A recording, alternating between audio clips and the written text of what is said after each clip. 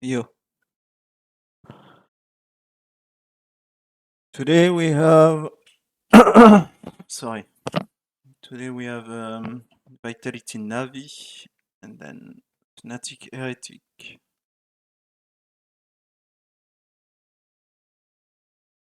And then maybe some PoE.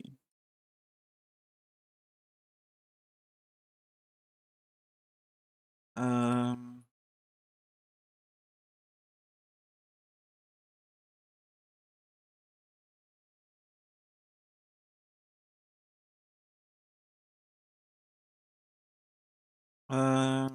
One sec. Been a little bit like Kiggs took over a lot of Destrian's roles, and he's doing it fantastically, I must say. But yeah, I mean, I think it wasn't so much of a change. It was just all the things stayed the same. We just shuffled around who's going to be strongest on what for now, right? So everyone's still comfortable? Yeah, 100%. Yeah, more comfortable? Yeah. I would say so. Ooh, okay. I have to address it. Yesterday I spoke to Magnum, and he just flat out said, I am so glad we don't have to play against Vitality because they've been losing to you a lot in scrims. So give me some scrim bucks, Salah. What's been going on? I mean, I'm going to be honest, I don't know. I don't really care about scrims. Like, it's cool, I guess, that he feels that, but at the same time, we don't really practice in a way that induces winning, if that makes sense. We practice to practice. We practice what we want to practice. For example, when we were practicing this week, especially against them, we were practicing for Navi. So it's good that it works and it's good that it feels good on the opposite side, I guess, but it's not really a concern of us. I'd rather lose every scrim and then show up and win rather than, winning every scrim and feeling some type of way about it. It's cool, but at the same time, we have also a young team who need to learn that scrims don't mean anything. It means... It must feel good, though, at least to hear, right? Like, teams are scared of you. That's all right. Yeah, it's all right. I'd rather just beat them, to be honest with you, rather than them being afraid. I mean, you got an opportunity today to go up against Navi straight up. So thank you very much for your time, Salah, and good luck. High praises there from Coach Salah. Kakuka, who is Trex? I mean, it's kind of a weird question, right? Because we saw him last year with PoE, but actually he's been playing for a very, very long time. And the fact that he's now with Salah, he's actually reunited with him. If you look in the graphic where it says previous teams, Honk, OG, by the way, most of the players that we see here, at some point they've been in some iteration of Honk, Bonk, Young, not... Yeah, but anyway, not Donk, that was the good one. But we know that he's a very flexible player. Last year we saw him playing on the KO and on the race, right? So it's also the question of how is this Vitality team going to look. I love that Salah was talking and addressing, because of course I feel like all eyes are going to be especially on him. Everything is going to change around Vitality, especially if Salah is now confirming it, but we need to, keep our minds open into he's fitting into a bigger process. This is the thing, Salah said they're making changes, and speaking of changes, Bone Cold, I feel like Na'Vi, they have a proclivity for changes in general. So how Na'Vi do you think Na'Vi need to go in order to be Na'Vi? They just need to be the most 2021-2020 Na'Vi FPX iteration. Just give me some consistency, please. No more Angel on your route, just prep him for Clove.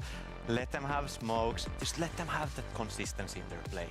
I mean, I think that what we're asking from Na'Vi, I like it when they go completely crazy. I like what they were doing, for example, on Bind, playing the KO with the Gecko and just trying something different. I feel like it's always a little bit undercooked, like it's not ready. And for a roster that has been standing together for so long, yeah, Artis is just back, but it's not like a new, a new player that you have to fit in and everything. You should know how things are going to work and where your strengths rely. So I need to see them relying on those strengths. So Na'Vi. Yes. Na'Vi. Well, it's time to see what both of these teams can do. Taking the stage right now, once again here in EMEA. Give a warm welcome to Team Vitality and Na'Vi.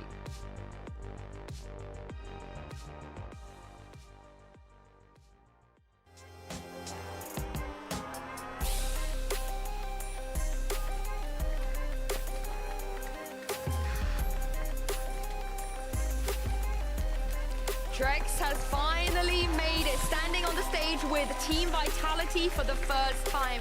We are expecting something spectacular, of course, with championship points and a spot at Masters Shanghai. They are looking for a solid start, but on the other side, Na'Vi, they suffered a huge upset back at kickoff. But when you have players like Angel, Sogetu, Shao, Ardis, and Zipan, anything can happen. And with the coaches on either side, two people, Salah and Eric, two veterans of EMEA, both seeming like they like to change things up. They like to change the meta, and they like to bring something new. I think we have a game on our hands. Yeah, exactly. And I love that you bring up the fact of how they like to change things up. Because for the side of Vitality, when we were looking at kickoff, there were many agents that we see nowadays very much used, like Fade, Gecko, you know, some Chamber here and there, especially like a Yoru, and they go on the more traditional side of it. So I want to see with Trex now in the team, if that is going to change, if that was the idea from the beginning as well. Because on the other side,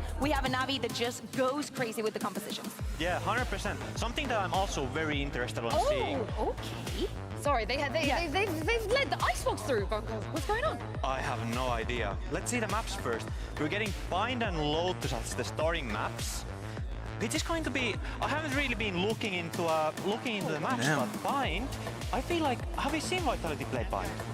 I mean, no, they haven't played it yet, right? I think that they played So it we have last year. 3 Obviously, it was attacks a for different iteration. Of course, Na'Vi Trex and wasn't even 3 there. defense. But going back to what you were saying, Yinsu, they decided to ban the For Ascent Vitality, and not ban basically. the Icebox, which is what they were doing during kickoff. Maybe it's after Na'Vi picked Ascend onto BBL and won against them, and also Vitality not having the best results in them, that they want to steer away and move to something different. I kind of like this map. I mean, let's talk about the roles here. For Na'Vi, I mean, they could bring anything out at this point, but with Trex on this roster and hearing Salah saying Trex is not here to replace Destrian. Trex is, Kix was the player that came here to replace Destrian. So what are we expecting in terms of agents? I'm also looking on the same line, Runner, right? Because we know that Trex is an amazing duelist, but having Runner in, it would seem like a waste. Oh my God! I knew it! We had heard about this. Finally. We had heard about this, and I asked Gorilla when I saw him in makeup, and I said, is it true? And he said, laughing, yes, we do play Deadlock. He was also telling me when I was asking, you know, like, how's the comps going to be looking today? He was, you know, like, just stirring the pot saying, yeah, we have been cooking. This has some salt and pepper in it. Yeah, the Deadlock and also Safe moving on to the Echo too. What do you make of this comp? I mean, especially when we heard Salah talk about the Screambox and the information that some teams might have gotten against them, I need Na'Vi to do 2 things. Expect the unexpected a little bit, and also like keep all of our eyes onto Kicks. I love that Vitality is bringing in something new, but Na'Vi needs to be prepared on how to play around Deadlock utility. Well, I can't wait to see our first Deadlock here at VCT EMEA and throw this over to your casters. Have fun with this one, boys. It's Mitch and Tom.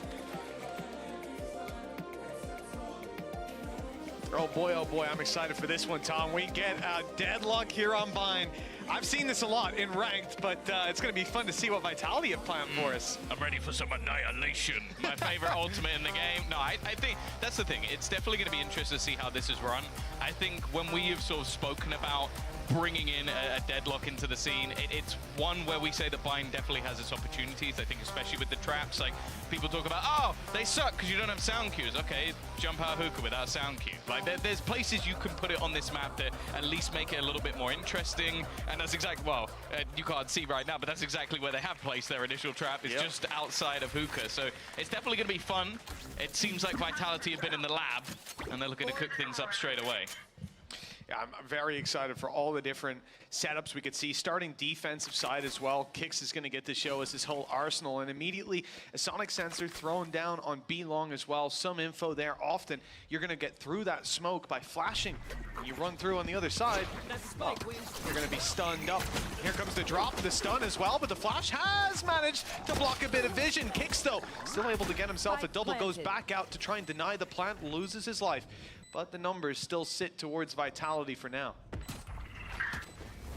Still.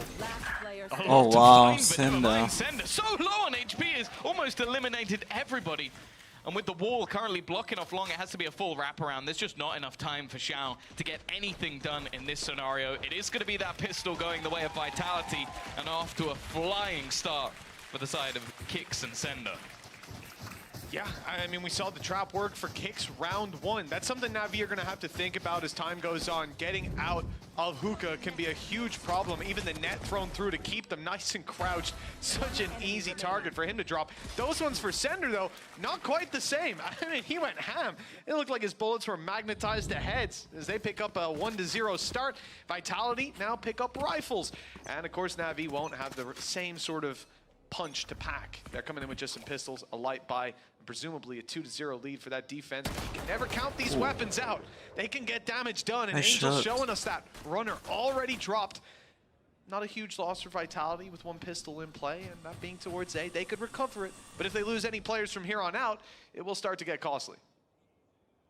Yeah, now, funnily enough, there's not been many times where I've referenced Irish players, but I have got to watch a little bit of Deadlock on this map from Tempo, from Sweet and Sour, and he definitely had some cool ideas. I think they were actually running it alongside a breach, so you could kind of stun with the grab net, which I think is a nice little idea. But there are a lot of combinations that a lot of teams aren't really going to know how to deal with. You could imagine that Vitality have probably not scrimmed Na'Vi because they knew they were going to be playing against them, so it's whether or not somebody else has been using this in the matches when facing off against Na'Vi. For now, though, off to a flying start. Managing to get an opener around where not much is invested, just a few pistols to try and do some damage. And the rest of what Vitality have is all rifles. So any other players going down is a hefty price to pay. Pistol up close, sometimes dangerous, but further away is where it claims its victim this time. Safe could be in trouble. A lot of players low here. It's manageable for him. With a Guardian, that rate of fire is not going to be as high, and there's two as that smoke emerges that could be staring straight at him. The steps heard, though. He's backed off. 10 seconds or so for them to get the plant in. And it is going to be secured, but the round doesn't look to be securable. Angel, he's doing so well now, but he doesn't know there's a player on the right. Tucked away, Trex claims the round, but it is a costly victory for Vitality. Yeah, I mean, no, a lot of Kiro damage. plant. That wasn't a load of Not SMGs or players with pistols. That was rifles on the majority. So the fact that Na'Vi have been able to clear out a lot of those guns is going to mean either a risky repurchase for Vitality into the next, or they're going to have to play a bonus with a lot of pieces missing. So not a bad scenario for Na'Vi whatsoever. And I definitely think this is going to be an interesting battle in terms of dynamics. Obviously, the difference with the way that the Gecko is being run for Na'Vi, Angel's going to be very aggressive, but also you have a secondary player with a flash. So you can have a lot more combinations, leaving a lot more players blind. Whereas on the other side of things, sure, you're going to have a lot more stopping util. I feel like a Viper alongside a Deadlock and a Brim is so much delay. There's going to have to be moments where Na'Vi actually disrespect the utility that's on that defensive side. Always comes with a risk, especially up against that Deadlock. Until you kind of know how they like to use it. For now, though, it does seem to just be B-side, but it's very early on. So many rounds to play out. I'm excited to see any post-plant utility as well. There's a couple of really interesting angles. You can pop down some of those sonic sensors on the B side, catch people through walls when they're planting, make it much easier to have blitz retakes. Combine that with something like an orbital strike. You know, there's so many things they can do. Like you were saying, Tom, it's going to be those combinations that you're not quite ready for. One of the things that you'll talk about a lot when new agents come out is just they have their belt. We know how that works. It's very easy to see what they can do on their own. But once you add in agent compositions, things can get scary. And for the side of Na'Vi, they don't want that to spiral out of control. For now, a little tech pause in, so we'll give them a breath, a moment to think, but not to talk.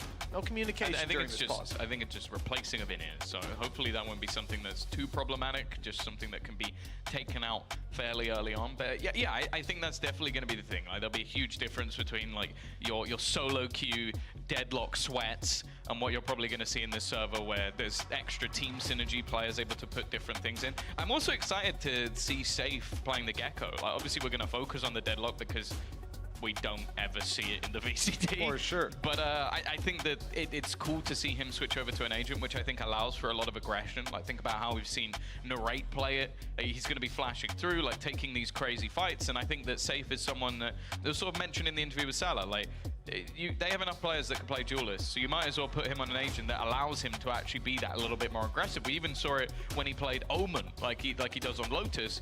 that was not your stereotypical Omen. That was a, I'm going to go fight you, then I'm going to TP away. It'll be interesting as well to see him not as involved at the tip of the spear, right? Keeping Safe alive into later rounds be very valuable. This guy's always been good for clutches, but in this scenario, I mean, even just the round we saw there, he's playing with his flash, he's trying to get a little bit of space for Runner or one of his teammates to take a fight, and then he can swing out afterwards. Not as involved in the initial chaos, at least. Not like Angel. It's also worth mentioning that we have actually already seen this map at kickoff from Na'Vi.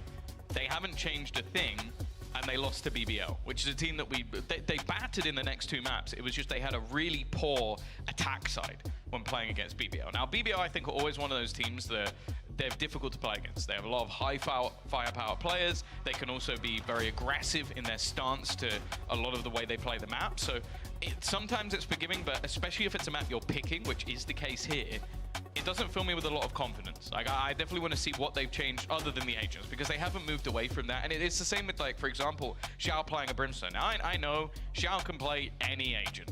There's no doubt in my mind that he will play that to a decent degree, if not a top-level degree. But his initiator, in my opinion, is one of the best in the world, especially when you look at his fade. I don't know if there was a player in the world who is better than him at fade. Like, maybe you could argue someone like Leo when he played it at times, but it's not the agent I think of necessarily when I think of Leo. So to move him off that, there has to be reasoning behind it. Now, maybe it is because Angel's just going to throw himself into the wind a little bit more, be that more aggressive initiator. But I do want to see if that difference is there, because him being passive and alive at the end of the round is great, but he also had so much impact with what he can do from the front. Well, Team Vitality have fixed their issues. Their in-ears, their sonic sensors were causing some problems, but now they're ready to roll. And early aggression from this attacking side as they look to spam through the smokes and deny that space Vitality took in the previous for free. And with the jump up above the smoke, Zipan has cleanly claimed that first kill. Vitality on the back foot without their duelist. As we said, there will be some weaknesses. We still see Kicks come in on a Sheriff, but they're in pretty fit fighting form on the side of Vitality.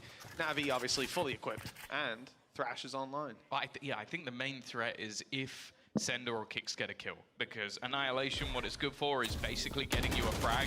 Like, if you can get a kill on the other side, you can catch someone in clutches, it's great.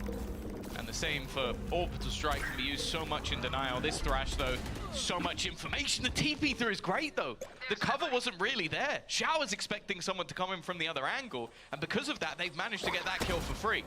Bit of a disaster after clearing out all this space, and now it's going to be cleared out further with Orbital Strike called into effect. Sender getting them that control as they quickly reclaim Bath, but 1v1 duels elsewhere as Trex is dropped and Heaven now isolated. Kicks needs to make a decision. He falls back to fight, but the Sheriff in hand, it wasn't enough. Sender, though, emerging from the smoke for one, safe on another, and that is where the story ends. For a couple weaknesses, Vitality still come in. They have one hell of a fight to them. 11 HP on Sagetsu, and there was still only 2 alive for Na'Vi. It's close to start this game. Yeah, I like the fact as well, I'm now just looking for deadlock utility. 2 players actually get caught in the net, like, just from Heaven. You see them hesitant, that's why it takes them a little bit longer to plant, because they're just crouched on the ground like, yeah, I've got to remove, I can't just sit here and wait for this to carry on for the rest. Again, utility they're probably not going to be massively used to playing against, but they do manage to get themselves around. The deadlock ult of Annihilation is online. I think it sounds a lot more badass than it is. Yeah. It's all right. Oh, I don't think it's amazing. It's decent. It's situational also. I'm gonna find a situation for it to connect. And get that cocoon up and running. We'll see how it develops. Round 4. Thrash out of play. We saw Angel use it, lose his life. This time it's Zipan before the net even falls on the ground. He's down and out. Dropped. Sender clearly feeling confident in his own individual ability, that's for sure. Sagetsu looking to potentially try some of those Nats-esque lurks with the push alongside the screen. Basically looking to just try and take some control into lamps, but you can see for the most part that's been negated by the side of Vitality, and they're just using that Gecko utility for extra info. This fight could be everything though. Trex taking down Xiao, smoke's gone, and now the rest of the players isolated as they head into the site. With Angel dropped, he got a little bit aggressive. You can understand why. They need some something to fall back in their favor in a 3v5, but now a 2v5 post-plant. No nade to work with on Artis, a snake bite for Sugetsu, but the poison orb isn't even on that spike. This is going to be raw fights. The flash didn't pop in time, and now an orb's gone up for Vitality, obscuring the vision. Artis spotted, spammed, and on 11 HP, he was not going to last very long. That is a 3-1 scoreline for Vitality and a very strong start, considering the last few rounds, there's been closer moments. They almost scrapped back in round 3, but here, it's flawless. And Andaluthia flawless at that, just to try and basically give them that extra boost going forward. Having the extra fight, as I said, like a lot of the problems Na'Vi had were over on this attacking side when they played up against BBL. But this was one of those rounds where a lot of it, I feel, was firstly just having knowledge that Zipan likes to try and take that hookah control. That's something that we've seen for quite a while. A lot of the Raze mains will be looking for that pressure, so they had that initial fight for it. But then after that, just an isolated duel 1v1, Xiao versus Trex, it's like, gets a little bit easier for them there. Sugetsu, are you all right, bro? He's got a attack side outlaw here on Bind. Now, that's not something you're going to see too often. Can definitely bridge the gap if he can land a couple of shots, and being Sugetsu, they might even be headshots. For Vitality, it's something to be worried about, and the fact that Runner's gone down early, but the trade out for Angel seems worthwhile. They lose a lot of their utility that they would be very keen to use as it refreshes up. Safe won't lose their Gecko util, staying alive, falling back to the A site, and leaving Na'Vi with no real opportunities to claim.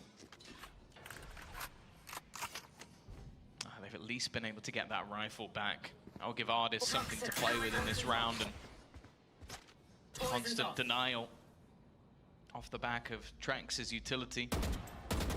Safe's definitely got to be a bit careful, already low on HP, but I feel like he's almost just baiting the knowledge of his teammate. They know that he's still here, and that takes that orb offline. It means that a little bit of extra space can be taken. However, still seems like they're a little bit hesitant of what direction they want to go in. 3 players now here ready and waiting for the defensive side as they finally look to make their push. You don't imagine this is where Vitality want to commit all too much. Safe up top. He has his flashes, Dizzy back online. But it's the ult that's used. The Thrash thrown out. It won't get a lot of space. They can't capitalize on the back. Punished by Zipan was good, but with 8 seconds left, spike down. They need a miracle to get away with this, and a couple of kills might have given them in. If they had more time. The clock has run too far down. And so Kix clutches it out with 0 effort, 0 HP left. Hey, it's of course the most Na'Vi way to lose a round in a Red Bull clutch, just to run out of time. The old school team coming back to haunt them once again, but the fact is they do a lot in that round. That was mostly pistols, as you said, an outlaw, the rifle that I think they managed to get. It's not a bad round from them, it's just got to be a little bit frustrating. I think the rest of the players a little bit further behind Zipan, who ended up just trying to bait out that plant and dying because of it. And well, financially, it's not really too problematic for Vitality whatsoever. The Andaluthia flawless in the previous round is going to leave them with plenty of cash to play with. They've got the credits for days. Still Annihilation online for Kix, but when you look at Na'Vi, showstopper, the big one for Zipan. Now, I've seen Zipan have games where he picks up multi-frags every time he pops that rocket. I've also seen games where he takes himself down. Yeah. So but they showed a clip of it in the pre-show, so you never know what you're going to get with this guy. But more often than not, he's a terrifying player to face off against. A wide swing. Angel got tagged. He's down to 21, but look at the space taken. That nade, it forces Runner in the open. The spray is good, and the sight is theirs. They even used the showstopper here for more. And this could find its mark. It's a player up close. No, he goes the wrong way. Shot in the back. Safe does well. They've actually got a little bit of a chokehold on the site now, able to get backside for free. And Na'Vi are forced way back. Over there. Trying to find something with the ultimate. Maybe able to catch on to Artis. I don't think it has. He's going to be able to hold on to that position. Clearing him would have been huge. Now in this 2v3 scenario, it's definitely not getting easier. Angel retrieving that operator. Kicks already tagged low and safe. Desperately trying to isolate this. The problem is they need to get someone onto that spike and onto it soon. And actually they're going to use the orbital strike. Na'Vi just wanting to make sure they confirm this round. didn't really seem like there was much of a chance, but it's understandable with how far away some of the players were. Hey, in terms of playing the numbers game, I think that's worthwhile for the side of Vitality. Safe could have went TP, just got out of there and saved the weapon for free. Instead, he taps that spike, trying to bait them into either dying to the spike, taking a fight against him, or, as I think was best case scenario, getting rid of that orbital strike. That's huge. It opens up so many little angles on the map that they would be hesitant to take, knowing that they have that as a reaction. Instead now, the cost of a round that was already basically lost, they've taken a big ultimate out of their hands. Viper's Pit, though, online for Na'Vi. That could certainly still claim them site control, but with an orbital strike of their own, Vitality could fight right back. An interesting crossroad in the map with credits running low on the side of Vitality. This could be Na'Vi right back in the game. And the stun is on the other side, but they've already destroyed that blind the sensor. And Angel with the double opener. We talked about how aggressive he can be off the back of this Gecko. It's almost like a quasi-duelist for the team. He's not going to be able to detain Sender at the back of the site, and actually Sender's still looking to go forward. He's been tagged up by that snake bite, but I don't even think they know he's here. They will now, and actually the swing comes out from Angel. Doesn't really have any support off the back of it. Orbital strike, I think, is going to be used into that back corner, which could cause problems for Sugetsu, but he survives just in front of it. And now it's left all on to save, but it's so aggressive from Sugetsu. A little bit unnecessary, and he's given Safe a chance. He has. That time, I mean, it's decently far gone. But for Safe, being able to put the wingman on to defuse, he has a chance. That chance is slipping away as he clears these angles and finds no enemies, no attackers. Now, it's open combat. He has no idea where they're going to swing from, and now he does. Information coming a little too late. Na'Vi push up to 3, and the credits now not looking too good for Vitality. I like that as well. What I think it's Shao swings to shoot Little Bro, and then Zipan. So obviously that's where you're looking, and then Zipan instantly swings to kill the player. Like just nice little bit of timing coming out of Na'Vi. But also this is again, it's the good and bad of Angel. Like you're going to see him go down early in a lot of rounds, but you're also going to see rounds like that. Just full sprint, takes down 2. I think maybe even he's a little bit surprised about how much he just got away with there, and currently sits top of the board for his team. Na'Vi climbing back. As I said, versus BBL, what they really struggled with was those attacking side rounds. They only managed to get 4. Well, they're already 75% of the way there. Facing off against Pistols. Real chance to at least match the record. And for Na'Vi, I like what they've been doing. There's a lot of these attack rounds that just play out as defaults. Sometimes they haven't been winning the opening duels, but you know, these things can often come down to coin flips. You run that round again, maybe you do, maybe you don't. But I like that they're setting themselves up so they always have a fallback. The rounds where they went hookah, lost a player, rotate back to A. This time, a minute on the clock, they're making the call with a minute 10 or so. And they're going to go towards the B site. Full stack up, flash out from Safe, gets a tiny bit of information. And it's actually got the rotations underway, but they will be arriving a little bit late to the party. Let's see if these players can hold on to control. A good start from Safe, though. This actually might buy time for the full rotations by the time they make it out. And Na'Vi, if they don't second guess hitting this site, they could be in a lot of trouble. Yeah, the net has slowed them even further. So much delay utility available. That's the one thing they did have in this round. Nice. Unfortunately, they do not have the weaponry. Kix is going to get one for free with the bullets running out, but there's nothing more. Sugetsu cleaning things up with the 3K. Bone Call would love that. Born Call, you said, yeah? Born Called. But look, at 4-4, Na'Vi have done incredibly well. They've regained control of this economy. Vitality were off to a flying start, 3-1 on the back of a flawless round. They had all the credits to work with. They had ultis coming online first, but we're neck and neck on a side that Na'Vi have struggled on previously. They've got to be feeling confident, happy, and with a lot of credits in their back pocket, they've got at least one more buy as a buffer, probably two. Last stage of this half is going to be Vitality struggling to regain control. Viper's Pit and Thrash online for them. In the previous rounds, Na'Vi have had the edge in terms of ult economy. Now it's Vitality's turn, and that was a risk. Showstopper went away as well. Artist looking to take that fight, and it gets tagged down to just 10 HP, and then still hits both shots. And runs in. Look at him go, hasn't even popped his ult. This is definitely going in Kukuka's Artist rather than a Nardis? Nardis. Spike planted. I think we can workshop the name, I'll be honest. But that's an Artist round. He's 10 HP. True. And look where he is. Artist is in the doorway. He is beckoning them forth. He's got a pop flash. What do you mean? He's getting ready. Of course. If that killed him.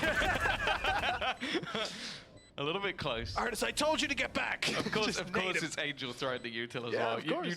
You know that if he died, Angel would have gone, what do you mean, your fault? Yeah, 10 HP, fall back. I didn't see you. Pulse plan. You're in the smoke.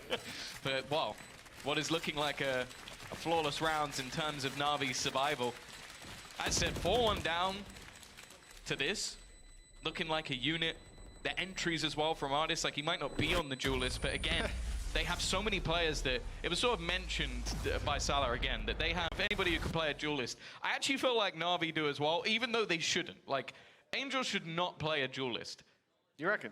But as an opening player, I think when he wins those duels, you go, oh, maybe he could do it. Maybe he could. Hey, listen, Angel is a space taker. It doesn't matter what role Wait until he's close playing. in the game. Oh, man. That is going to be I genuinely think he might have interesting. paid someone off to make that agent. It's It like, must be. bro, smoker that can die and come back to life. I thought and it was the the guy's funniest. like, oh. The funniest part about that is when we saw the agent, we saw the abilities, and we're having a conversation, and the first thing you said was Angel. Like, he's going to love this. We're all talking, we're like, yeah, that's crazy. That's so funny. It's literally him. And then the devs were like, yeah, obviously we thought a lot about players like Angel. It's like, of course you did. I actually spoke to, well, the dev that said that, the Penguin, after party, and he said, Great guy. yeah, I'm memeing. Like, he was like, I knew people wanted to hear that, so I said it. And I appreciate it. I like that he's pandering to the community, but it does seem like an agent that will fit him. But I'll be honest, the way he's been playing this Gecko again, like they have another initiator, but that initiator is also playing that aggressively. They're both just taking fights, going toe-to-toe with the Vitality players, and right now they're losing a lot of those battles. I think this is a good time to take a pause. Like, you're going in, you've got 3 ultimates online, ones that are all high impact as well, in the form of Thrash, Viper's Pit, and a Showstopper. Runner's got off to a bit of a quiet start, which is not too characteristic of him. Normally someone that is up there on the board, and especially for the attacking half, you really need him online. He's going to be the space taker. For sure. I think a lot of the time here, he's gone aggressive, and we found trades at worst for his position. We'll keep a closer eye as time goes on, but I do not expect to see him finish near that score line he's sitting on. Now, here's a Viper's Pit used just in time, so the ult won't affect it. Trex, though, has been spotted. And that is a beautiful take from Navi. The flash through revealed and gave them an iota of where he might be, and they just dive right down on top. Bet they wish there was a deadlock trap this round. Spike planted. Oh, that is bleak, but Sender, given a couple of opportunities, Sugetsu eventually will play it safe. Little bro may even find him within. They know exactly where he was. Sender didn't shoot it because he was worried that Sugetsu just lands every shot placed in front of him. Finally, well, this time Runner isn't down, but he's left in a 1v4 turned 3. Try and bring this back for his squad, but being watched by so many angles, no real opportunity for them to use this showstopper. And that's the thing that's a bit frustrating. I feel like they had the utility to try and get back into this round, but they wanted to play ahead of it. They wanted to play aggressive. I don't think you can do that versus Na'Vi. No, it's probably not the squad for it. And I see what you mean. You know, you have your wall to section off the control. You have your pit to retake some space. There's a lot. Well, this also incredible for Ziban to have that kind of precision. Moves right to the backside, turns immediately to face the player. Knew exactly what was going on. Good read. Full read on the situation, and maybe that's thanks to Angel. 6-4. Trying to take this one into their own hands a little bit. The knife was about to take it away, so had to be fired off. And it has found absolutely nothing. Even the space taken has to be immediately given up. You can't fight for that control any longer. No, that's one of the things. If you move this down towards B long, even hookah control, take mid, these are angles that you can section off into little choke points, but A mid is never going to happen. There's just too many angles they can come back from. You're way out of pocket holding that angle. Now, for Na'Vi, they've decided to retake the space slowly, giving respect to Vitality. Although I feel like that might come to an end soon. Angel, 2 players on the other side. The idea for Trex to take the fight and Runner plays crosshair on him through the wall. to take it right after. This should be an easy trade. In fact, the flash will give it away. It might just get Runner ready to swing. In fact, they've fallen back, giving up the space, focused on Zip, and Runner has got 3 in this round. He's shown up and just in time, because Vitality need this. Navi are running away with the game, and now at 6-4, finally there's some fight in the defenders. Up goes Artis, and down right after, 6-5.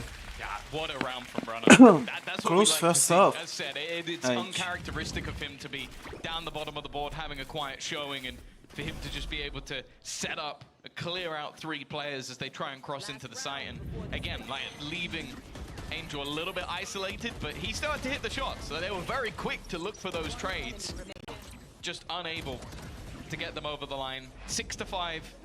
Still though, I am curious for this attacking half of Vitality, because I look at this composition as one that has an awful lot of delay, an awful lot of opportunities on the defense, and for attack, I'm mainly looking at Runner and Safe. Like everything else, I feel like kind of sucks for the attack side. So I am curious how they're going to get things over the line. And I think that actually getting this level at 6-6 is going to be fairly important for them. Ultimate ready.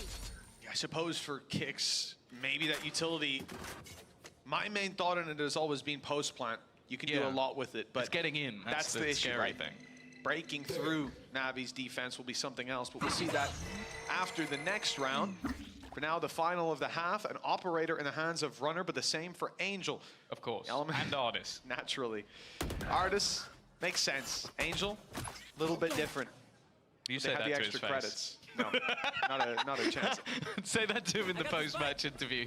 We'll see what he says. There it is. I was going to say, is there no spare rifle? Yeah. But yeah, there was indeed, sat on the ground. So just the one up on the way through. They've traded out Safe to start with, so that flash that they've been using on A for Vitality won't be in play. And I think they're just going for a retake setup because of that. They haven't got the early information. They haven't got the manpower. They stack B, and now they'll give up this plant with a double flank being the idea. They don't currently have much. Annihilation is available, which if it can pick off one player, that could work, but never mind. Sugetsu's been caught from behind anyway.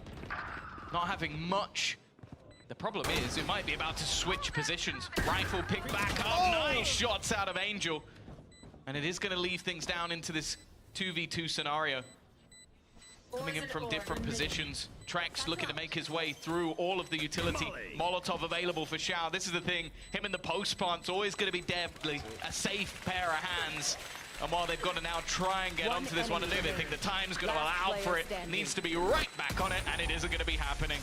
Shao will even just sit back and watch as they win themselves the final round of the half. Well, considering the situation we were in, 4 rounds, 5 rounds into this game, Na'Vi have done one hell of a job in recovering that. You spoke about their attack side struggles before, Tom. Yep. I think they've done enough to make up for that in our minds, especially considering they're 7-5 having lost the pistol. Very strong half from them, and now they move to their defense where, like you say, I'm not too certain that Vitality have a comp that you would describe as built for the attack. Yeah, I think that especially, again, like going back to Deadlock, there's combinations that you can run, like especially with the grab net. Like if you're going to hit someone with it, have a nade combo. But again, I feel like a lot of that is easier on your defense. Like if they're running through a choke, you hit them with it, and then there's something else coming in. A lot of the time with the defensive side, you'd have to have a specific player in mind to pick out. So I am going to have Safe and Runner again. They're the focal points. They're the players I'm looking at to do a lot of the work, because having a Viper and a Deadlock, well, you're going to have some pretty heavy lurks, I'd imagine. He wants nothing to do with that fight.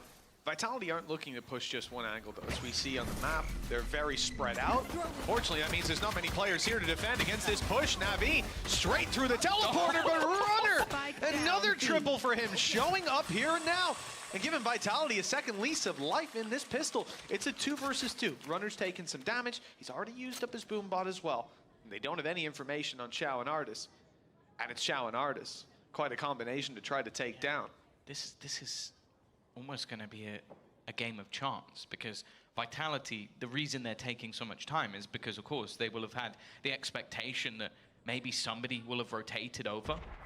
And for the side of Na'Vi, they're slowly walking up behind them. Now, they definitely had the foresight to think, okay, there could have still been someone in hookah. So that's definitely an angle that they're going to want to try and keep an eye on, especially now with the knife coming out of it. Both players caught. That gives Artis enough info that there isn't anybody back towards Xiao. Doesn't need to clear any of these positions. And while they're trying to still clear in towards that defender spawn, because they are yet to spot where Xiao is. Look at the plant position, though. I mean, it's not like you can stop them from spawn. They have a nade online for the side of Vitality that could maybe push them off that defuse, and Navi are taking a while to claim the space. Smoke's down. It's going to be a little bit awkward. Let's hope that nade is well placed. It's enough to force them out, but now they know exactly where Runner is. His 4th kill already locked in, but the defuse is underway, and the smoke will obscure his vision. Good connection. And now he knows it's being stuck again. The spray through, it's everything, but he's missed. The right position of Xiao is enough to claim victory. The pistol goes to Navi. And the ace is stolen out from under Runner's nose. Yeah, there was a world where he gets an ace and still loses. Again, just the gall of someone like Xiao. That is the thing with him playing this Brim, is like, he is such a safe pair of hands. Like you saw in the post plant just around prior. This grab net was unbelievable, by the way. Both players just had to sit there like they were a turret. They turned into a KJ turret for a little bit, just sitting on the ground and left them vulnerable to all of the utility. You're seeing the assists for Kicks. Unfortunately, there wasn't enough in the end. Come on now. You're going to see again investment here. 3 rifles, a pistol for Angel, even a Judge. For the other side of things, okay, they're able to get a few pistols on the board and attempt to try and do some damage. We've seen them be talented with these guns. It's just, can they make this costly enough? Because now Na'Vi have a chance to really springboard themselves into this map. This is it. Yeah, that pistol represents so much. Now, obviously, we saw Navi on their attack side build up the rounds later. Again, that comp for Vitality will cause some problems potentially. Clean to start. Maybe not to finish, but 1 rifle dropped is nothing. They can claim that back. Another, though, and it starts to get a little bit risky. Angel on his way in, but he's only got a ghost, and they can isolate this fight. Not a very favorable one for him. And Trex has even picked up Zagetsu. This is getting very scary. And finally, the scares subside, but what's left behind is a Navi that only saved 2 rifles. I was waiting to see if Angel picked one up, and he did. He was able to get there in time, but still costly for the defense. Now, Angel obviously did just eco, so they might be able to drop 1 over, and then the other 2 players are going to play a little bit less in this round, just go for the pistol. So it's definitely not going to be as dangerous a round as Na'Vi would like. But yeah, again, good work. And I think we're seeing more and more the effectiveness of that grab net. Just that's the whole reason that Artis gets kills in that round, is because he's trying to take out the stupid pin to the grab net. 9-5 though. A must-win round for Vitality. Like, you're coming up against 3 rifles. Okay, Artis with a pistol is no slouch. Neither is Sugetsu. So I don't think that it's going to be easy. But if they're not going to win this round, I don't expect them to win any of the others either. There won't be many more to talk about. The left side left open by the boom bot. It's cleared, though. Vitality again, same thing we've seen many times before. They're not committing to the early bit of map control they claim. They're going, they're poking, and they're deciding later. The problem is, look at the rotations out of Na'Vi. They've left B now for a 4-man A stack, 3 pushed up close. Zipman in the corner, but Artis is caught. A snake bite. Oh, that's going to catch both players, I believe, and the Flash is giving it away. They know there's someone else there. Vitality steamrolling this round. They shouldn't expect Angel. 3 players pushed up like that? Yeah, you're knife out going into this fight and a chance for more. Oh, he denies the plant. They're back in the round, and Xiao's on his way, but Angel doesn't care. The flash gives him a bit of space. The Mosh will stop them claiming the spike for at least a moment longer, even stopping them from fall. What? Kill! Safe stepped into it! They've got the spike and they're out, but look at how much damage Angel has done. It's a 2v2, and Xiao's on the way. He's so quick, having already been in spawn. He gives it away with the molly, and it lands not for that plant. So at least the post plant will be set up by Vitality. Oh, Angel into the 1v1. Angel? No, he's winning these fights. Trex should have had him dead to right. And now Let's go. Control. We talk about this man a lot of the time, all for the wrong reasons. But what an absurd ace to give Na'Vi their 10. Talked about any player there being able to man a duelist. And after that, And it was their bonus too, what no? was that? I mean, here, catch him by surprise. Catch him by surprise. Okay, all good. That is silly. That one was silly. And after that, again, just unbelievable play. Look at the confidence on this man. I died. I think I made exactly, yeah. Yeah, there's not much else to say, Safe. These things happen to the best of us. Talk about not being familiar with the deadlock utility. Maybe he needs to run against a few more geckos. We talk about like players having like life games. Angel might be having his at 34 years old. When does it stop? Oh god.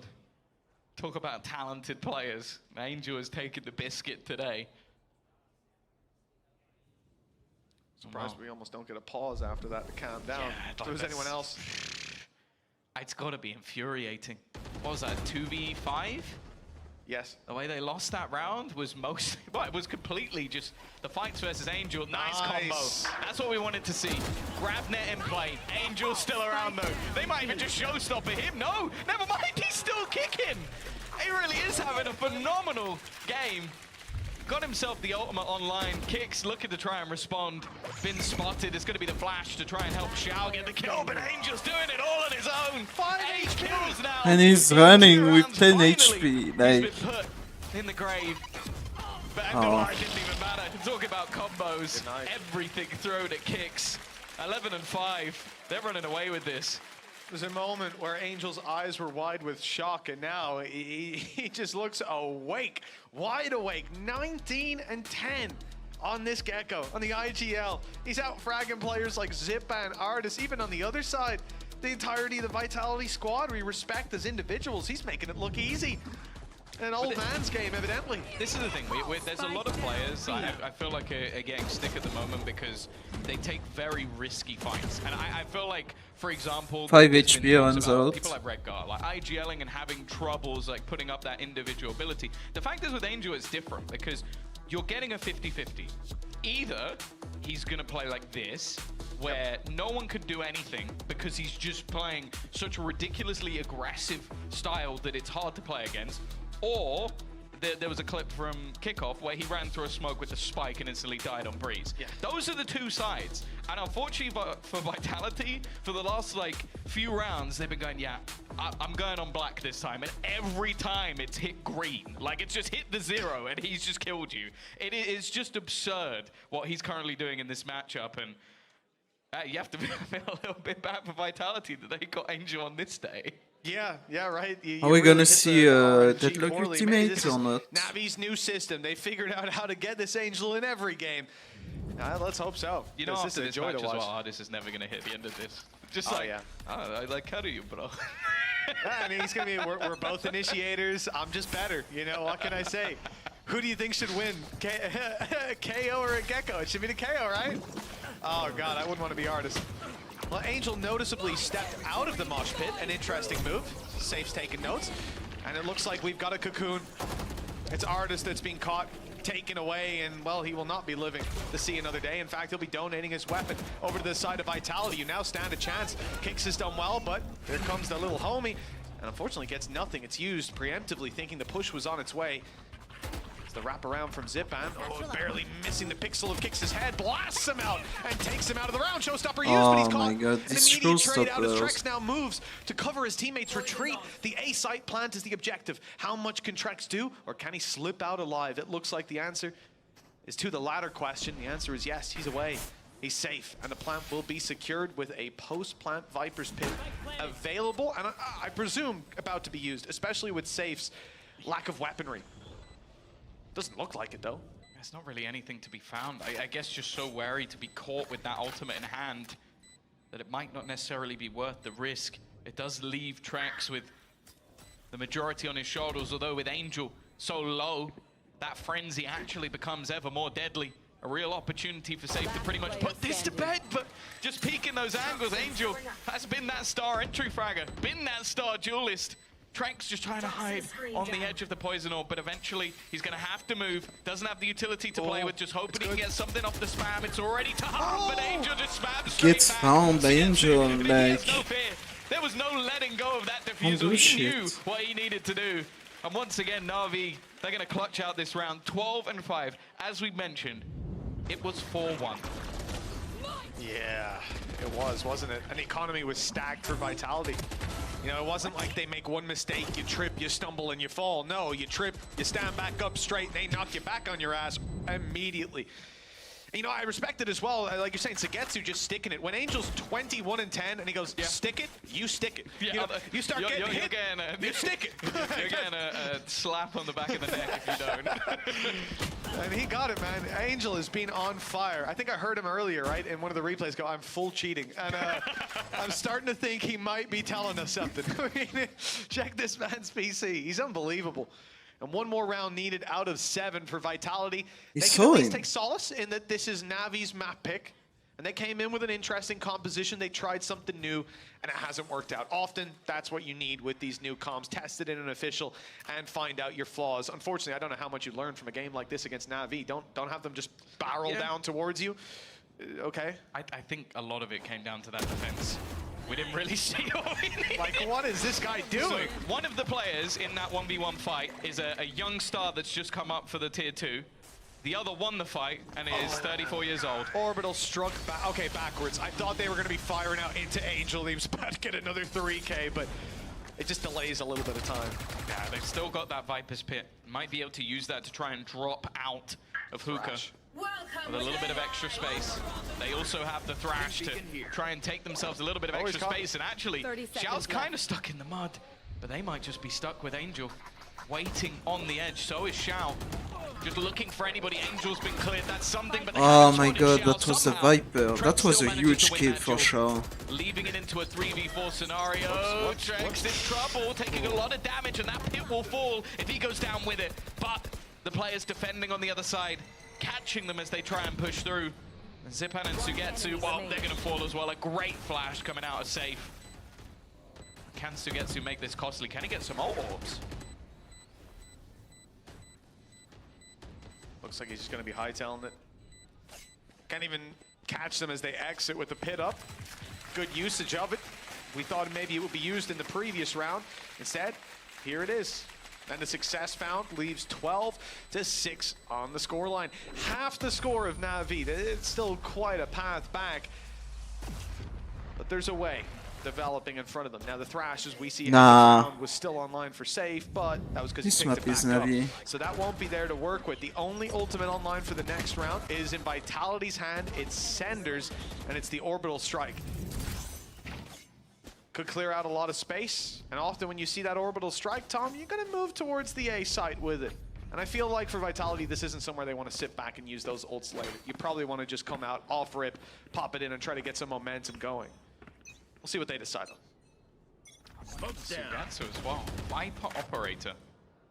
He's not necessarily the player I would have expected to pick up this gun, but just looking to try and lock down some more aggressive positions. Like we've seen a lot of the combos that Vitality have done have been in order to take someone out on the site. Runner has...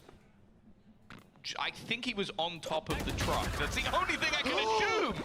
Damn. Safe. It's just absurd. Like, taps his little buddy to get them back into position. Zipan's going to be able to find one, but he's desperately low, and Kicks will be quick to trade. Still, in these clutch scenarios, Na'Vi have been problematic. Yeah, Artis is going around the world, but it looks like it's being spotted. Safe, though, the first target, 30 HP. They're coming up on the fight right now, and as we didn't see, Artis falls. A lot so for with Safe, the third kill in this round, and the Heaven Control that we spotted is going to be deadlock. As Right, they have walls and stuff. And move to the B site, carrying forward the up to the next side. round, and giving Vitality a 7, a way back in, some momentum. And wind in their sails at last. But how long can it go, Tom? This is it. Navi, you're going to be building up ultimates, and eventually you run into that Angel that we've seen round and round again. Yeah, it is ridiculous. But the thing is, that was a big round from Safe. And that's the thing, he's still been putting up numbers. Like, to be able to bait them in and find both kills is just a huge little piece of individual prowess. They were ready for what has been an aggressive defensive side from Natas Vincere, and well, now 5 rounds, still a bit of a lengthy way to go to get themselves to overtime after what was a big streak, other than the one blip in round 11.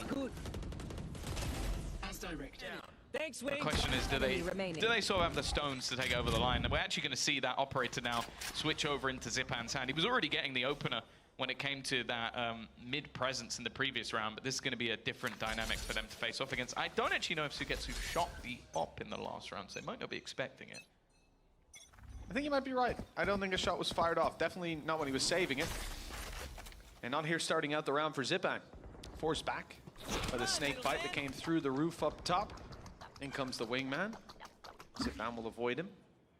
And you know that player wants to go back and claim him again. Safe was able to catch them off guard last round as he went to reclaim his utility. This time he dodges a bullet, swings out wide, and takes another beautiful stuff for Safe. And he's not stopping anytime soon with Angel spotted on the flank. It's all left onto Xiao. And this 13th round will evade Na'Vi once more, short of heroics from this man. Not heroics we've never seen before from him, but ones I don't think he's even going for. In the spawn, and presumably a save will be called after this plan comes in. Yeah, I'd be pretty surprised. They need the credits too. See them go for this, especially in a 1v5 where there hasn't really been any damage done whatsoever. But yeah, it does look like Vitality are now starting to build into this one. Some solid utility, they're aware. I think that's what I'm liking. Oh god, okay. That's not what I wanted to see from Xiao. And Andaluthia flawless in the end for Vitality as they continue that climb. But yeah, I think they're very aware of the aggression that's coming in for Na'Vi. They've slowly started to adapt and basically wait, clear those angles in a lot of the aggressive positions and make things a little bit more difficult. But again, they've had a lot of these cool utility combos by having the snake bite with the grab net and the paint shell just to clear out a player from the backside. It leaves Zipan completely isolated, and that's why you see Safe so confident to actually swing in here. Well, that momentum that was read by Vitality earlier on is going to come to a hold, at least for now. That timeout called by Na'Vi as they take a moment to assess where they're at. They had 7 chances to close it out. Now they have 4. Understandable that they take a breather. Still 1 timeout left for Na'Vi, none for Vitality. Now, if you're Na'Vi in this moment, one of the key things you've got to be aware of is the ult economy for Vitality. 3 big ultimates online. They might dump them all into one round if they make a mistake, but probably that means you're going to be facing ult after ult in round after round. And so that just adds that little bit more depth to what you're facing off against. But at the same time, maybe Na'Vi are just going to resort to a strategy of sending Angel out to kill everyone. Get him aggressive early round. Why not? It's been working. Yeah, the only worry is it does work until it doesn't. And that's the thing. It's like, this buy especially, sure, take a risk. Go for something silly, gamble. But I also think the problems they're having is that Vitality have these sort of set plays to get them an opener. And then from then onwards, well, as we sort of mentioned, runner 1 and 6, that's changed. He's now 17 and 14, sits at the top of the board for the team, and seems to be coming more and more online as the rounds go by. The judge from Angel, thankfully, considering he's playing B long, is gone. Hey, he gave it to Xiao. They did little swapsies. So Xiao could play inside of Hookah instead, but Vitality are going to be avoiding all of those shenanigans on B. Instead, looking at the A site. Orbs just being claimed. Zipan just 1 away from a showstopper, so that's online for next round. Thrash will be there too. The buy round out of Na'Vi will pack a punch, maybe even matching that of Vitality. Now though, not so much. What? Okay, Angel has used Thrash. He's committed it. He's gone through the TP. He's found nothing with it. Now he's stuck in a long-range fight. At least he's got a rifle. Spike planted. But stuck in a long-range fight, trapped inside a TP with 30 HP. His life is limited, to say the least. Looks like Sugetsu might grab at least. Oh, that what? was suboptimal, to say the least. They baited the hell out of him with the sensor. I love it. Just basically put him in a position. And while they are isolating all of these duels, it's going to be the 1 kill coming from Xiao. Well done. But this has been a good round for Vitality, and I like it. They've got a lot of little That sensor, I tricks mean, to just make things more awkward. 4 rounds in a row. They need another 3 to bring this back to overtime. And they didn't use any of their ultimates there. In fact, as you said, the only one used was by Angel. Which really surprised me in that round. They're already a man down. He said, no, screw it. Now, I guess the idea being that could have won them the game. Having already lost Artis in that position, there's a rifle down. He can TP, take the rifle, and if he catches 2 players, they're right back in the game. Things have been working for him so far. The stars have been aligned every time, but this time it was cloud cover. It blocked out any potential. 3 rounds now needed for Vitality. 3 in a row. Doesn't matter how many credits they've got in their back pocket. They've got enough. That's all you need to know. 3 ultis, like we said, and it will be Thrash used right off rip. And in fact, Zipan, showstopper back, canceled the Thrash. Orbital strike down for space. Vitality tried to claim it. A mesh of backside, but Kix is caught. This is pure chaos with another showstopper thrown through. Na'Vi. And these showstoppers Given have the been... space, they've allowed these ultimates to fall flat, essentially, and now they've got to retake on more even ground. And they've got a huge HP advantage as well. Like, a lot of the damage has actually been done onto the Vitality side. Safe and Trex on their last legs. Flash over the top will garner some space, and as two of them fall, Trex looking like he might be just trying to play some of those post plants, but he doesn't have any utility to play with. Sender will at least land himself a shot. Trex has found another, but he's dead to rights. It's going to be left onto the IGL. Still has a molly to play with to try and slow them down that little bit more. Being fired out, they should be able to get this one to half, however. In fact, Shao might even just opt to stick it the whole way. It's not going to land in time. It's just that little bit too slow. And Vitality's comeback And it's too far too. being a fake, a bit of a whimper. Damn. In fact, the Molotov didn't even land. We didn't need that in a slow-mo at the end, but it isn't going to be there. Yeah, tough situation for the squad of Vitality after a really nice comeback into things, but they were 4-1 up starting this out. You got to commend the resilience in Na'Vi to be able to fight right back into this, coming out with a dominant final couple of rounds that we saw them win. And now we move on to the next one of Lotus. Their Vitality's pick, their chance after this.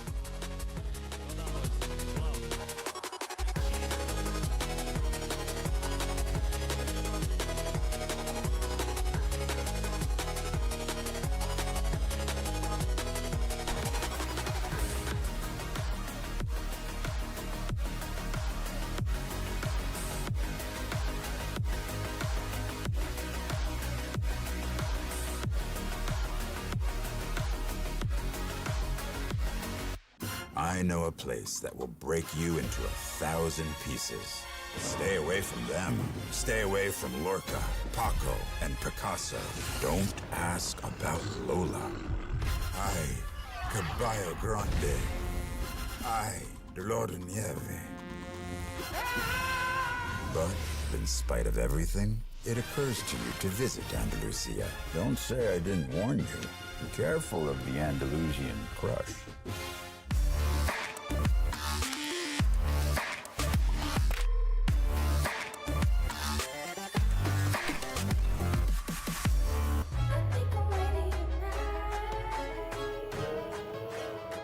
Hey guys, it's Jimmy Lin, former professional Counter-Strike player and Valorant coach. Watch out for the stairs, clear this angle, you're going to be able to fight this.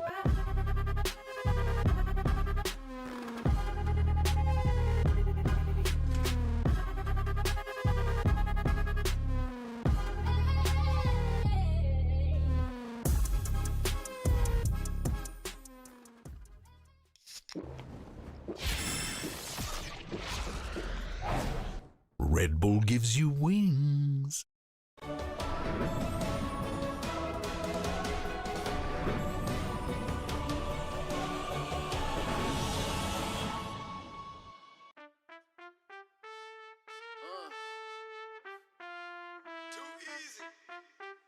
Stand too close, it might get hot and start dripping on you. Yeah, it's a whole lot of ice on me.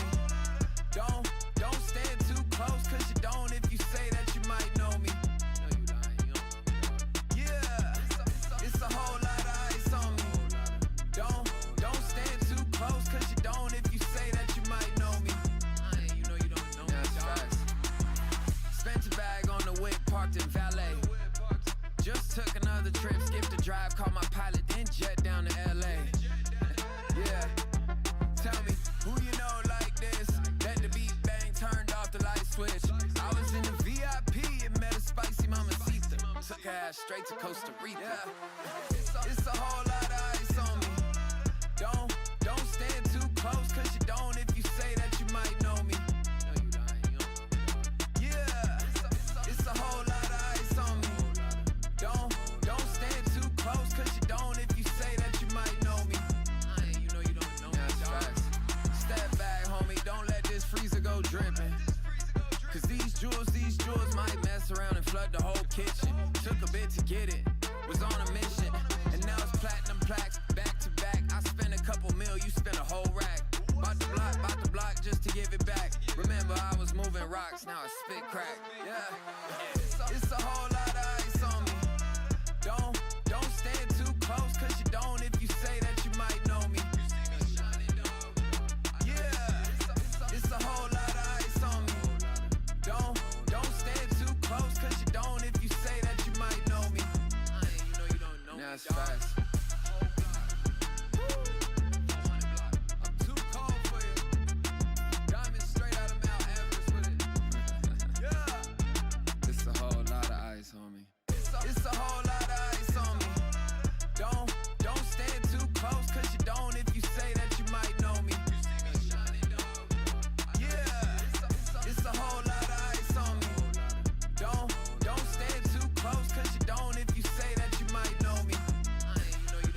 it's fast.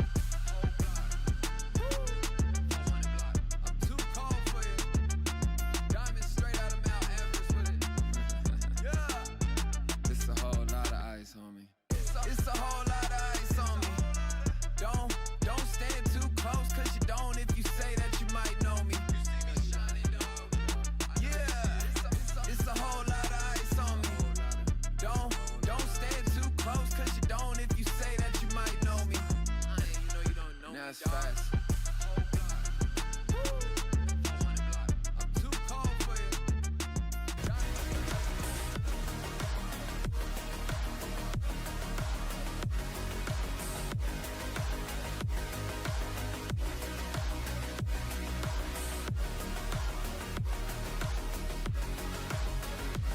Well, long have we waited. Angel has been activated here in VCT EMEA. Na'Vi, what a start that was for them. I'm Yingsu and I'm back here with Kakuka and Bone Cold. The fragging IGL meta, Bone Cold, is here.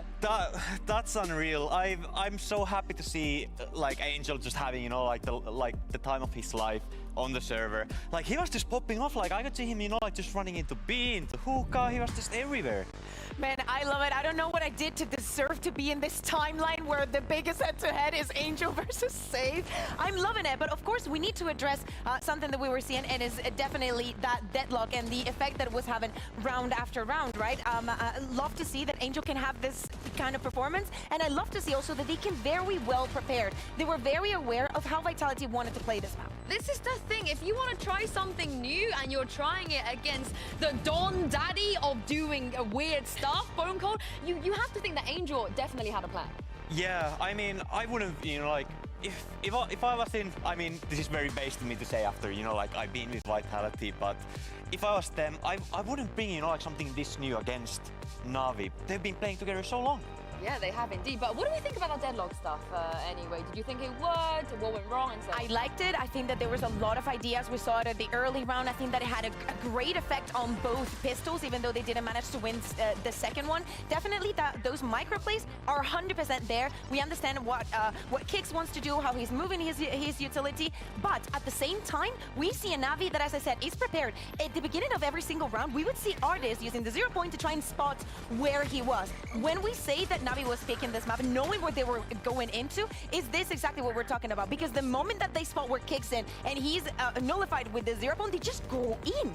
Yeah, they were super ready. There were many rounds where I saw like Ardis and Angel coming in together, taking B long, taking bathrooms, using double flashes to just get very, very clean entries onto the side. Yeah, I mean, it was fun to watch, but do you feel like maybe this would have worked against a team that might have been a little bit less prepared against deadlocks? I think that at the end of the day, when a team wants to bring in something new, there is a chance the teams to talk to each other and they're like, hey, they're playing this, they're playing that. So you can like prepare for all these things, and of course they might not be the first one to be testing it, to be trying it out, so they might have probably seen it before. But they knew exactly what they had to do against it, and I think bringing it back what we were talking about before the match, the how Na'Vi can Na'Vi. This is the Na'Vi that we need. Is a Na'Vi that, one, is very aware of the utility that they have and where their strengths are like, and can and will anti-strat their opponent. But also on the other side, Safe was doing his goddamn best to keep his team in it, and here he is in the AIM Labs warm-up as we head to the next map. And this is where things could also get a little bit interesting, because Na'Vi, they've not really played the Lotus.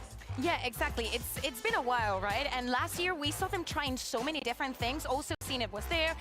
They tried the Killjoy, the Cypher, the Omen, the Neon. They tried everything, right? So now with Artist back and how they're trying to change things up, I think that they have a good chance of closing this out. On the other side, Vitality, I love how they went from keeping it very conservative in kickoff to now just whatever, deadlock, gecko. I'm loving it. Yeah, I mean, I feel like Vitality were, you know, like showing their teeth, like coming to the last rounds of that last game.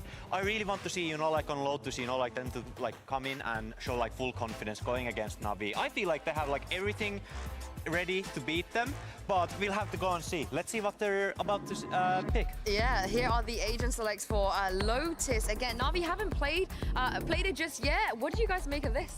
I mean, I like how they're, you know, adjusting the roles on the side of Vitality. Navi, as you're saying, so they're going for a different approach. We have seen the Brim before, but actually seeing this map with just Brimstone limits your options, right? Having that initiating power of the Gecko with the Breach, we know that coordination between Zivan and Artis has to be there, but I can see some holes. Now they're starting on the attack, so, you know, maybe getting a lot of rounds can get them flow. Yeah, I feel like with Navi missing the Viper on their lineup, I feel like they're going to be going very straightforward. They have to kind of. Yeah, like I feel like Navi with the Brimstone will be going for very hard executes. I feel, you know, like it'll be, you know, like smokes are down, Gecko Flash done, and they're out on the side. No deadlock for this one, but I have a feeling it's going to be a banger map as well. Let's hop back in and toss this over to your casters, Mitchman and Tombis. Thank you so much, Insu, and our analyst desk. Yes, map 2 is about to kick off here. We've got Lotus between Navi and Vitality, and it looks like Vitality are up against the wall. But Lotus, we've already seen some surprises on Navi's map pick.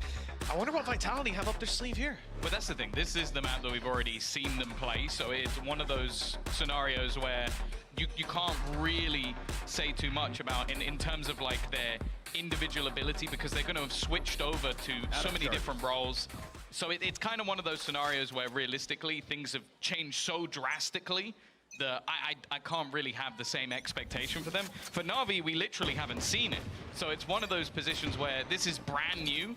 Obviously, again, like these are players that we've seen for such a long time. Angel going onto the Gecko still. It seems like Xiao might be a Brimmy main at this stage.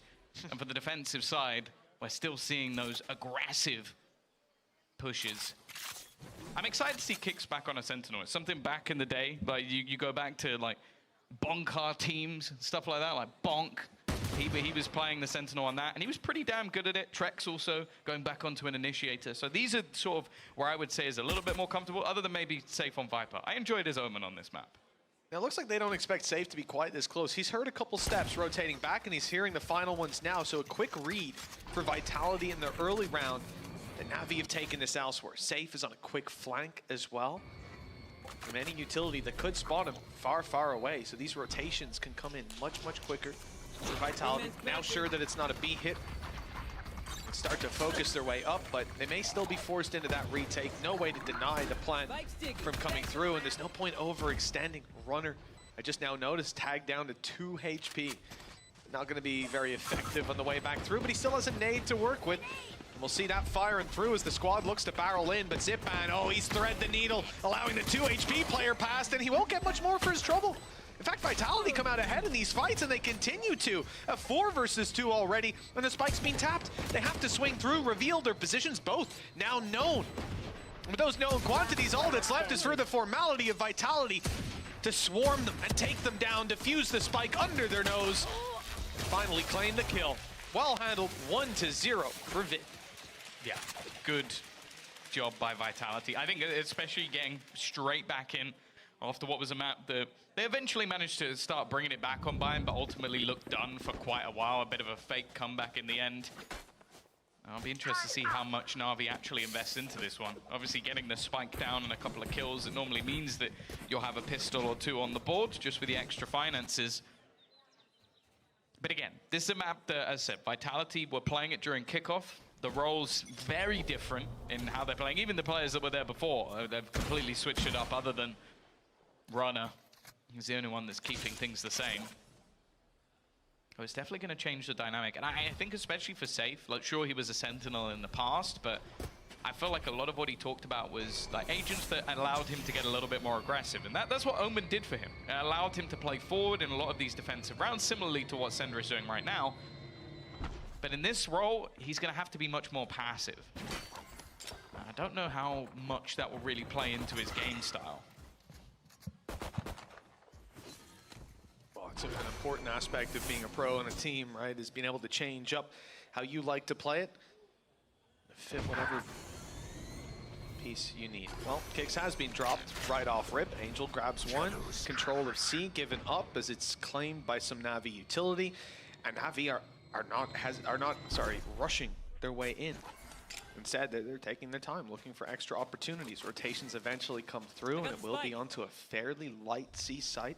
Just Sender here to try to hold stock. His last smoke left. already put through. A Paranoia, hard for him to follow up on. In fact, I think he will just hold that for the retake. Yeah, I think this is the right way to play it. We've seen a lot of teams as of recent opt to go for retakes. I am a little bit perplexed. I guess, yeah, they're just trying to deny the plant, but it is just going to be stuck. There's not really much that Angel can do other than getting that plant down, but yeah, I'm a little bit surprised the Paranoia is used early. It's not going to matter, though. Another nade. Outlaw, another nade. This should be all she wrote. A chance for a runner to ace the round. It is going to be getting him ever closer to having that showstopper, a second ace within this series already. One for him, one for Angel. Obviously the star players of either side. I mean, he was a sliver of HP away from having an ace on that last map as well, so fair play. I mean, look, Outlaw, best gun on the server, no doubt about it. And he's just proven it here. Couldn't do that with a Phantom, could you? Yeah, you could do it with an op, though. Nah, he wouldn't be able to peek the angle in time. They would have headshot him. Don't know what you mean, Tom. Right. It's all about the movement speed. Yeah. 2-0. You're a bit like listening to the VLR forums. It's just like people just saying stuff and hoping that something will stick. You can find wisdom anywhere if you look hard enough, Tom. Diamond in the rough. Just like in certain TV series, you can find a lot of wisdom about helmets and taking them off. All right, Tom. Again, we're not talking about the Halo TV series. We're not doing it. You're not baiting me into this. All right? I'm dodging those bullets. Like I was Neo in the remake. Well, Navi. Oh, hello. Under a little bit of threat here. His runner did grab one, but he goes down to the nade on the other side. Utility for utility trades. A life for a life. And a plant should now be secured for the side of Navi. They've got the space. They've got the util down, even hearing the alarm bot up top.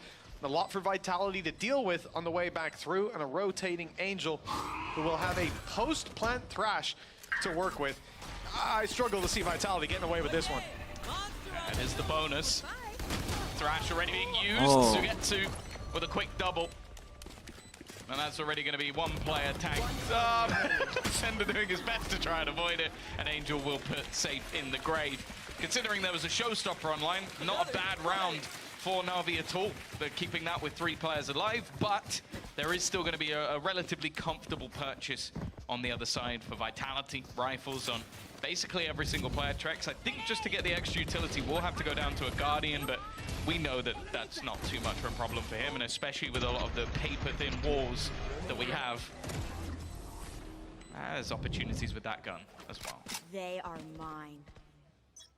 Well, the predictable start. You win the pistol, you lose the third, and now we're right back into the meat of things. Round 4, rifles for both. No ultis online. This is pure Valorant.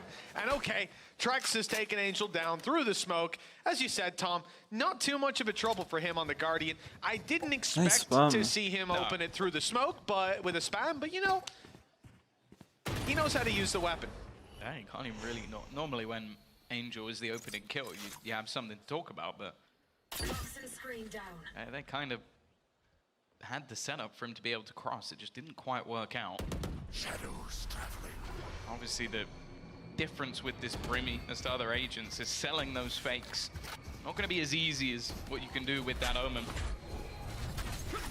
Ardis as well, normally having much more of a setup. Like, you remember him on the KO was fairly aggressive, able to take opening fights. You don't really have that same expectation. Runner left completely blind, but he always seems to be good for one.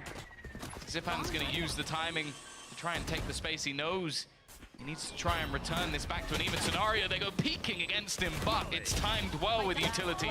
Sugetsu can get one, and Xiao now doesn't even know where his opponents are coming from.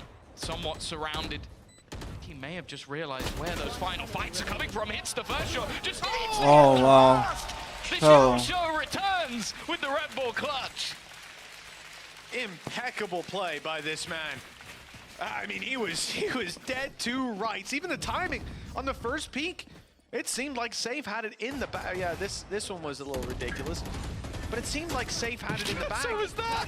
They do well to chip away. I mean, that's shooting through a doorway. That's one thing, but this man finding the first up top, His third of the round there onto Safe, who had the timing on him. I want to point out as well, so Yeah. if you notice, when the paranoia went through, he'd actually placed a molly which stopped the swing coming out from Safe because there was a Molotov down on the ground. So he actually saved himself and managed to isolate the duel. Hello. Oh, here we go. He got killed with the outlaw. He did, and it's a very important kill as well. Right off the rip on attack side, moving into C-Long, taking that pick. Often that's going to be the only player there, and with it being a Viper, you might believe it. Maybe Safe is left to put down a Poison Orb, play Snake Bites to delay and fall back. We can see Sanders there too. Obviously, they have weaker weapons. You'll stack up like that. But the advantage here being that you often cause those rotations. It's a really nice angle to peek as well, because with Mound, in a lot of those angles, you get a smoke headshot should angle be to fight on. That's what a lot of the screaming rifles will be taking, and that's just perfect for an outlaw. to Navi that Love to they see don't it. have Fifth anybody round for tree. Vitality. Starts out Because little when they shaky. add There's someone multis tree, online they for put Navi the if things one get way out of control. on the door. Not really anything in terms of hardware. Short of Runner's rifle that's now given an opportunity to trade. But now they know exactly where he is. They flashed him and dived in. Beautiful Oh stuff. no. Yeah, Hot lead tweets. Kicks in pretty much an unwinnable position. If he can get a couple of kills, he will get himself ever closer to the lockdown, which, especially on this map, has high value in terms of being able to reclaim space. Nice There's the shot. first. 5 HP, expectation is low, but the thing is, normally I'd talk about going down to the spike, just not wanting to give those orbs on the other side. In this scenario, 66% of the players you die to only gain the credits for the kill, so I would much rather he actually just goes down and gets the orb for himself. Well, he's hearing some steps, so there's an opportunity to claim that orb. And there it is. Cashed in full effect. Navi, 3 on the board. Attack side warmed up and looking good. The economy for Vitality now recovers. They get the rifles out. Runner's been having a decent game thus far. They've got to contend with not necessarily the outlaw. They've got to contend with a bunch of ultimates on the side of Navi now, as we'd already mentioned. They have an orbital strike, they've got a showstopper, and they've got a lockdown to work with. A ton of opportunities available to Navi. Last round, they found that early opening peak on just a straight swing through C-Long, flash up top, and looks like we're getting the same thing this time around, and that will perfectly work with the aggression. That paranoia gives away the position to Sender. He's stunned and barely makes it out alive. A lot of utility expanded early on here from both sides. Navi use up their nade, they're closing the distance, but some of that comes back online, like your stun, your flash from Angel. Ults. Like that's And the bigger thing, is like they can afford to expend all this utility because they have ults online. The push through has actually worked wonderfully. I almost wonder if we'll see, all right, it's going to be re-aggression towards the spawn from the side of Na'Vi, wanting to make sure they haven't completely lost that control, because They have a the fact deep is they can setup get on A. themselves into the site using a showstopper, maybe using an orbital strike. They would have liked to have the lockdown. That would have been the major one, but Sugetsu being left alone and isolated. But I like how proactive Vitality were in this round. Even still, though, there's a lot of players still to deal with.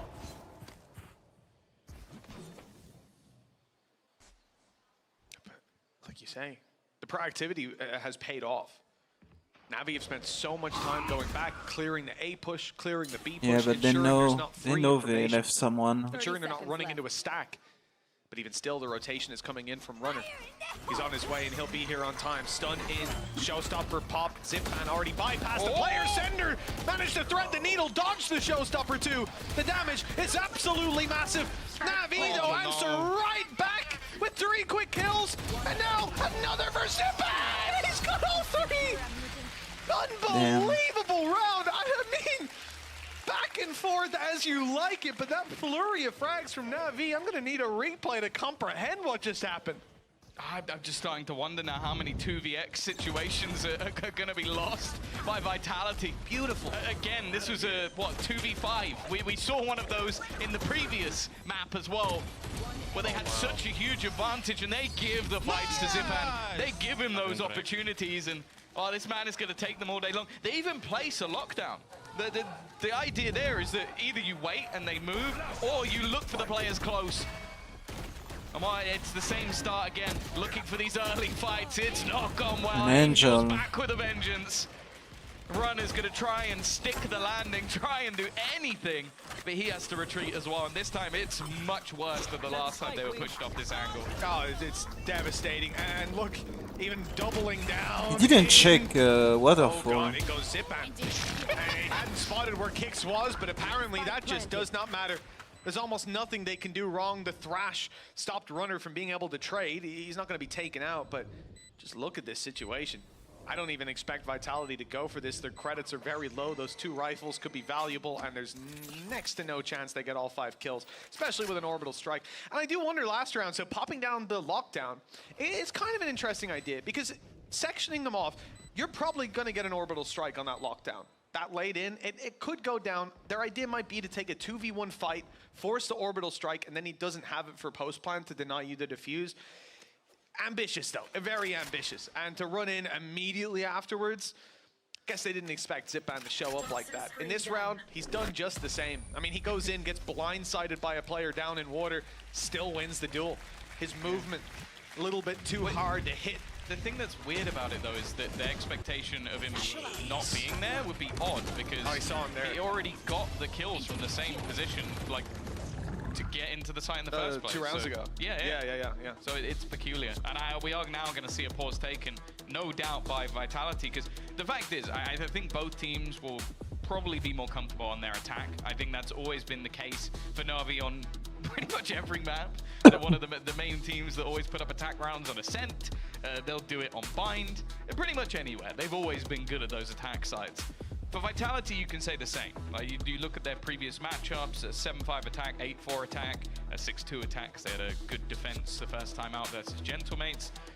But even still, you're not going to want to allow Na'Vi to have this many chances, because even though you'll believe that you can bring this back, just like the last map, if they're this far ahead, it's not going to matter. And it's the manner in which they're winning these rounds, like not only in clutch scenarios, but then backing it up with a couple of dominant ones. You look at the credits, like you've got most players over 5, 6, 7,000 credits. Like you're now in a position where you're coming up against buy after buy after buy, and they're currently 5-2 up, while Otis has 0 kills. That's what the scenario we're in. He was a big part of their last map. Yeah, sure, he'll have a few nice stuns, cool stuns, but ultimately he's normally one of the star players, and they're still winning even without him. That's a scary thing, Tom, because I hadn't even looked at the bottom of the scoreboard kill column. That's it's rough. 7 rounds in to have Artis doing next to nothing with his guns, and still you're winning the game convincingly. 5 in a row. Timeout for Vitality. They come up with this new idea, play aggressive on A, but they're spotted right away. Angel is, the man is unhinged. He's genuinely unhinged. He's swung out now. He's dead. He's dead. At least he will be removed from the round with a plethora of utility used. Na'Vi are 4v4 because Trex fell in the meantime. Trex actually fell to get that kill, right? He went out to throw a C's and just got popped in the head by Angel. Oh, Zipan is waiting for this push-up, but Runner wins the fight. The double-up works out. They still have a lockdown. They still have an orbital strike if they want to try and utilize something. They've got a lurking breach as well, which is not a sentence I have said too many times, and they're being isolated 1v1. The duel's this time going in the favor of Vitality. But we've already seen many rounds like this slip. So I'm not counting my chickens just yet. I almost just want to watch Sagetsu for the next few rounds, because this guy, he has 6.2K in the bank, and he's still rocking the Outlaw. 30 seconds left. And I respect that on levels I can't even communicate. Artis, though, not going to have an end to his cold streak, as he's dropped immediately. And now the Outlaw, as much as I'll sing its praises, Tom, he's up against 4 players, and he's only got 2 bullets. So just pure math alone will show you that's he should use his lockdown right now and win the round. Oh, he threw it away. Why did he do he's that? lost the round now. That's a guarantee. Gonna have to stick that plant. There you go. Just about in time. They can't disrupt it, but they can hear it. They know exactly where he is, and they're splitting up. This is a little bit scary, because Sagetsu's a player you don't want to give opportunities to in clutches, but even clearing that close left corner is too much to ask from this man. Safe closes the round. Don't do it, Safe. And a defuse is found to give Vitality a 3rd. Yeah. After the pause, maybe just settling themselves a little bit. I like the aggressive setup, even if it didn't necessarily come to fruition in the way they wanted it to. The plan was always to have the paranoia, have the nade, and have the seize. It just came in a slightly different order because of what Angel decided to do while going for a jumping headshot over the top of a box. Which I don't think I've seen many people, if any, attempt in this game. No. Very rare. Mainly because it shouldn't work, but you know, it does occasionally. Even still though, as mentioned, no problems to invest into this one. 4 ults online as well for Vitality, so if they were going to springboard themselves back into the map, this would be one hell of a way to do it. And with Runner popping off, you kind of hope that's what's going to happen, because he's been having a great game so far. There's the Seize. It has caught Angel again. He won't make it out. Round after round, he's caught by the Seize, naded out, paranoid up. He's not having a good time. I'll tell you that for free. Na'Vi, 1 man down. But they've returned it. Long. Yeah, and that is the solo defender of the B site. Not that the knowledge is there. Safe will be unable to use his Viper's Pit, and the rest of the team now looking to try and set up in towards this C site. Now the lockdown, I would expect it to be utilized here. Just able to garner them that extra space. Stun already going in. No, actually Zipan's just going ahead of it. Spacing straight into the site. Rolling Thunder, but it was actually too late. Didn't matter. Xiao had already killed everyone. And Runner's position is going to be real. He's going to use the showstopper. Audacious. Sure, he's killed the planter, but there's so much time. But he was looking to try and give an opportunity. Some space to Sender. Does he check the close corner? Is Artis even expecting him? He half checks it, and because of that, he loses the fight. It's unfortunate. Really is. The fact that he even spins to the right, it shows Artis the gun barrel. Yeah. I also think Sender's the only 2 kills was when he ran through that smoke on C. You remember those 2 entries he got, and then they lost it 2v5? Yeah. Those are the only kills he's had. So both players are having a bit of a rough time. Yeah, but Xiao was the one that got that? We bring in the body bags. Xiao let go of the spike. I thought it was the player close. Yeah, so did I.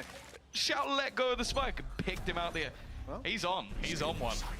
No surprise here, Paranoia goes through on A, but what they're missing is the nade, is the Seize, is the snake bite. You know, everything that was thrown down last round. Snake bite eventually.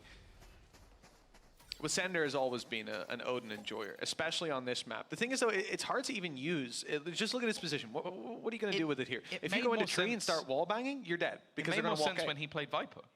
Like when he was playing Viper, he was able to snake bite delay, and then he'd spam as they try and run through. Now he doesn't have any delay utility anymore, unless he's just going to put a smoke down and spam through it, which is exactly what he's going to try and do. No, I mean, you just can't. They're going to flank you on site. Without a player here to back you up, it's a target on your back. This guy is insane. A battle that I'm not going to say is favorable most of the time, but maybe Sender's had other experiences. Still, it lines up this time as he goes down. Vitality have to fight their way back through. Viper's Pit to work with, and Trex. Well, he can pull in the Nightfall, but that peak timing is near perfect. Angel doesn't get the kill with it. Zipan only good for 1, revealed up and taken down. The numbers not looking great. Na'Vi still have Xiao's ultimate online and ready to work with, but they only need Artis. He found one, he tasted blood, and he's not letting go of it now. The lockdown eventually coming through, but Kix is nowhere to be seen as he's ran to the other side of the map, saving this rifle over for later on. Let's see if this one hits. We had a rough molly over on Bind. This one's on point though. Come on. No doubt. Not even for a millisecond. Bullseye. Did I doubt? I will say, timing-wise, if they were going to defuse that, they would have defused it. No. That's in case they go for a last-second defuse, you know? Oh, yeah. No, there was actually a gun on the spike that we didn't see, and it was in case someone went in after the round. There you go. But one player can't land it on the spike, the other doesn't know how time works. But it's fine. Brimstone Molly. Maybe he was just practicing his lineup, Tom. This is a guy, by the way, 1 kill before this round just pops 2 heads. Yeah. But that is the thing. It's like, I think that the way that Sender used to play that Odin with the Viper, I really enjoyed it. Like, he would put down snake bites, deny them a push, and if they ran through, they were vulnerable, it was never going to happen. The problem is with the Omen, if you're pressured like he was there, especially as a solo defender, I don't see it working anywhere near as well. And by the time you start spamming, I'll say this confidently because this player's too far away for a fight, really. by the time that you start spamming, they've already closed the distance where they can trade you now, or they can flank you, or they can, like, it's just not as disruptive as a solo hold or with that agent. And we've seen the plant go down. B was wide open, so Navi just walked in. But, well, Runner's on his own. I hope he doesn't get killed now. At least his teammates are going to make it there in time. So Sender has his back. But look, 2 players still in main. Out comes Artis. He finds both. In fact, the second player would have done that anyways. Oh no, safe. You can't kill people with a snake bite like that, so it works a little differently. I don't see this one going their way with lots of time already bought by Zipan. The showstopper won't find anything, but then again, I don't expect Kix or Trex to. Kix might even think about saving this rifle. The credit's kind of low. Trex, looks like he's thinking about saving the Stinger at this point. It's desperate times. Nah, into the spike. There we go.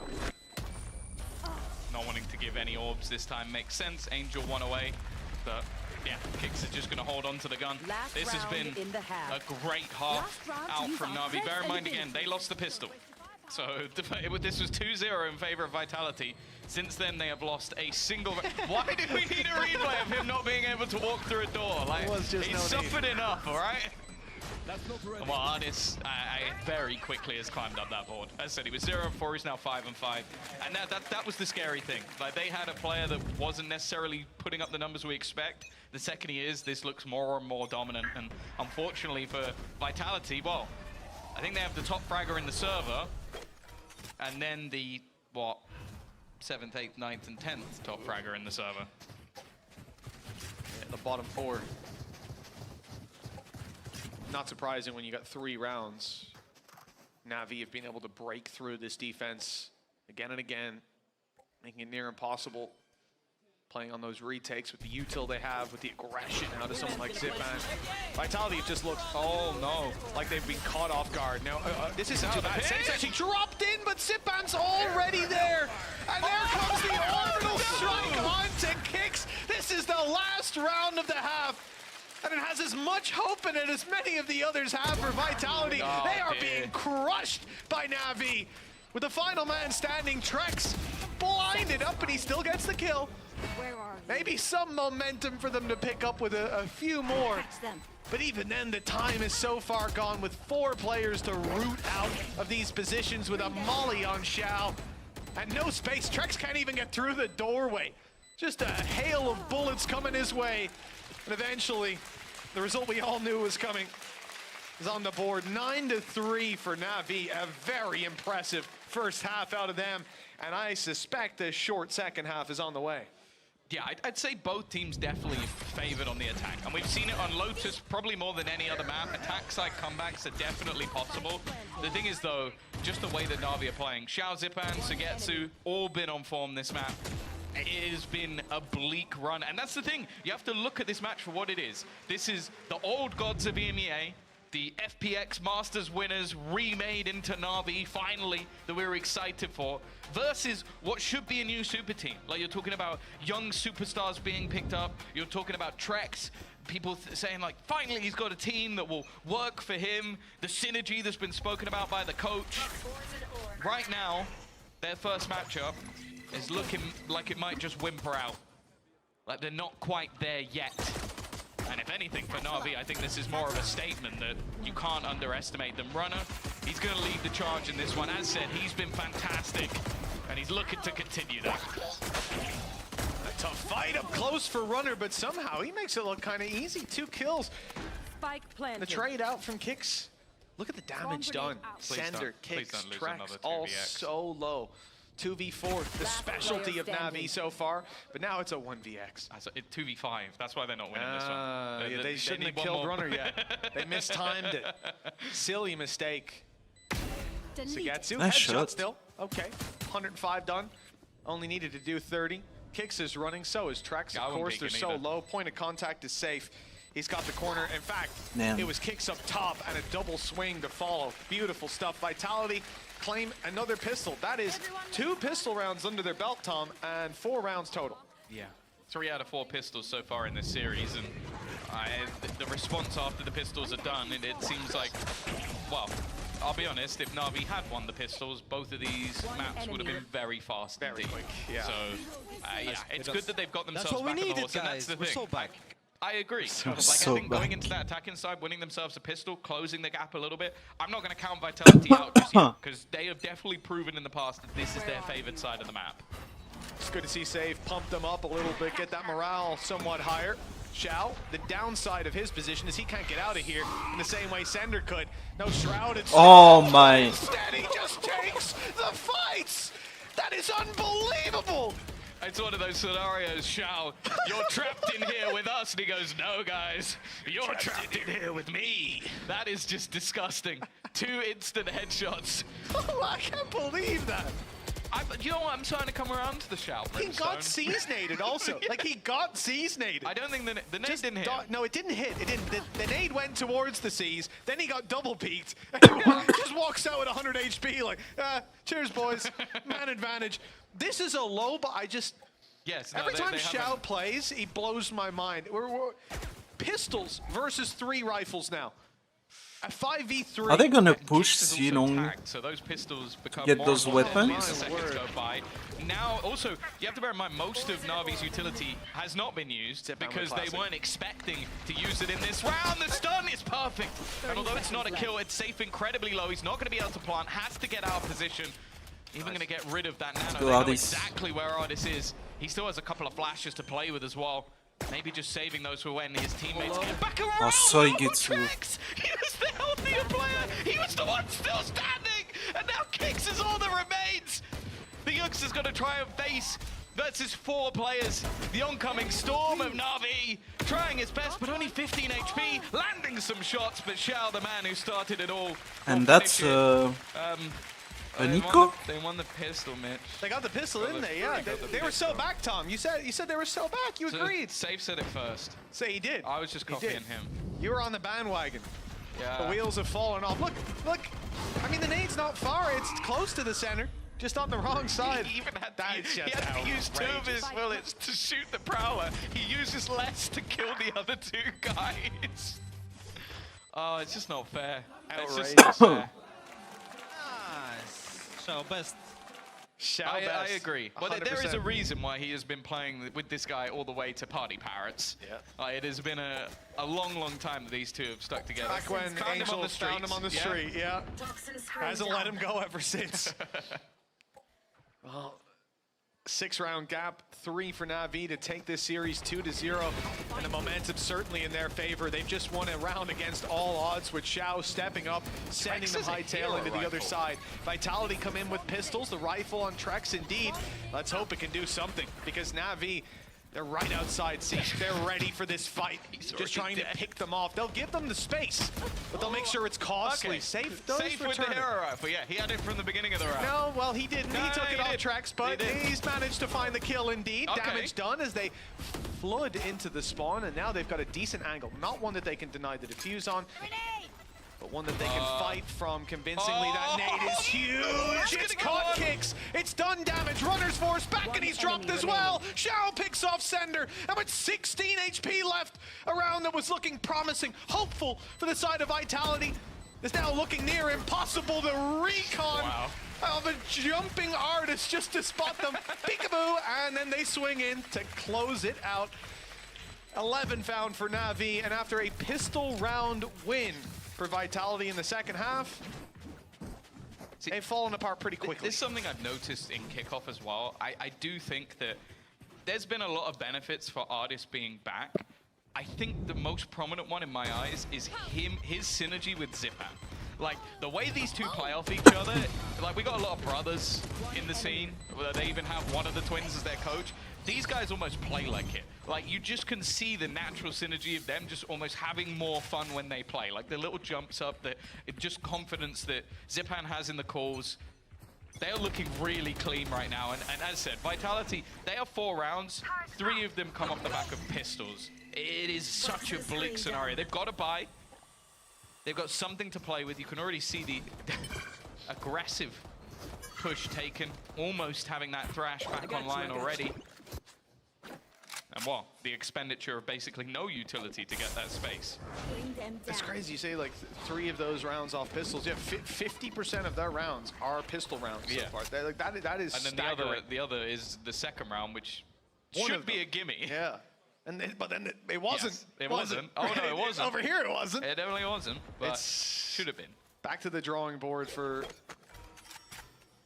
the Vitality side. I think after this one, there'll be a lot to work on. They'll have a week to change things around at least. They're not the team saddled with the 2 matches this week. That's Liquid. Because they won their series, the tough one. Artis. He was slower to get started, but he found his way in the end. The door opened though, the spike on its way through. Looked like they didn't quite know where they were going themselves. I thought that was a redirect to B, then it looked like a redirect to C. Now they're falling back, now they're going to B. And there's 2 players waiting. Xiao still has a molly. And there's Oh a my shot. god. Like this is just ropes. If they put that molly in, that might even just close it down. That could and have they been to a go back in the other fucking direction again. The information, kill Artis wins the duel. ultimate. This is so messy from Vitality. They look completely lost. Sugetsu even peeks into his own molly. And Yeah, they he's don't even get a over. single kill. And Andaluthia flawless. Na'Vi just diffing Vitality in this matchup. One that we thought would be a close, competitive game going the distance. It's been anything but. I mean, that round very much just looked lost to me on the side of Vitality. Even before this, the direction back towards B, they started it, they went back, then they go back to B, they go into B, lose a player straight back to C. And the idea was that they cause rotations off the C side. Also, baiting utility. And they didn't. Yeah. Xiao still had the molly at the end of it, because he was like, the showstopper with what, 25 seconds left? Yeah. Like, the fact is, Na'Vi's just sitting there going, yeah, you know what? You can spam the door. Yeah. But until we see one of you, we're not going to use anything. They even had the nanos weren't popped at all. But that's it. But Tom, they have a turret on C to watch the walkout. So at what point are you on C with 2 players going to be like, we need the rotates, bring everybody here? Off B as well. If anything, they're going to leave the A site, stack up B to be quicker on the rotate, which is what happened. Then you got 2 players ready to fight. I mean, this is somewhere that Vitality just lost the plot, lost in the sauce. They hoped that they were pushing and pulling their opponents, but Na'Vi just sat down and said, what are you doing? That for me is like, that's an age around where he's just like, nah, don't move. They're flashing here, they're doing this. He's like, hold. Should we rotate? No. Hold. And the patience paid off. No. Yeah. Have they hit your turret? Have they come in? No. Stay there and shut up. And it worked out. Now at 12-4. You know, previously we said 7 straight rounds needed for Vitality on the last map. This time it will be 8, but not to win, to push us to an overtime, to fight in the overtime, to fight for a 3rd map, to then fight for Icebox. It's been rough. And only just now, Na'Vi, they pull out the Outlaw. They have ultis coming online on the side of Vitality that could bail them out of some situations, but with 8 rounds in a row, they're going to need a lot more than just some well-placed ultimates to come out on top in this engagement. Already, the amount of control that has been taken. Sent a lot of utility forward. Some of it can be reclaimed.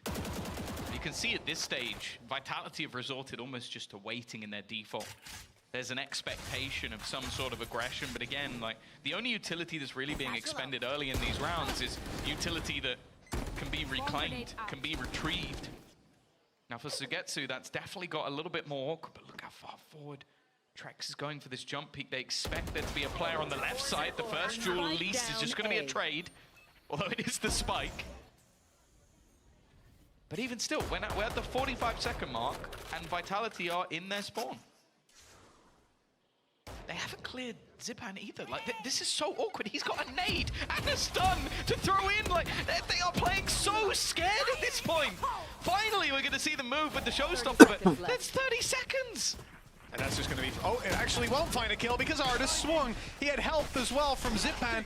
And the kills swing their way yet again. Sender makes it to the site. At long last, the spike can be planted, or so you would hope. But you got to watch out. Oh, it's going to get denied. 12 seconds. Very few to get that spike planted. Safe will try inside the ult, but here comes a lockdown. Navi's fucking crushing Vitality. Sugetsu with a classic through a Viper's Pit. One hell of a way to close that one out. 13-4. Absolute devastation from the side of Na'Vi, and they are looking bone hot coming into this game. I'll tell you that. That was looking like a bone cold performance from the side of actually. Wait, that cuts a little bit too deep. I didn't think about what that meant before I said it. But maybe they wish he was there. Not a great day at the office for Sender. Had a really rough performance on the leading front. And for the side of Na'Vi, I think that was a statement. They came in against what many people expected to be that sort of like new super team. Like Trex has joined a roster that we already had very high hopes for. Runner, obviously someone brought in from the tier 2. Today, the Na'Vi roster came in and went, who? Like, who's that? Because they have 13-4'd them on their own map choice, a map that we saw them take Fnatic to overtime. Yeah. Runner even top fragged that. Yeah, he was tied up with Xiao and Sagetsu, but this was an all-round performance from Na'Vi. Seeing them show up with a slow start from Artis, we saw him heat up towards the end. Just a solid game across the board, and this Na'Vi squad is looking more threatening than ever. You can't forget this man. Get Angel out there. He deserves to take that bow. Oh yeah, map 1. But honestly, I'm surprised that he's the last one to make it there because he was running in first to find all of the kills when it came to map 1. But honestly, it was such an impressive performance from him individually, but we saw it from everyone. And I think that's what makes this Na'Vi roster so exciting, is when they're performing, when they're on point, when the Xiao Show is in town, they're one of the deadliest teams in EMEA. Now, obviously, we're going to hear later from Bone Cold what he would have done differently if he was on Vitality. I'm sure they would have taken it. For now, we're going to toss it down to the desk. Oh, it's Marcus. I saw Rin there earlier, and I also saw Angel down waiting for an interview. Right, boys, thank you very much. I'm now joined by Angel. Guys, give it up for Angel from Na'Vi. Now, Angel, that was a statement, I felt like, from you guys. So what have you been working on in the last few weeks when you unfortunately missed out on Madrid? Basically, qualifier to Madrid, and Madrid itself gave a lot of information for us and everyone about the map picks, about the meta which is going on right now. So we were just adapting some maps towards the meta which is played right now. Are you able to share what are your views on how the map should be played and what the meta is? No, I don't think I can share anything. Angel, you always do this to me, you always do this to me. But very great personal performance you had on Bind. Beautiful ace, by the way. Do you remember the last time you aced here on EMEA? No. It was almost exactly 1 year ago to the day. I think it was like a 7 or 8 day gap against Team Heretics. And it feels like since then, you've really moved away from the smokes role into this Gecko. Are you really comfortable with that now? I'm still going to become, like, I'm trying to be comfortable. You need more experience to play, like, initiators on the stage under the pressure. Like, you can't die as much, right? It's also very uncomfortable. Maybe Chloe will fix it, I don't know. But, yeah, I'm just slowly going there. And is this the plan for at least the near future for Xiao to stay on that smokes role? Depends. Everything can change at any moment. Are you still doing the thing where you have like 2 or 3 comms per map? Is that still the strategy you're going how for? I can answer this question? Then yes what's or the no, point? I guess. Then what's the point? No. Oh, no. I'm not answering. Oh, okay. I take that as a yes, Angel. Now, you mentioned Clove just now. It does feel like if it was anybody that was going to make Clove work, it would be you and Na'Vi. Is that fair to say? Probably yes. It's like you have to be aggressive to use all the abilities properly for like 100% value. Like to play Clove, you have to be aggressive, and because it's Smoker, it probably should be me. Yeah, probably? I don't know how good it is. If it's just bad, I'm not gonna pick just because I want to run and survive and smoke well dead. I mean, what are your initial, I guess, reactions to Clove? It's very fun to play matchmaking. That's it. You're going to make it work, Angel, I believe it. And lastly, before I let you go, again, it felt like you were very comfortable against that deadlock. They didn't really cause you many problems with it. What did you think of that deadlock pick? It caused a lot of problems for us on discussion, to be honest. During discussion, we was like, what to do, how to do, why deadlock, where he gonna trap, how we can play around it. But I think we found the good solutions on our discussion, how to play against it. Yeah, I mean, if there's anybody that could do that, it's you, Angel. Thank you very much for joining me. It's great to see you back on your winning ways. But we're going to take a quick break here. Don't go anywhere, because when we come back, Fnatic will be taking the stage against Team Heretics.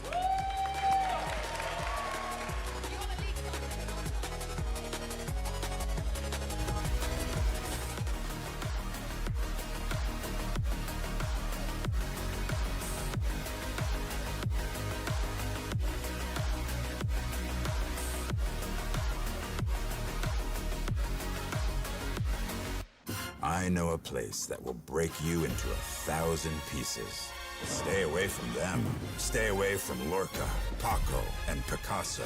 Don't ask about Lola. Ay, Caballo Grande. Ay, Lord Nieve. But in spite of everything, it occurs to you to visit Andalusia. Don't say I didn't warn you. Be careful of the Andalusian crush.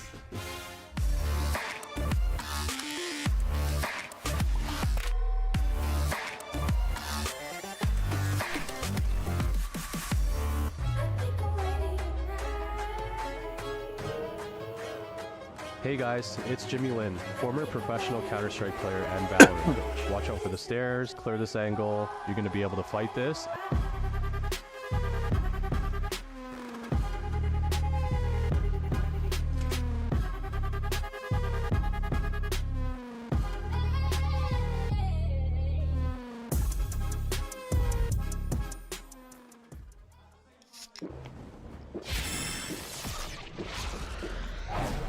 Red Bull gives you wings.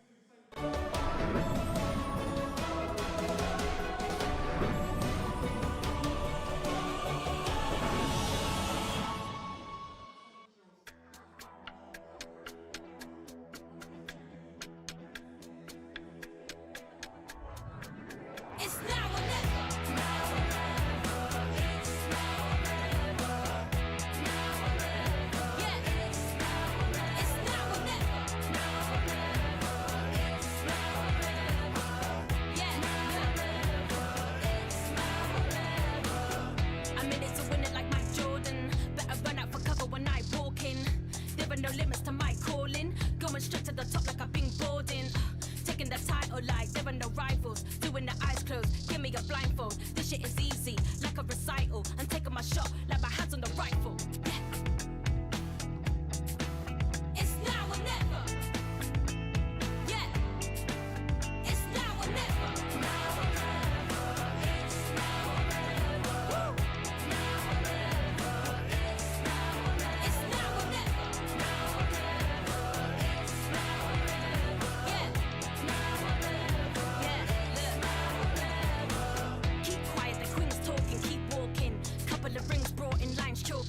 Couple of reporters reporting, firing line with a red dot, no recordings. Taking the title like there are no rivals. Doing the eyes closed, give me a blindfold. This shit is easy, like a recital. I'm taking my shot, like my hands on the rifle. Yeah.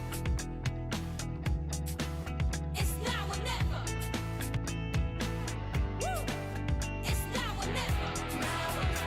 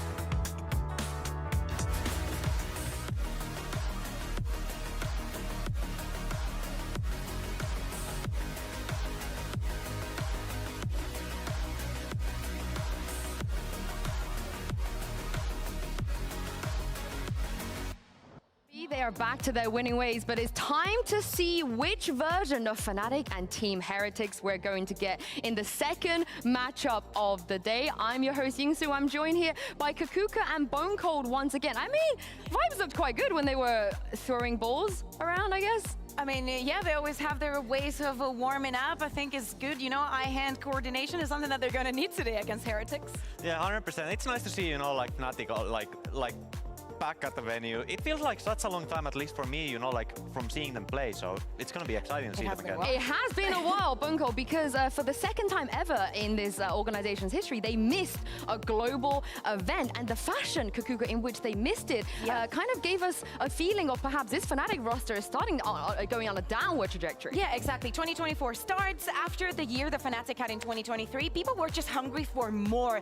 Boaster even said he wanted to go 3 for 3, but didn't actually even manage to make it to the first one. And with all the changes, all the rookies, they took that protagonism that we were kind of saving for Fnatic. They made it out of the groups because they were in that higher seed and only needed one match to make it to playoffs, but then they were strictly knocked out due to KC.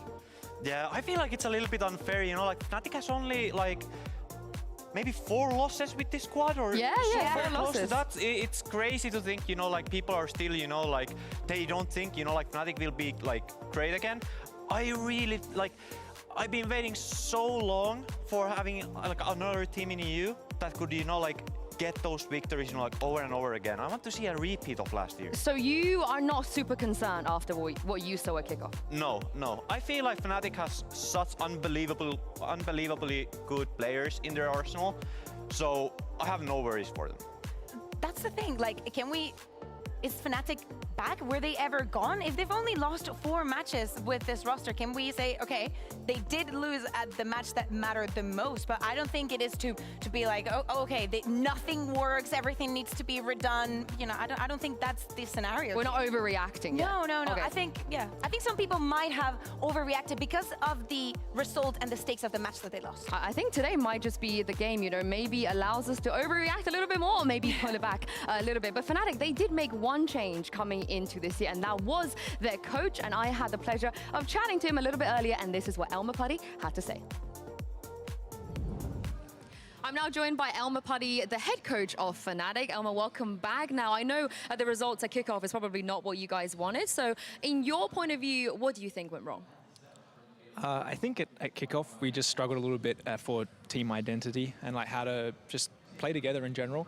I think obviously there was a lot of success last year, so there was a lot of, I think things that just got let slip a little bit as time went on, because the team's so successful, you don't want to muck anything up or really challenge too much that's happening.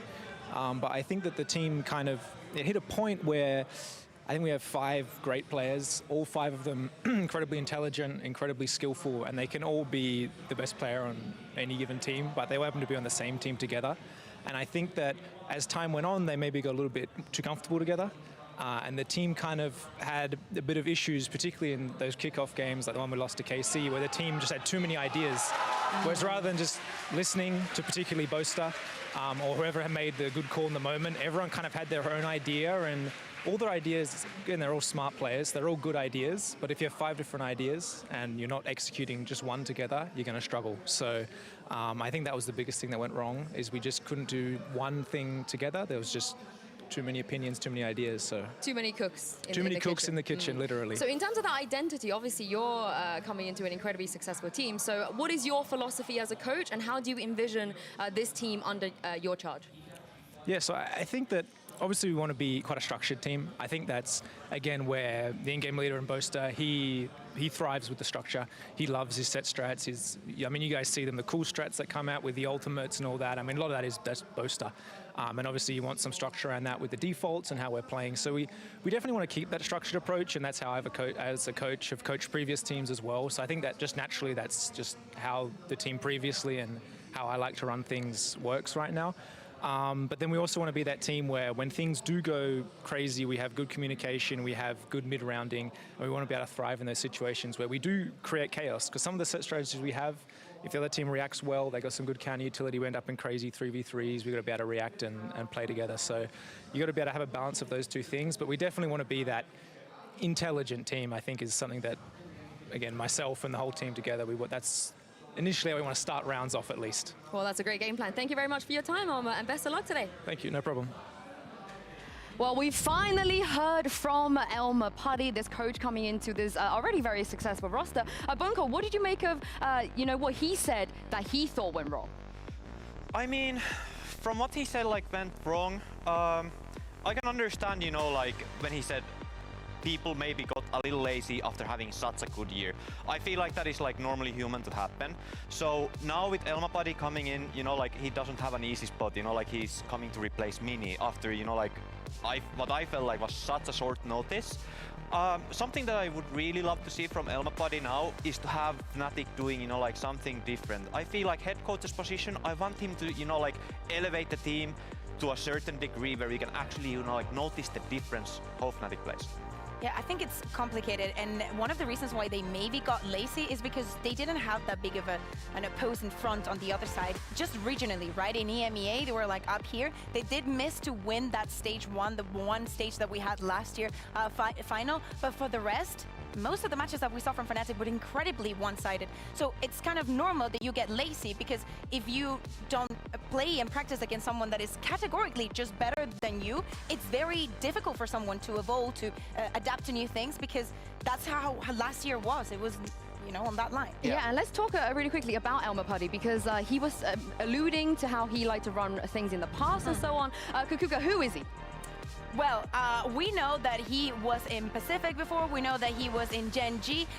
He didn't like achieve anything big, okay, for calling it that way, and especially comparing it to what Fnatic was able to achieve. But he does have a ton of experience in the game.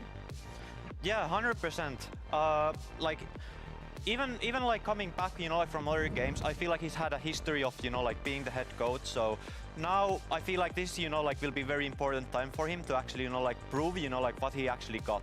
You know, like will it actually like make a difference? Yeah, I mean, I feel like he has to, right? Given what happened at kickoff. But let's talk about Team Heretics on the other side. I feel like everyone is really rooting for this team. And although no changes from their roster at kickoff, Rians is in the studio. He will be playing on LAN, and Kukuka, he looked great on LAN Madrid. Yeah, exactly. Some people had the theory of, you know, how is he going to be when he goes on LAN, and actually, he's not even in the studio for the first time. He's actually going to be surrounded by a bunch of people that, by the way, fist bump.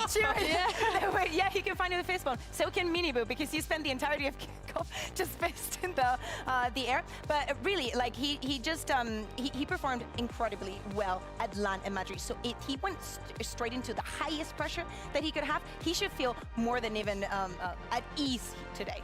Yeah, I would love to see him playing, you know, like just like how he's been, you know, like playing from home. I feel like I don't have like any, like I don't fear that Rians, you know, like will be crumbling under pressure when he comes off like that on LAN, like for the first time, and he comes in and pops off.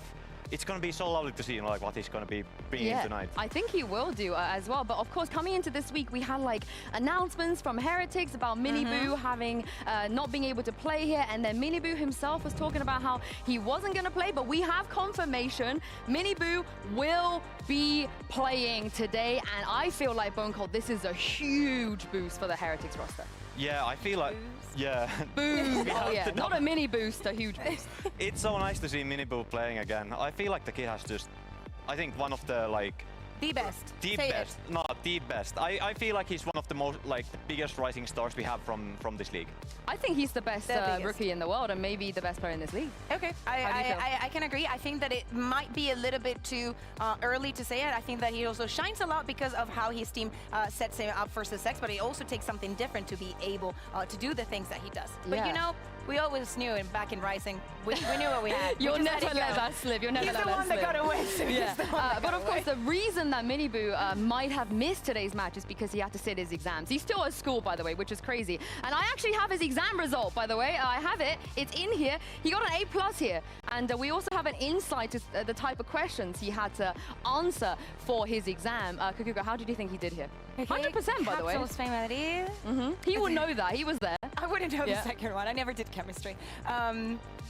Okay, a blasphemer. Okay.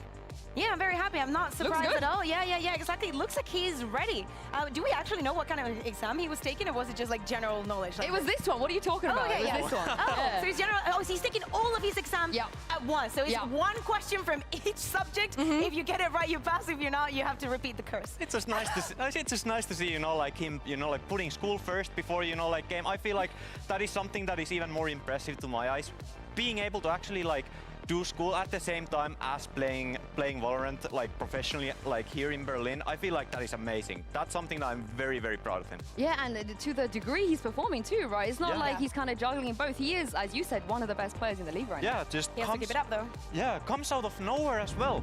I feel like I didn't really like. I've seen him play in ranked and such, but it's super nice to see, you know, like players like that just coming out of nowhere almost. Yeah, 2024 has surprised us with a lot of rookies, and as I said, I think Minimu might be the best of them because of how reckless he is. He brings everything that you need in a young duelist. And as I was saying, I think that he also needs to keep it up. At the beginning of the year, maybe it was not so taxing to be doing both things at the same time. But especially, we know how burnout works. We know how the year becomes very long in a very short period of time. So we're going to keep an eye on him. We hope that he's doing his best, but if he wants to perform at both, he's going to have to give 150%. I mean, this is the other thing we talk about. You know, Angel was mentioning how maps should be played, the identity of what is going on in the meta.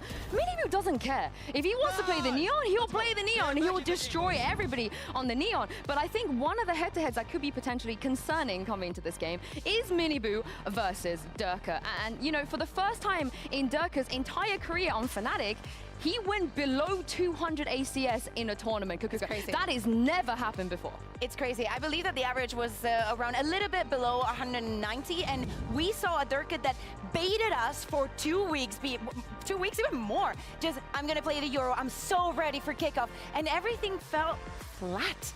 And that is a word that we never used to describe Durka. He's also, we know that in Fnatic, everybody could be a superstar, but to say that Durka is not showing up is something that probably we've never said before. But now he has a chance of redemption. Maybe, you know, everybody's can have a bad moment, a bad tournament or a bad match.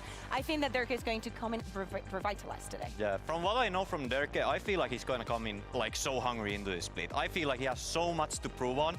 You know, like he's been the best like EMEA player. Like everybody's been saying, you know, like since like 2021, people have been saying that Durka is like one of the best players in Europe. And now when, you know, like finally, you know, like he has like one bad series, people are, you know, like doubting him. I just want to see my boy Nikita just turning it up and just You're coming. like the opposite of the Redditors and the people that write on forums about how like you're washed after one game. But do you think the Raze pick hurt him? Because we didn't see him on the Jet or anything, it was just the Raze. We did see, I believe we saw one. Yeah, I understand. But other than that, it was just mostly the Raze. Yeah. Mostly the Raze. I mean, we know like Durka is like very good in chat. Want to see him on Euro. But I feel like Raze, you know, like I just feel like it was something that it was just an off series. Everybody can have a bad day. I just want to see him bounce back. I want to see him in deadlock. No, I'm joking. I really want to see the Euro. But also, if we think back at how things were in kickoff and now, if Durka was to pick the Euro, we wouldn't be as surprised anymore because we've been seeing a lot of Euros. I don't want to say that it's all news because for Fnatic, I think that this is also in the lines of what we need to see from them. For the longest time, they didn't change a single composition. We want to see a Fnatic that can adapt to this time, that can prove that they can be the best team, not only in EMEA, but in the world. Yeah, well, pride, pressure, and a chance to prove themselves. A lot is riding on this game, and it's time to bring out Team Heretics and Fnatic.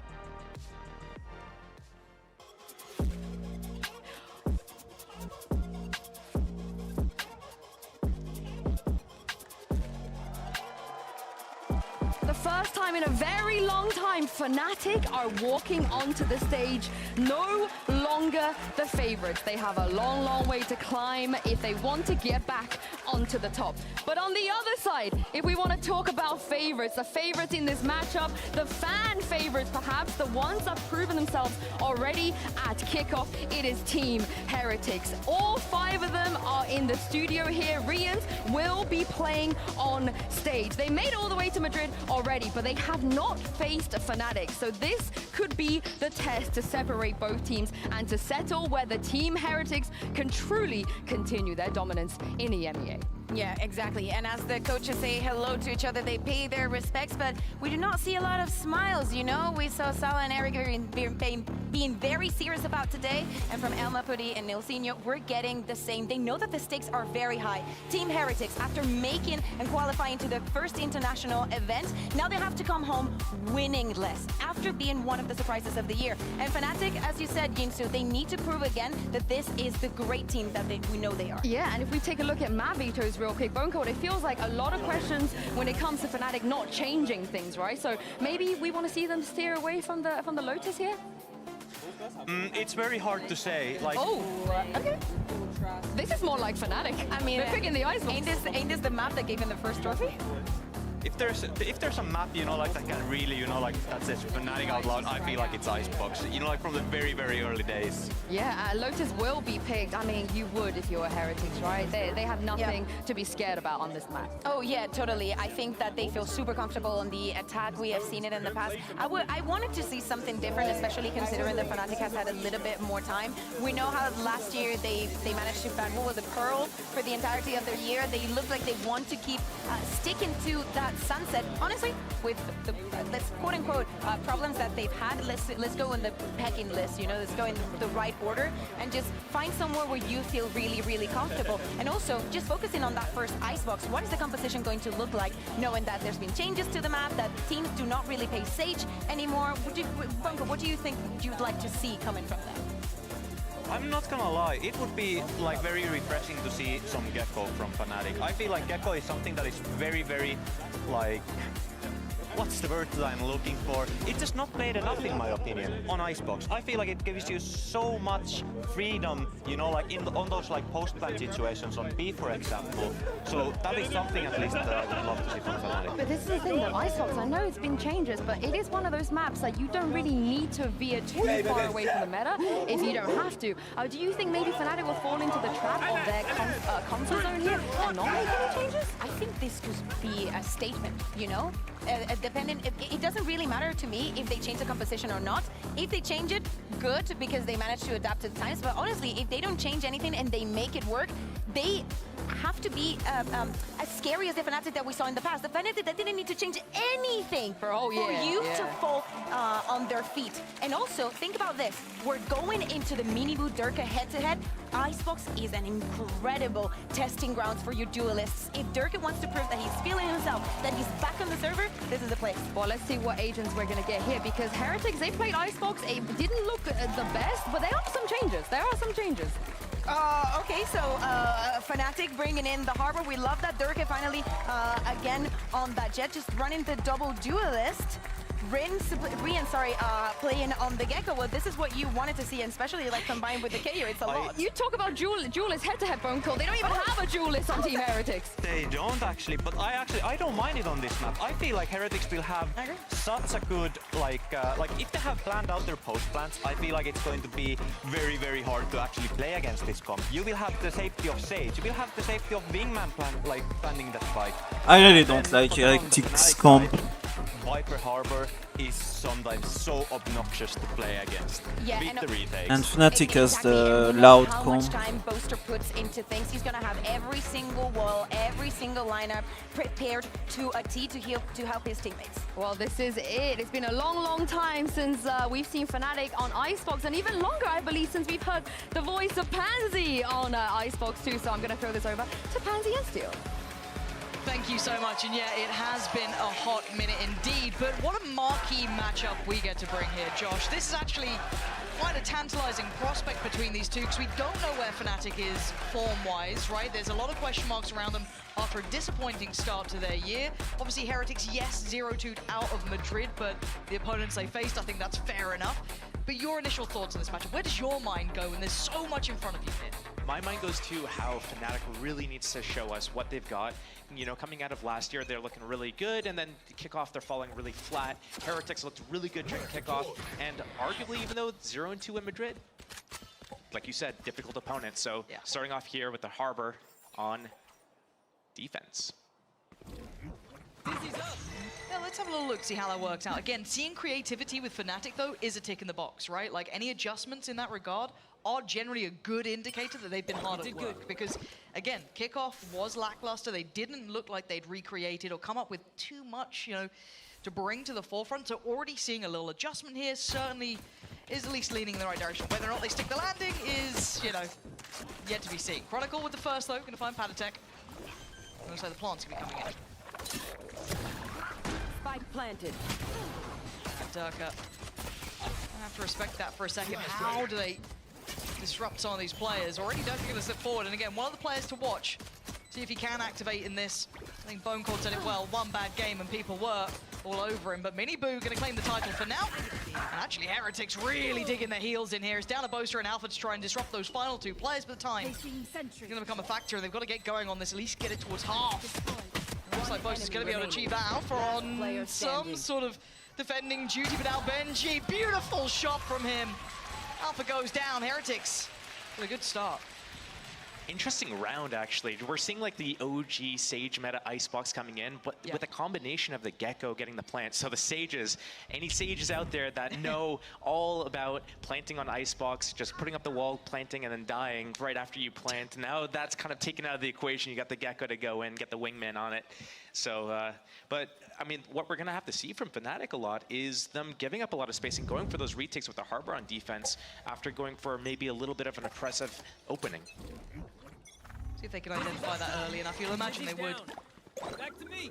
I see Rien's here as well. I think a lot of us impressed with his mechanical capability coming through this. Obviously, Miniboo is your kind of... He'll take a lot of the limelight, but Rien's was someone to watch as well. Trying to close the gap here. Again, Fnatic may as well attempt something. It is going to be Sheriff's Classics, but Patitech lapping up these kills. As Durka could be waiting as well for an opportunity, but none really being presented. Heretics with a nice read here, holding this default as long as they can. And Patitech not really dissuaded from this either. Yeah, we're just watching this round develop a little bit here. Obviously, Team Heretics saw all the aggression from Fnatic over towards B, so they're choosing to go over into a free A site. Taking their time, though. They don't want to run into any traps in case there's a player up close here. Make sure they're all grouped up. And again, something we complimented Heretics for during that lead up to Madrid, and of course in Madrid, even in their losses, they still looked very solid. Fundamentals are very, very good. They don't really make obvious mistakes here. And again, keeping 5 standing is perfect for them. That late held default, that slow lean towards A, still giving them enough time again though. Let's see if anything can be made from this one. Durka looking for a connection. It's going to be Boo to be potentially isolated on the site, but again, I don't know if they can really pry him out. Heretics waiting to punish if anyone steps too far as Durka does fall. Down to Leo and Alpha. Not really finding much play into this so far. Old beginnings here. Leo, nicely done. There's only a Sheriff though, so the rifle's going to be maintained in hand here. I doubt they're going to risk too much beyond that. No, not at all. Obviously, getting away here, keeping all the guns up is going to be really good. Start for Team Heretics. If Alpha can't get anyone here. But yeah, I mean, Heretics looking really good. Even in Madrid, like we touched on, 0-2 is the scoreline. But if you actually look at the actual matches and you look at it on a micro scale, they looked really good. They had huge round leads that came down to really narrow margins where they narrowly lost. So, I mean, if they're able to keep up the form that they had during kickoff, where they went all the way to the grand finals, lost 3-1 to KC, and then had these narrow 1-2 losses against Sentinels and PRX. That's very respectable, isn't it? That's very respectable. So as long as they're able to maintain that form, that's going to be good. It's up to Fnatic to show, have you guys figured out what went wrong during kickoff? Are you going to regain your former glory? Or are you just going to, you know, fall flat again? Yeah, and looking like Durka does want to try and be one of those instigators early on, maybe get himself on that server, feeling out the game a little. We need to see a confident performance from him. Dizzy has targets. There's my buddy. Already going to note the players early enough. Knowing that someone's posturing towards B-Long, maybe pushed a little deeper, but Heretics seem very well prepared for this and happy to hold these late stage defaults. Again, Durka is going to be checked on here, going to be noted, won't get away with too much. Nice shot though. Finds Patitech and gets out. That's a man advantage they don't have to do anymore. Great read there as well. As soon as he got spotted, he popped his dash. He activated it knowing that he was going to get swung from the garage and then was able to get out in time. Very good awareness there. Yeah, comfortable stuff. And again, with a man to the good and this late stage default, they don't need to be in a hurry. As long as Fnatic don't make any huge mistakes or get picked out of nowhere, they should be quite fine. And again, if you look at the versatility we're seeing already from Durka, already on that A side, already hit that rotation. Contact towards B-Long, yes, got the pick, and then instantly headed over towards that A side. So he's in the right place, potentially at the right time, with 30 seconds left. It looks like Heretics are coming this way. It's not just him, though. Chronicle, of course, here as well. Miniboo looking to try and clear close towards site. Spike should be on the way. Durka's got to be a little cautious there. Wall did drop. Almost a second, 20 seconds here. Benji Fishy actually on guarding duty. Takes down Chronicle, and now that's a problem. That's a great flash in the swing off the back. Now, if you look at the numbers here, 3-3, Miniboo, Boo, and Benji Fishy still standing. They're in a decent enough position. They don't want to completely fall away from this. Oh, Boo! Double dips on it. Benji Fishy by his side, and now it's Leo in a 1v2. Normally good for these. Can be such a threat throughout the game, but a difficult position and a better angle for Miniboo. Heretics unafraid in this matchup, Josh. Yeah, that was a really good turnaround from Team Heretics as well. You know, starting off a man down, we're able to kind of get the reads, what's going on with the setup. They saw Durka towards B, they parted out, they see someone else towards middle, they regroup into A and take that hit. What surprised me the most about that round was actually Fnatic. They got the kill over at B. The Jets able to move all the way from B, all the way to A, but still, you know, it's just like one at a time they're going down. Chronicle, then Durka, and it's what's going on here? Yeah, it didn't seem like they were kind of cohesive in that approach. So it's a bit of a shame to kind of let that drop, right? It could have been a nicer way to play it out. Considering he was in the right place for it, it does feel like a little bit of a missed opportunity. Now you're going to start seeing those ults coming through for Heretics as well. You've already got Rienz with his ready to go. That could be pivotal to how the round plays out. Durka not quite there yet, 2 away. Okay, the knive's out and he's been caught. Mini boot with a very quick check on that. Not falling for any of these tricks. Again, these sort of diligent approaches, we saw this from Heretics before, they're not going to stop doing this. This is going to be clear-cut the way through. We need to see Fnatic be disruptive. I think Fnatic definitely is trying to be disruptive here, but Team Heretics is just doing a really good job of playing slow and punishing that aggression here from Fnatic. And I think this is so perfectly way to describe Team Heretics. 5-man hits, going in with a thrash as well. Yeah, this is looking so clean. Nicely utilized ult there, gives them at least the keys to the castle, but they still need to step on through. Panatek with a clear, Leo goes down. They've got to know there's still another player here. Boaster should have been noted earlier on. Plant already securing that, keeping it safe. Heretics have this on lock, not a threat to be found. And Damn. we see a flawless to boot. They won the Heretics look bonus. unfazed by Fnatic. They're looking really strong and solid right now, and I think this is something that we need to look forward to as well. From Team Then the Heretics. flawless. As soon as they get an ulti online, they're looking to use that too. We see that Thrash coming online, and instantly they group up, they make sure that they got their timings, like, okay, now we're gonna hit, and they use that Thrash to activate, boom, they go in and they follow it up. This is something that they do so well on their attack side. Looking at this play out. Again, it was something that you noted in those previous games that you'd have liked to see some of those ults used earlier in yesterday's. Just seeing it here so quickly, a very keen example of it. Now, this is a huge round for Fnatic. This is critical.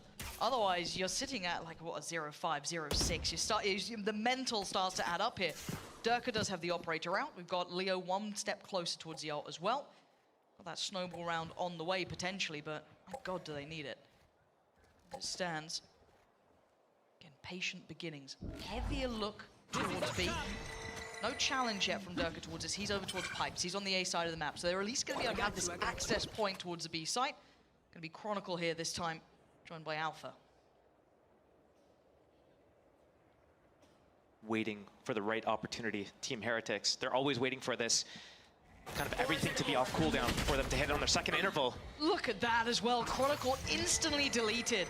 Alpha, I don't know if he can find a safe enough place to be. Maybe a little worried about middle, but it's not to be worried about as it stands. Already support is on the way. But again, that first pick has happened around the minute marker, 40 seconds still to play with. A little bit of a pause here, but there's no threats on the plant potentially. They've got Wingman to go and get that done. They've got options here. No pick back yet. Leo looking for a pixel out of place, but he's going to find Boo. Spike is down though, 4-4. And that's the res gone too. Huge point on this one. See Boaster going to invest that utility, try and give them a launch pad back towards the site. Rien's looking to stall out as well. Hunter's Fury going to come through, noting Leo getting that done earlier on. Durka delivering. It's down to just one. Panatek in a clutch. A 1v3 ain't easy here. Time is on his side, but there's so many bodies against him. That's one, hold on. That could have been a second. They haven't got it to half yet. Boaster did not get this to half. It's okay. It's okay in the end. Durka's there.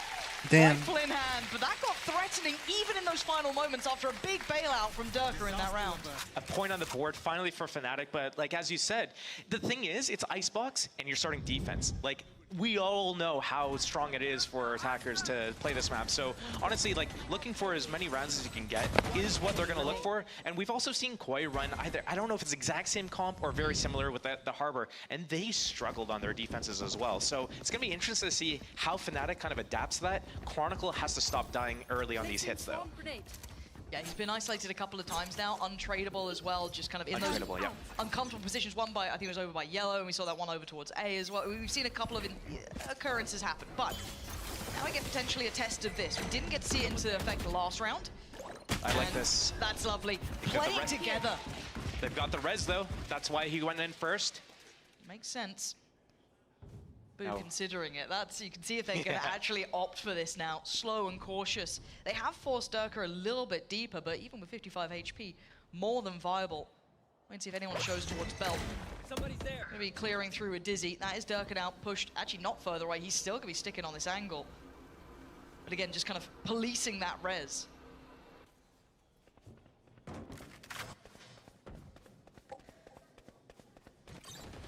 Around the world he goes. Here. They're gonna go for it with the wall. He's gonna wall up the Killjoy as well at the same time as the res goes off. I mean, Durka reads it like a book. This is beautiful work from him. Fighting Benji Fishy, even though they were trying to find levels to this for Heretics. They were trying to protect that res as best they could to keep 5 standing, but Durka is on it this round. 15 HP now. Still alive, still breathing, still providing them so much value. And with 28 seconds, they just don't have access towards this A site. They've got this late presence towards B, but again, this is going to get rough. There's already 3 players waiting for anyone to show. Wingman gets denied, I'm pretty sure. Yeah, Spikes at least back in hand here, but can Rienz get the plant instead? Durka closing the gap once again, overwhelmed. Time now going to be the biggest factor. Unable to get a plant. Fnatic finding their footing. Durka looking much better, played into a little this round. They're going to keep that operator in play. They're going to get themselves building momentum here. And it almost feels like Heretics gave away that, just like one at a time, peeking into the Opper. I think the execution of getting the res off with the Killjoy boosted on the wall was kind of, you know, they could have executed that a little bit better. But I think this is where Heretics has their issues, is that they have really good game plans, and if they're able to execute them, they do really well. But I think it's their mid-round adaptations that are actually the problem right now. We see the Viper just towards B, but unable to get any value, a little bit of hesitation toward pipes. So we need to see better adaptations from these guys for sure. Time to answer back soon. Benji Fishy, one off the lockdown as well. Gonna have Patty Tech with the Viper's Pit. On the other side, plenty of ults coming through the Fnatic. They were just on the cusp earlier on. No skipped steps here at the start. No, they are being very cautious. I mean, the alarm bell's rung, right? Yeah. Durka's starting to hit with the op. You're gonna have to be meticulous on all of these approaches. It looks like they're respecting it. Look how deep Fnatic is sitting on this one. Chronicle can't give away his life for free here. Not again. No. Kind of haunting him a little bit. On the other side of the map, do not forget that Benji Fishy is trying to make slow progress towards A potentially, or just kind of keeping an eye on the options. Already 5 members from Fnatic are on this B site. They've responded massively. Big reads here. Hatitech.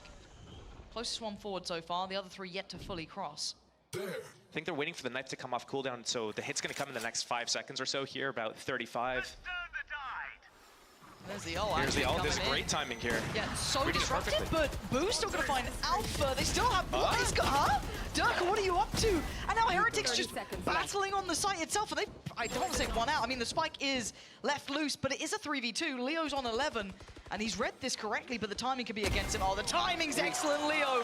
Heads up work from him. Down to a fair... Spike planted. 2v2, Chronicle on one side, Leo on the other. Boo's attention turns towards Leo, but Chronicle trying to close the gap. Checked on by Rienz, but they can't really back away from this angle. A double swing gives them options. Rienz opens up an avenue to sit back a little deeper. But Leo's on 11 HP. I don't know how much one man can do here.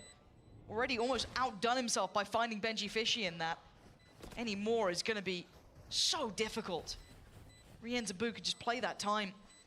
I think Leo knows that, yeah. Time to back away here. No opportunities given, but Heretics digging in deep on that site, but it kind of got a little chaotic beyond what I expected, because it felt like Fnatic had the right read then.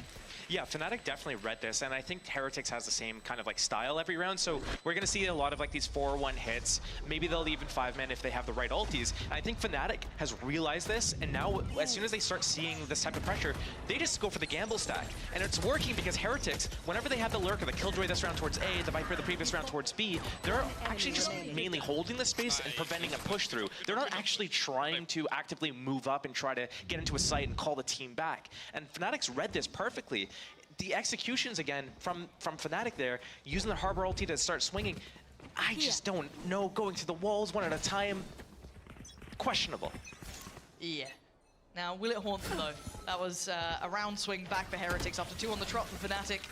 Durka back on the operator. Glass cannon, though, this time. Doesn't get the shot he wants, but doesn't get punished for it either, so gets a second. attempt at this. And this should now put question marks with Heretics. That mid-rounding we were talking about that you highlighted, is that going to present itself as a problem again? Here. Dirk is really not sitting back for a second. This guy wants it.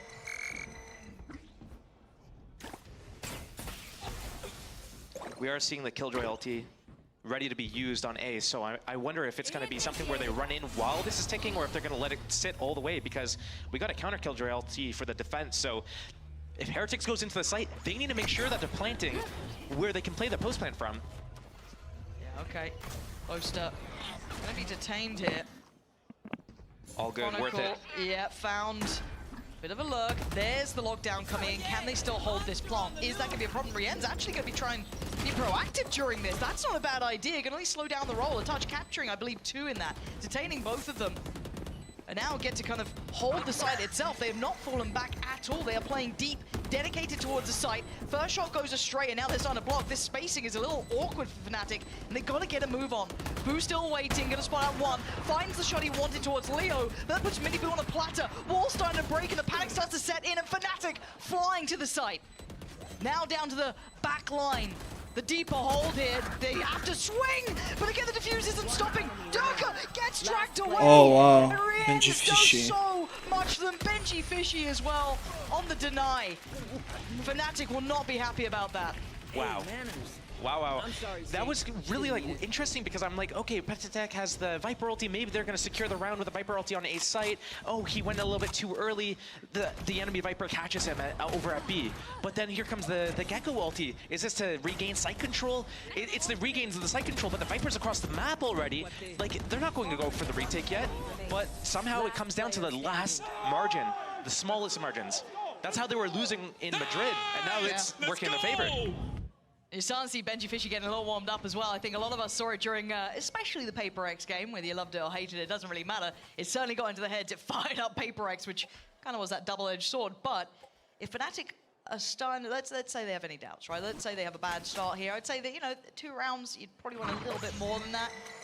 And then you got Benji Fishy starting to pop off, starting to get in your face a little bit. You're losing out on close rounds. It's going to start becoming frustrating. It's a test of the mental as well. Doka already clearing so deep here should allow for quite a lot of faith in this B stack. But Fnatic are wielding so little. He's going for the fights, but he's got the Sova ulti. He could do so much damage with this, because he knows that Heretics is going to do a 5-man hit. The Jet's pushed all the way through. Oh no! Out of everyone, this should be a timeout, I feel, coming in here. If we're seeing some questionable choices being made, maybe some better opportunities could have been utilized here. It's clean from Heretics, so they'll be grinning ear to ear with this. And Boaster, the last man alive, and it feels like a formality. Can't do much about this. And again, Fnatic need to get a grip on this game here. Don't want to let these issues start presenting. In the limited chances they have, Heretics flawless in this one.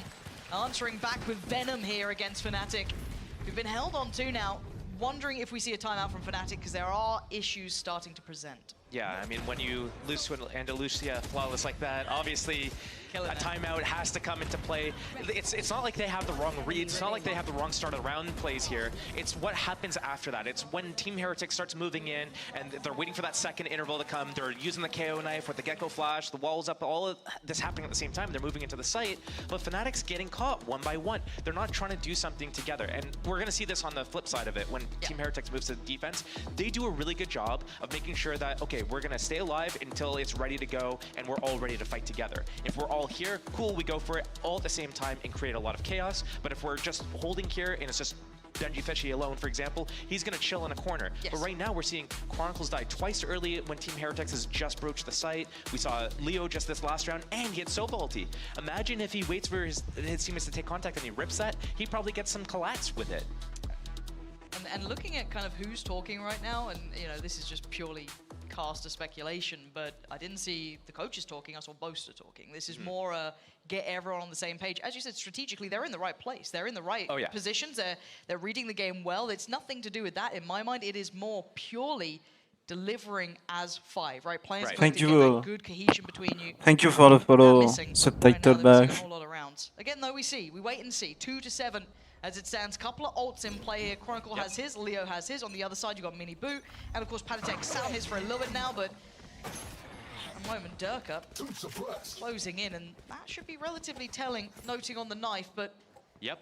The Jet and the Heartbreak both got tagged by it, and then instantly they go towards B. They've got that KO ulti, and they're going to go straight into their hit with it. That's Team Heretics game plan, but it works. Yeah, it sounds simple when you put it like that, right? But I mean, it's the keys to success for now. Chronicle has to play his life well here. We're going to need to see Alpha find a great deal of value as well. And they've crept so close, already getting up towards yellow. Fnatic having to fall back a little deeper. You can see there is exploration on the other side. They are trying to commit behind this. But it looks like... He's trying to block off the turret. I think so. I mean, yeah, totally. Oh, okay. Wait, it got recorded. All good, all good.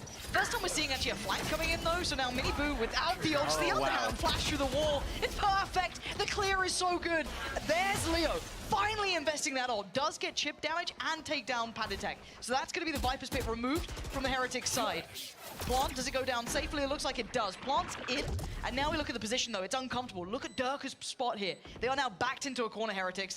Individual fights on 3 different fronts, and they win 2 of them. Riens and Miniboo on the punish. Leo, too far away really to find impact here. Couldn't really trade off that. The information now a little too late. A little too irrelevant to try and trade in.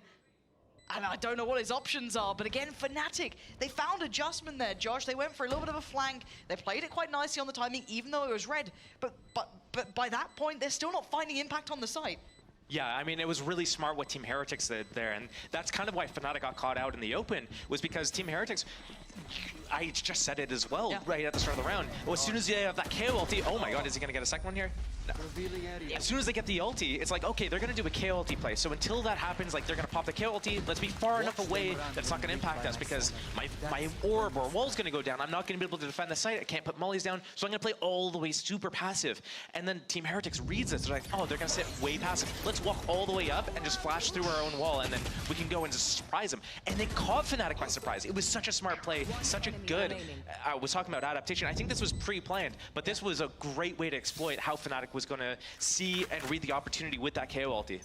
And again, these sort of minor details people can forget. They may not look at it, but it is so pivotal seeing how well Heretics are trying to determine this. This is putting Fnatic through their paces, still held on just those 2 rounds. And they still have so many ults to play with. Padatek still has his, Miniboo still has his. Now they get to play into it, but Durka tries to beat him to the punch, takes down Miniboo.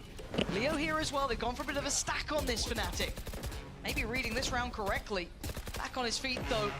Miniboo ready to go again. Durka gets found, but Leo unseen, but the trades are great. Heretics again, coming out on top of the trades, building into towards the site perfectly. Boaster and Chronicle, what can you do? Boaster trying to slip the net a little here, do some damage, do something. I'll be able to deny the lockdown at the very least. Yes, absolutely great work from Boaster. Does he live though? Oh no, he doesn't. Benji Fishy trades him out, and now Chronicle in the 1v2. We have a On the shotgun. way, 48 seconds. He's gonna slip this surely, yeah. He's gonna get spotted. Yeah, this Oh my god. It's Chronicle! Holy Tricky work shit, from man. him. The judge in hand, it works out well. The Red Bull clutch keeping Fnatic just in this matchup 3 rounds to their name. Imagine, like, of all the situations you could be in, you're rotating across the map with a judge, and it's just like, oh, there's a Viper spin, they're both in it. That's like, oh man, that's so nice for him. But I mean, Fnatic, it's not like they had a bad read or anything. They had that first kill to put down the KO that was ultied, he gets revived, but it's like that second step, that second fight that went on. I think Alpha missed a few shots in the back. It could have been way closer than it actually was, but in the end, doesn't matter. Chronicle closes it out. Okay. But repeatable success, that's not easy to do again, right? This is what we're looking for. Is 3 enough? 4B, obviously ideal, the best scenario they could hope for at this point. Durka gonna slip the wall. Get a little closer here. Padatek is nearby, but look who's on the other side. Miniboo.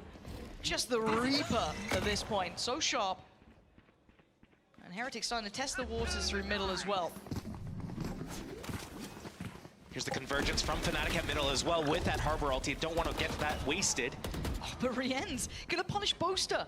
The only answer back has been from Chronicle with a trade, but again, the numbers sitting in the hands of Heretics. They still have a res on Boo if that gets invested or not.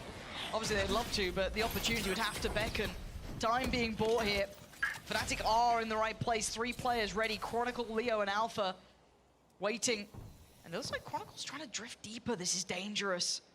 Maybe high risk, potentially high reward. Did Miniboo see He that? got He spotted. did! The flash was pixel perfect. Leo with a good trade, but it's answered back in kind. And now Alpha might be able to be disruptive towards the plant, but that's still going to go down. They can get the res off in the post plant as well, 4v1. You will not There it is, you called it. And Benji Fishy sends them away. 9-3 is quite a clear-cut half. 3 rounds, I don't know if that's going to be enough here.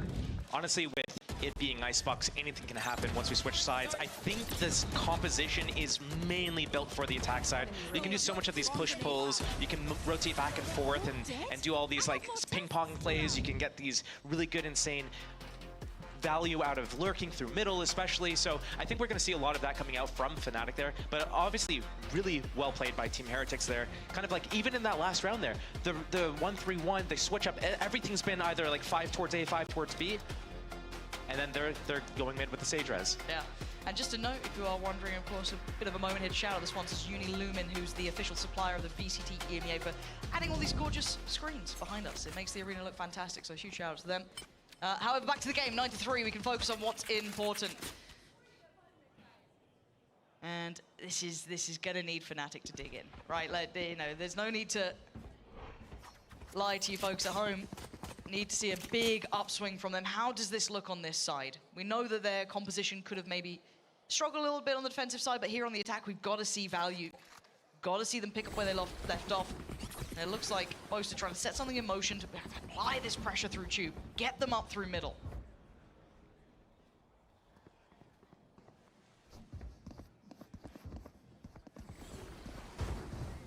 There's only going to be one player here waiting. Patitek very much on his own. The rest of Heretics go towards CT. Wingman going to be clearing for him, at least through middle. This is so stereotypical of Heretics though. All 5 of them here ready to just flood out at a moment's notice, waiting for the commit. Oh, but they found Durka. Miniboo already caught Durka off. They're starting to slowly chip away at this mid pressure, and it looks like a lot of damage just went back through. Yeah, Boast has gone down as well. This is devastating. They've lost out on that nice layer that they had to this. That presence in mid. Maybe this time Alpha gets the best, but Benji Fishy was looking this way. But I mean, Alpha is clean with it, but still, it's a 4v2. Coracle's 12 HP, Heretics.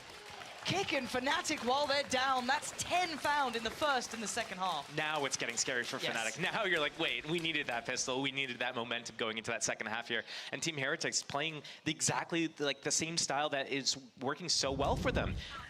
Good read, making sure that they're together, getting those kills, playing really, just like all of them fighting together at the same time, not just one by one like Fnatic was doing in their defense. I'm loving the tempo, the pacing from Heretics. They've got a really nice grip on this game. Maybe identifying earlier that Fnatic were looking to play in towards middle a little bit, the backside of that B site, handled it very well. Issues now going to be arising. Fnatic need to turn around here, or at least get quite a reward from it. Obviously not equipped to do so, but it doesn't really matter. You need value. This is Fnatic's pick. It's Icebox. This was one of their strongholds historically. They're looking out of shape here. Boo, though, chipped away at. Nice little bit of work from Durka there. Going to take down Riens. Nice follow-up as well. Maybe there's more to this one. A 3v3, but still, Sheriffs is all I can see at this point. No plant yet either. Gotta be careful to min-max this round. Maybe Alpha the one to give them a little bit more. No, Benji Fishy quickly removing Chronicle. Alpha, you got something for us here. You might just do. Miniboo gone. He heard steps as well. He knows there's more towards the site. Leo trying to draw their attention, but has Alpha slipped the net up? No. Benji Fishy on the case. 11 rounds to Heretics. Fnatic's chances are starting to dwindle. I'm getting a little bit nervous for them. Not many options for them. Team Heretics doing so well at playing together. Even that was given to Fnatic. 3-on-3. Yeah. You have over a minute to work with. Like, you can slow this down, do whatever. Boom, they make it a 3-on-2. It gets traded out into a 2-on-2. But that is like the position you want to be in a round like that. And they're just not able to capitalize there. It's not looking good. No, I'm a little worried. Just because it feels like Fnatic look cold on this map. They look individual. They don't look like they're that, you know, cohesive unit that we know them for. But this is the chance, this is the time. It's now or it's never, because Heretics look damn good. This is a bonus round for Heretics. The only, I guess, prized possession would be in the hands of Miniboo. the Outlaws in play though, and all 5 players have light armor, I mean, light it was shields the for Fnatic. Anti-Fnatic weapon that Right? got added, basically. It's Right. like, oh, you want to run light shields? That's crazy. Anyway, here's this gun. So they've got to be a little cautious about this one. Koreans could do a lot of damage. As it stands, they are drifting away from the site he's on, so it could be rather beneficial. Patatek is there with a Bulldog, but again, I don't know if he'll be able to back away from this, but he's going to make them work for their dinner at the very least. They got the bait set up though. The Killjoy needs to make this work though for the Viper. Patatek can't get caught by this drone. Oh dear, this is getting a little sketchy. Yeah, that's not ideal. I know he's going to be overwhelmed. Nothing he could have done there, just the timing of it all. The crunch was so perfect. Boaster going to punish, and Patatek just opens up the avenue to the site. Chronicle with a crisp shot as well. Rien's going to fall. Miniboo is still the danger man, as can be that Outlaw. The spike not planted. Benji Fishy going to find Leo. It's still a 2v3. This is, okay, there we go. That's better. That's much better. Boo's good, but a 1v3 with the Sheriff up against Rifles might be a little too far. Especially when Chronicle's shooting like that. I think 2 really clean 1-taps this round so far. If he can get a 3rd, that would be really good for his confidence and the team's confidence too. And it sounds silly to say that when we're talking about Fnatic, right? In a weird way, right? It's, oh, they've got to get that confidence, but they kind of do. We barely saw them at kickoff. It was, I think, 2 games. That loss to KC, obviously, the end of the run, but it just feels like Fnatic have lost a little bit of that flair that made them who they were, that confidence in each other, that synergy. So any small moments like this could actually be so valuable to them. And for Boo, this is just going to keep the rifle. It was the one kind of prized possession they were bringing in the hands of Miniboo, so they're going to walk away with that as well. Not the end of the world. 3 still standing for Fnatic. Not ideal, but you'll take it. 3 is fine. It's the cutoff number before it goes a little bit sideways. Yeah, it's definitely going to be the harder half, but Team Heretics is so good on their defenses, on their retakes especially. That is their whole game plan. I think Patatek kind of getting picked off early there. The Killjoy Molly didn't protect him from his flank. The drone narrowly like spotted him out. Like, I feel like the idea was good, but smallest of margins. I hate to bring it up a 3rd time. No, go for it. But like right there, he almost slipped the net. Almost. Almost. Almost. Spike in spawn. Always makes me slightly nervous, but looking like Miniboo willing to take an early challenge, but finding no value on that early utility from Boaster to remove a great deal of the vision they may be looking for.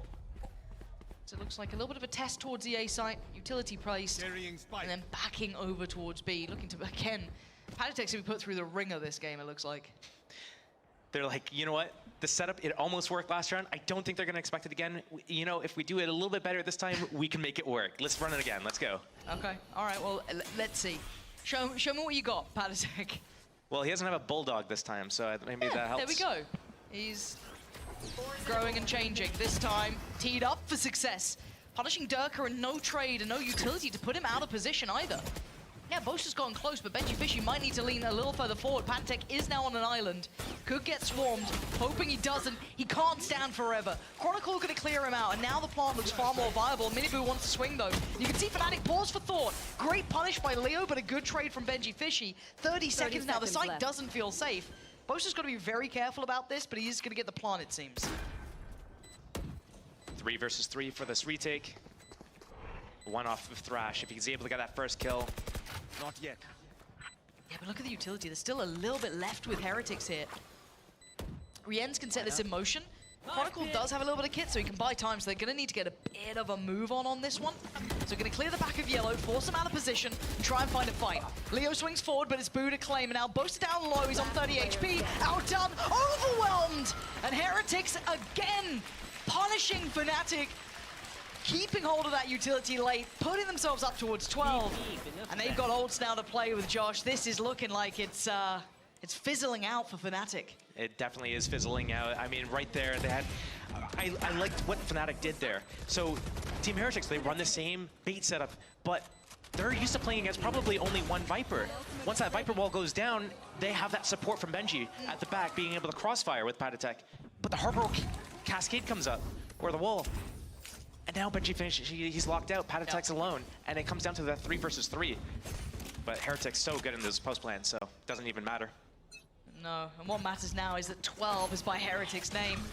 The Fnatic stronghold looking conquered at this point. Icebox not just a default win for them anymore. Times have changed. And the ults are ready to go. Benji and Rienz, both really impactful ults here.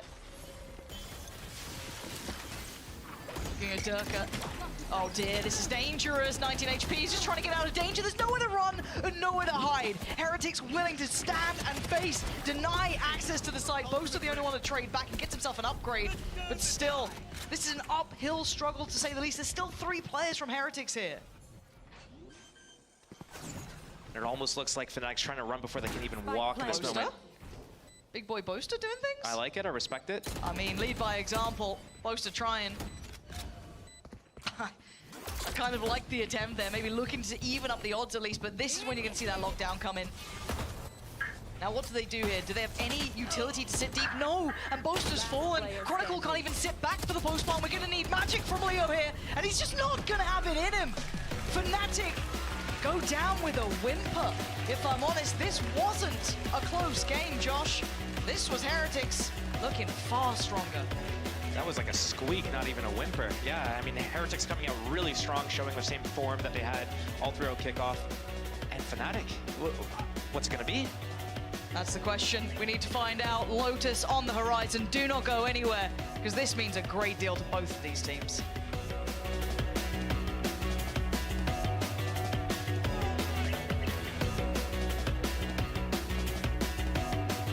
What a stone by Fnatic. Break you into 1,000 pieces. Stay away from them. Fnatic looking shaky though. And Picasso. Don't ask about Lola. I, Caballo Grande. I, the Lord of Nieve. But in spite of everything, it occurs to you to visit Andalusia. Don't say I didn't warn you. Be careful of the Andalusian crush.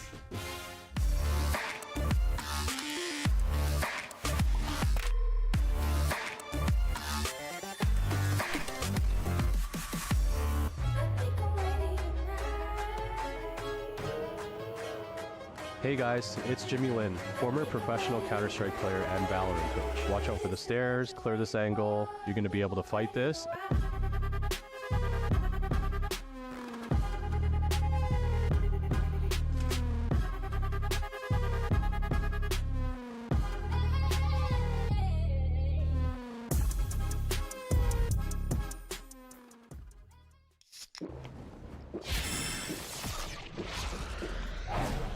Red Bull gives you wings.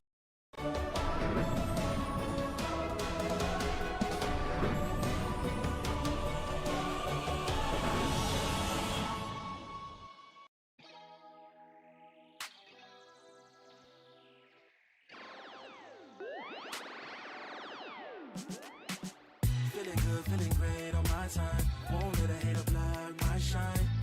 I'm just living my life, too busy chasing good vibes. Damn, are we gonna have another day of 2 rows?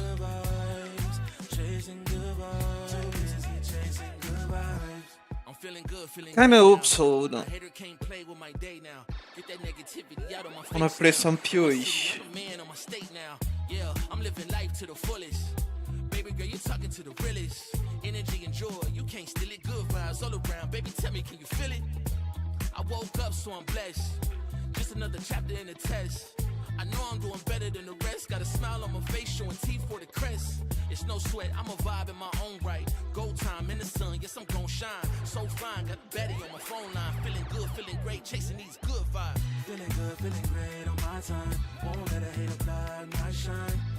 I'm just living my life, too busy chasing good vibes. Chasing good vibes, chasing good vibes, chasing good vibes. Too busy chasing good vibes.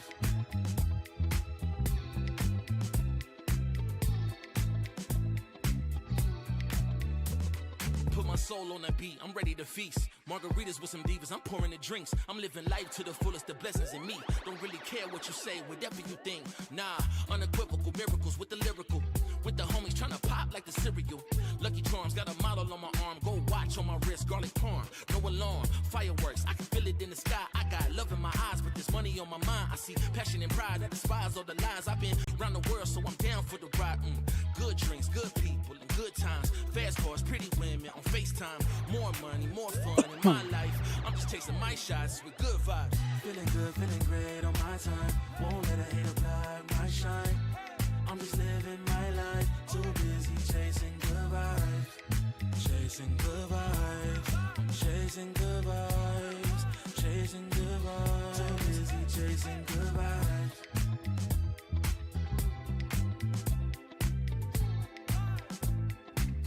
Too busy chasing good vibes. Feeling good, feeling great on my time. Won't let a hater block my shine. I'm just living my life. Too busy chasing good vibes. Chasing good vibes.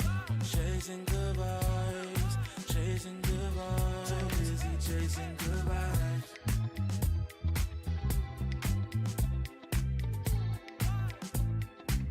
Too busy chasing good vibes. Feeling good, feeling great on my time. Won't let a hater block my shine.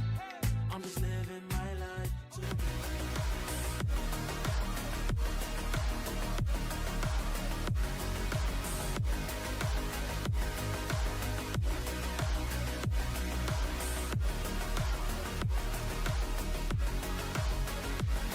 Oh, Team Heretics, welcome back to VCT EMEA. I am your host, Yingson. I'm here with Kakuka and Bone Cold once again. Wasn't the greatest turnout in Madrid for Heretics, but my goodness, they're going to dominate EMEA, it seems. That was a statement start. Yeah, exactly. And especially showing a composition like they did with no duelists, but still being so consistent in how they wanted to execute it. Just taking their time, looking for the most favorable duels time after time. And on the other side, a Fnatic that, you know, moving away from what happened at kickoff, looked very lost at times.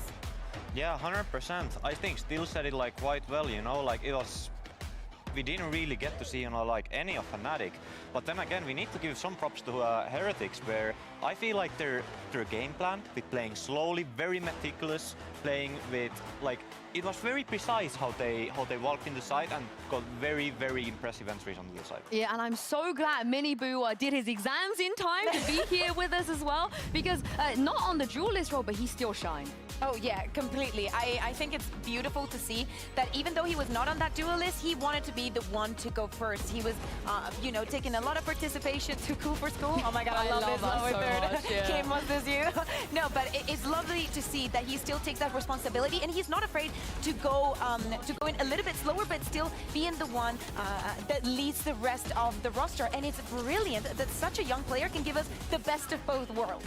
Being slow, getting the kills, and also being very explosive, for example, with it. Yeah, there is not many players that can actually just switch up from Neon, just, you know, like going in first, getting all the help, you know, like to go in and get those entries. And then just to switch it up and just play KO and play this style of, you know, like very slow with the team. Very impressive from the young guy. On the other side, we saw a Durka that was not really there. He did have a couple of rounds where he did shine a bit more, but especially on that head-to-head, I feel like Minibo got his number. I think it ended up at like an 8-2. Durka wanted to go for that first duel, but Minibo was just better in this game. Yeah, and speaking of Durka, here he is right now in the AIM Labs warm-up. He, again, not his best performance, but looked much better, I feel like, from kickoff. He was, it felt more confident when he was going for those duels, and Bone Cold, sometimes you just need your players to feel a little bit more confident. Yeah, 100%. I feel like, you know, like to perform at this level here in Berlin, you need to have all players activated. Something that I really want to see, like last map we had Icebox, I really wanted to see Derke and Leo playing it together with the Chet and Sova, you know, like to get Derke in those positions. I really want to see in Lotus that we can see Derke get set up and having the players, you know, like continually fighting with him. Well, this is the thing. If Fnatic lose the next map, it will be the first time in this roster they have ever lost 2 games back-to-back. They have never done that before. So this is going to be, I mean, you can't even call it an upset at this point, because they just don't look like the Fnatic that we knew last year. Yeah, exactly, but it's good to see that they're smiling, you know, that they're still happy. Lotus is a map that they have played in kickoff, that they got some reps on, that they also have some information in Heretics. I know, it wasn't the most brilliant. The one time that they won it was in an overtime, but definitely is the kind of map that I think you can make a difference and have that comparison to where on Icebox you need more cohesion during alongside the team. In Lotus, it's good if only a couple players show up. Yeah, this is the thing though. I'm a bit worried, Bone Cold, because Fnatic, again, they play Lotus already at kickoff, and people had questions about this. People didn't think that they should have gone there. So do you feel the same way? No, I still have the confidence in Fnatic. I still think I still feel like they can still bounce back into this series. I feel like, it might be, first game after such a while, but I still have a lot of trust in all of the players. They have been to so many events, and I know the players very well, played against them. I just want to see them, come in with, with this new motivation into the series. I mean, I think Steel hit the nail on the head. They had the read, they just didn't know what to do mid-round, and Kukuka, no changes here for both teams. No changes for either of the teams. Exactly. We were talking about Fnatic having a bit more time to feel comfortable, to maybe swap some things up. I don't see that. You say that it's worrying, but I don't see anything categorically wrong with this composition. But people know what they do. Yeah, exactly. But that's on them. That's on them, and that is if they really believe that this composition can work, they have to make it work against what we said. It's out there right now. What the rest is in EMEA, and they know how Heretics play this map. We know, and we love Miniboo on this Neon, but they should know the kind of pathing that he has around the map and how he uses his utilities. Well, if Fnatic lose this map, as we said, it will be the first time in this roster's history that they will lose back-to-back. But Pansy and Steel, do you believe in the comeback here? I think at this point, we need to see evidence of something from Fnatic. Yes, the composition change on Icebox, but then it didn't land. It didn't make as much impact as we'd wanted. They didn't look competitive, they looked individual, and they just didn't look on. Now we move into Lotus, no big changes from Fnatic. Yinzu saying, well, but everyone's seen it, everyone knows what they do. Same can be said for Heretics, right? They're not exactly reinventing the wheel. They play a very certain way. A little explosive with Miniboo at the helm, but still, even with that all in mind, my worries for Fnatic aren't based in composition. It's not based in these areas. It's what can they do as 5, Josh? Yeah, I have to agree with that. Haven't seen anything worthwhile yet so far from Fnatic. A very long way from how they've looked in the past, their former glory. Well, this is the time to turn it. Again, this map has sat nicely with Heretics. One of the maps that they claimed over PaperX in the 1-2 series. Had some close affairs on it. And there were lots of Sentinels as well, 13-10, I think. Again, not a bad map for them by any means. So if Fnatic were going to make a statement, this would be the map to do it on. But look at the positioning here. If Fnatic continue on this trajectory specifically, they are walking into 4 players. Now, at this point, how red is this? A little bit of contact actually might disrupt this, but again, only noting 2. I think Team Heretics is so good on their gamble stack reads. Very rarely do they get punished for it. They're actually walking this. They're re-engaging. This is going to be like almost a mid-pump here. Leo's going to find Miniboo. The Paranoia sent really nicely. That's a nice stall coming out from Fnatic. They do need to land the shots, though, but still, they've held back Heretics. That is perfect. And Boo's been caught up as well. Benji Fishy was a mile away. They're so back. That was it. They just needed 1 round. It was all those, they were moving their arms around in the pre-match, just sitting on the stage, just waving around, getting the blood flow, and maybe that's what it was. I made a similar comment to you off camera, and you kind of laughed at me. Crowd that Now look at them, reinvented. Awakens. All you have to do is move your arms a little bit, you get reinvented. Do you want to talk about what you were doing before we went live that made me say that comment? I did a few push-ups. Who cares? Why is that weird? I was supportive of you. Yeah. Look, your insecurities are really showing right now, and you need to deal with that in your own time. Let's focus here. But you're right. Maybe that loss has spurred on Fnatic a little bit here. Feeling a little bit more pumped up. Starting to see Alpha getting into it. See him a little more fired up here as well. But it was just the pistol. Again, it sounds so silly that you're clutching at straws when you're Fnatic, right? You're a trophy-lifting team, but I think we're given at this point. Heretics unable to get away with their normal naughtiness mid-round. Halfway to the rocket, sorry. Yeah, that's true. For Dorka. He could get there for the first round after the bonus. No trap play set up on this, so yeah, it looks like it is going to be pretty close too. Gonna still need to close the gap a little bit, but I mean, excellent progress here, taking the tour of the map.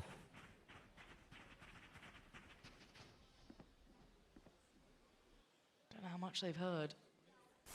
2 players, Miniboo 1, This has to be the world's greatest bait from Boo. Yeah, we're gonna need For his little echoes bro. of 10s here. Yeah, right? But they're a bit better equipped on the other side. Baited in, and nothing gonna come of it. This is clean. Fnatic going through the paces here. Shouldn't be any more threats, really. I mean, you got Rienz and Patitek, but hard to make those classics work. Boaster was brought down a little low, but I mean, he served his purpose here. Durka gets spike plant too. The stars are aligning for this comeback. Spike planted. I say comeback, but You know, bigger picture. Bigger picture. Yeah. In the series. in the series comeback. That's it. Yeah, Patitek Flawless. goes down. There we go. Fnatic, 5 alive. And we see a flawless there in the second. Slow and steady to come back into this. One thing I want to highlight is Team Heretics is so good when they force the enemy to commit into the site and they get to retake together. But neither of these rounds have they actually made the enemy go into a site.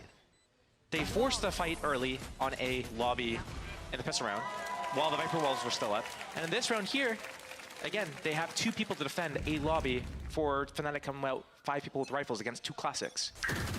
See if that changes once we get into the buy already. Look at the damage coming out towards Mini-Boo, though.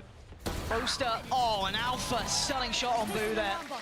And you're right, taking far more proactive fights, something that Heretics weren't exactly known for before, but see what more they can do with this. Durka very nearby to his ult, but already a man to the good. Fnatic gonna be loving this early start for themselves. Boo going down. Plenty of utility on this side of the map, though, so got to be a bit cautious.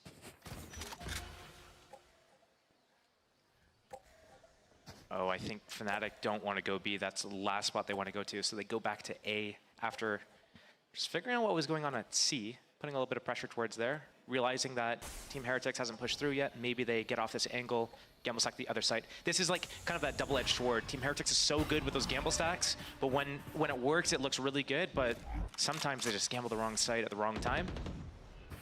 It might give Fnatic the opening to get a huge round lead here.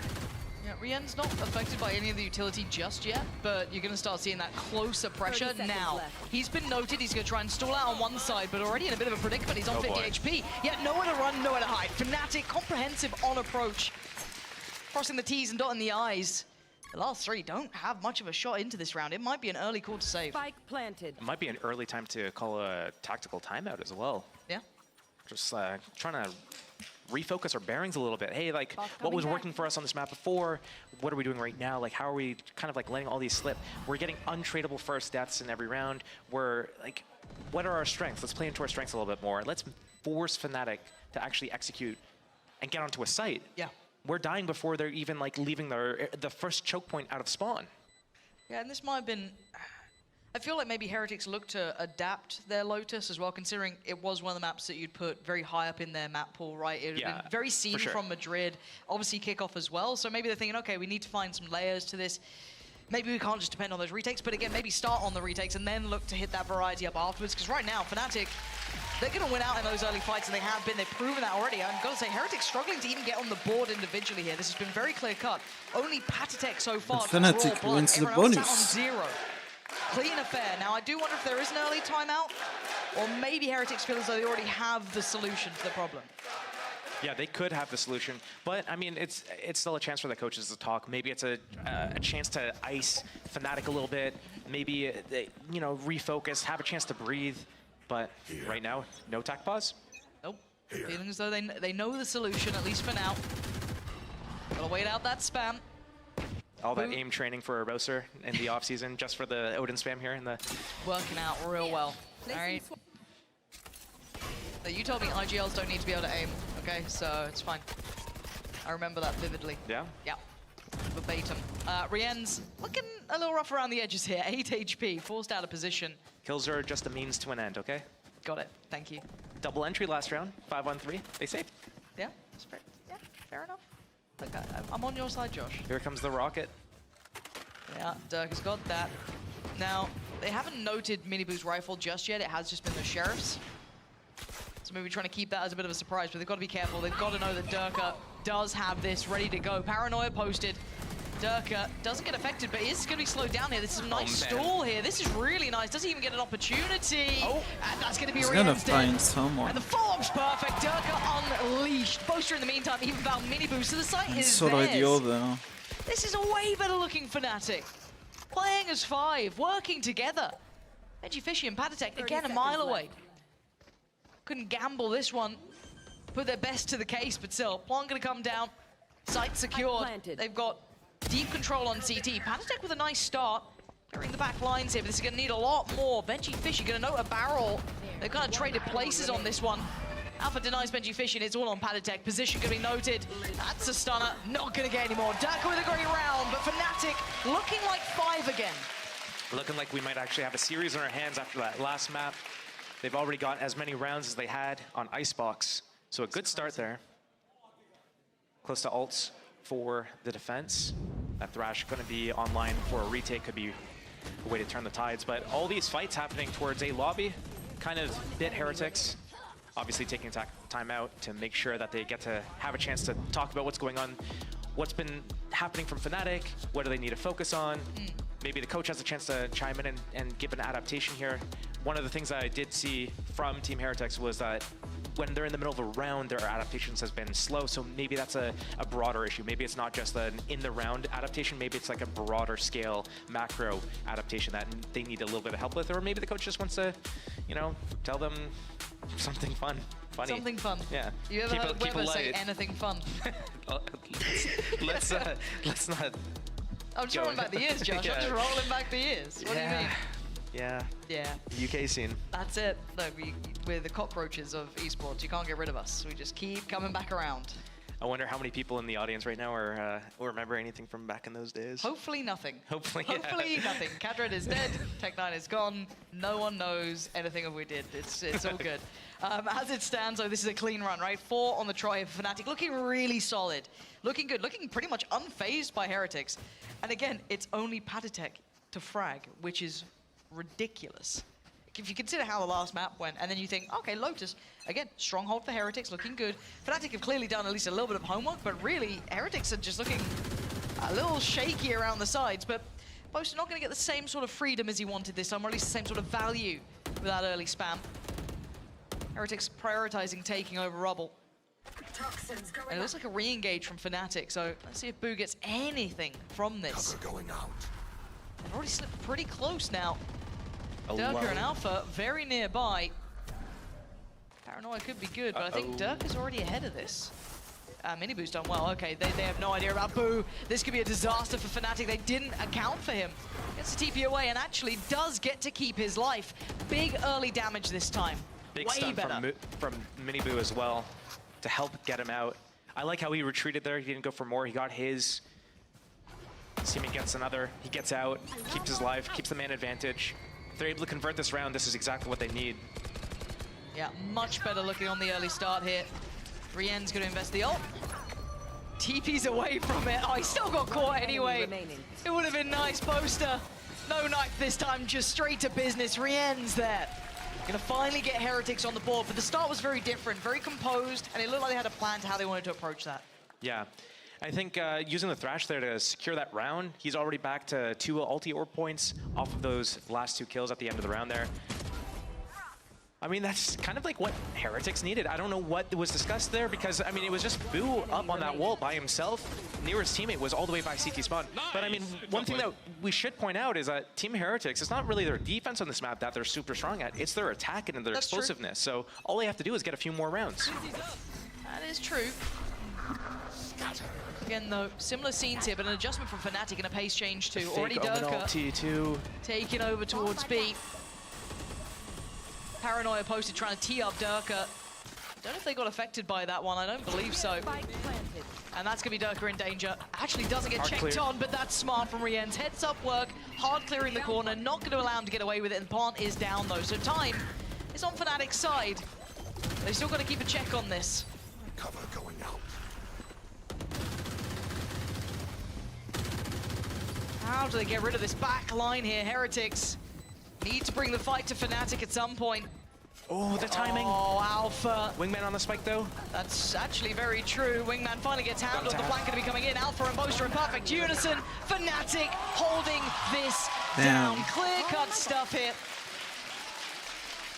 I don't even want to add anything. Just to that. massacre them. I thought for a second there, like, well, how is Fnatic going to play this post plan? They don't have any Marley lineups. Like, Chronicle's peeking out, he's shooting his gun, and then he's pulling out his Molly while he's sitting in the open. There's no lineups or anything. But that timing with the Killjoy flank on the Omen, catching them. Boo was expecting it. No way they set 4 people at main. There's got to be a flank. And that timing came in at literally millisecond. It's that low taper fade with Alpha, all right? It's changed him. But no, it's perfect timing on that. Now, 5-1. Kind of putting Heretics back on the back foot here. Don't get the same success as they had in that round prior. You did good. And the economy's suffering. Down to bits and pieces here. Still able to fashion a buy, sure, but certainly on the cusp of being absolutely broke. And it's an offside hold for Benji Fishy too, not actively playing on C. And it looks like they aren't fully committing anyway. Fnatic happy to take their time and test either side of the map. We see a much stronger defense here for Team Heretics at A, anticipating Fnatic to come through. With that deep alarm bot towards C mound. Boo getting the first pick as well. Yeah, again, Miniboo this time going to be switched up into position, playing a little bit closer towards Rubble. Maybe trying to get the timing on the swing. Gonna spot out probably Chronicle, yeah, he absolutely did. And the follow-up as well. Way better work together. Looking like they're in unison here. Fnatic not having the same freedom towards the A side as they had before. Spike does get left a little deeper. Boaster want to at least get that back in hand, give themselves a chance in this round, but Durka and Boaster, 2v5. Now, 1 smoke to play with. 30 seconds left. And they have money. They're going to make some damage. Not going to force into anything. 20 seconds left. They're going to be forced to be making a move soon. Yeah, the issue is that Benji Fish's utility is still here. Now the door, obviously an indicator, but now the follow-up, this is going to be really hard to work through. 13 seconds. He's going to go up there. Oh, he missed. Oh, Oh, no. that's unfortunate. Yeah, rounds Yeah. wraps. Off a pop. Well, we tried. Yeah, hey, it was a nice try, but again, it feels very hot or cold for Heretics in these sort of rounds, right? They won that round by kind of what got them the one before. Nice little bit of synergy over towards Rubble, kind of the push and pull of the attention there. Miniboo this time playing up towards the wall rather than it being Boo, and just kind of swinging off contact, but it doesn't always work out. That's, again, just the second round that seemed to actually work for them. Yeah, I think maybe Fnatic have to change something up now. They've won a few rounds, but Team Heretics has now adapted. So now it's time for Fnatic to change ever so slightly how they approach something. Maybe it's a little bit of a fake in between something. Maybe it's a different Viper wall. Maybe it's, you know, just a slightly different look. Let's see if they've got that. Where's that versatility, that There's fast variety? play. Yeah, pace change seems to be the answer. And you know who's up for it? Miniboo, but Durka beats him to the punch. Miniboo down and out, but they are having to just turn tail and run the hell out of there. Durka willing to fight, willing to challenge. Oh, no. You love to see it. You love, yeah, again, nice, thank you. Oh, what's he Hello. huh? Sentinels? That's crazy, that's crazy. But does he have the pistol as well? That's the question. Did you buy the Sen bundle? No, I purposely didn't No. because of all the spam. Got it. You're making a point of it, Durka. Yeah. I mean, it's a Sentinel's colored gun as well, and look at what he's doing with it. Unbelievable scenes. Yeah, this is comfy work. Again, yeah, Benji Fishy gonna find one, but he takes so much damage, it's almost kind of written him out of the round. They've got complete access to side. Durka having a lovely round for himself here too. And yeah, this one is gonna be, you know, put a bow on it. This one's wrapped up. So Plant should be coming in. And for Heretics, I feel like there has to be a bigger change here. Now, yes, it looks like, I don't know if Fnatic really found an answer. Durka just diffed Miniboo at the start. So it's like, is that enough of a reaction? I don't know. This is where those question marks get added. So I wonder if they're going to do something a little bit different with specifically the Killjoy. So we've seen the same setup basically every round with the Killjoy setting up towards C with the alarm bot, with the mollies. One round got a deeper alarm bot towards mound. Are we going to see something sort of like the Killjoy playing towards A, making it seem like it's just the Killjoy there, but it's actually a bait setup. So there's more than just a Killjoy. We also see Miniboo there with the Neon. Maybe we also see Boo there as well. And then maybe it's just like they're faking like a C pressure with the Gecko flash or something. I want to see something like that. A little bit of variety would be nice. Patatech He can get his ulti. Patitech gets his Viper ulti off of the kill and the death there, though. I wonder if that's gonna bite Fnatic. Actually could be a big factor. That could allow them a little bit more freedom if they want to leave Patitech kind of... I don't know if you want to leave him on his own. They've got so many ults to play with Heretics, but they haven't really had much opportunity to bring them in, right? Like, there's the start there. And Durka was clean as you like. Beautiful work from him. And why is he opening door to a bald guy? Like, didn't he watch Breaking Bad? I love Durka so much. Hang on, I think we got something for that. Yeah, you got it. Here. Yeah, good luck. What did I do? Don't know, you've broken it now. You tried to use any sort of tools? Unlucky. Miniboo gonna pop the ult though, looking to find some sort of impact with it. Actually, Protocol takes the wind out of Boo's sails. He's got to know there's more there now, after seeing Miniboo trying to find value through the door. And they have the Killjoy ulti for the post plant as well, and the rocket. They've got so much. And the final, yeah. It's just insurmountable odds here. You should run. Rien's trying to do what he can, but this is looking so difficult. Again, ults absolutely everywhere. Durka gonna take away Patitech. That's the Viper's pick gone. And okay, Benji Fishy, all right, slides on it. Your fear. Gonna need some more though. Miniboo, where's the value? Not gonna happen. Fnatic, again, these guys looking fired up now. Looking pissed off after that previous map, honestly. Much better performance. Looking prepared for this. And if anything, it looks like we're gonna be seeing probably Bind coming up. What have you been breaking? I was just helping him out with the little bulb. Got it. Sorry. Got it. There it is. Yeah. I don't know what I did with the rest of the screen, No, though. neither do I. I don't want to touch it. I'm just happy that it's not showing up on the No, podcast. I was terrified. I was terrified of that. I was a little bit terrified, too. All good. But as it stands, 7-2.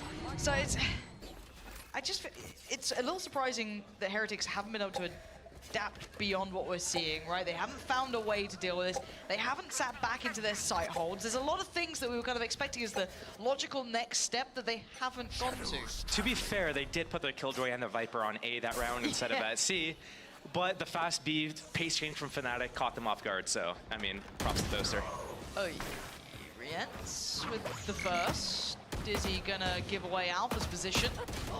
And Rienz again, clean as you like, and that's the spike, and now there's problems. Protocol, I told you Rienz is clean, don't mess with this guy. He hasn't even bothered to reload. 4 bullets, it's not gonna be enough, but Durka, the last one alive.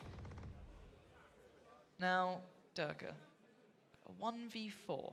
How do we feel about that? Is that something we can achieve today? You know, never say never. That's what I always say. I think Justin Bieber said that first, but Yeah, I well, like it. I like that you're I think such I a got fan. like 15 years on him, right? Yeah, that may be true. All right, Durka, come on. Let's see. Starts with 1. No one's... Oh. Oops. You're meant to be on his side. Even the audience is against him. Oh, guy. They are on his side. They're disappointed. Ah, I see. He wanted the ult orb anyway. He wasn't even going. 30 seconds He's going to get at least one more, you know? A killer or death will get it. Imagine he sinks like the best grenade at the back of the lobby there and isolates 2. I believe. Until he started walking away. I just can't I believe... was on his team. Yeah? Yeah. Alpha kind of trolled that round, though. I mean, 10 just seconds left. taking a page out of the whole Turkish playbook there, just manning up and fighting. Just take that spike and run away. You don't have to square up and take those isolated fights one by one. You know, that does sound like a brave statement to make, Josh. Well, I mean... You know, critiquing the Turkish player base. Crazy. You're just asking for it at this point. He could have backed. He could have backed away. Maybe had a fight with 100% could have backed away. Maybe he could have a fight with Leo. 5 full seconds to back away. Yeah, but He'd what if he just show got the kill? that was if he just got the kill? Yeah, well, so what? Yeah, it didn't work Conscious decision to stay there with the spike. No spike, okay, whatever. Go have your fun. You have the spike, though? Maybe. Maybe back away. Oh, they forgot about the spam for a whole second there. Miniboo reminded very swiftly, down to 49 HP. What a shot. All right, Durka. Gonna keep this going. Oh, Rienz. This is just messy now. Look at the absolute state of this. Trades coming out left and right. The site is just swarmed with bodies. Leo is still alive with the spike here, but he is a little cut off from the others. So they've got to be able to back him out, and they can't. Re-enter with the punish, and that's going to drop the spike. Benji Fishy, lovely timing, and they've actually recovered a little bit here. Josh, this might be enough for a bit of a cushion. I think it might just be enough. Obviously, having a 5th round here would be huge, but you know, going 8-4 on attack side, especially with their comp with the Neon being able to just run in there, and the way that Fnatic's been playing, especially on Fnatic's defensive ice blocks, it looked kind of pathetic, to be honest. So to be able to be that explosive, if Fnatic's going to give up those opening kills, or they're going to try to hold the site with 1 or 2 players, they could get run down. So, yeah, I mean we might still have a full game. Lotus is considered an attack map. Probably one of the most attack-sided map. So he's challenging that.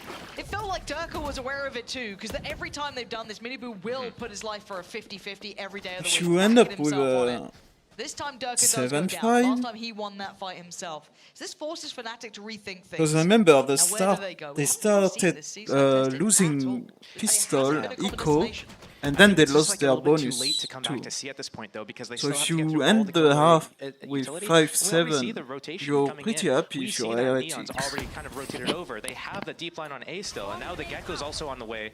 So they gotta go quick. And I wonder if Patatek's gonna poke down his Viper ulti here on the defense as well on the top of the site. Yep, here it is, trading them out. Yep.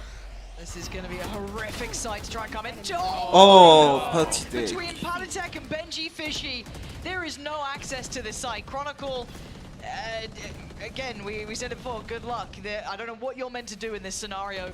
The spike is deep within their hands, and there is just absolute mess on the screen. Just imagine just saving in the 1 versus 5 in the last rounds. They don't. I don't want to go for it, guys. You're just like, I'm gonna play for stats now. Like, do you honestly expect me to win this? What more could you do with it? Ending it out on an Andalusia flawless, your favorite, obviously. My favorite, obviously. Can't get enough of it. But let's kind of take stock then, because this game felt like it was done in my mind. For a second, I say game, this map, right? It looked like Fnatic had found a lot of comfort. I mean, Heretics was struggling to even get the players activating, right? It was, I think, only Patatek got up to 3 kills before anyone even got a single kill from their side. They were getting absolutely smashed for the first couple of rounds. And then it got a bit messy, got a bit brawly, and they've claimed back 5. 5-7 is a pretty respectable scoreline. Yeah. I think Fnatic probably wanted to close that out 9-3 to not feel any pressure going into the second half here, because 7-5 versus 9-3, that's a pistol round. If Heretics wins pistol and then they're able to convert the second round as well, that's a tied game right there. Yeah. Having that extra buffer, that's what Fnatic needs to not feel any pressure here. It could go either way at this point. It really could. And again, if you think about momentum, Heretics did close out the last 3 on the trot, right? They're feeling the game a little bit more. If they'd had that, I guess, drought, which was happening earlier on, they may have not been as confident, but now coming into this side, you're going to have Minibu feeling himself maybe a little bit more. Rien's looking pretty sharp in this. Fnatic on the other side, I mean, you can't discredit Durka. He was hitting some gorgeous shots, but it's more than that. We need to see them now pull themselves back into this as 5. Show us what they've got. They've got a nice little lead here. It's not perfect. It's certainly not comfortable, but it's enough that gets you to feel like, you know, we don't have to be sweating bullets from the start. Now, early glimpse, early show of force towards C, but no real commitment behind it. Wait, don't tell me they go into B here after showing towards C. They're pulling all the defense towards this area of the map. I don't know how this is going to be, but, I mean, they're pros for a reason. So were you once upon a time. Oh. Long time ago. But maybe they know more than me, and maybe I know more than them. Let's find out. Yeah. I guess the proof's in the round end. For now, Wingman will at least allow them plant safely. They've got site control. Where do they take this? Okay, we've got... They have to extend. Here they go into the blue room. Yeah, blue room, maybe break door if they feel like they have to at this point, but they've still got safety here. They're going to leave Rien's on the site. You're going to have the pinch coming in from Boaster. The paranoia, I don't think caught. Boaster getting a little nervous. It's okay. Yeah, could have been a great shot if it was the other opponent. Durka, though, the first to receive contact. And look at this push coming out from Heretics. They're sweeping through on CT. They've walked away from site to try and pressure this. Yeah, but they've been clean behind. Swing. Fnatic trying to come back through, but it's answered back in kind. Patatek going blow for blow, leaving just Chronicle alive. Great work, but it's not going to be enough. Heretics getting really proactive late in that plant. Yeah, and I think they needed to do some sort of extension there, which they did. They got into that blue room, and with that door actually not being broken, they knew that they had a crossfire set up with their teammates. And as soon as they see that Heretics is coming in for the retake, they're opening the door, they're coming in from the back, or sorry, yeah, the other way. Fnatic both are coming in through the door in the back. As soon as they recognize that, boom, let's push in a waterfall. Let's ignore them. We already have this space. We know that it's going to be like one person out here. It's just Durka in between them, and they're able to punish them out. Yep. This is really good calling. Very hard decisions very quickly in such pressure moments. That was actually a really nice adjustment. Yeah. Like seeing that. But this is when you get nervous, though, if you're a Fnatic fan, because this then potentially closes up the scoreline, right? If you're looking at the buy here, unless you're going to see an alpha round or, you know, something like that, a little Fnatic magic, you're imagining this goes 7-7. And that's like a prime example why, even though you have the lead, like, a game can so quickly turn around. Absolutely. You need to make sure that you take everything that you can get, and you don't just get complacent. You're up, yeah, you're up 8-4, or you're close to like 7-4 or whatever. Losing those last 3 rounds in that half is just like, oh man. Like, imagine you got one more of those if the game gets close, and it's like a 13-11, for example. It's like, that could have been overtime for you. It could have been a lifeline. I'll have to wait and see if they're going to be reeling. Now, again, this round, we're not imagining this goes any other way than Heretics. It would take quite a surprising outcome. But as it stands, looking at Heretics to min-max as well, their reward here. Yep. Getting Thrash up as early as possible will be really good. He's already halfway there. There we go, plants in. Gonna opt for post-plant towards tree. And Fnatic, even just to close that gap is quite difficult, really.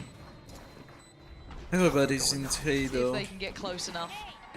Not Already see the utility port coming on in. Post up, first one forward.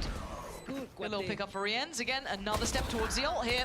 Miniboo by his side. Between these two, those are the ults you want to be seeing come through early as well. Let Gecko get it. See if Rienz can claim any more. Durka and Alpha not really wanting to give any more away here. But Rienz, I mean, he'll stick around for it. Why not? Absolutely worth it. And he gets the Ghost as well. Yeah, so that's fine.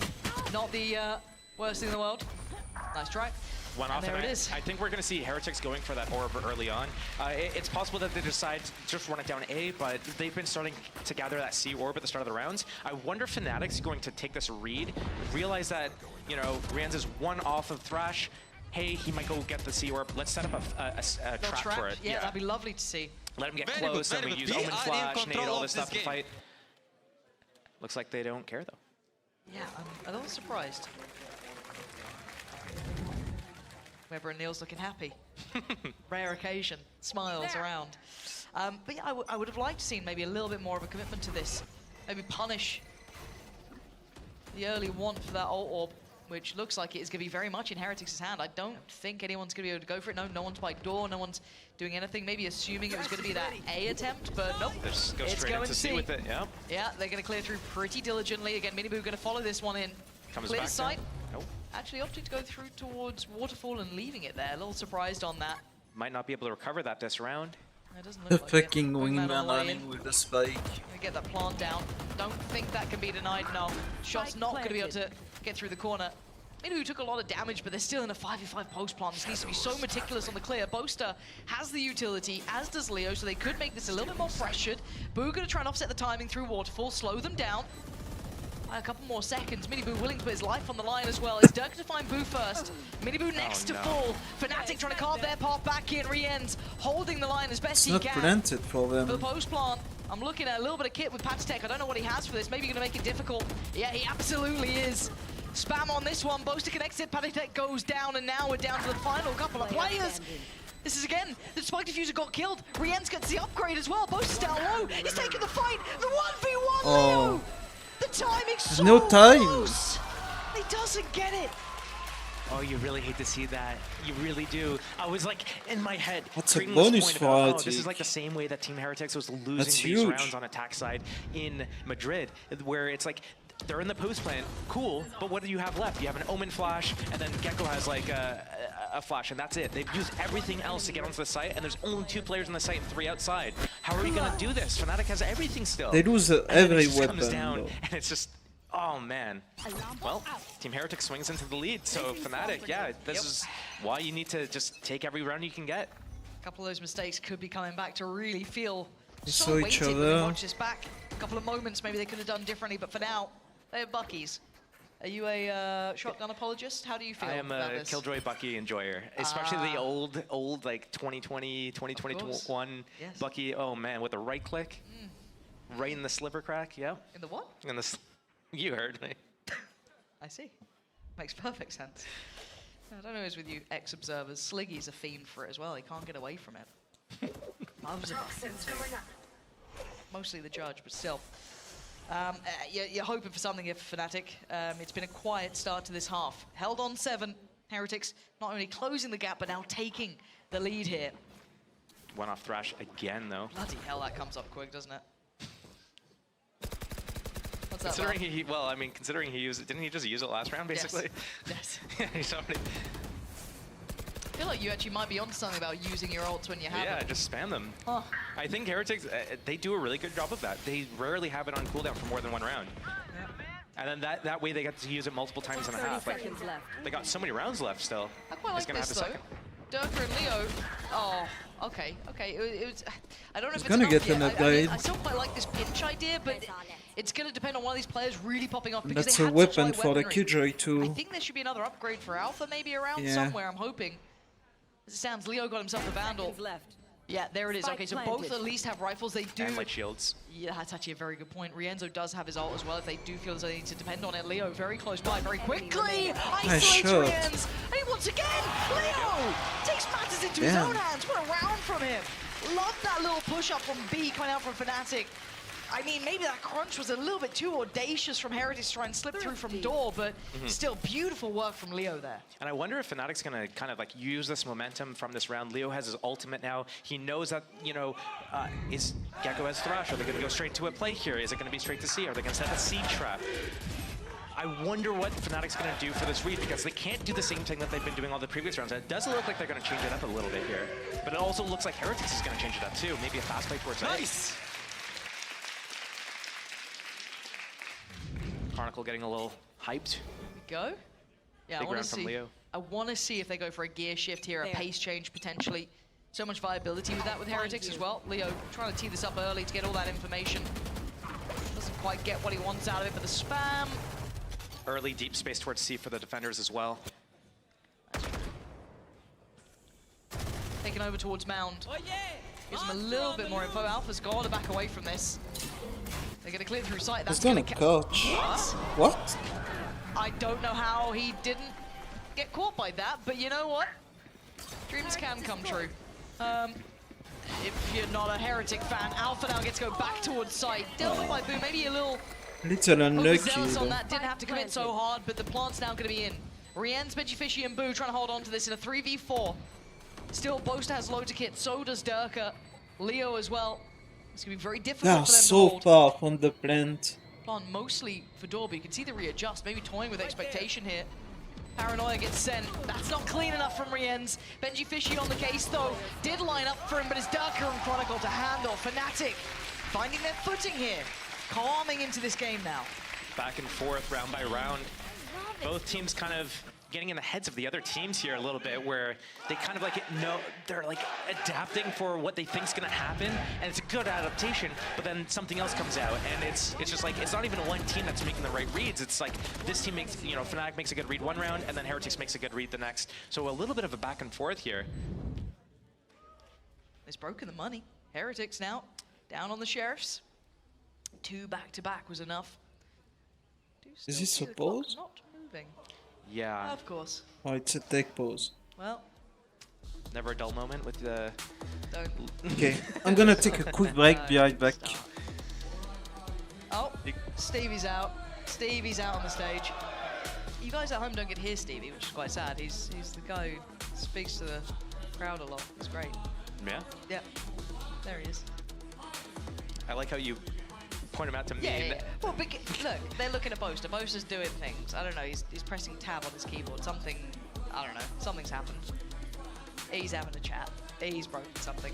The admin is behind Boaster. I believe it is a Boaster-related issue. Why has he done that? Keyboard issue. Come on. Come on. You think he slammed it there? No, they've been winning. They had 2 back-to-back. So? But you're still just...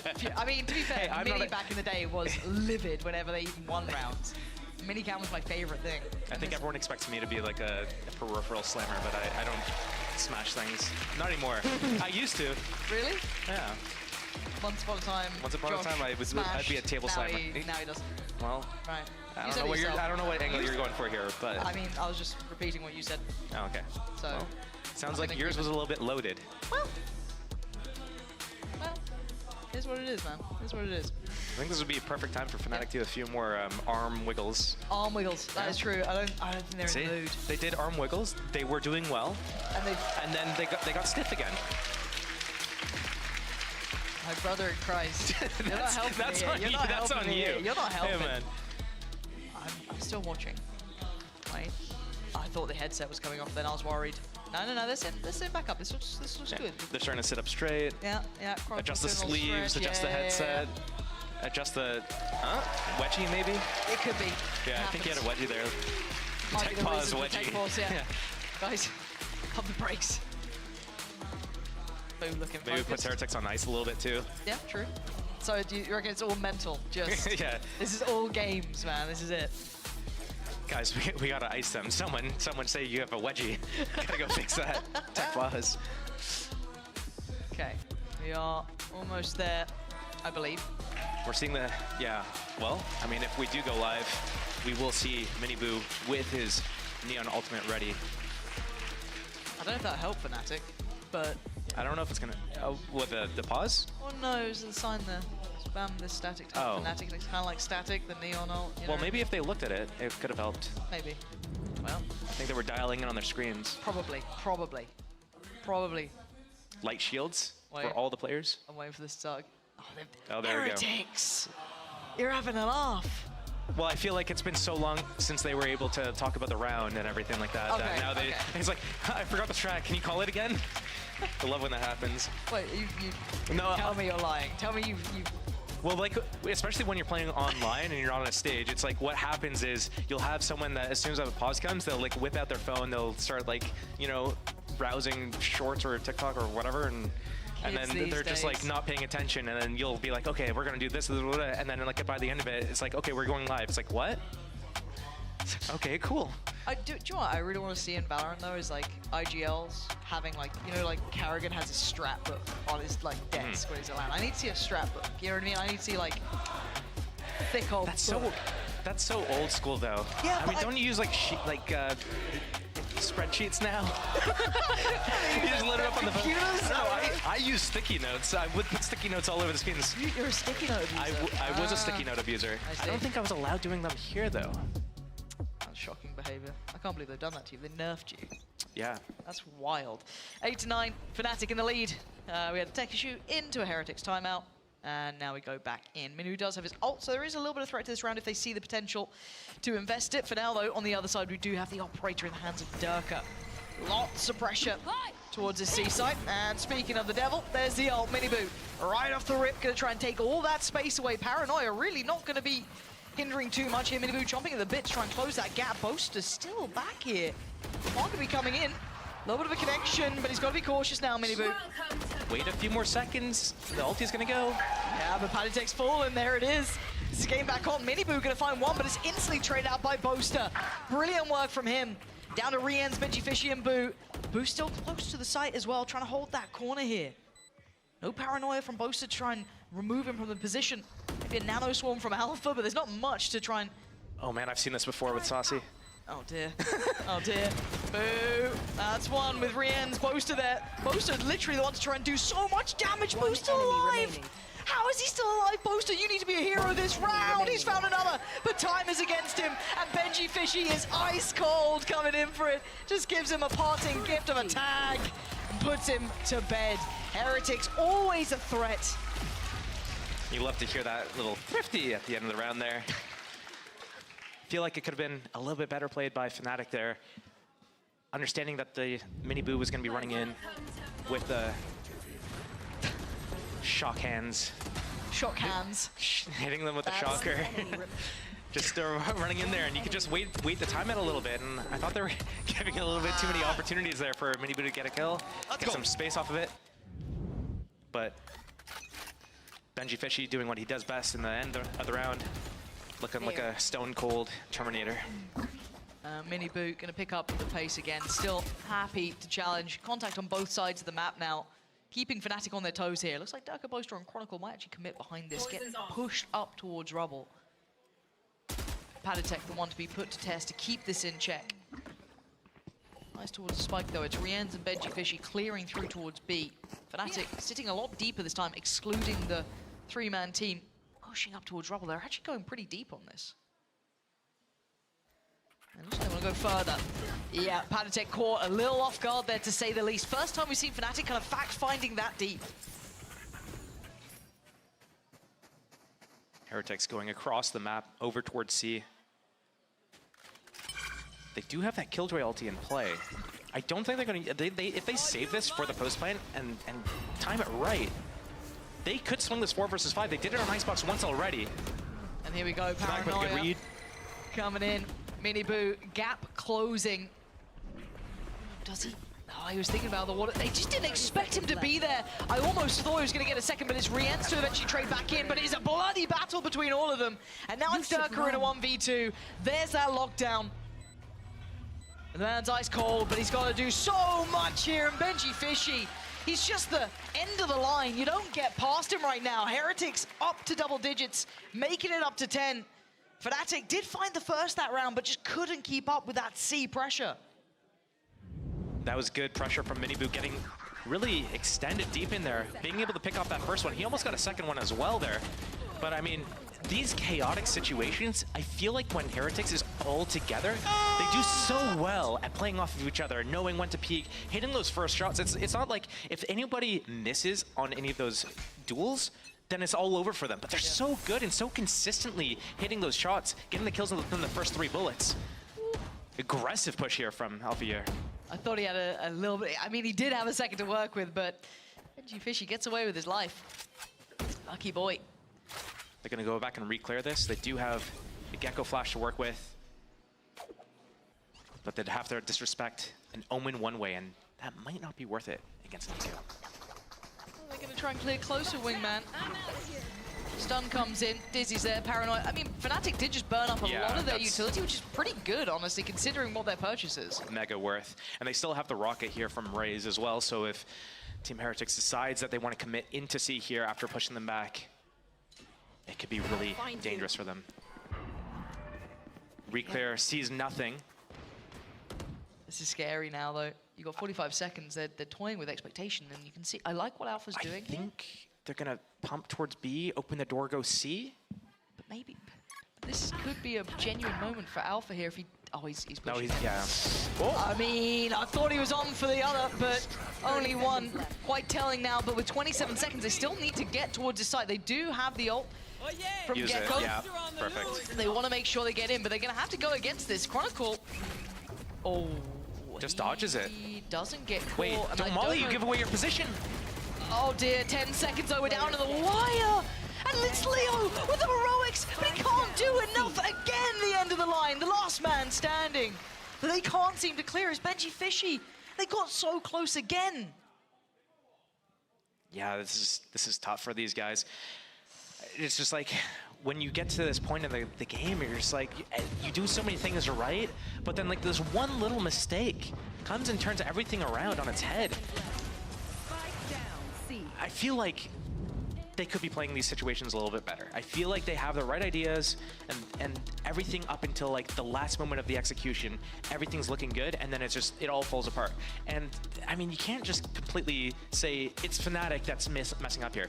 Team Heretics is doing a really good job right now. Yes, right? they are. Benji's being a rock in the back lines. He is not moving at all. So if he's able to just stand still and hold his ground, he's going to be able to put Fnatic in the dirt. And that's what he's been doing to close out a few of these last rounds here. Yep. But it's just so hard that, like, yeah, you can do all these things well, get into this last moment, but then if Benji's still alive, it's just like, well, what do we do? Yeah. But it's not just him. It's like Minibu's doing so well on creating the space, getting in the site, extending, making it just so chaotic and hectic for Fnatic to be able to break through the choke points to begin with. Yeah, Fnatic need to find a little bit of that themselves, right? Find someone who's going to be able to lock out some of these rounds, because the last 3 have been quite, I don't want to say clear-cut, because they haven't been, right? They have been messy enough, but as said, that backbone, that backline is the man on the screen, Benji Fishy. This guy has been solid as a rock for them. Couple of ults to play with here for Fnatic. They have a lot of kit to bring into this one. I feel like I've seen Heretics do this before, where the Omen's going to TP somewhere into the back hole areas up here. I wonder if we're going to see that happening on this round here to create a little bit of pressure, pull a rotation, aggressive C push here. This would be a perfect opportunity to do it. Make Fnatic freak out a little bit, but Leo's in position to stop it anyways. Hard read blocking it. Yep.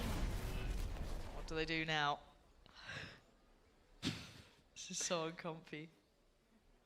Working their way towards B. But they're not going to end there.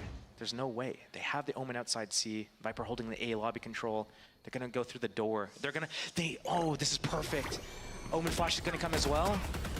Oh, he lives? Boo's alive. Leo, oh, the hero of the hour. Leo still trying to do work here. Mini Boo cuts him off with Chronicle though. Now B looks open. They know that there was still Boast around. The Dirk has been around. They know there was presence towards C-Mount, so they quickly pivot. They are off to that A site as fast as they can, but look who's on their heels. Dirk is trying to flank this as well. Still with utility there, I'm curious if he's going to get any sort of issue on it. I don't think so, no. All good. He gets to go through. Benji Fishy fell way earlier on.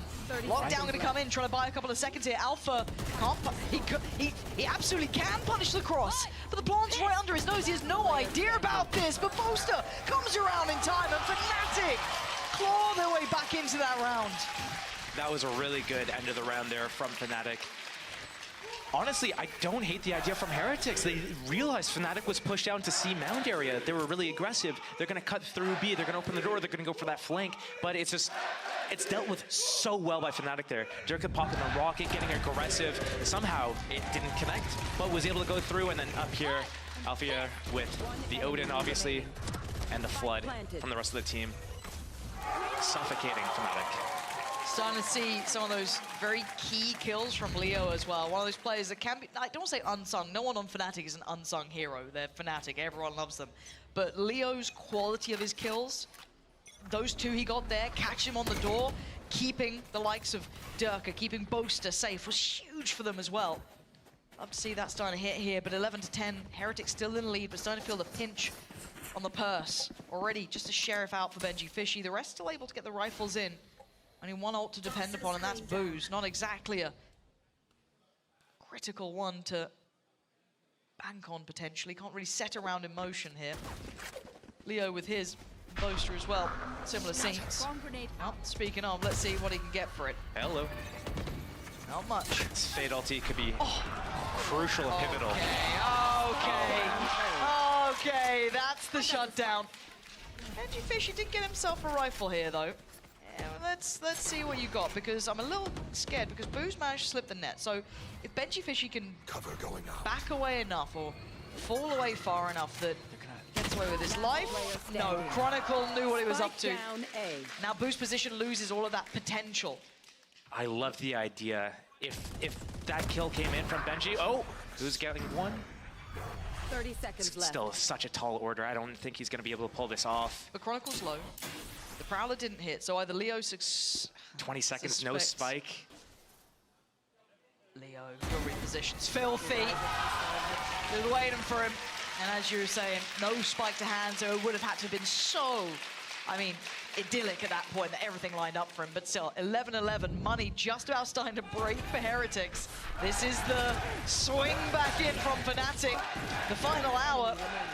Right here, this kill that Chronicle got on Benji, it was so important because what they were doing, they were setting up a play where they were going to break the door, they were going to fake like they're going towards B, they already smoked towards Heaven, it was going to pull the rotation from A, and Boo was in a position to catch a rotator, and then maybe from that moment, they are able to turn it around. But Benji going down eliminates that potential. Okay, 11-11. Fnatic with the purchase in hand. Looking like 12 is highly likely here. No ultimates for Heretics either. Leo has his. Again, this Mound control by C, looking like a high priority for Fnatic, but got to be cautious in this. There is some danger waiting on the other side. Pressure on both sides of the map, really.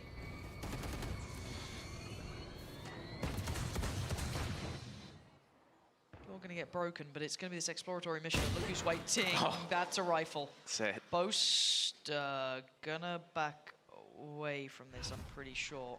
Does he want to fleece the weapon, or does he want to play for safety? They're coming back this way.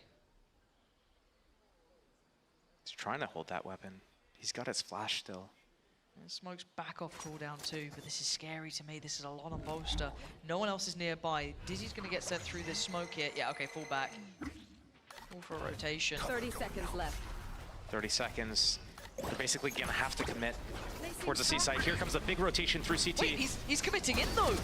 Oh, that's a bold approach from Boaster, and it pays off. 2 big kills, and Heretics lose out on their numbers. Benji Fishy with a rifle, as does Boo, but it doesn't really matter because not many are standing.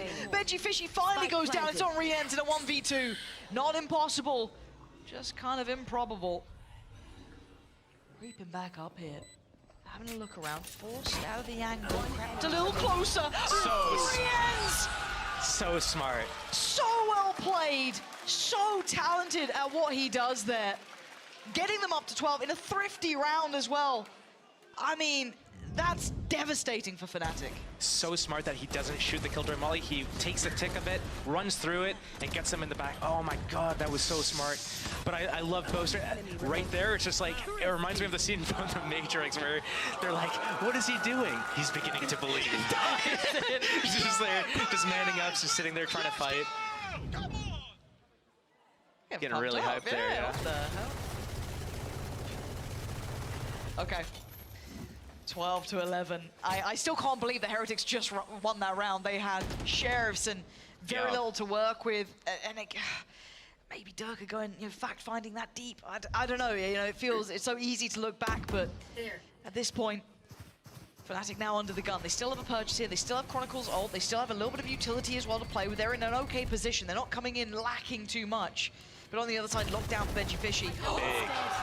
Massive! Finding Benji Fishy there. That's the ult removed. Rienz has his, and they're creeping close to site though, but they've got to know it. And look at this cross being watched. Alpha just holds it down. Looking like OT is on the cards. Boo now in a 1v4. Oh dear. Yeah, this is unpleasant. You feel the pressure. Alpha answers back in kind with a bit of magic of his own. And we have an OT. Remember what we talked about earlier? You want to take every round you can get, because Fnatic now have to play out overtime instead of being on a 13-11. But we got a game in our hands, so there's something positive to look at. Yeah, it's starting to look like way more competitive between these two. A little bit of swings and roundabouts, it feels like one team kind of goes on the upward trajectory, the other, has to figure it out. But again, I'll take that. I'll take a competitive game between these two. Map 1 just felt, I want to forget about map 1. This is way more exciting. 12 apiece here. Bloody hell, this is scary times. Fnatic going to start off on the attack, which of course means Heretics on the defending side. Again, we saw this finding lots of value early on, but pacey. And they're willing to challenge. Boaster's blind, and now Durka got to be cautious. No. They're just spraying and praying, and Boo's not connecting. What is going on? It's Durka to find Mini Boo. Rienz on the trade. Boo! He carries on! Heretics doubling, tripling down on this fight. They do not want to back away. But Leo and Alpha, the two heroes from regular time, still alive, and they've got another Boo. Beautiful work. Gets away with his life. As Alpha trying to pick up the pieces. Again, the Wonder Kid, the young talent that all of us couldn't stop speaking about a couple seasons ago. What can you do for us now? The guy's gifted, but he's got Benji Fishy and Padatek to get past. How does he play the timing on this? 2 away from his lockdown. He actually might be able to get it here if he opted for it, but he went for the shot first. Gives away the game. 2 players just around the corner. He wants this. Players locked down as soon as he gets the plant. But he's going into both of them. Is he going to continue towards 30 it? He seconds can still left. pivot. Alarm bot down and spawn there. Benji Fishy cutting off his roots, and they're already on the side. Benji Fishy, better angle, better shot.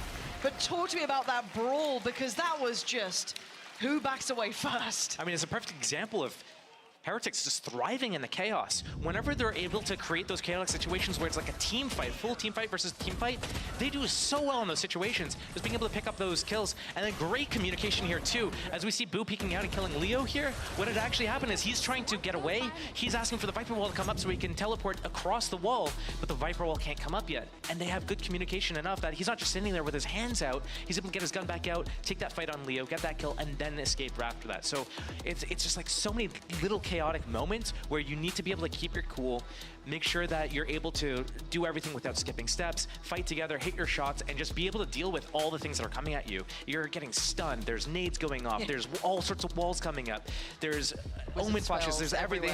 So being able to just like know how you're supposed to kind of navigate all the things that are being thrown at you, you gotta just be able to stay composed. And Heretics doing such a good job of that. It's got them 13, giving them the lead here in OT. And a quick timeout, you can see Boo checking in. Neil's having a chat. Yeah. Very quiet, but still, you know, having a nice conversation. They're getting everything lined up for this, because this half was where Fnatic started to find a little bit more of that validity in turning this game around. So is this the one that Fnatic can then maybe answer back with? It was down to that fight, right? It was that early brawl. And again, I've got to say it could have been... Wait, is that Mini, please? Yeah. That's so good. I need that sign. Well, I think this is like prime for Heretics to close out right now, because it was their defense that struggled. They got their first round their defense. Yeah. This is like the moment for them to be able to close out right here. Okay. Spam on the other side. This two-man stack again towards Mound. I do wonder if Heretics have maybe come up with a concept towards this. It does look like Fnatic are kind of cheating Leo over early as well towards C. Even that B site solely in the hands of Chronicle. Last time we saw this, we saw two players go all the way into blue. And then the reaction to extend into Waterfall. Looks quite similar. Not exactly the same. Adjustments are there. Chronicle kept at bay. Boaster going to commit to the spray through the box. Going to clear that out. Smoke in to try and cut off the two players who are sitting a little bit deeper. Must be Benji Fishy. Cut off, as is Padatek. But no one wants to make that first step just yet. Durka, the brave man, to walk forward. Molly lineups for Padatek, I think, though. See what he's got. See if he can buy that time. Riens gets cleared. Boaster, great clear towards that. First step towards the site. But we've got to see if those lineups are working, and it looked like it is. They're going to make this difficult. Benji Fisher needs to keep him safe. Miniboo, the only one to answer back. Boaster absolutely popping off here, but the spike is still the problem. How do they deal with this? Is there more? Is there more to this? They've got it off. But wait, there's he's more. going to take down Chronicle. There has to be more to this. You have to break it. Isn't that a swarm? I don't think they can deny it. Wait! No, they got it. Oh, they just about got it. Holy. Bloody hell, that was very close. Switching sides. That was like, oh man, if you're Heretics, I don't even know if you could be like upset about that. That was like, that was so close. Second away. If that nanoswarm landed like a little bit sooner. Yeah, just a little bit. I mean, they were so quick on the lineups too. It's not like they kind of like faffed about there. It was just like, boom, you're done. Okay, move. I'm doing this, and line it up. It was like flick shot. Yeah, it was. Oh, Jesus. Oh, that's crazy. Yeah, but I think, all right, let's relax a little bit here. Let's simmer down. But also, as much as the lineup seemed like the most exciting, that Boaster just went hero mode in that round as well. Like, absolutely clearing up. He is towards the top of the board as well. Big game from him. 20 kills to his name. And it looks like it's probably mostly Boaster having a chat, because it looks like the coaches are quiet in this. Yeah, nodding in agreement. Yeah, that sounds good. Sounds right. It sounds like you know what you're talking about. We'll just sit here. Uh-oh. Alpha's not happy. He's having a chat. He's having a chat. Oh, good. I'm wondering what they're discussing here. Maybe the adjustments in position as well, or how they want to approach this. If it is that same fight towards Rubble again, do they go back to that? There's so many options now, because I feel like once you get to OT, everything goes a bit weird anyway, right? It becomes its own mini game almost. Like the traditional pools are out. It just becomes very like self-contained. So I'm kind of curious what they do with this round now, because again, they've been losing out now on that fight towards Rubble, but do they think it's a coin flip? Do they try something different? Then you assume that Heretics assume that they're going to go for something different? It's that such a weird game to try and figure out now. Super deep mind games. This is the second time that Fnatic's using the Odin spam on A as a fake to be able to move and posture towards C. It's looking like it's working really well. Killjoy's off the site. There's nobody in between. Much pacier. I can see, yeah. They're clearing this way quicker. Wait and see if they actually go for it. I assume they will. They've committed so far, and they are. Durka gonna get through towards the top box, have a little bit of a clear, sees nothing. Oh, swing. Wait, that's That's a non-deny. big issue. Boaster's gone down, and the spike doesn't get planted. They can pick up. They didn't expect Rien's It to fell commit to that. water. And now there's problems. They have to re-clear this, right? There's a stack of players towards CT, though. Minibu gonna find Alpha, just take them down one by one. Durka can't really do much from that box here. Do you exit the Fnatic's trying site? to fall like flies. Leo down to 17. They need Durka to save them here. They need a bailout moment, and Boo's not allowing it. Durka the only one to really draw blood. And Fnatic falling flat in OT. Heretics gifted around here, and they'll be taking it with both hands. What can Durka do? One left, one right, it doesn't matter. Benji Fishy there, and again, a problem for another day potentially, but that was not a good look there for Fnatic. Yeah, Boaster going down before he's able to get the spike planted. It's so tough. There's no one to protect him, no smoke to protect him, no utility to Oh my God, kind of, like, those zone shots. them out of spawn. And then the spike's down on the site, nobody can get there to recover it. And Heretics move in together. We see a lineup, like if someone peeks up the ramp there, up the stairs, they're able to line 3 of them up. Obviously, no one's there to do it. It's just like, it's just a testament to how well they move together. And when they decide it's go time, they go. It's like a SWAT team moving in. And now we go back to what we've become a little bit more aware of. It's a 2-man play, this time looking to be punished. Oh dear, Minibu just punishing on the other side. Dirk has fallen and C looks vulnerable. They're 3 gonna go. players to try and keep Fnatic in this matchup. Chronicle, Yep. Leo, and Alpha. Minibu, Riens, Benji Fishy, and Palitek on the other side. They're taking an active fight on CT, but it's a safe plant. And look at the moves. This is now going to be Chronicle trying to close in. It has at least thwarted the plant. Perfect reposition. Chronicle finds an angle to punish Riens. Maybe they're not out of the woods just yet. Heretics held as they are. Not feeling comfortable to plant. A pause for thought. Positions revealed. They know where all 3 players are. For 50 seconds, though, do they continue along this path? Alpha going to make that plant near on impossible. There's going to be Palitek to go for it. Got to make sure he gets that down, and he does. Sticks around in position. Chronicle getting close. This is on a knife's edge. It's Minibu to draw blood first. Chronicle goes down. Leo on the trade back out. Minibu and Palitek trying to hold this one together. Leo and Alpha desperate to get back on this site. 6 bullets for Minibu is all he's got. Oh, they're slipping down together. It's going to be Minibu, potentially. 6 bullets to his name, 2 targets to find. Now down to 5, 6 HP's fallen. It's all on Palitek in a 1v2. Oh, he's not got it, it's Alpha again. Keeping Fnatic alive. Giving them hope. 2 of the most clutch players here. Keeping Fnatic breathing, we go again. So clutch from Fnatic there. Looking very sketchy early on, but trading it out. Leo getting a big pick there. Oh man, stalling that plant, that tether plus the Viper Molly.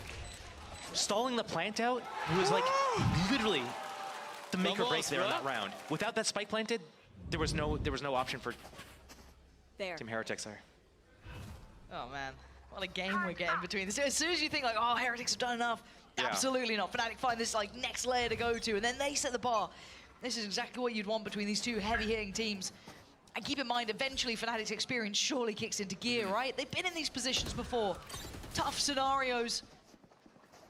Fnatic looking very simplistic in approach this time. Maybe looking to fix the problems from past rounds. Remember before, Boaster got left very alone in this, but it looks like Heretics want to stick around and fight. They're not going to sit away from this one. Durka trying to close on in. Palitek vulnerable, but it's going to be Benji Fishy behind the lines. Minibu goes down as well. It's going to be Fnatic winning out on the side until then. Down to Boo in a 1v2, and look who's left alive. It's Leo and Alpha again. Flipping the script though this time around. Boo's a mile away. It was such a clean entry too. The Omen Flash getting 2 of the players on the site. The Raze satchels in undetected because of it. Catches 2 in the back. Opens the site up. And they're just slow down, Yeah, just letting them simmer. Sit in this.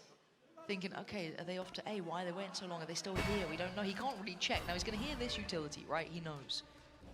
Now Not Leo's spawn. on 36 HP. Alpha's got 54. There's 30 seconds. I got the spike. Safe plan. Yeah, 30 should seconds be, left.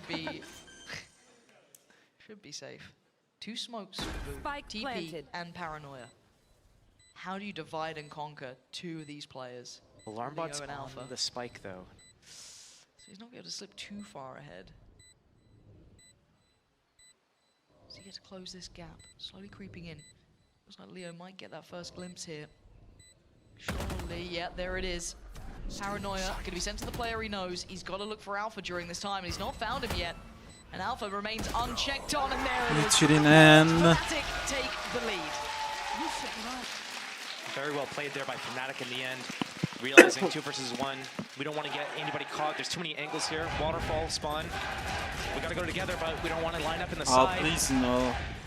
Let's wait Kinda for want the Heretic to win, cooldown, use it to clear out so we spawn. can We can double clear Waterfall together move against on. Spike. Step by step, no steps skipped. Yes! Come on! Fnatic again with a chance go, to close it out. Let's go, bro. Let's go, Little bro. duo, this little duo I between mean, them, Leo and Alpha. it's a So buying much game, so- Fnatic need the most, but not done yet. Heretics still in this one. Can they close back this gap, though?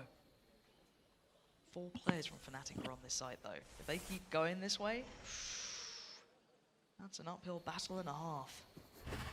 Durka chomping at the bit. Not too much revealed, but that Big trap. shell.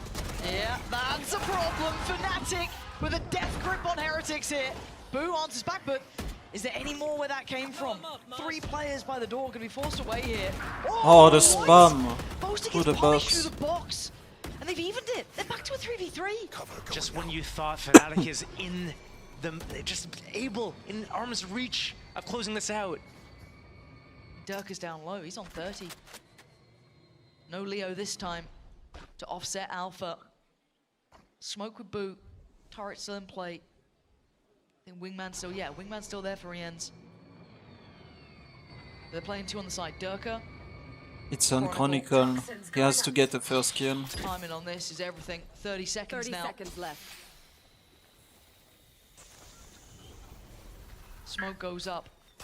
More stall. 20 seconds. I know Viper's in the back of the site here. That was the last bit of util from Chronicle, so it's gun in hand now. You can already see Alpha drifting closer. They've got to go now. 10 seconds. Time to go. Chronicle doesn't get it cleanly, but Durka does. That's huge. Boo, though, desperate for this. Look at what he is doing here. If he has to do it himself, he will, but Alpha has been the hero. He has been the clutch player for Fnatic. But who wins this one out? Boo with the early start, Alpha with the long-term heroics, and around the world we go. Alpha toying with Boo here, trying to get into his head. Boo's Wow, got this TP. is... There's so many ways he can play this one out here. He's gonna play for the spam through the box on the tap. No barrel scene! Let's go, Boo Ace! It's an ace in OT! To save the Alpha this time game. gets broken, and we go again. Man, Boaster must be kicking himself there, getting caught on that spam map. They had that 2-minute advantage. They had the perfect, the tether, the nade. As soon as they used the eye and they realized Heretics was committed out into a lobby. Let's do the tether nade combo. Boom, we get our kills. Let's get out of here. Nope, it gets treated down to a 3 versus 3. From that 3 versus 3, oh man, it's just like anyone's game from there. And then the Iceman. Boo the Iceman. Yeah, I mean, we can work on it. We can work on it, but Miniboo gonna pick up where the big bro left off, taking down Durka. Boaster trying to spam for his life, praying someone helps him out, and Chronicle does. Boo gets removed, but Rien's on the case, and this man is sharp, mechanically so clean with it. Gonna back away though. Doesn't want to outstay, doesn't want to allow for a 3v3, keep the man advantage. They've done great deals of damage to Fnatic now. Boaster down to 30, Chronicle and Leo still alive, but again, they're gonna have to try and navigate this space with far less than before.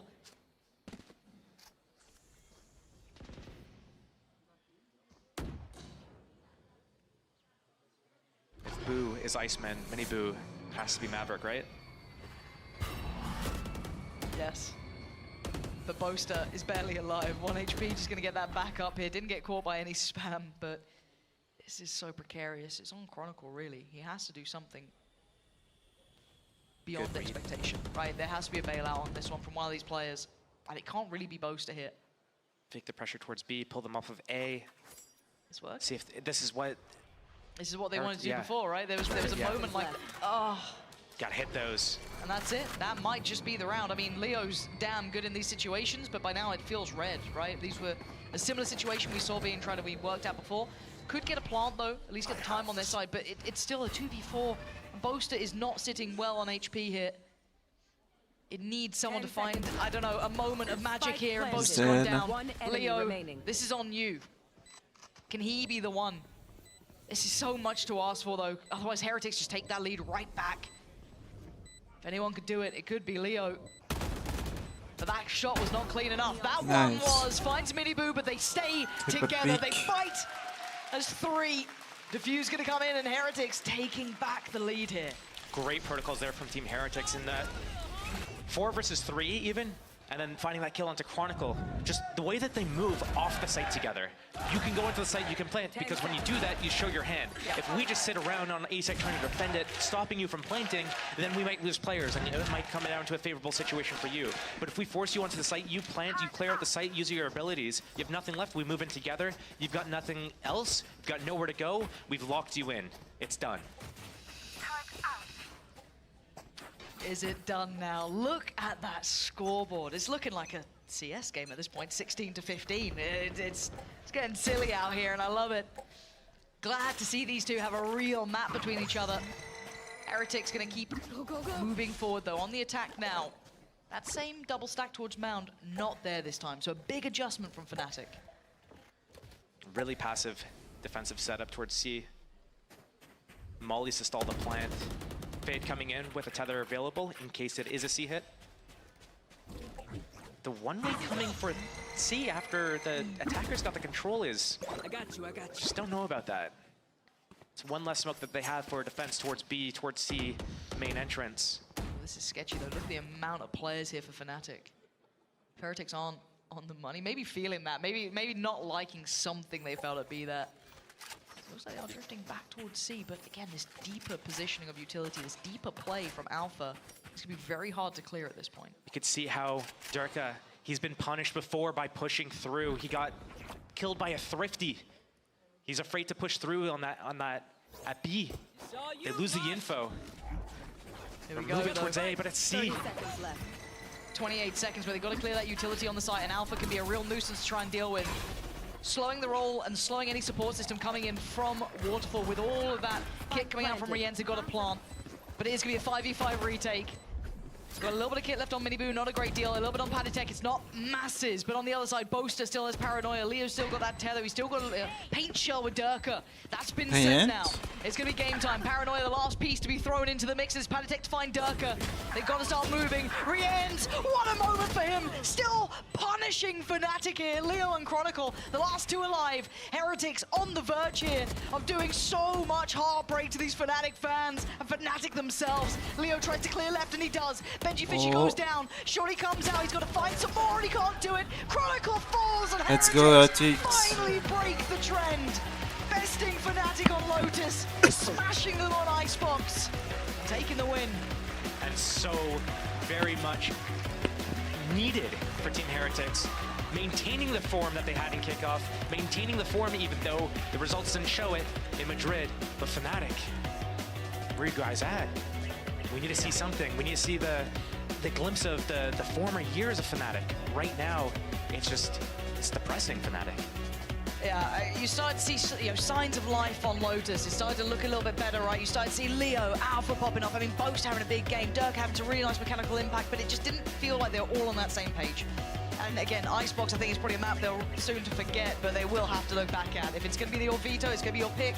That map needs to change, needs to come back strong. But again, I think you're right. We've got to look at this in the way that Heretics, if you looked at them in Madrid and you didn't really take into account how impressive they were, this should be another telling sign to you. Yes, they went out 0-2, but one, it was to Paper X, and two, it was then to the eventual winners, Sentinels.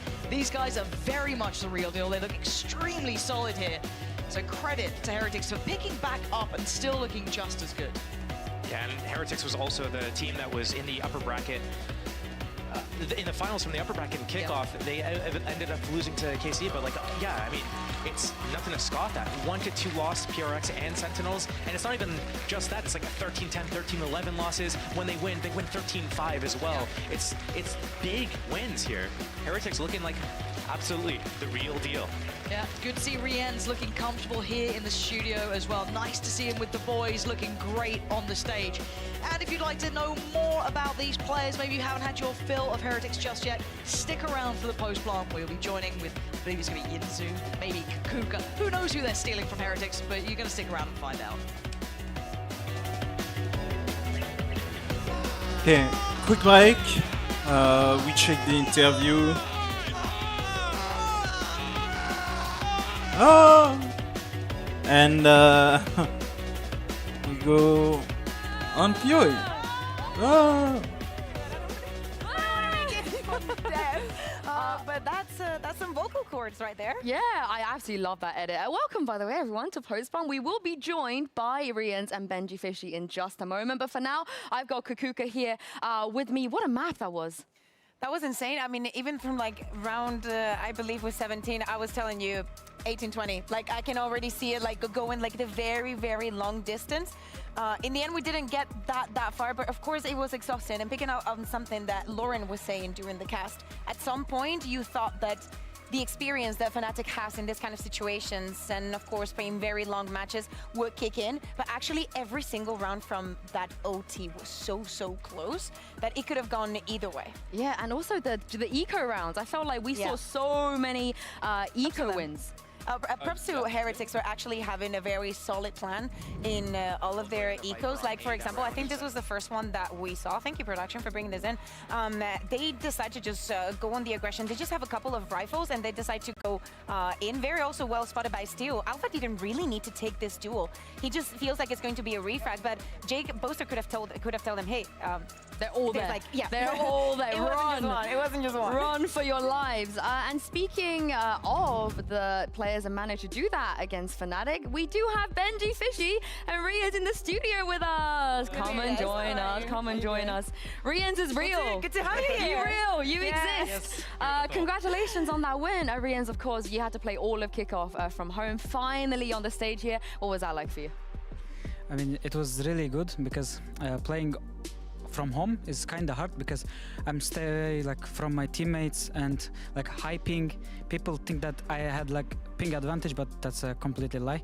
And now playing on the stage with my teammates, like playing low ping, like it's really amazing. It looked amazing. I think he's scarier on LAN. Oh, he is. Yeah, this right? guy, I mean, first LAN, I mean, maybe not. Maybe he played one in Turkey, but like first big LAN, Masters Madrid, and this guy farmed. Like this guy's. I remember the Sova. Yes, He doesn't miss. I'm telling you, he doesn't miss. Yeah, I will say that, Benji, I know you've been looking forward to playing against Fnatic in this kind of setting for a long time. Now you have. You beat them. What was that like? Oh, I mean, it was amazing. You know, Fnatic's my favorite team by far. I've always been a Boaster fanboy. I've always just been a fan of like the whole team. I watch all their videos. You know, I watch all their comms videos. So to actually be able to play against them was like really surreal, and then to beat them, it feels like a dream. So yeah, I'm super happy, and I think I'm really proud of our team for what we showed, and yeah. That was great. Also, your birthday was like a couple days ago, right? Happy birthday! Ago. I'm 20 now. Yeah, getting old. He's 20. Yeah, getting old. Getting. How dare you? You're just Me getting the average age up. What are you doing? Yeah, I know. It's, I think the average age. I think we're still like 19? I can tell you, it's about 21. I can tell you, I have it written down. 21? I think Boo kind of like brings it up. Yes, it does. Yeah, he brings it up. Yeah, sorry. Oh yeah, I wanted to ask you guys, because of course it's a very great task to actually beat Fnatic, but let's think about that first map, right? Picking Icebox, the composition swap. What was the idea behind playing it with no duelist? Because it looked amazing. It looks so annoying to play. Yeah. Guys, I'm just gonna be honest. Miniboo is the best KO player I've ever seen. So since I joined team, I wanted him to play KO on Icebox.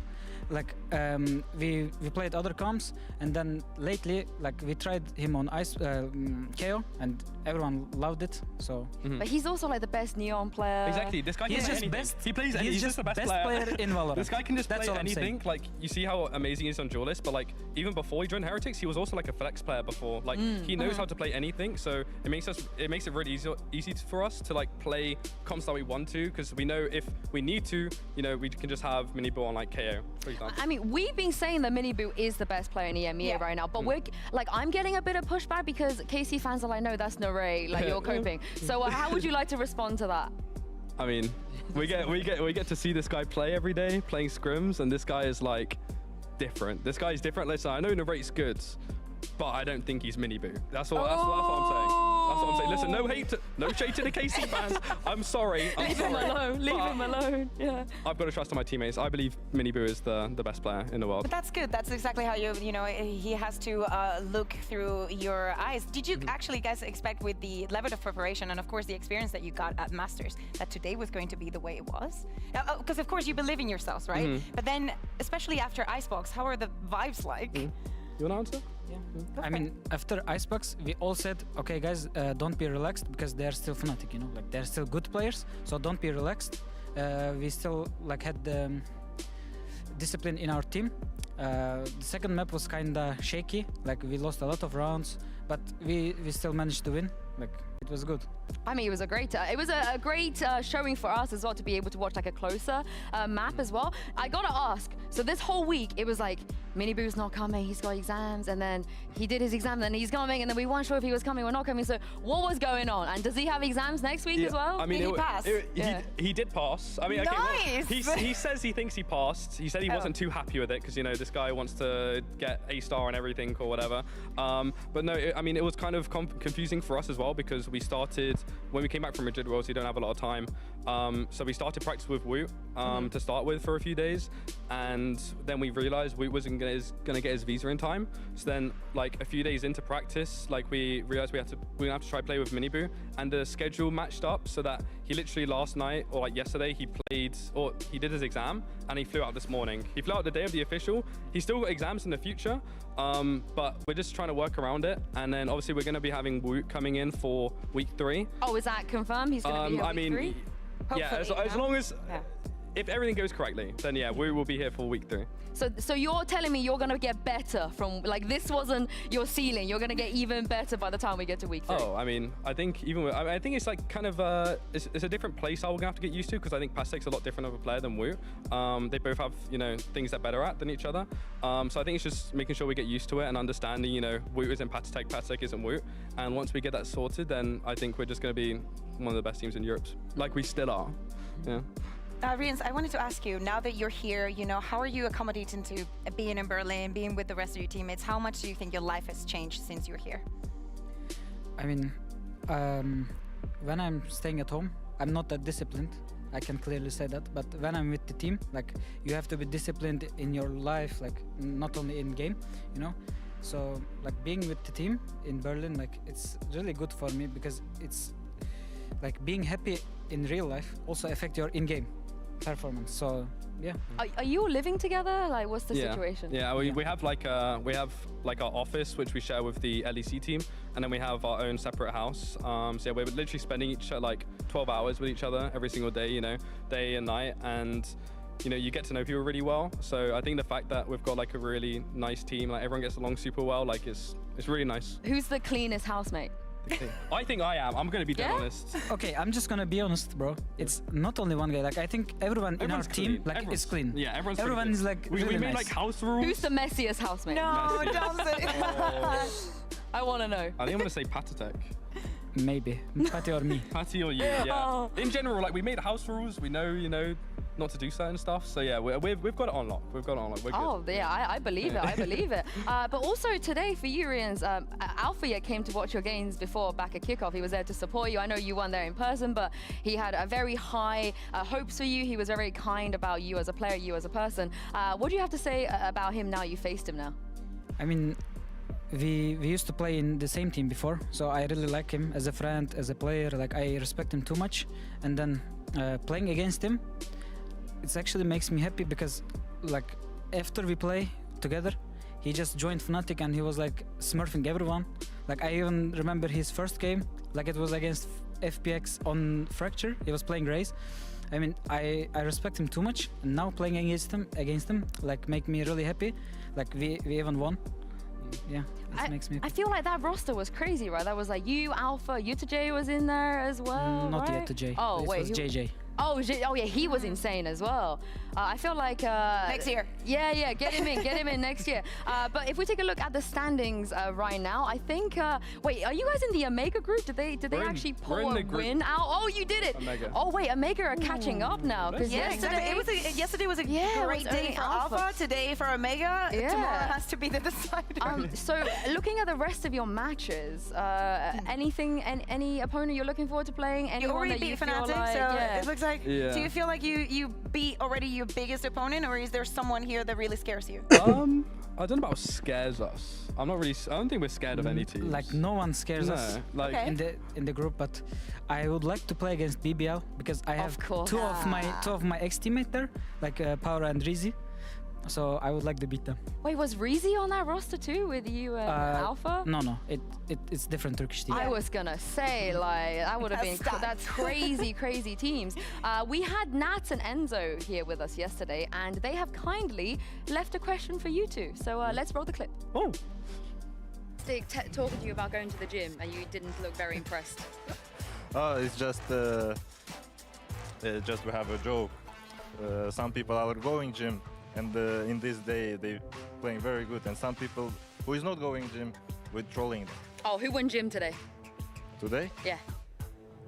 No one, no? No one. But then it doesn't stand. Yeah, but you still play good, so it's not the gym thing, I feel like. Imagine when he goes gym. Oh. He's massive panda destroying everyone. Yeah, I mean, I feel like you don't even need to. Your form was amazing. Like Kakuka said earlier, you look great today. Okay, that wasn't actually the question. We have a question. The production is soaring. The actual question would be great.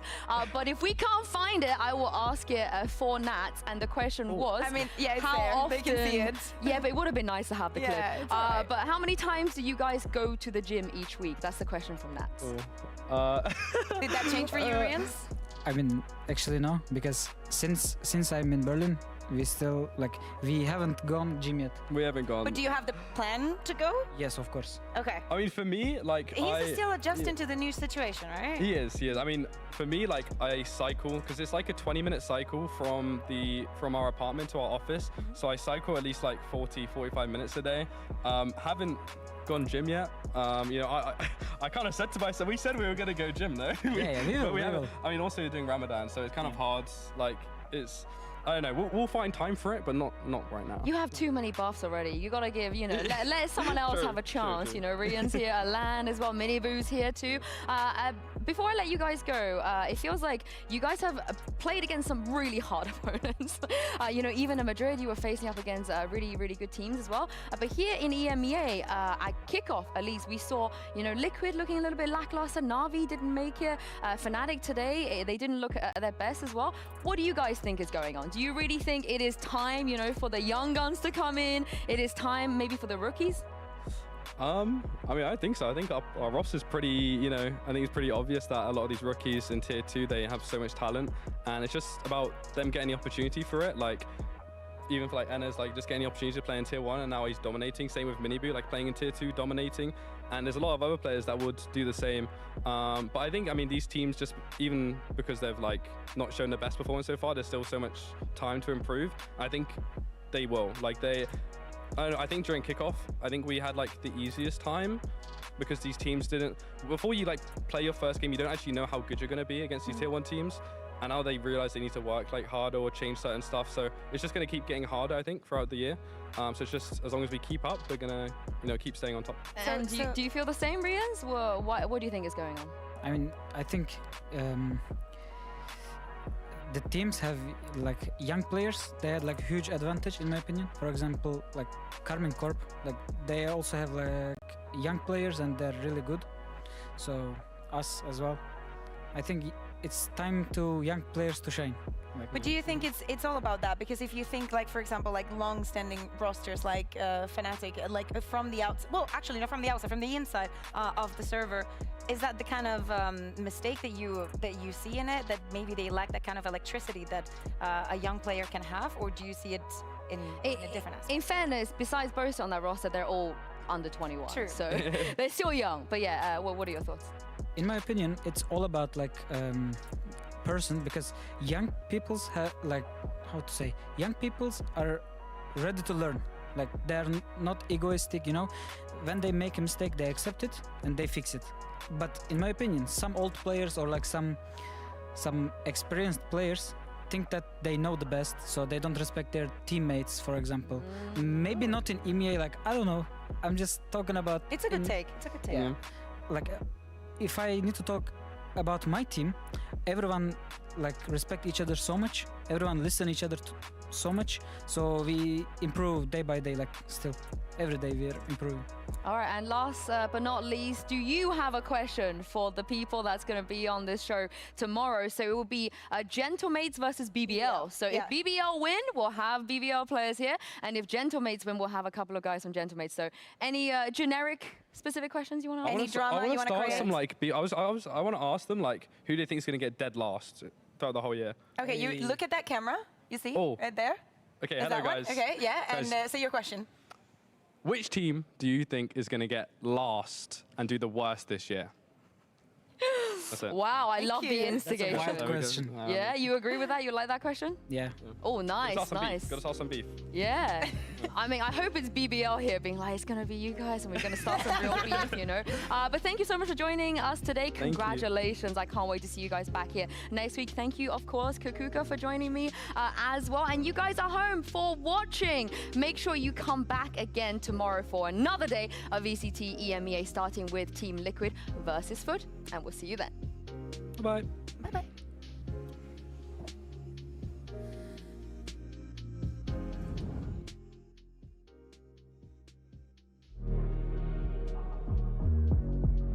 Okay.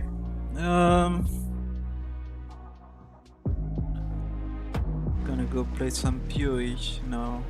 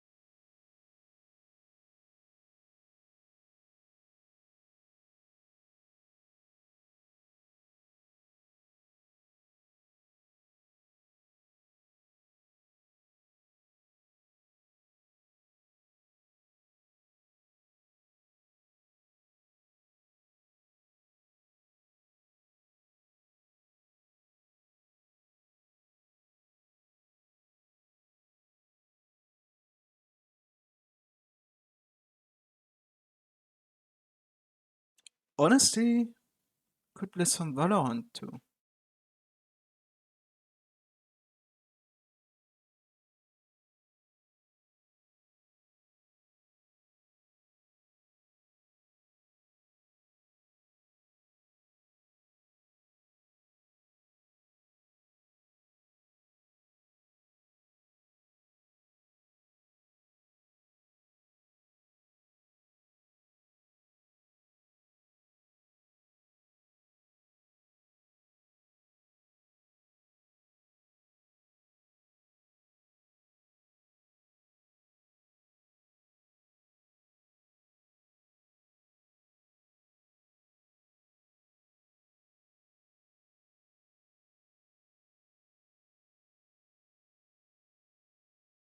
How long is the battle pass? 26 days. Yeah, I kinda have to grind.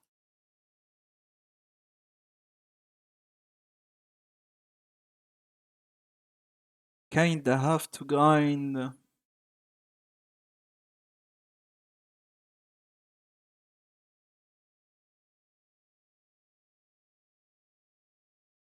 Let's do a bit of theory first. I wanna complete my atlas.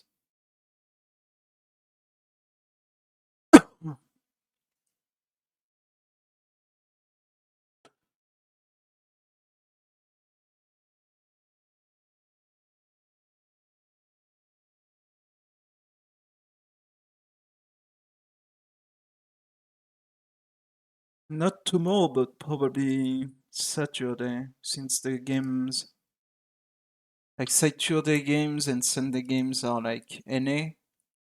So they start at like 11 p.m. my time, and I think 2 a.m. the next day, which is a little late, but whatever.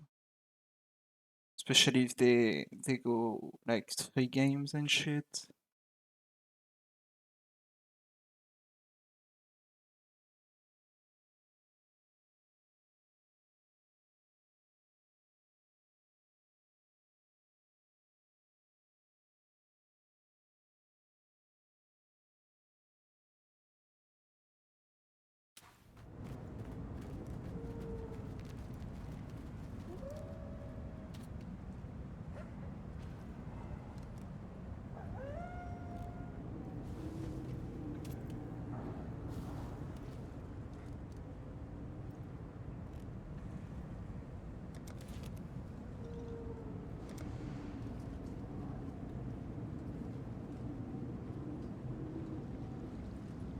The fact that you have to go back and walk to that fucking vault is so annoying.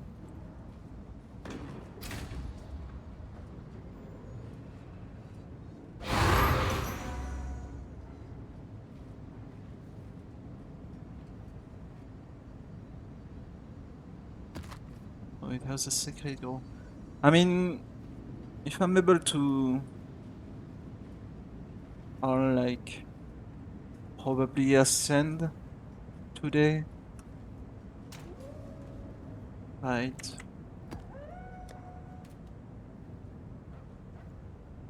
And it's a map I already had. Nice. Probably gonna ascend today and keep grinding my white maps and start grinding my yellow maps. Keep leveling up. Get my block set up. Get some more life. And stuff. Yeah.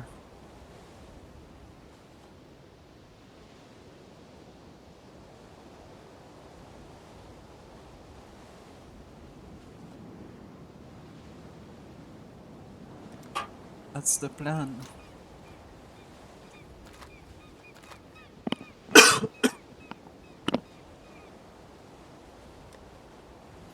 That's the trail.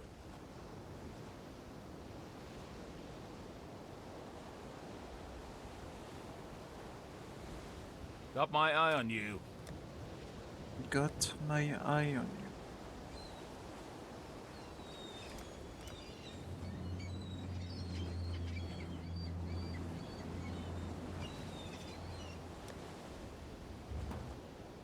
I don't need anything in terms of gear. Just gonna open some PoE. Oh, I need to change my categories and shit.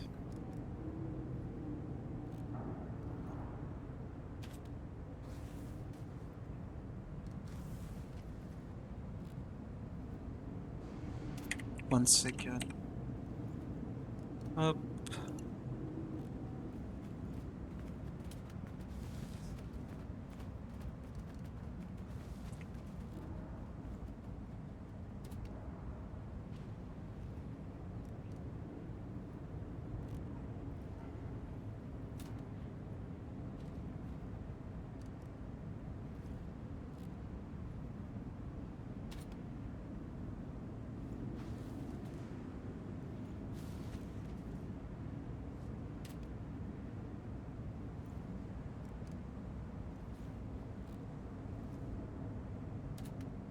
Maybe trade. In case I wanna buy some stuff.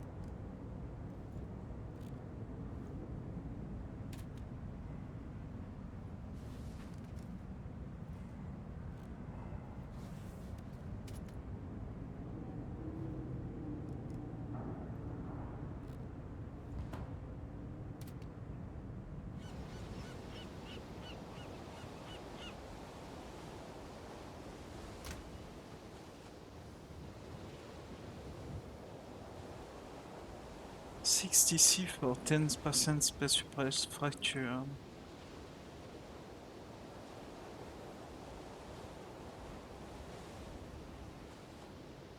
W1D. Damn. Yeah. Tomorrow's games are like... What? There's Liquid Foot, oh yeah, and BBL Gentlemates.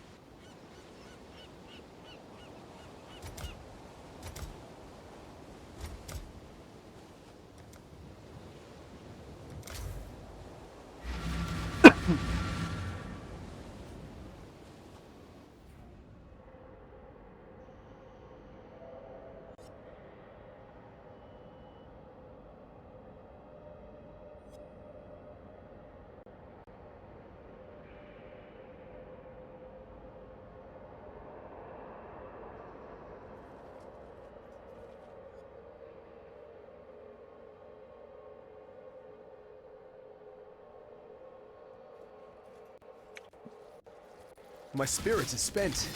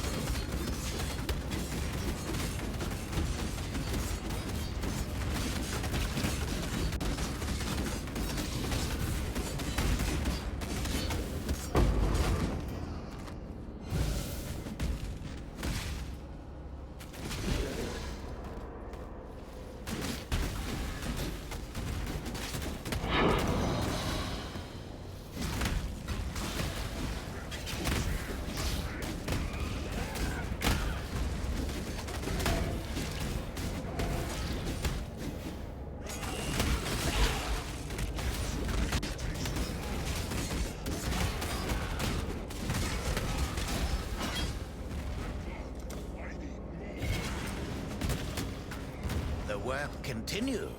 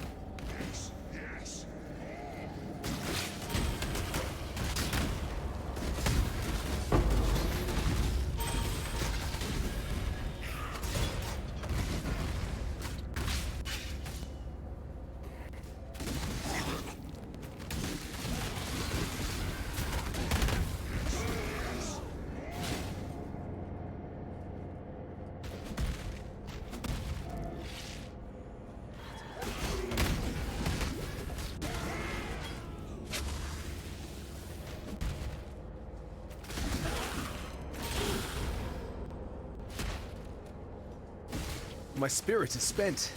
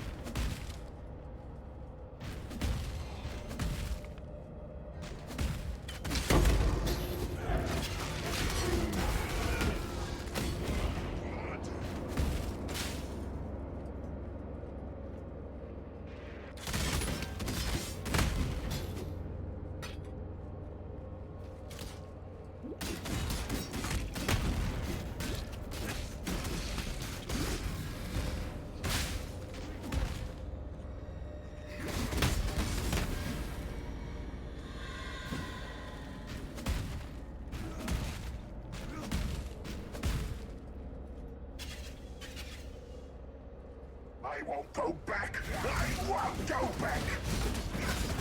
Vista! Swarm!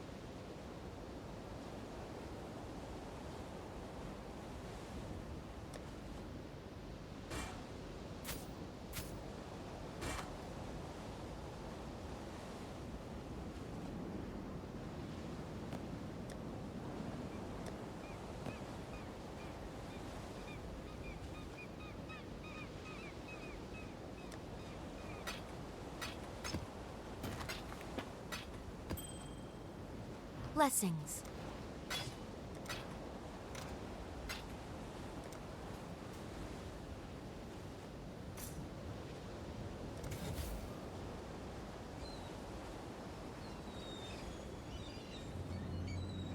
Salah.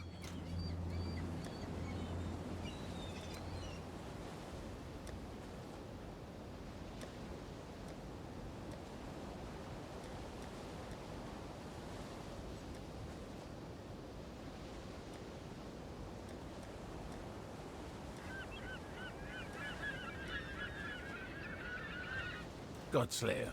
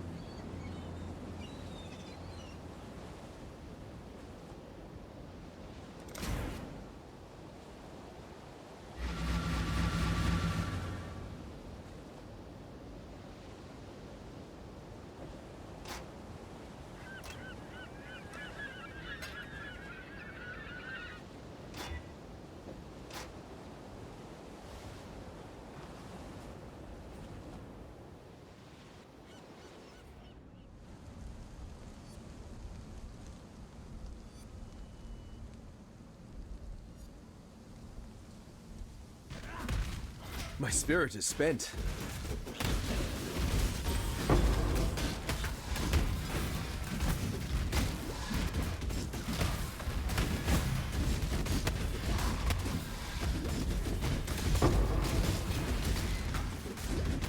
More fodder for the pile.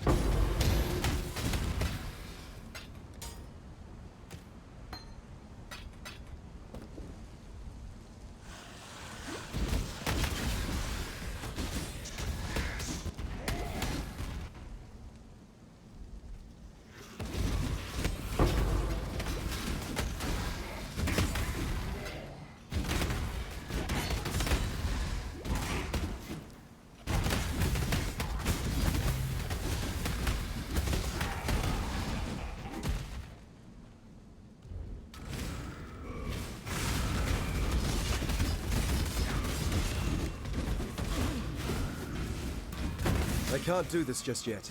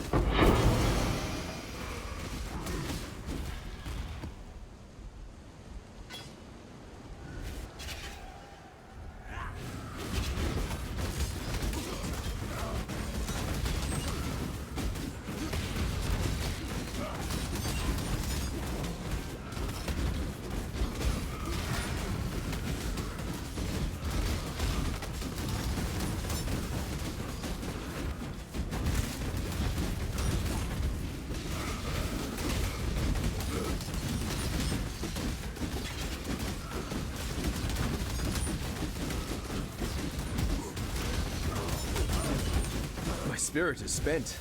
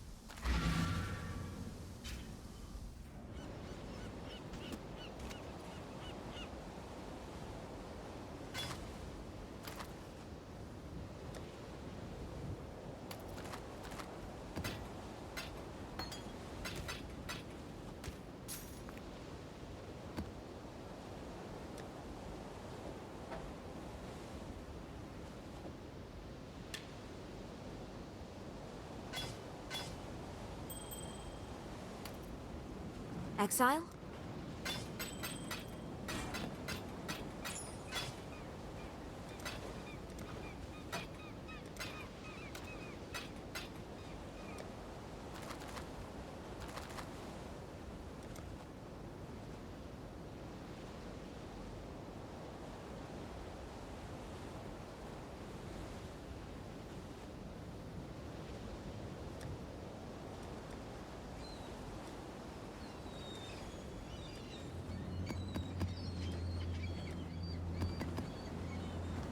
Salah.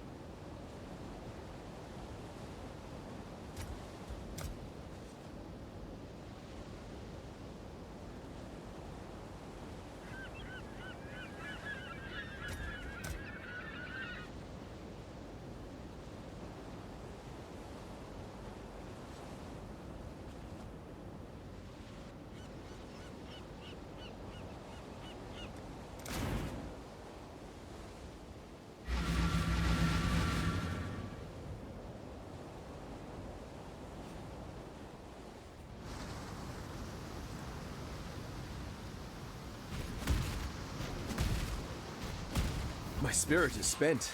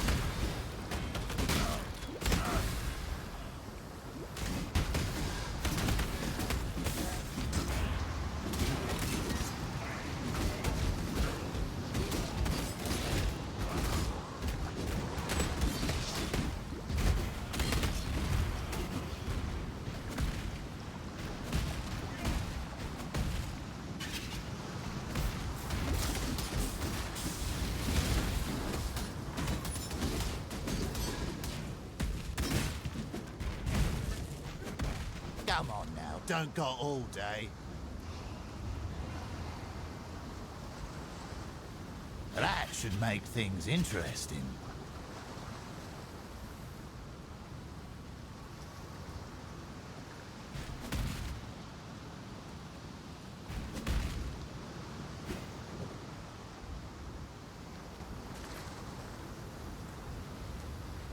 That should make things interesting.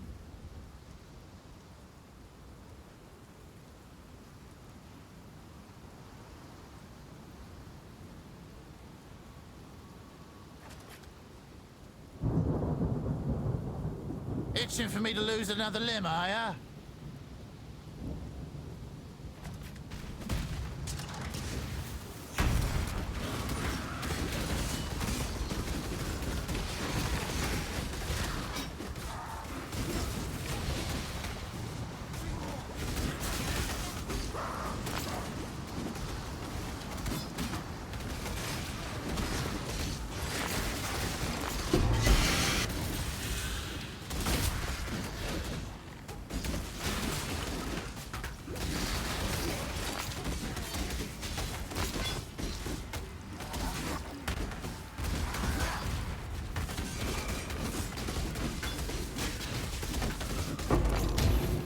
My spirit is spent. Not on my watch.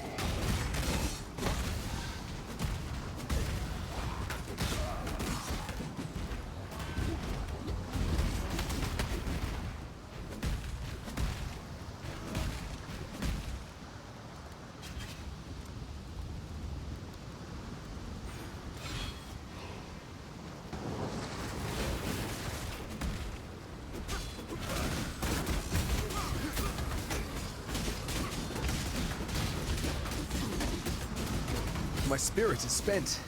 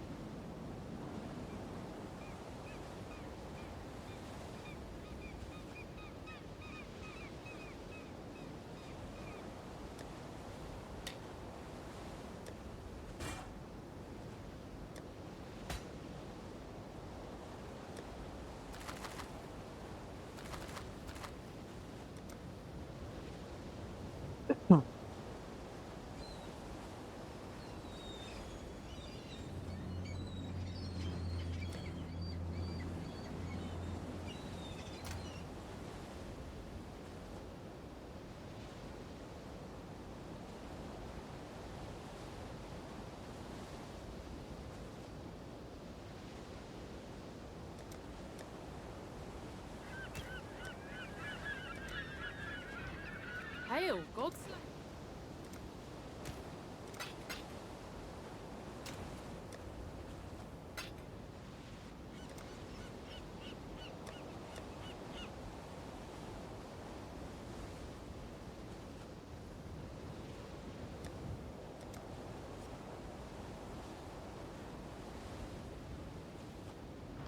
How's the trail?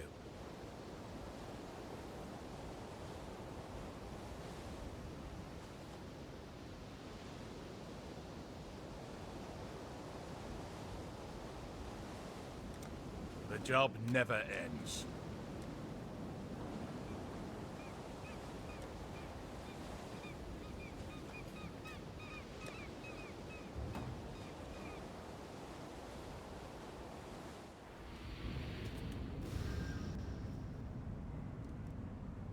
Freedom comes to them.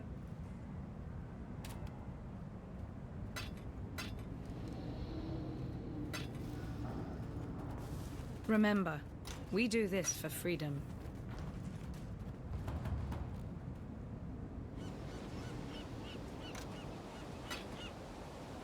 Long day.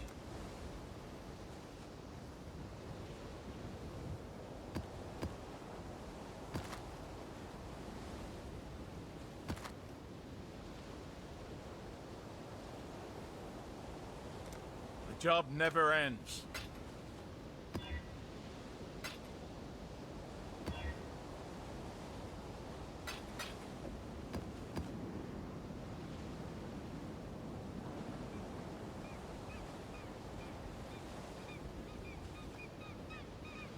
Godslayer.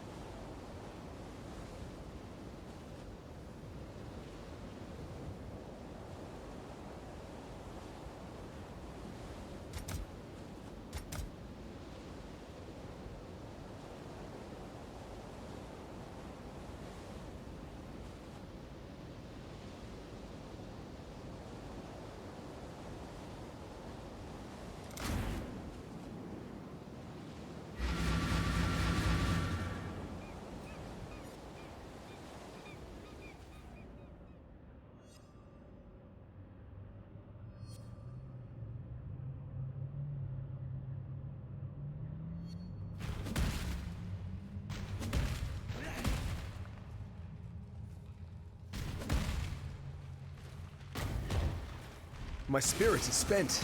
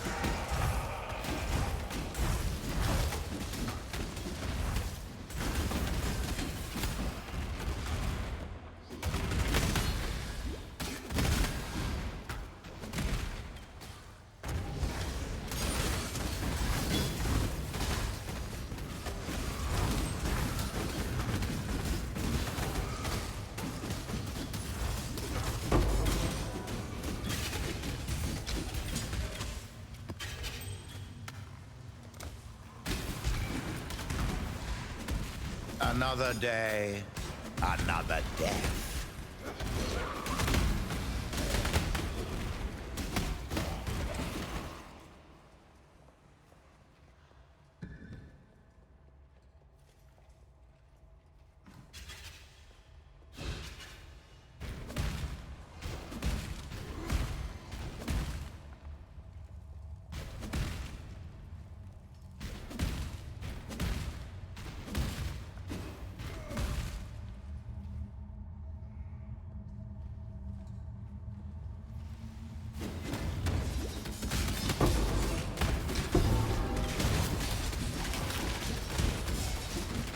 My spirit is spent.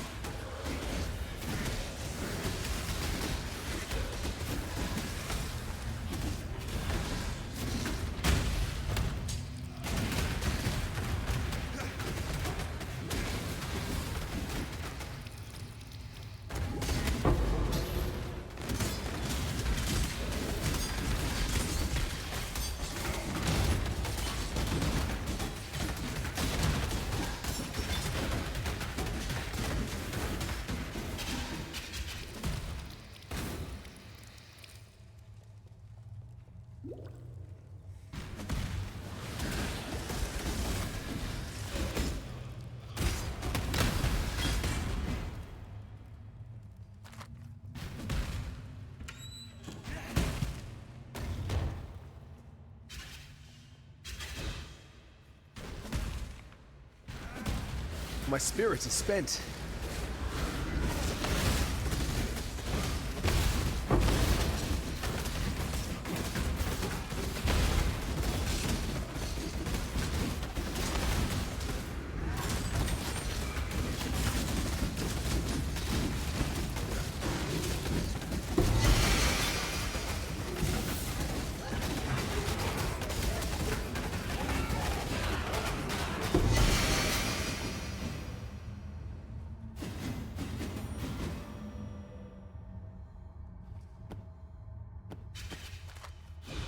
I believe in traveling light.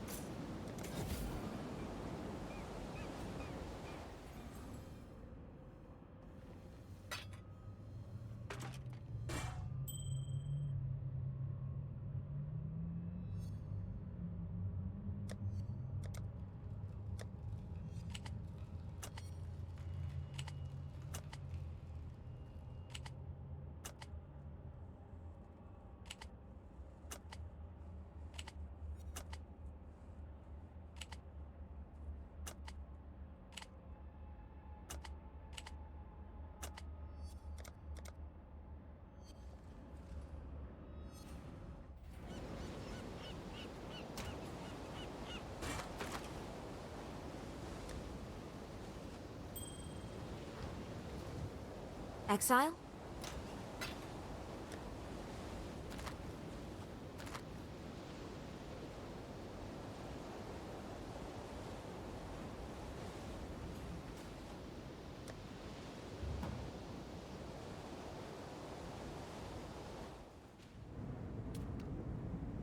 Ahoy! Always keep your eyes on the horizon.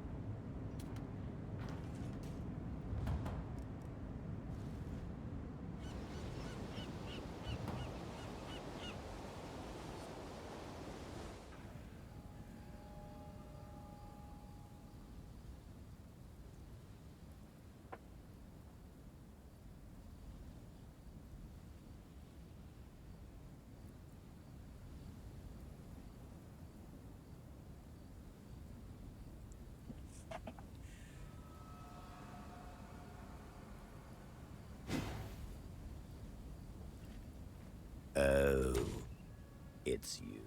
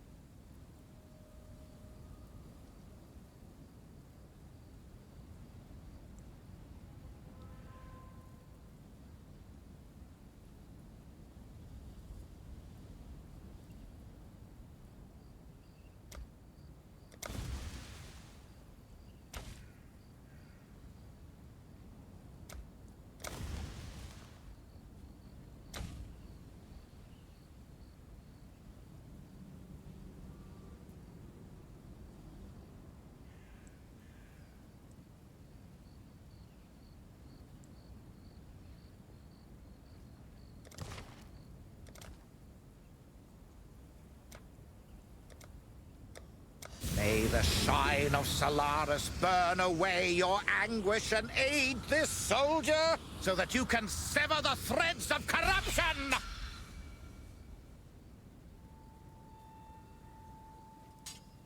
You again.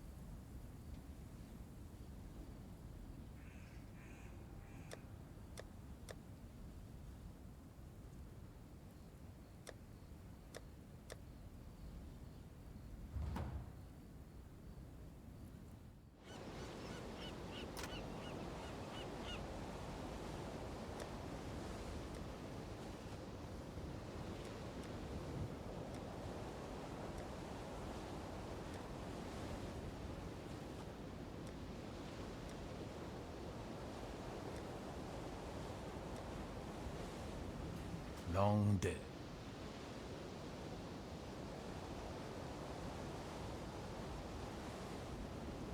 The job never ends.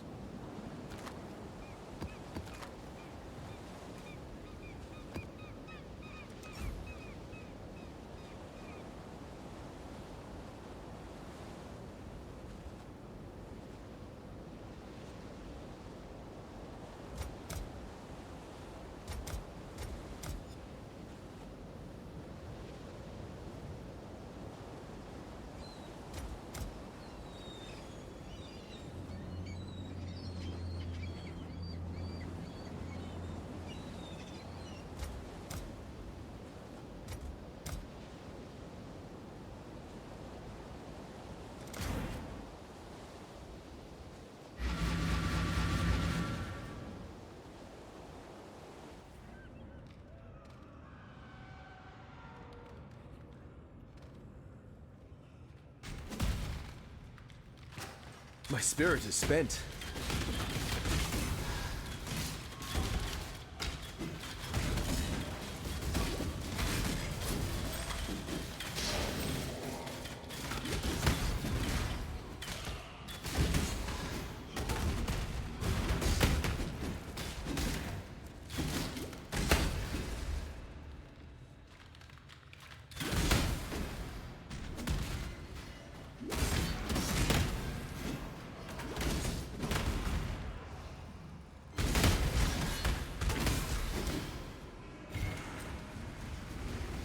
Another day, another death.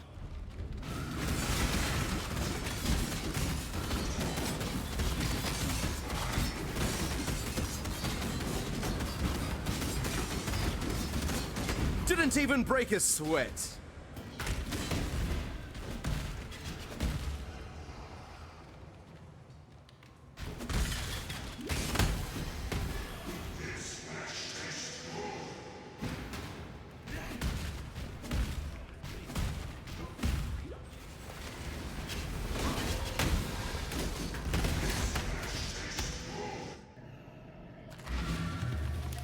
This way, exile.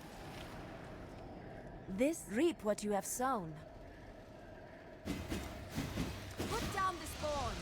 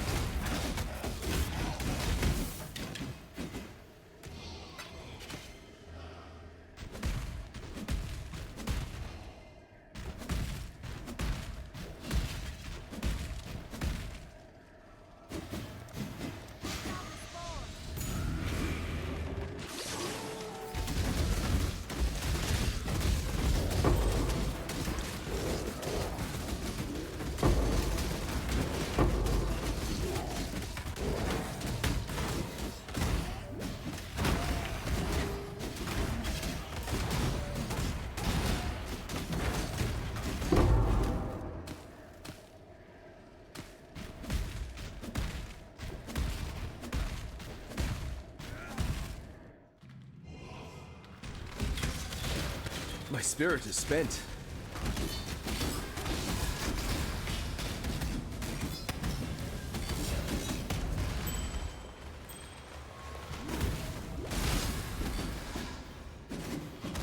Oh, that's good. Increase speed. Or like attack speed or move speed.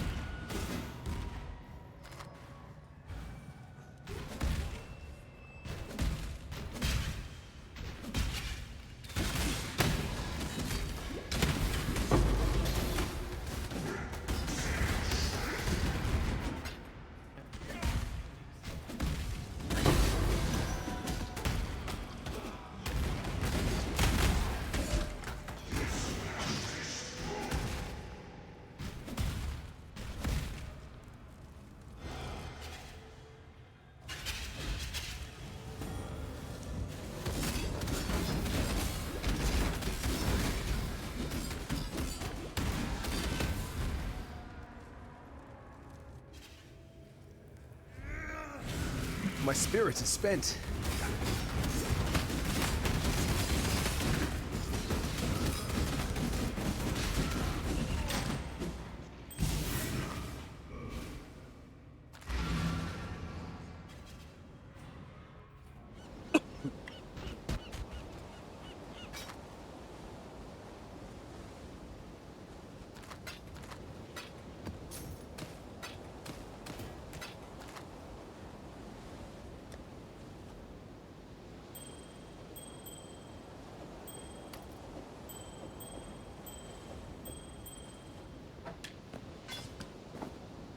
Salah.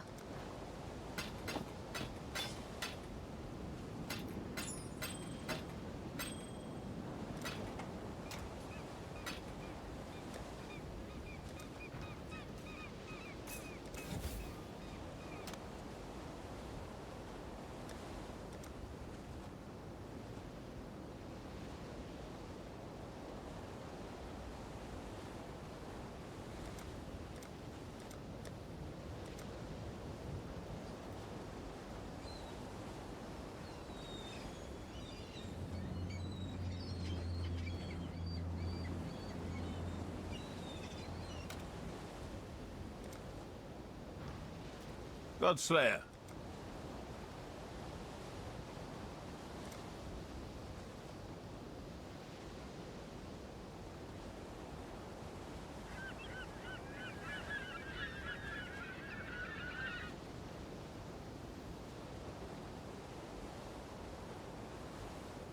Those bloody...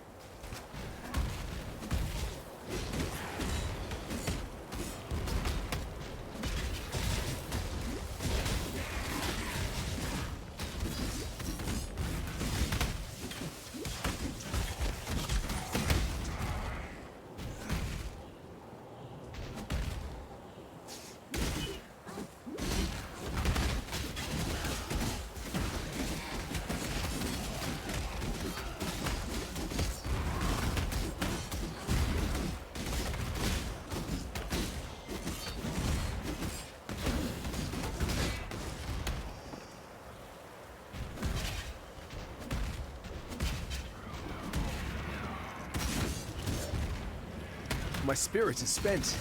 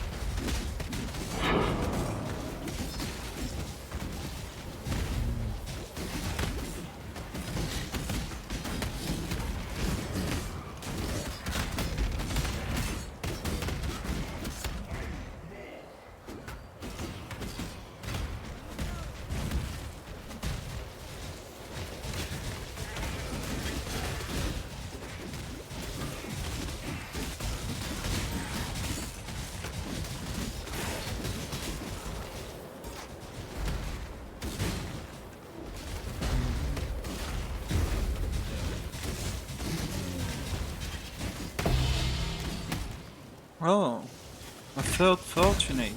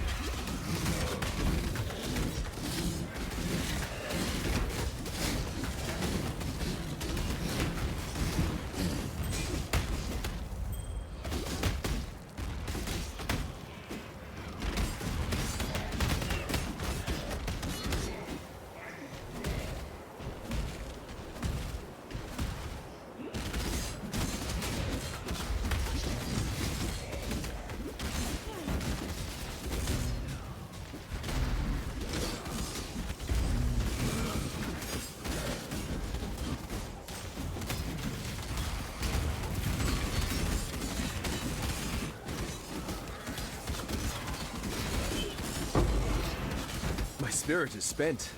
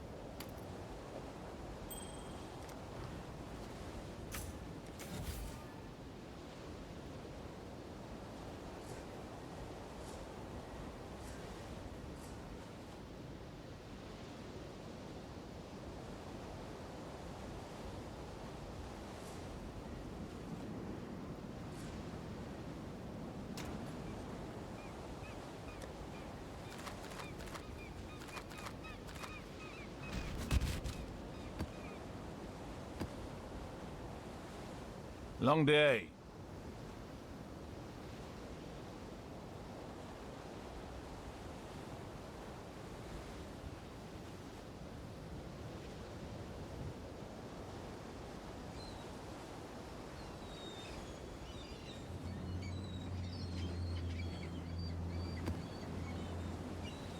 Stay vigilant.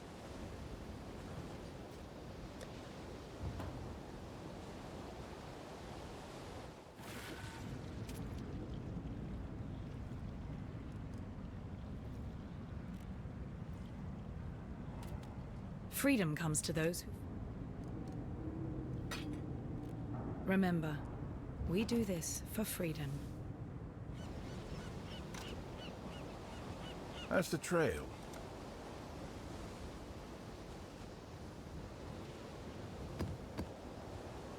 The job never ends.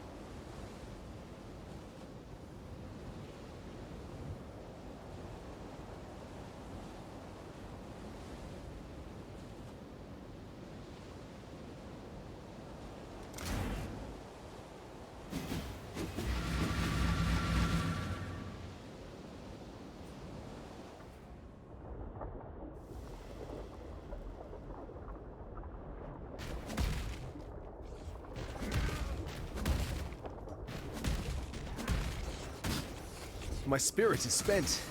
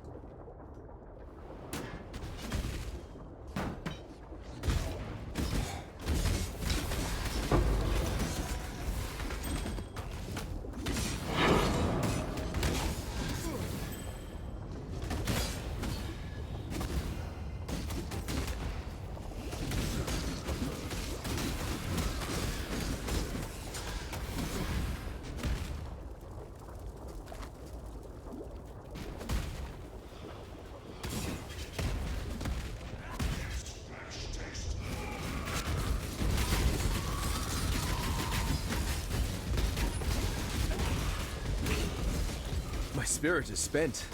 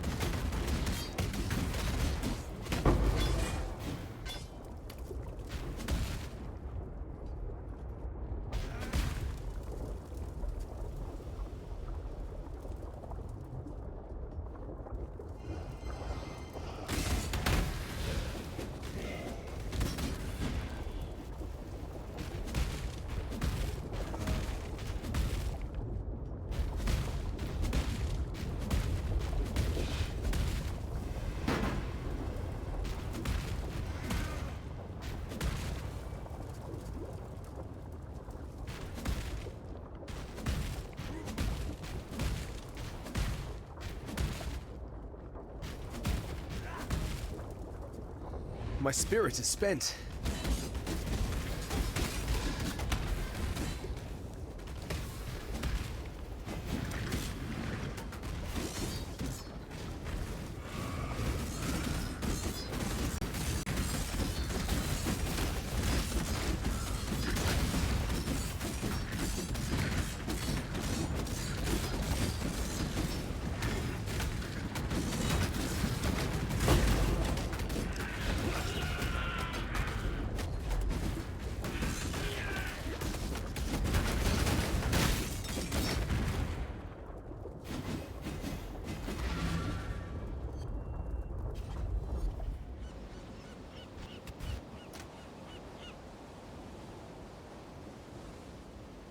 Cool winds.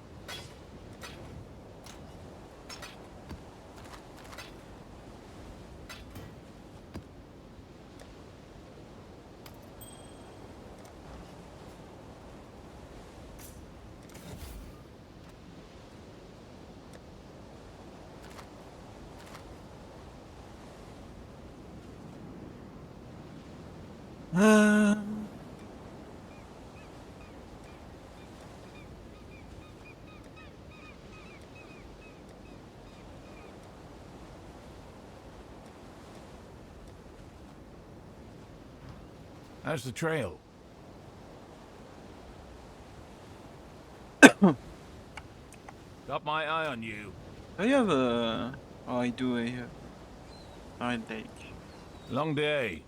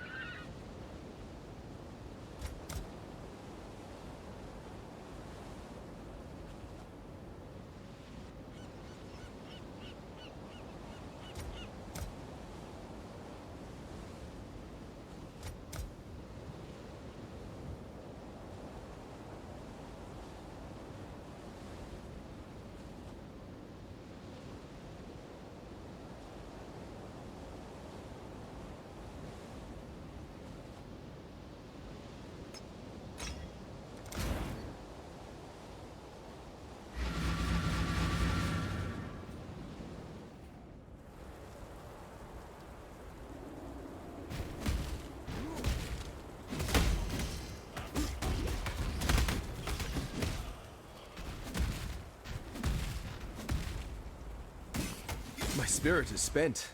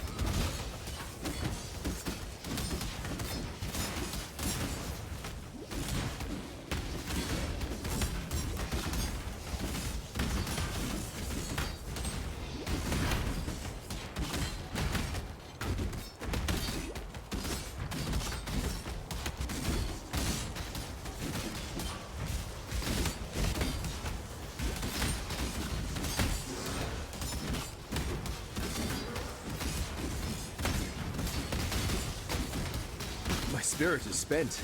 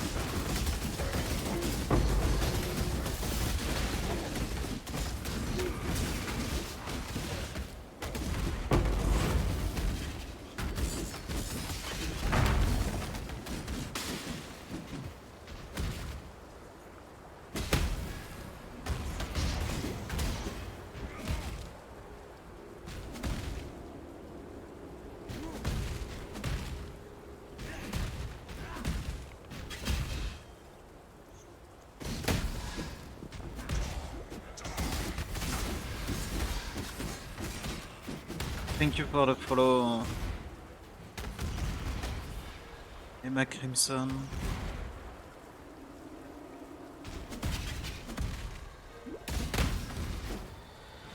I'm doing good.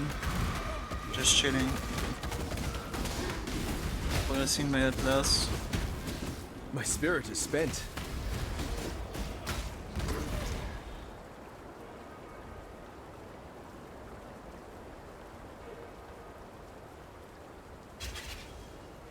I've been playing since... I've played every league since Synthesis, so... I don't know, multiple years.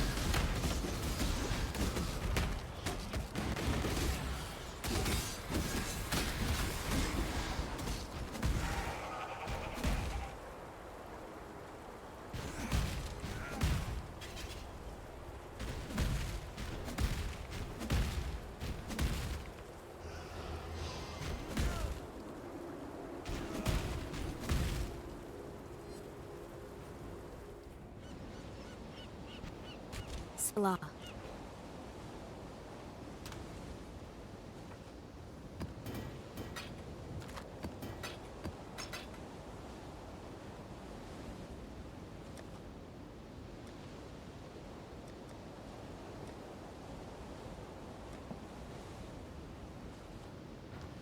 How's the trail?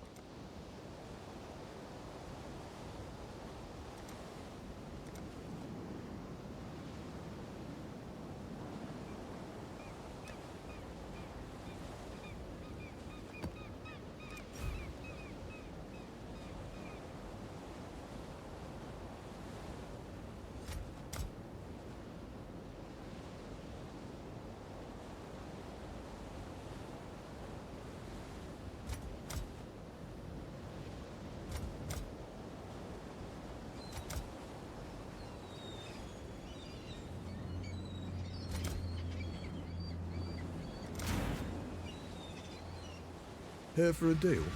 Yeah, go ahead. Ask your questions.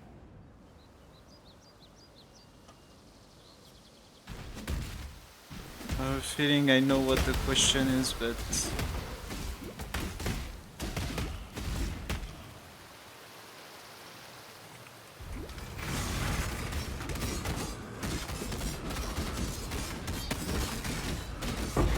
Yeah, I don't need any fucking digital artwork shit. Thanks for offering though.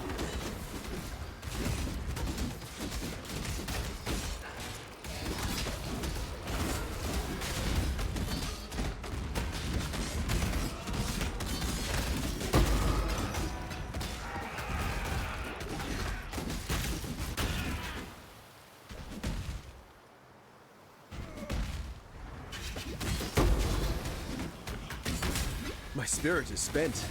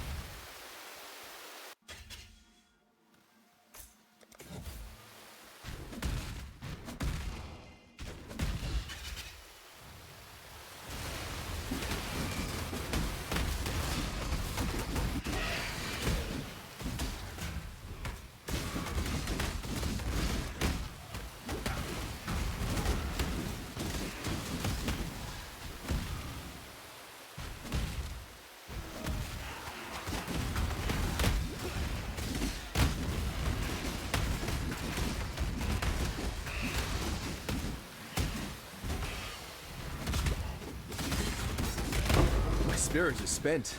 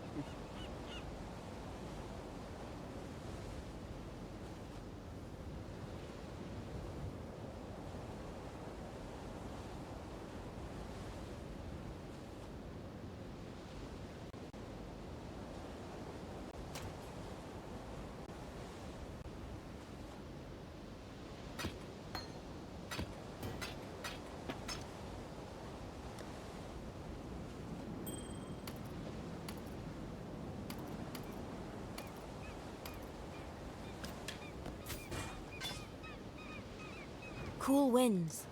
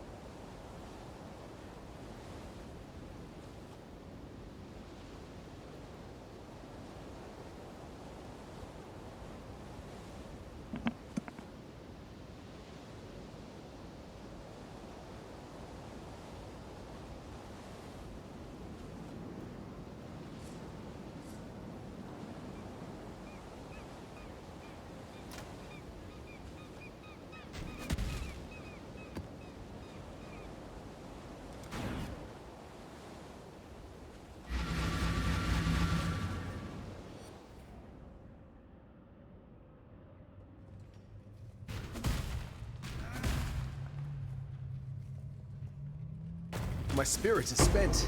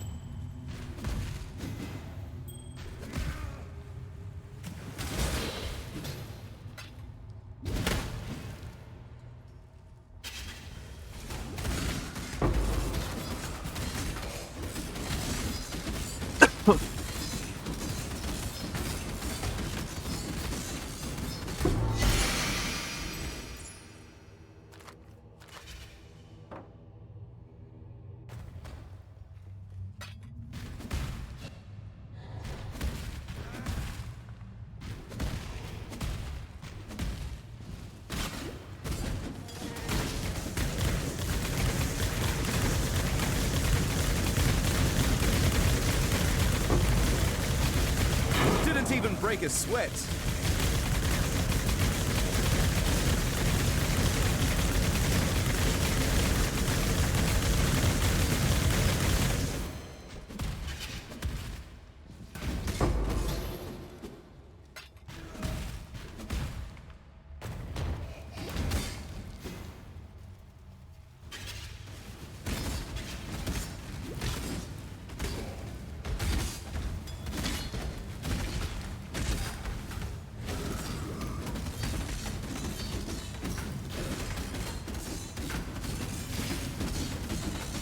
My spirit is spent.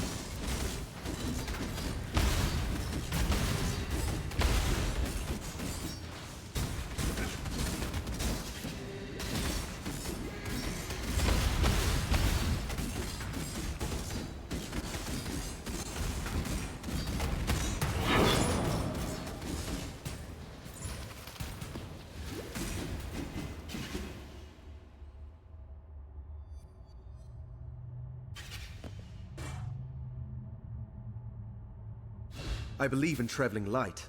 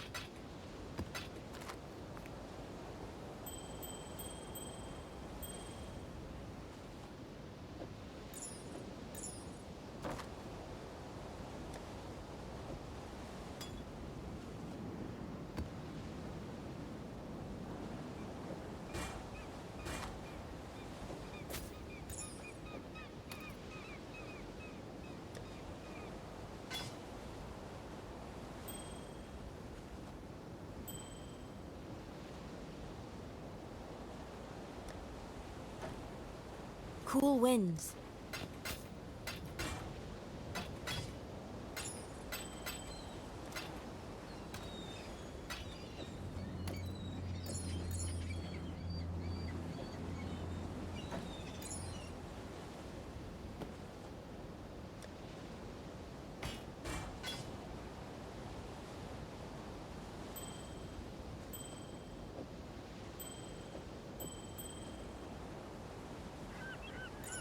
Hello.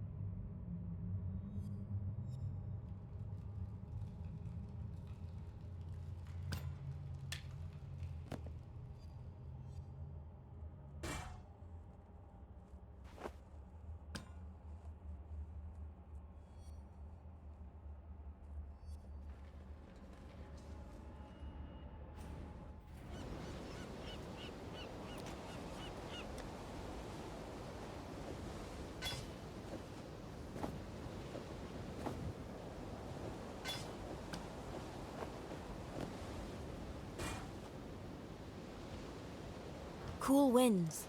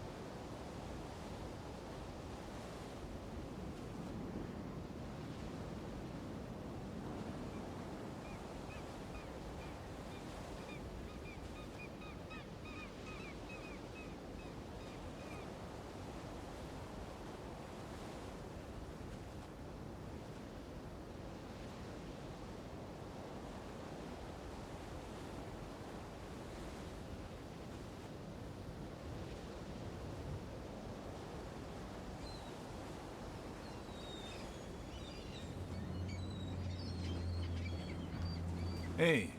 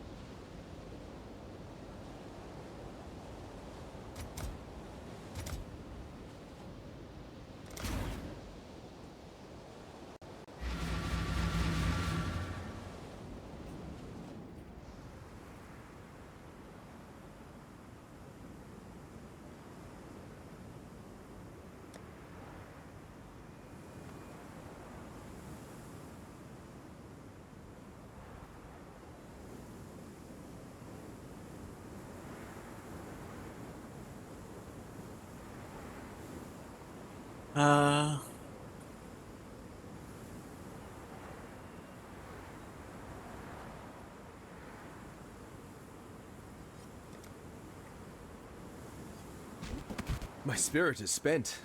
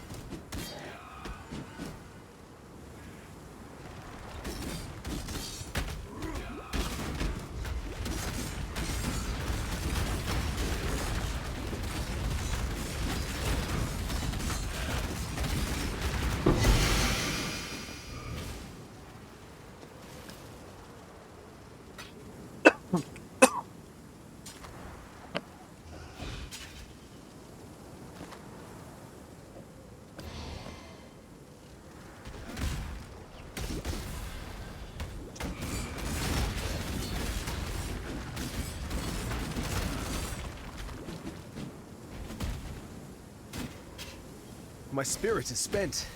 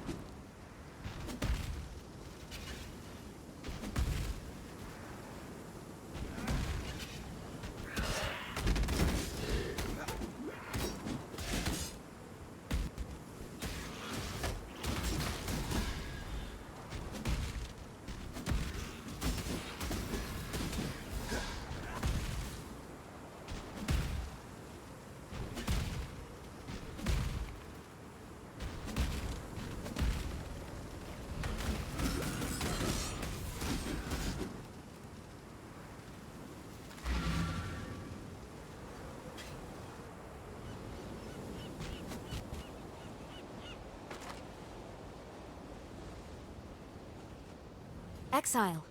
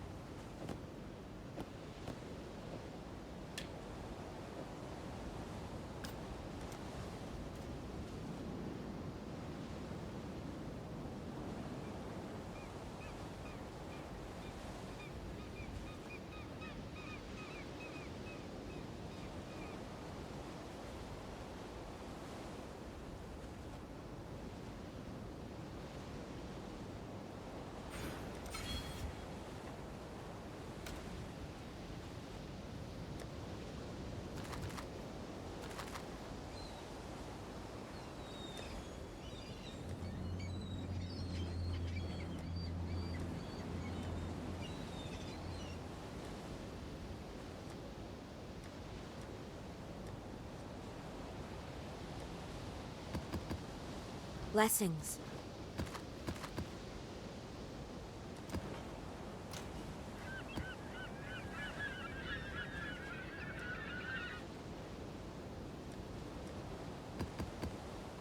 Salah.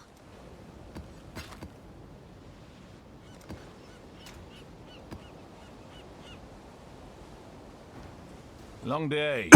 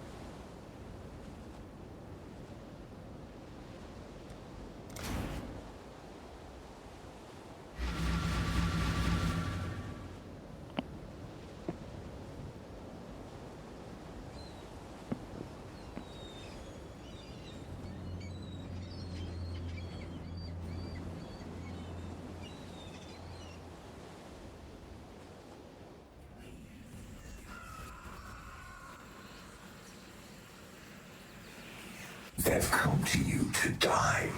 You are their mercy. My spirit is spent.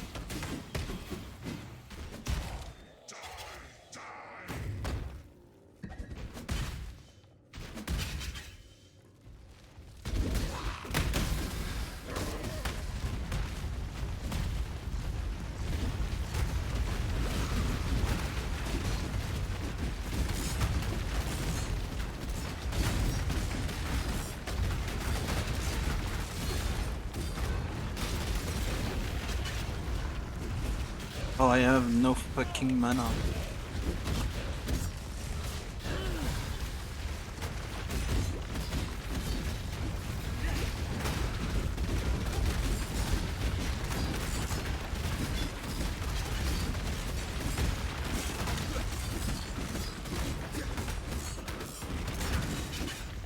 My spirit is spent.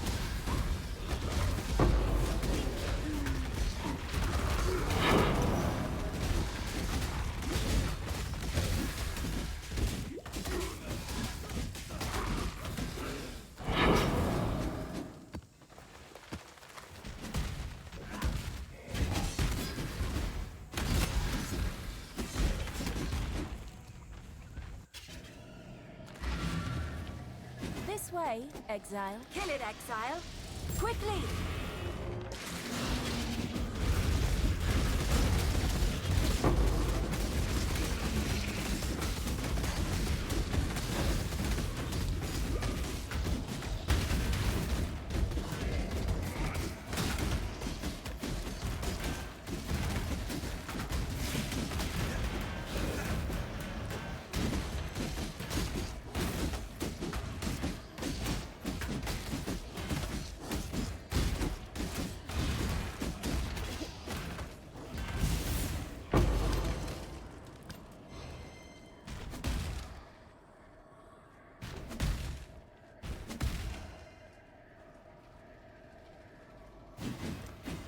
Put down this spawn!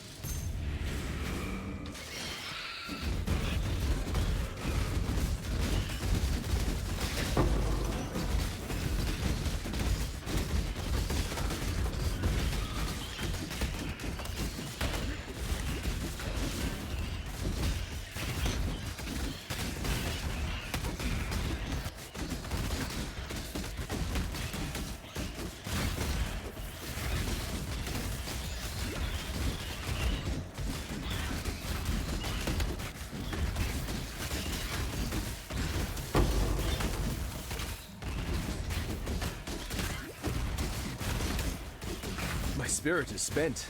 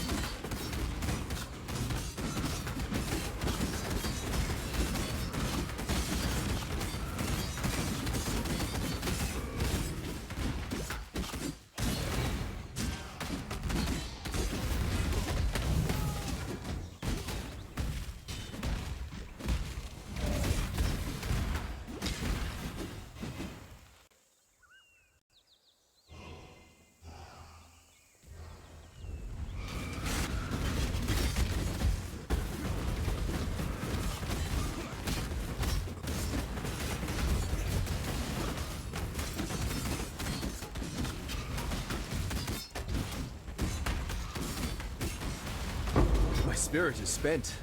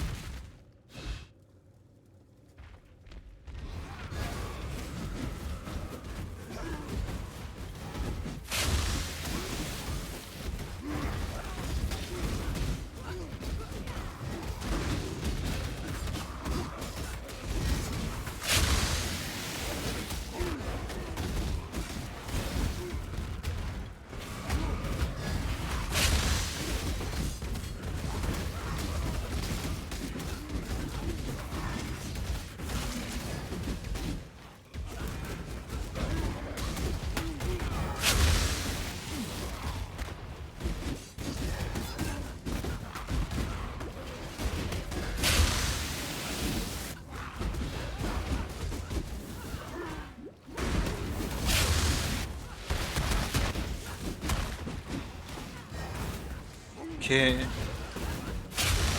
I don't know what's happening, but apparently I don't have the damage. For some fucking reason. Probably some retarded mod or some shit.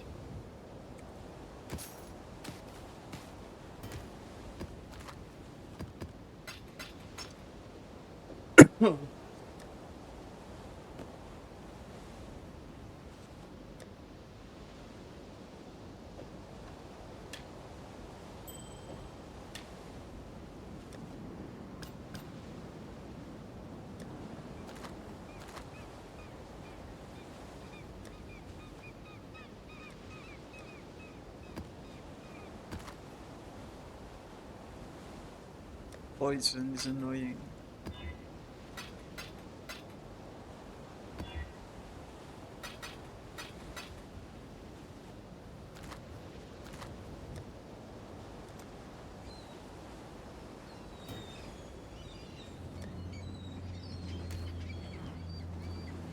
God Slayer.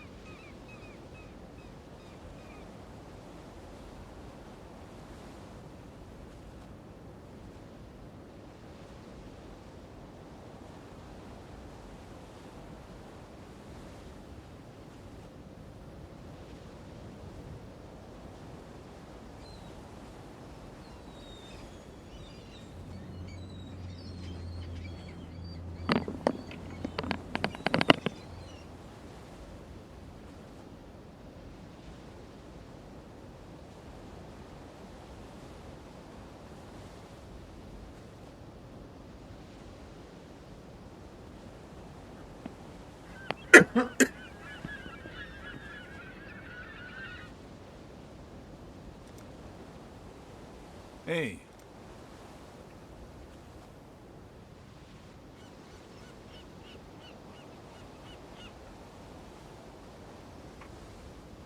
The job never ends.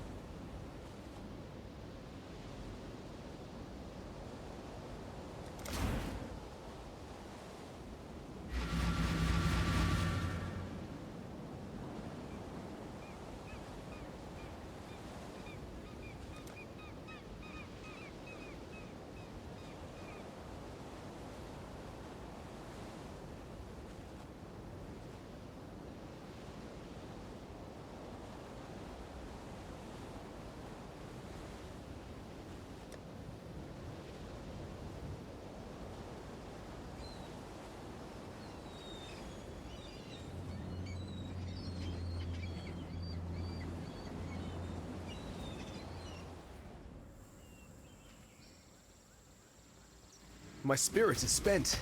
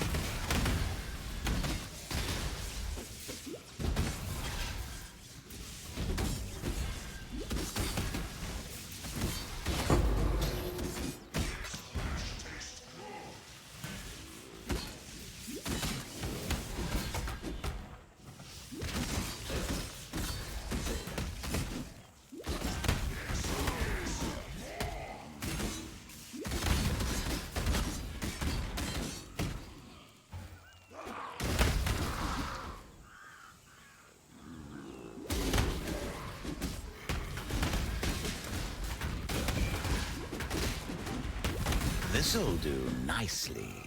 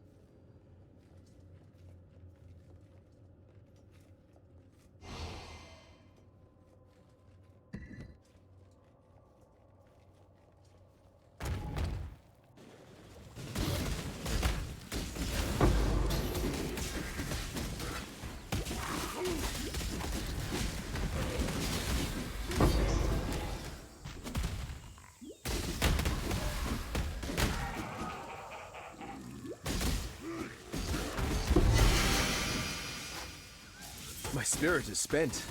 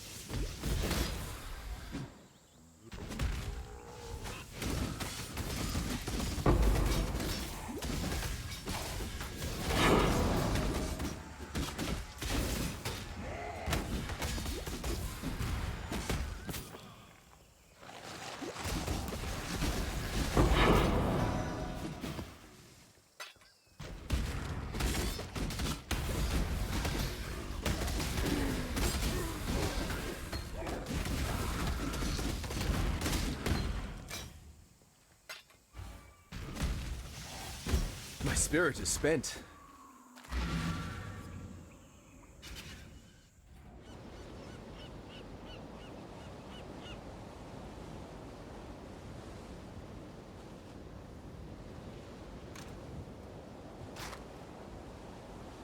Exile.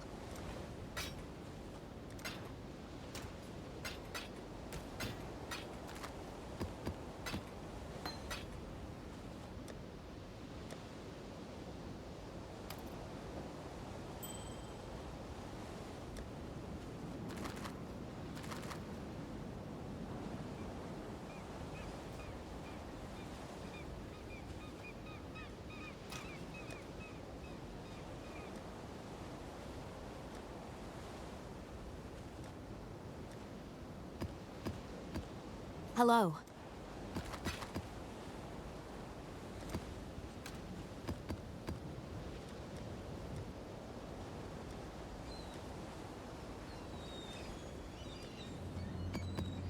Hello.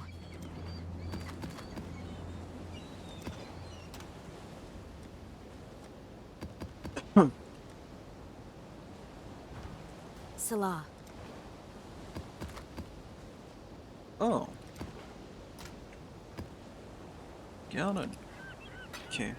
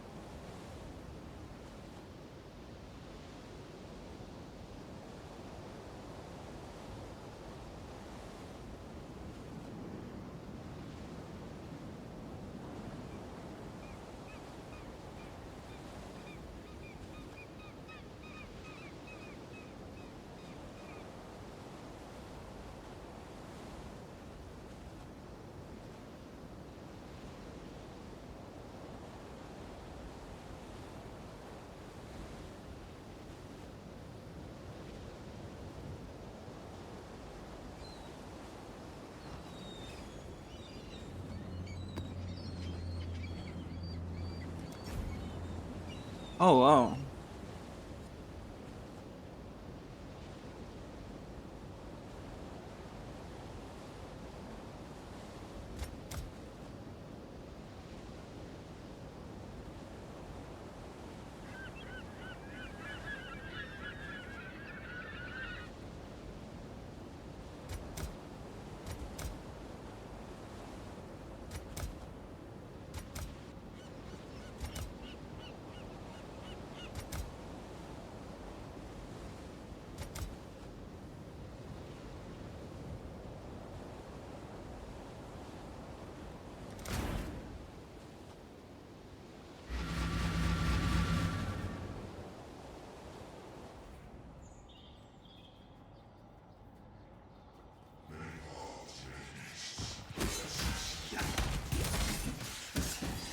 My spirit is spent.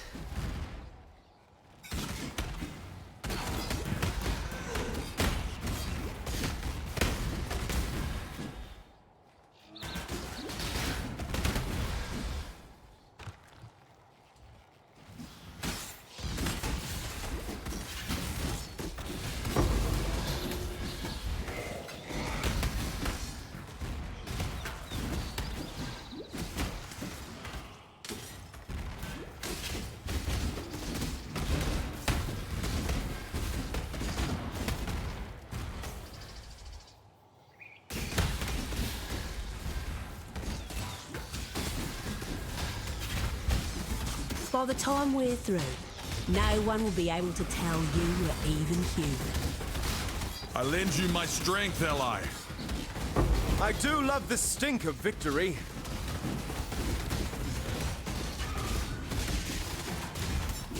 Oh, God! Keep the mask on.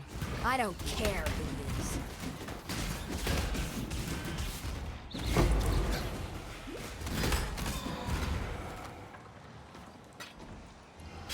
Go on. I choose. I'd have made a little... I'm afraid the only... I'd have made a little more show of it. I can appreciate a killer when I... The foundations are shifting, Exile, but I doubt you'll bring the tower down.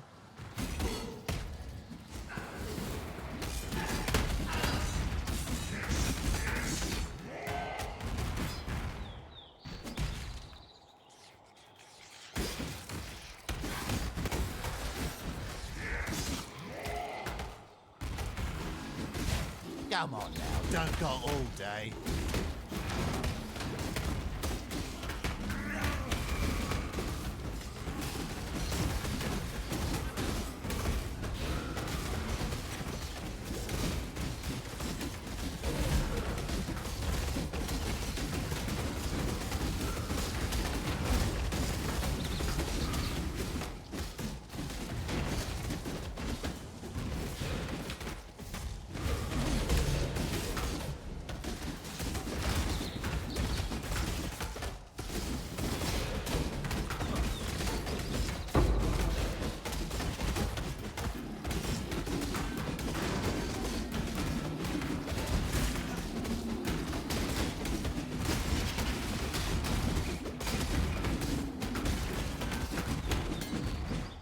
I can't do this just yet. Risky choice.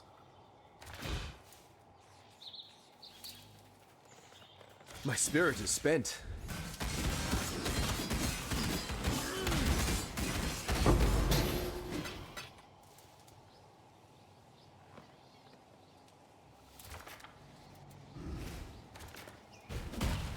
Hail!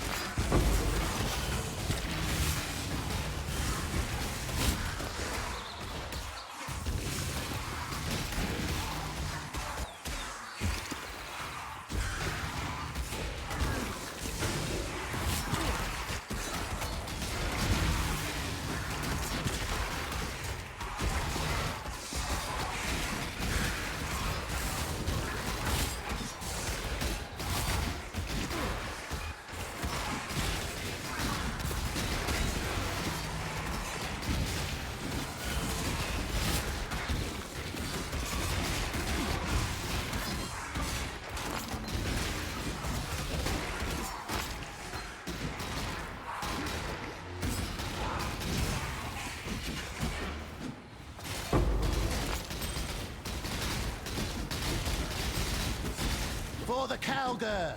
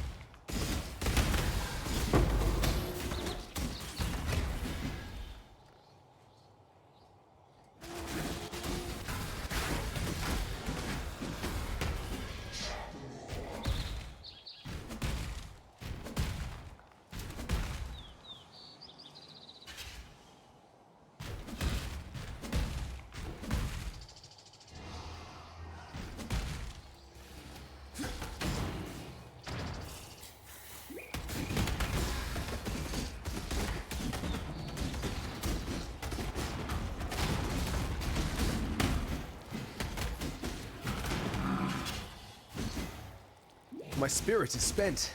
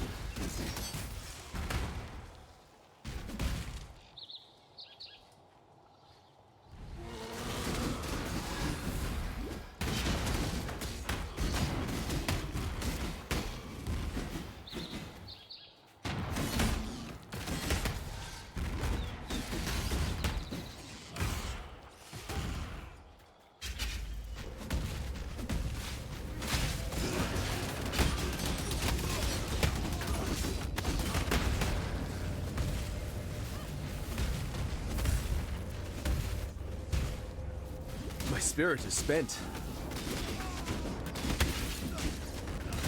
Oi! You're not allowed down here. Show me what kind of goodies that hook can rip out. Even better with a weapon than with words. I just can't. Death is what separates them. You should have given them the red mane treatment. Next time you see me, I'll be a new... Hello.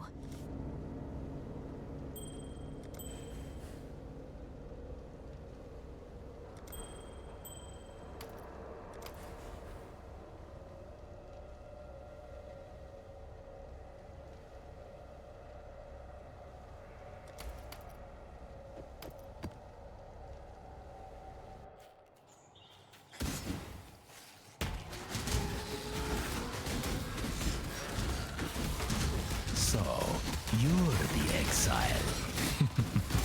I hope you can take some heat.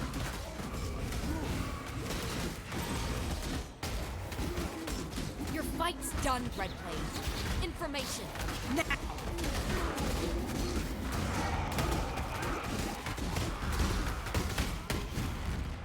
The structure of this organism. Consider it done.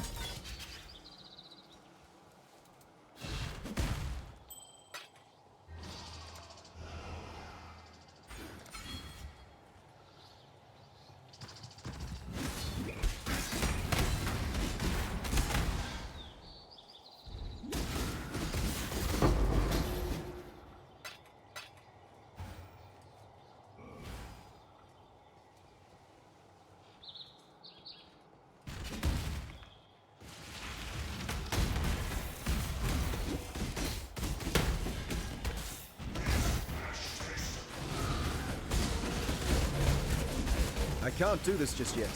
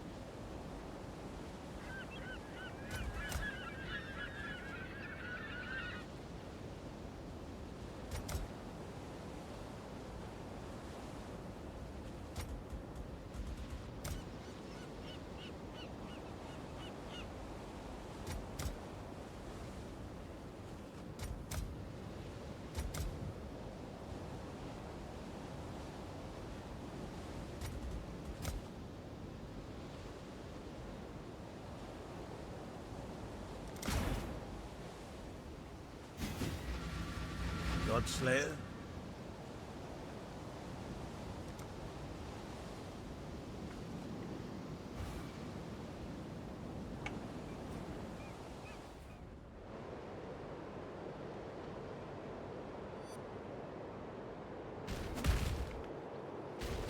My spirit is spent.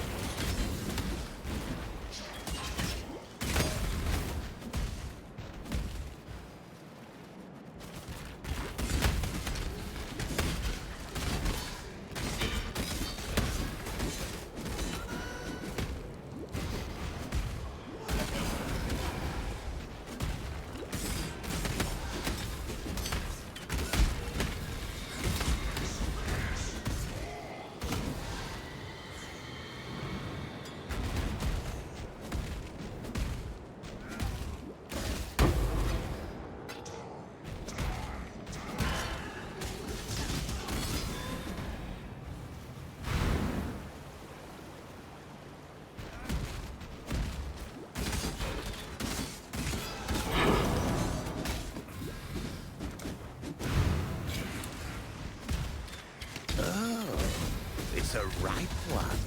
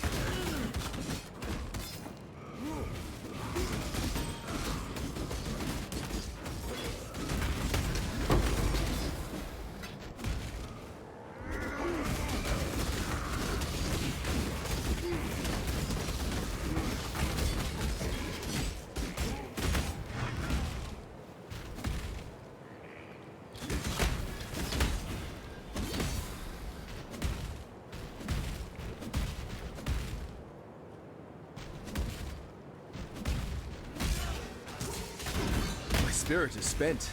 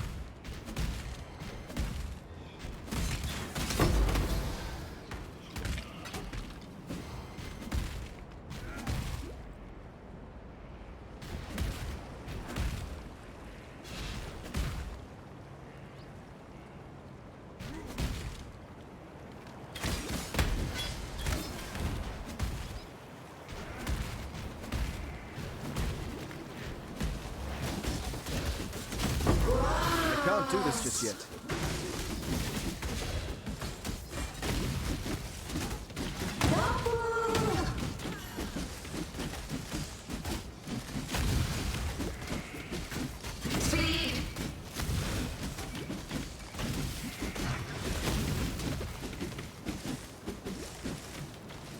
Lash.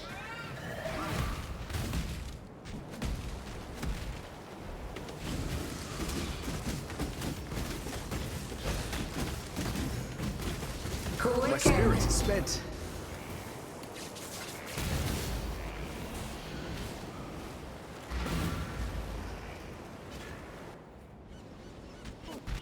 Salah.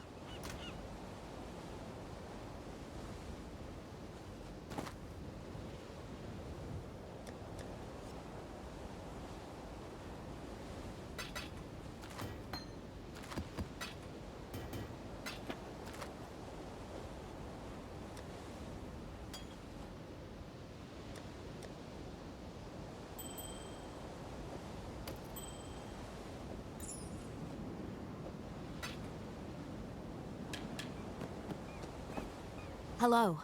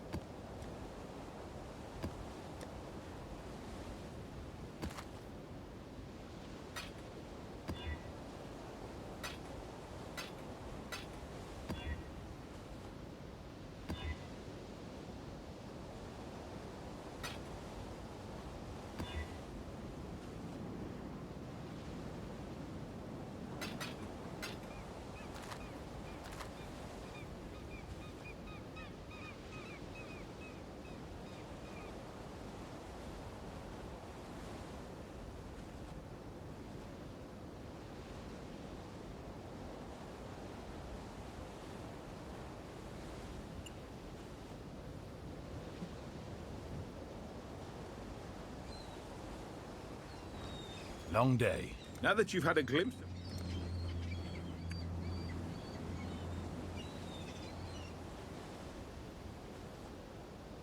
Godslayer.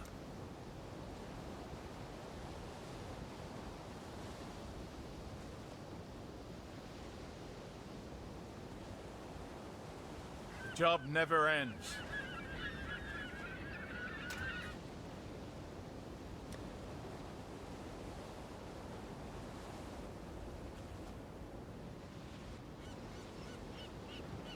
How's the trail?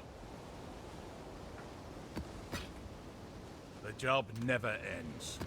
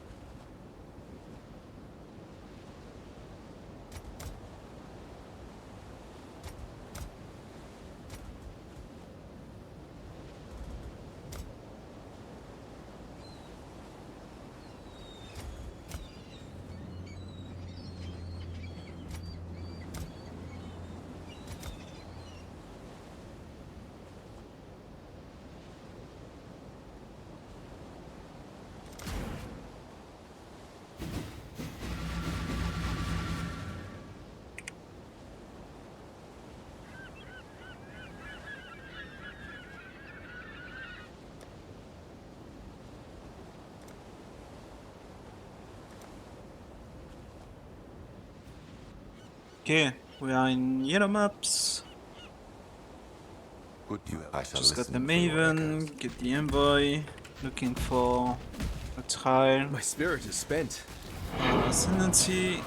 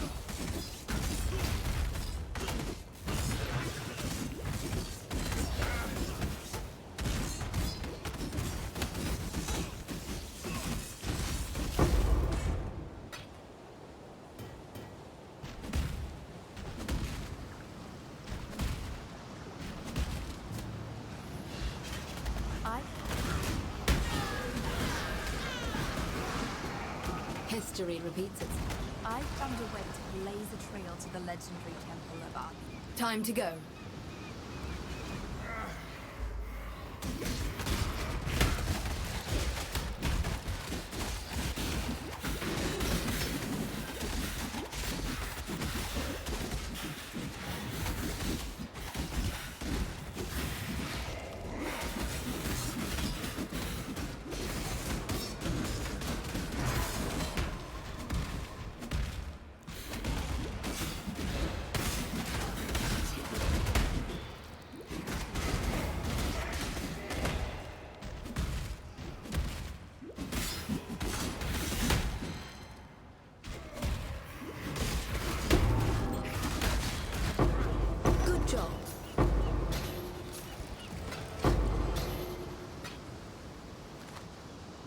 Good to see you survived your first incursion.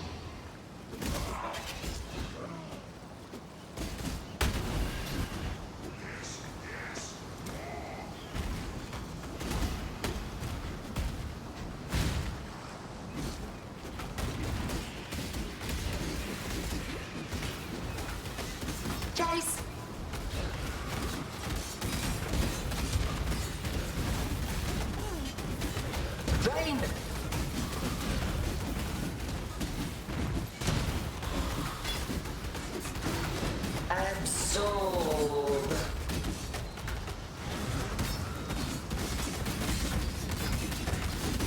Chase.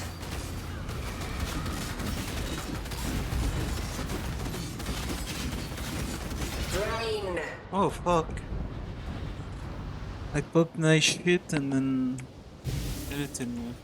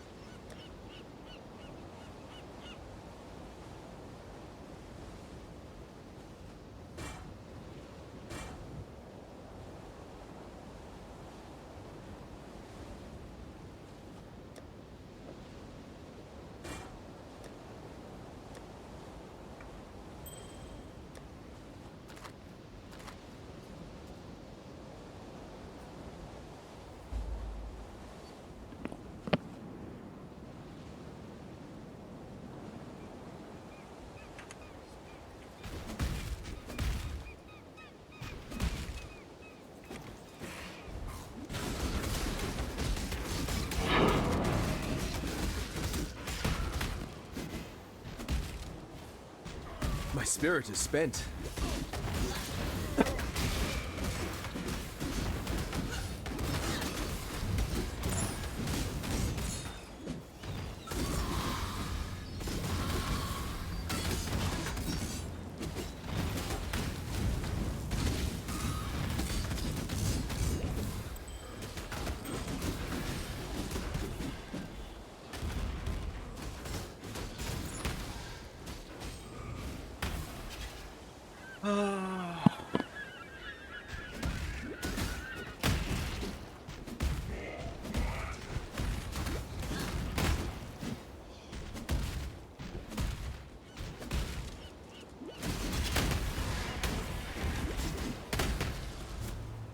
You found yourself I knew a you'd hideout. find me. Put you in a...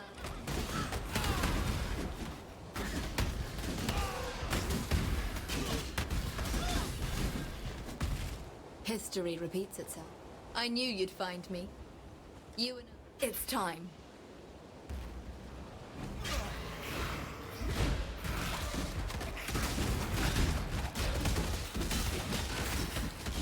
I can't do this just yet.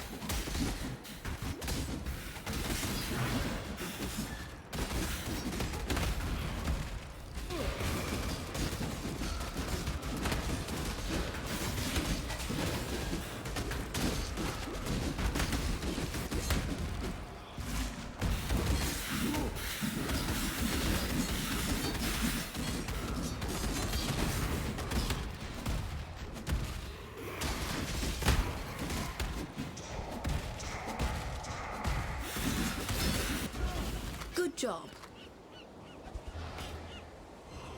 You've made space.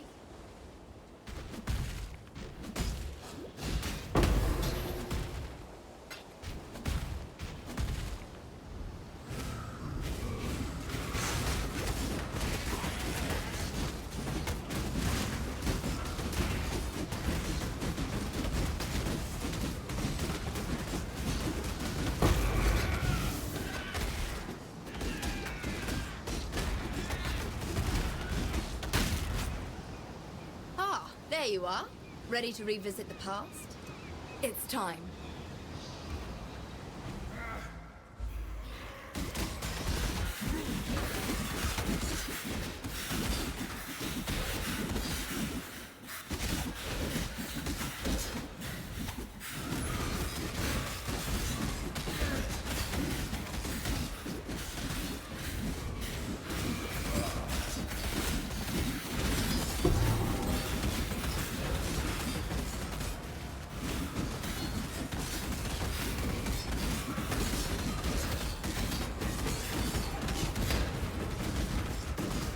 My spirit is spent.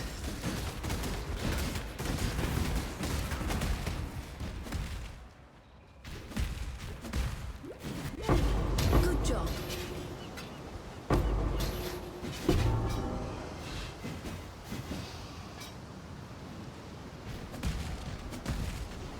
Toughen.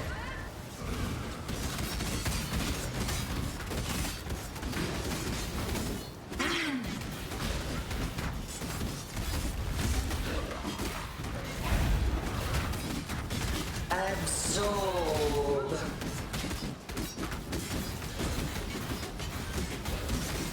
Entropy.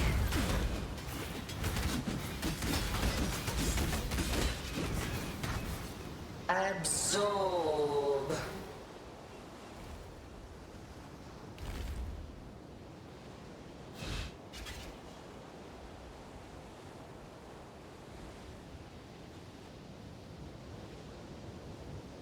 Drain.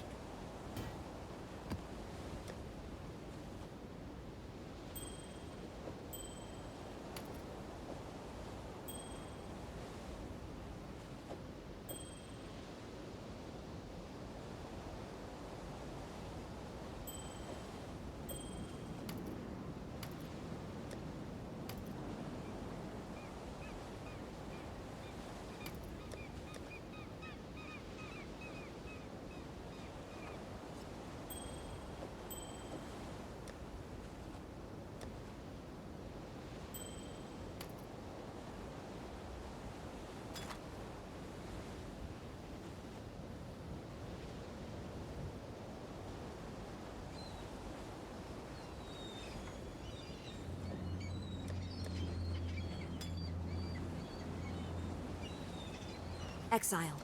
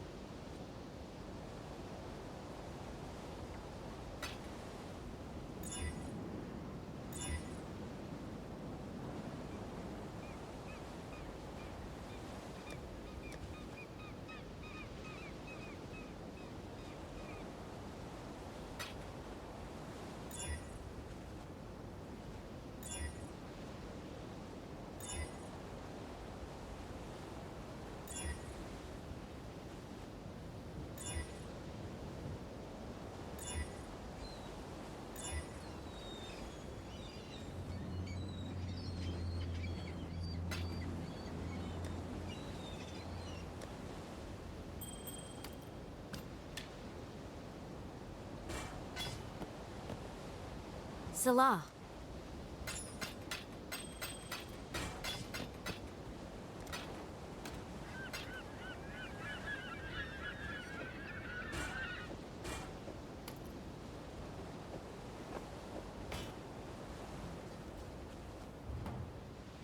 Okay, let's go Necropolis for a bit.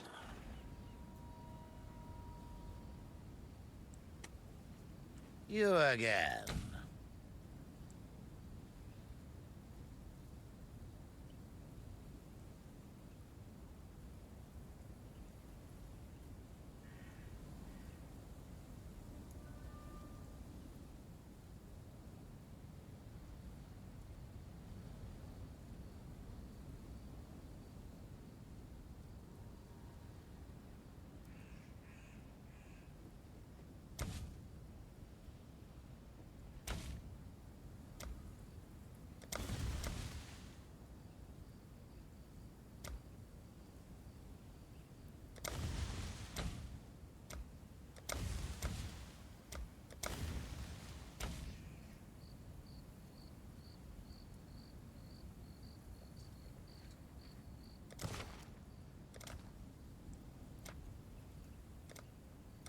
May the ferocity of Thraldana free you of Can you your give me anguish and something aid okay? this soldier, so that you may guide their hearts to glory!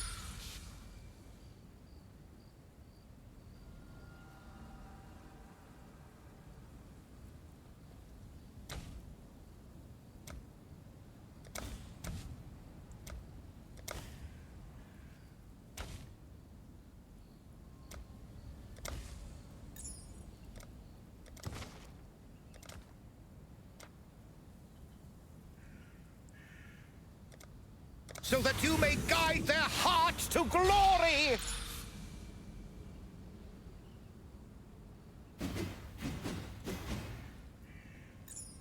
Oh, it's you.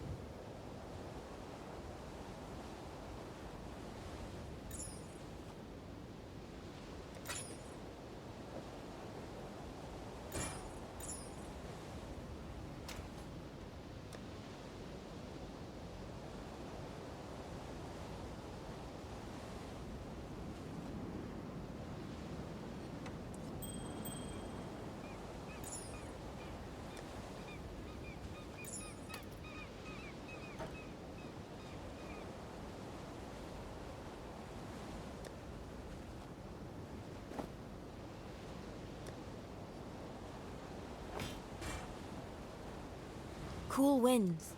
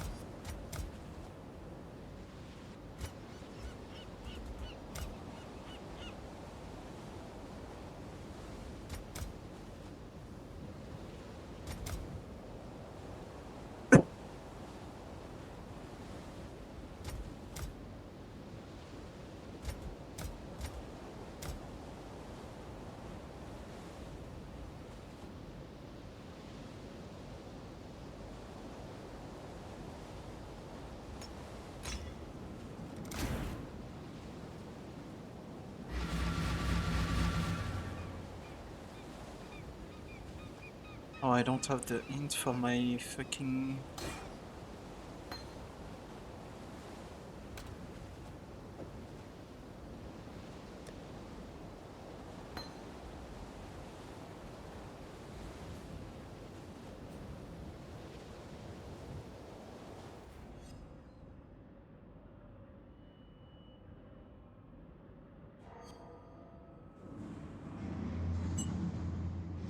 Echo into eternity. My spirit is spent.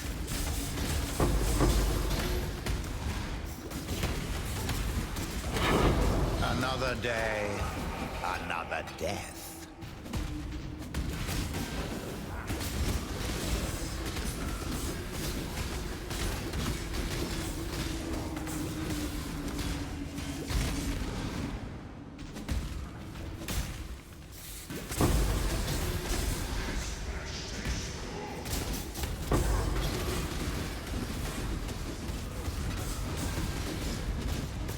Practice makes perfect.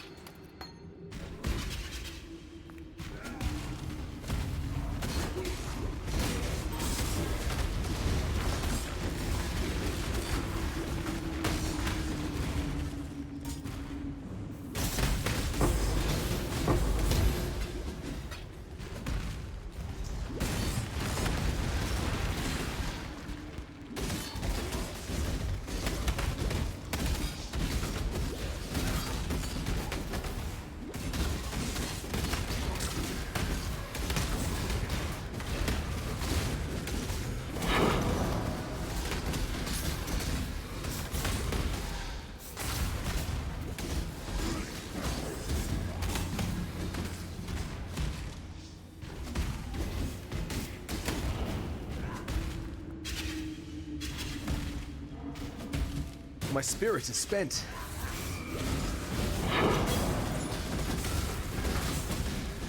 I believe in traveling light.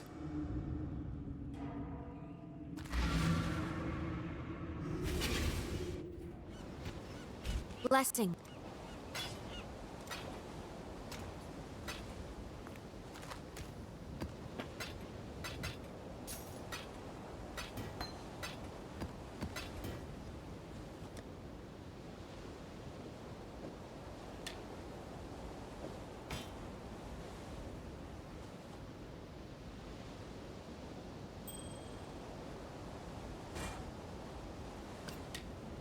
Exile?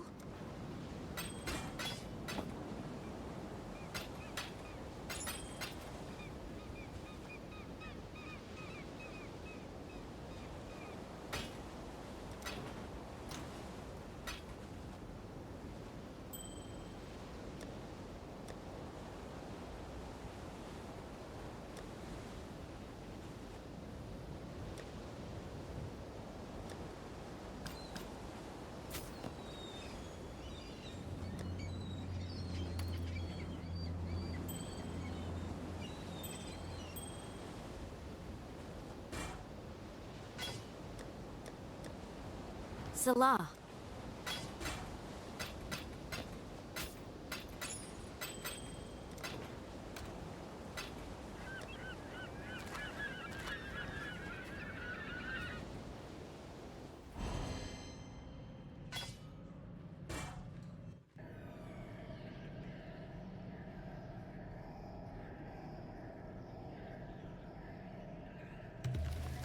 This way, Exile.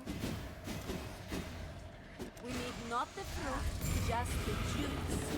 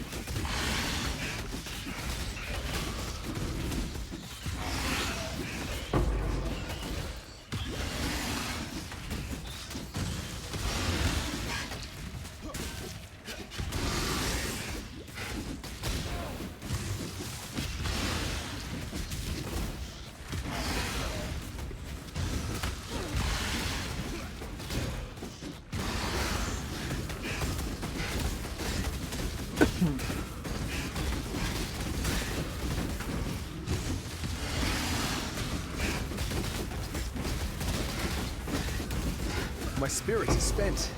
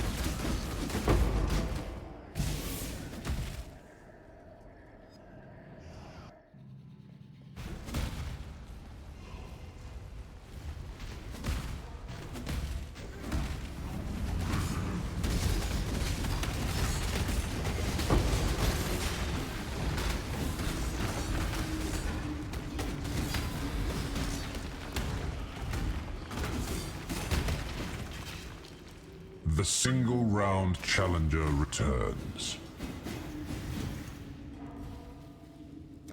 The storm approaches.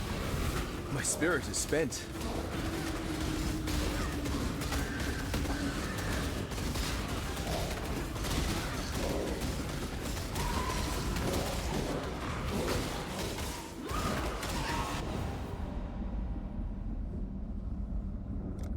Be diminished.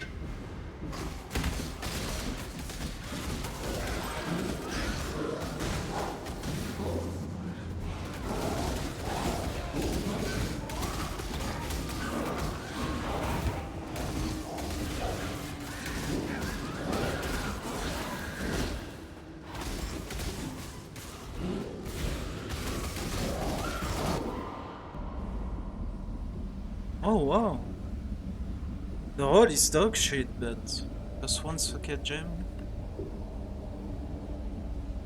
Slay them amongst the flames.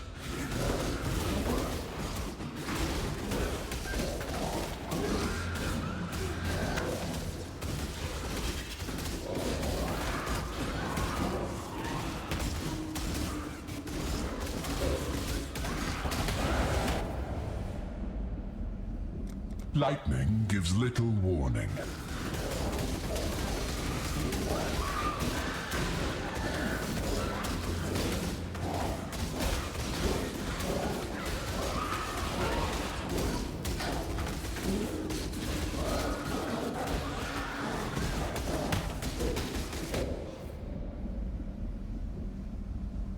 Lightning always strikes twice.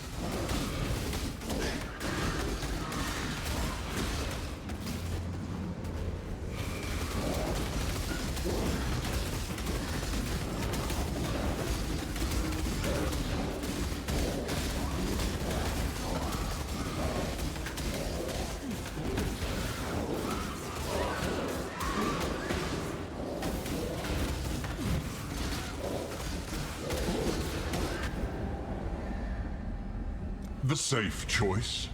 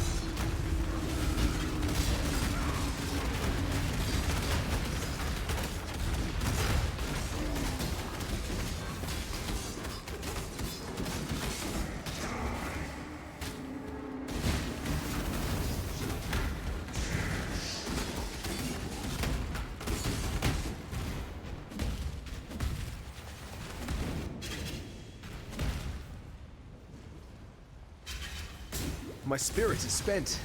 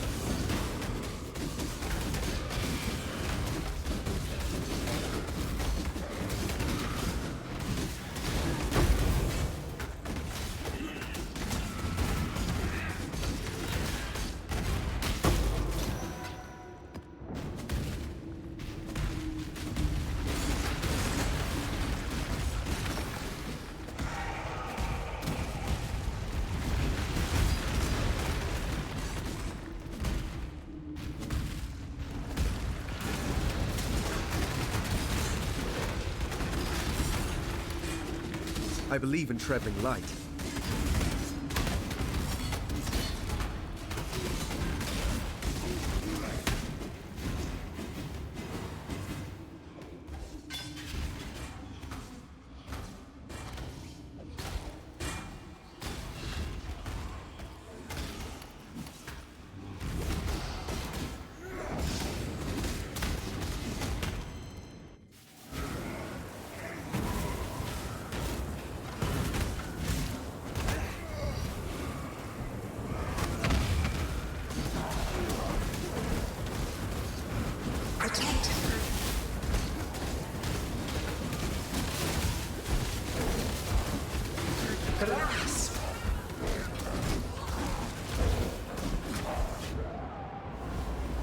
Damn.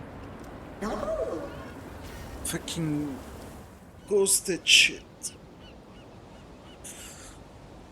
Hello.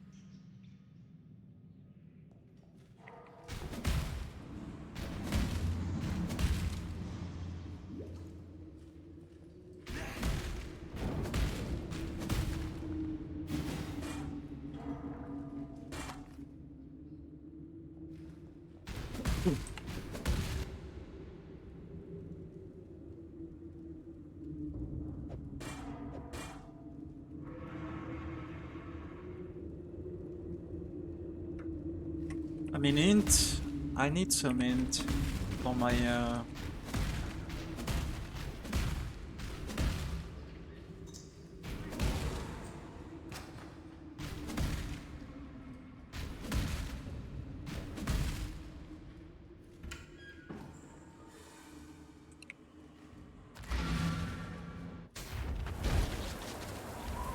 My spirit is spent. God?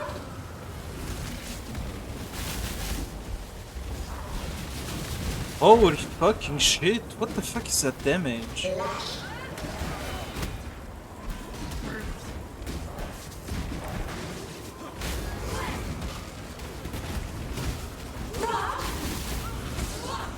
Die and be reborn!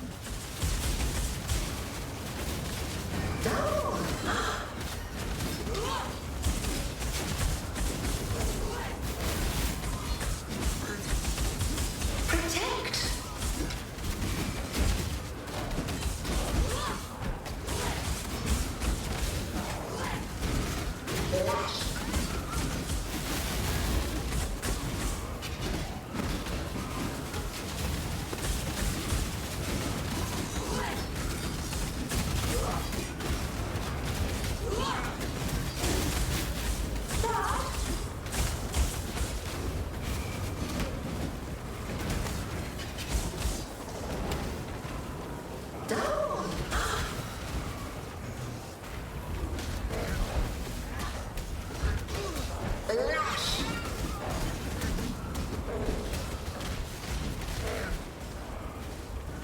Protect!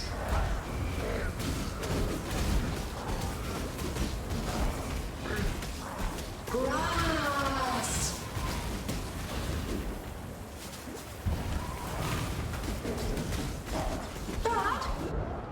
Holy.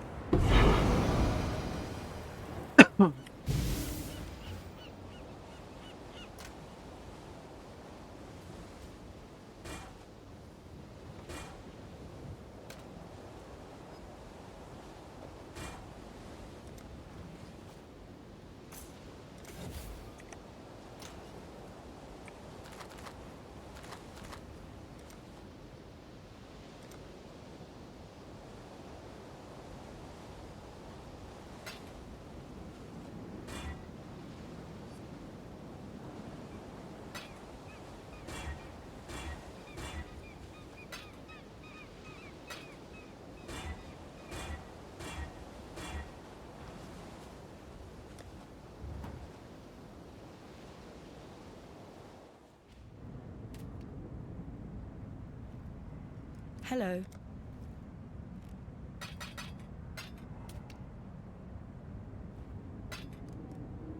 Remember, we do this for freedom.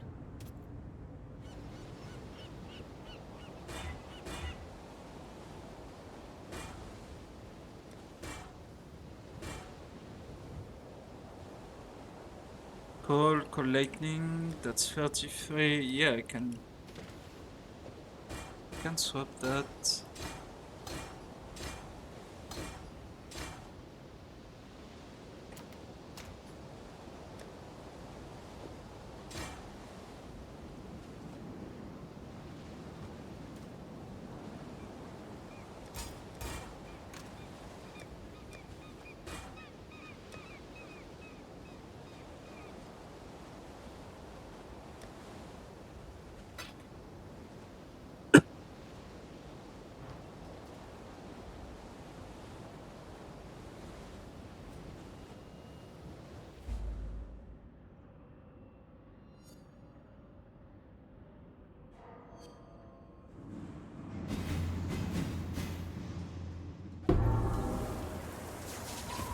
Grass.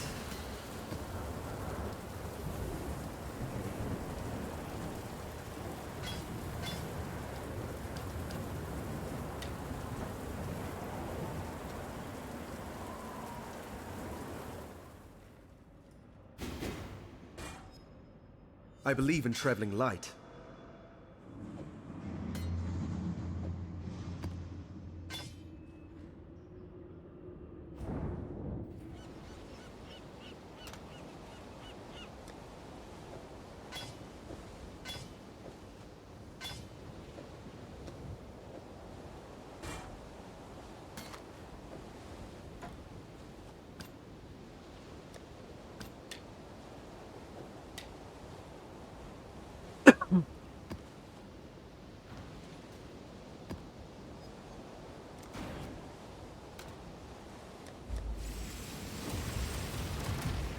Oh, it's the last one I need.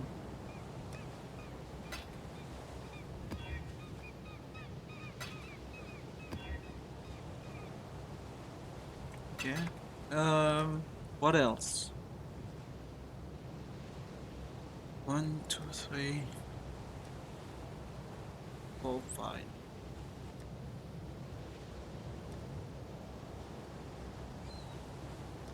And I need promenade.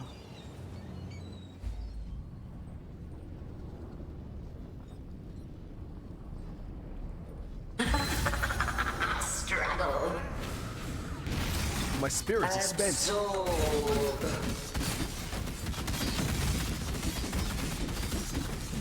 Chase.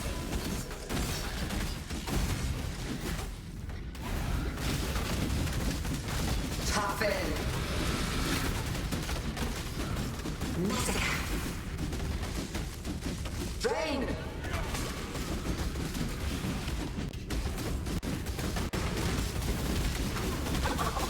Run.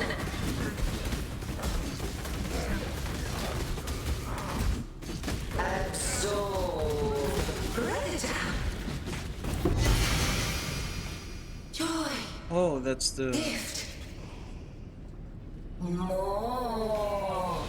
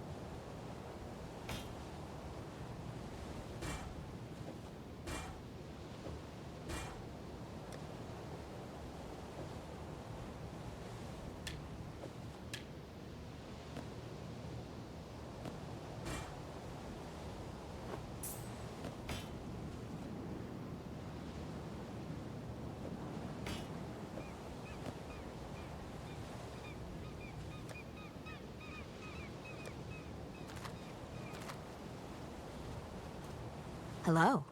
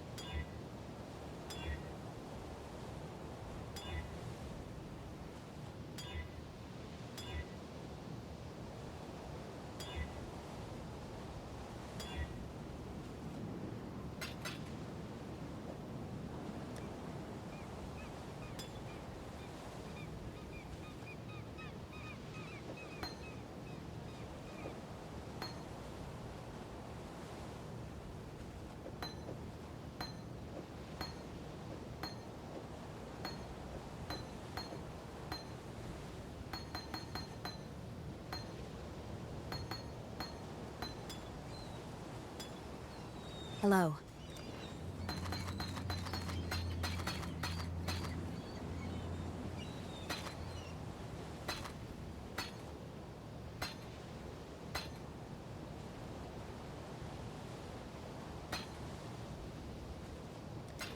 Keep your eyes sharp.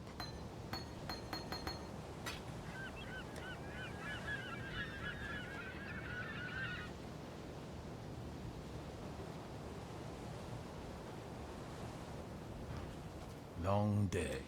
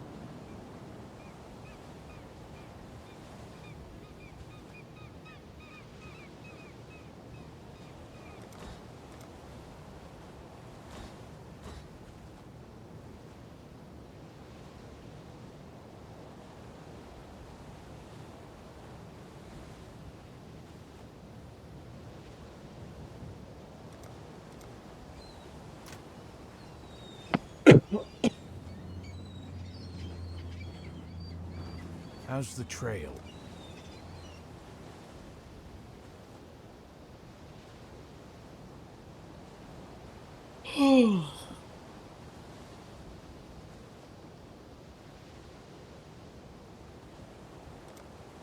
Got my eye on you.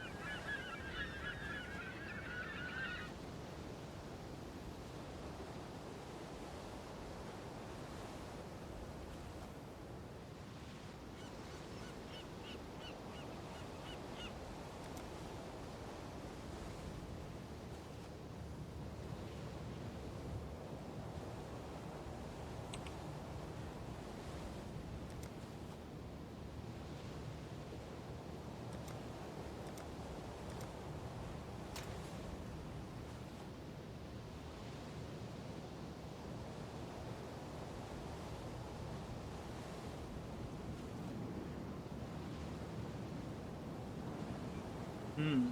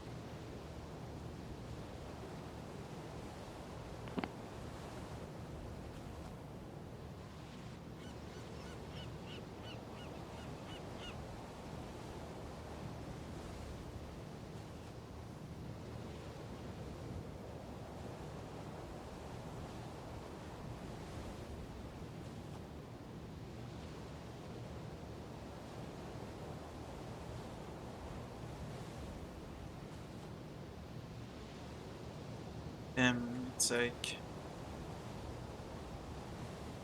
1D for 10%. It's not surprised.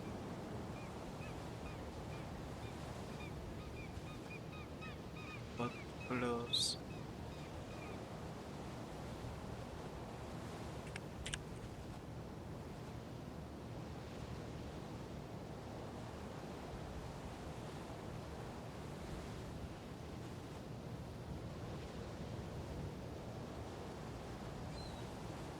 Yeah, it's like 1D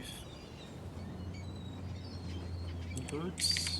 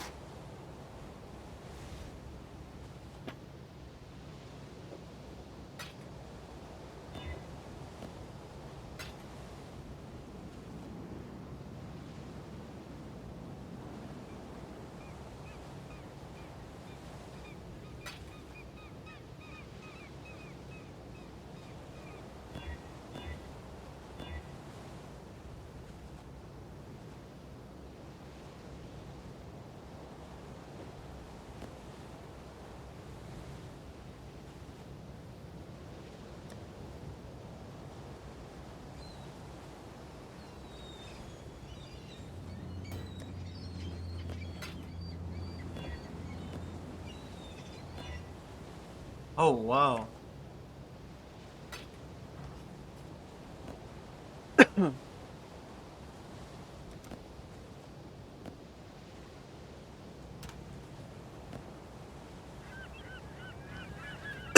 That's a nice pair of boots, I guess.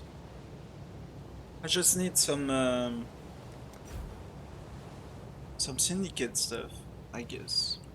I get the onslaught on kill move speed craft.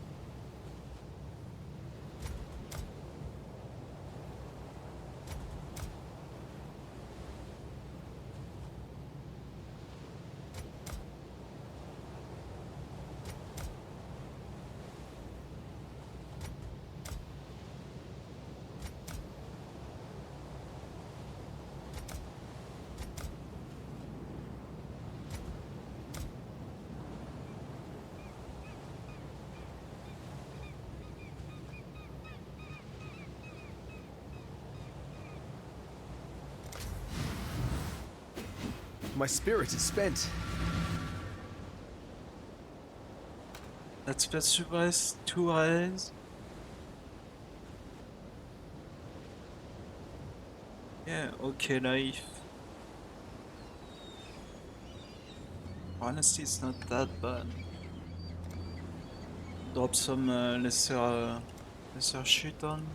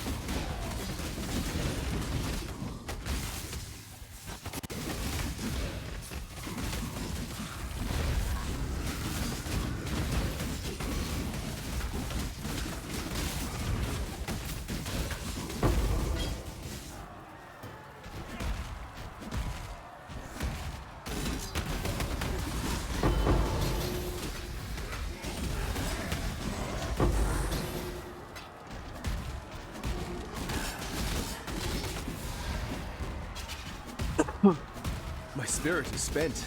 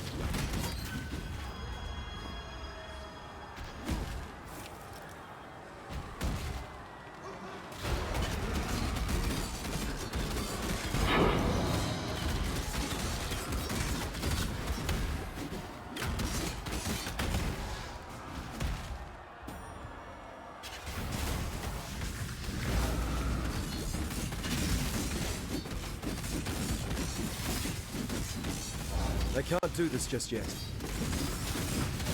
My spirit is spent.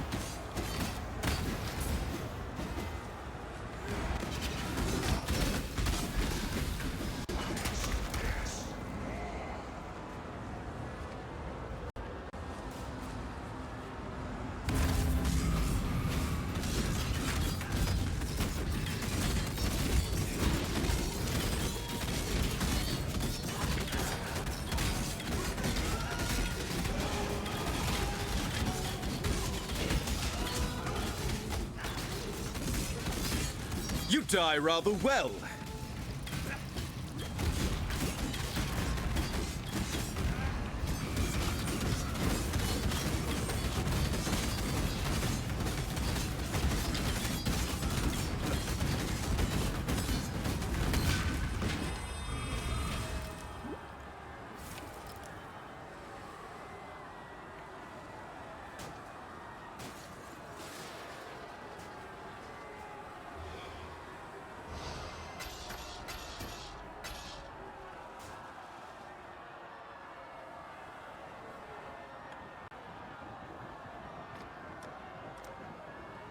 Why is the fucking sound of this map so fucking loud?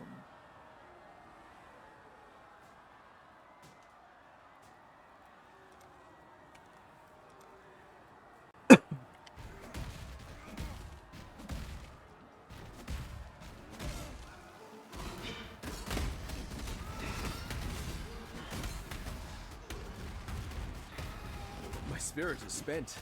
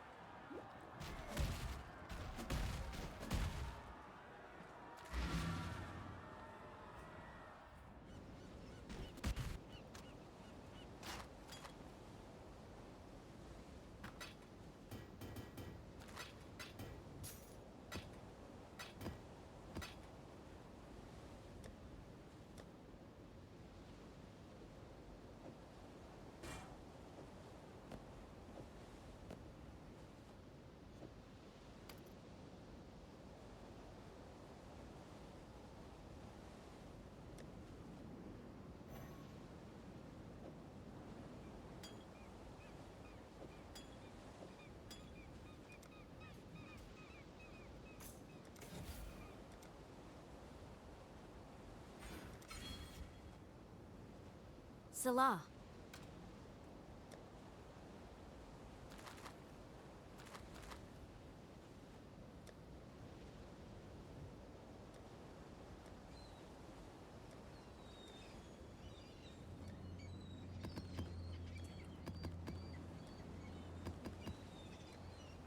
Cool winds.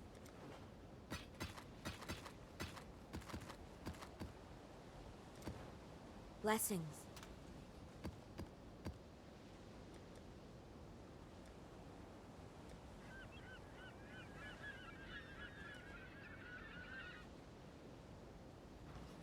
Long day.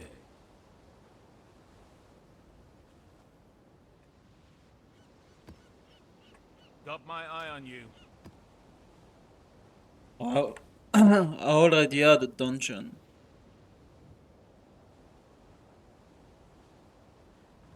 That's the trail.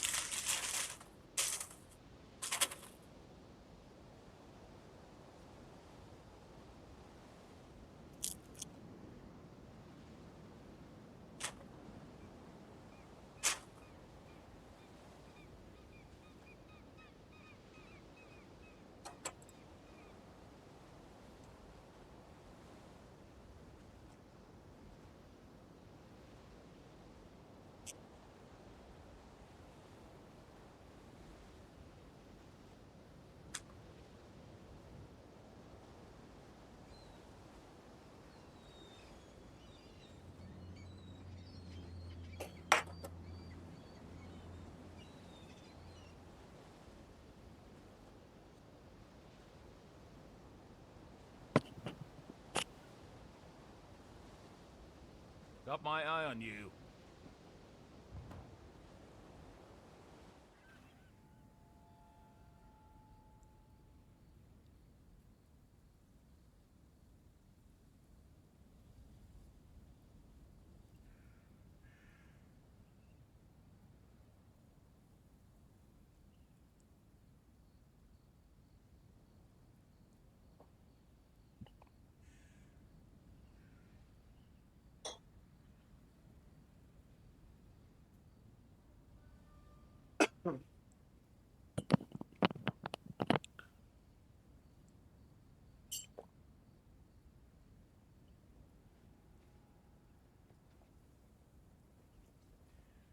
You again.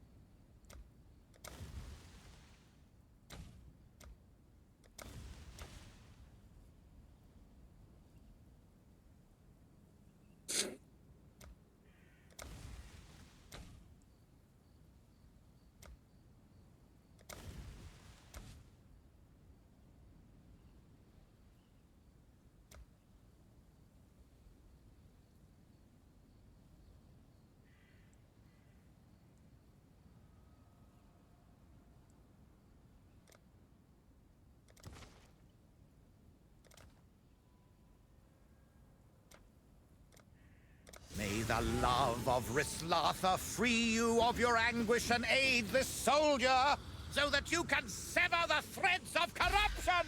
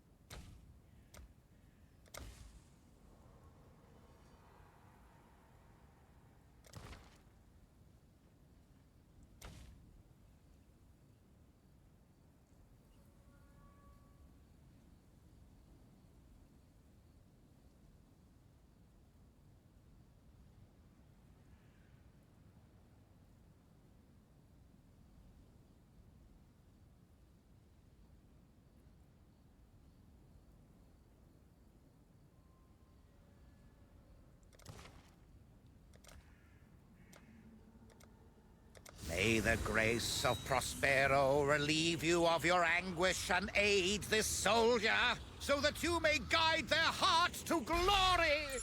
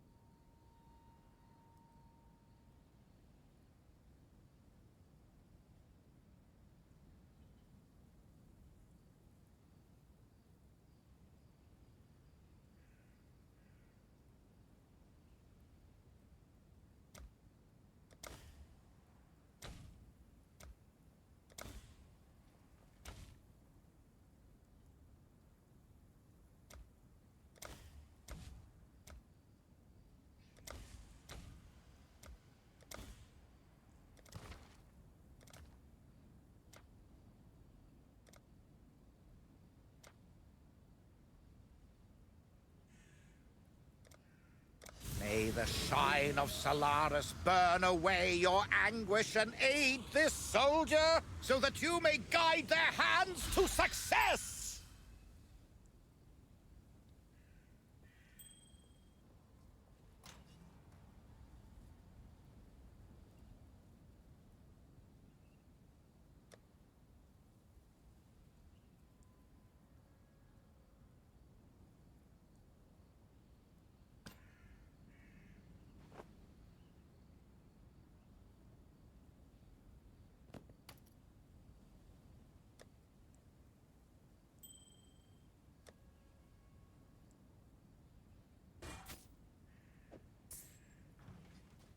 Yes?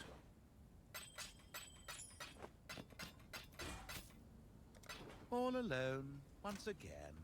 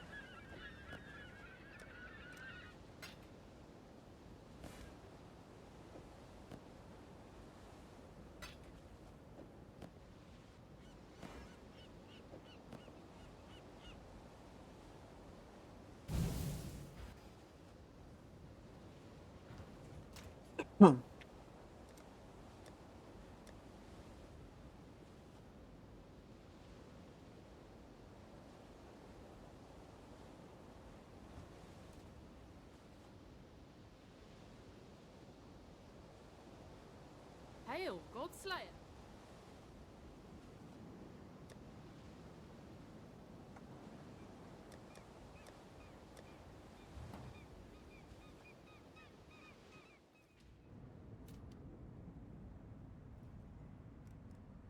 Hello.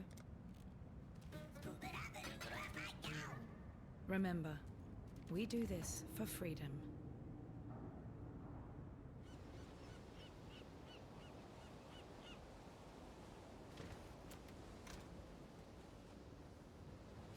Godslayer.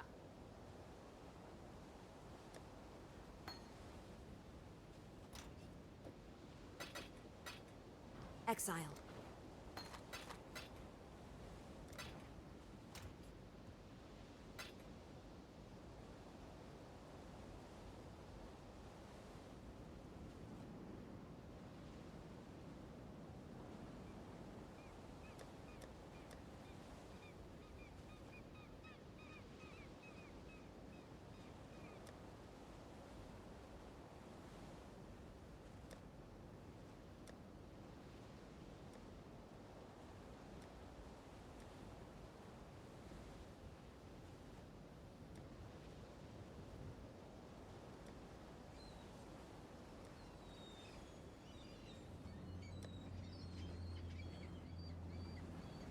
Godslayer?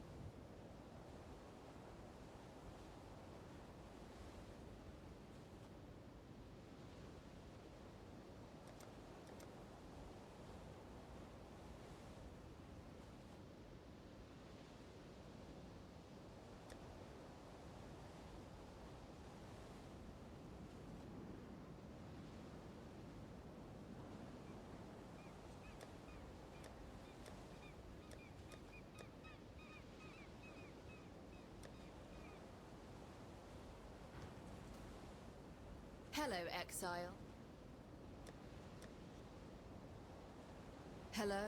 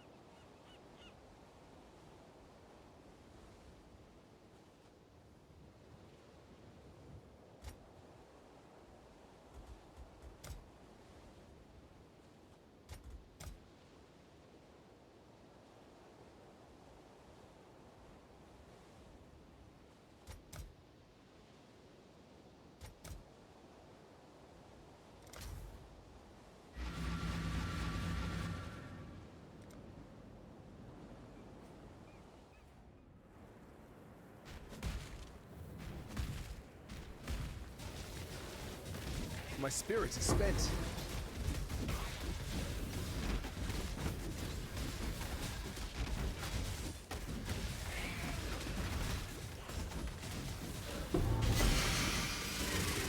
I can't do this just yet.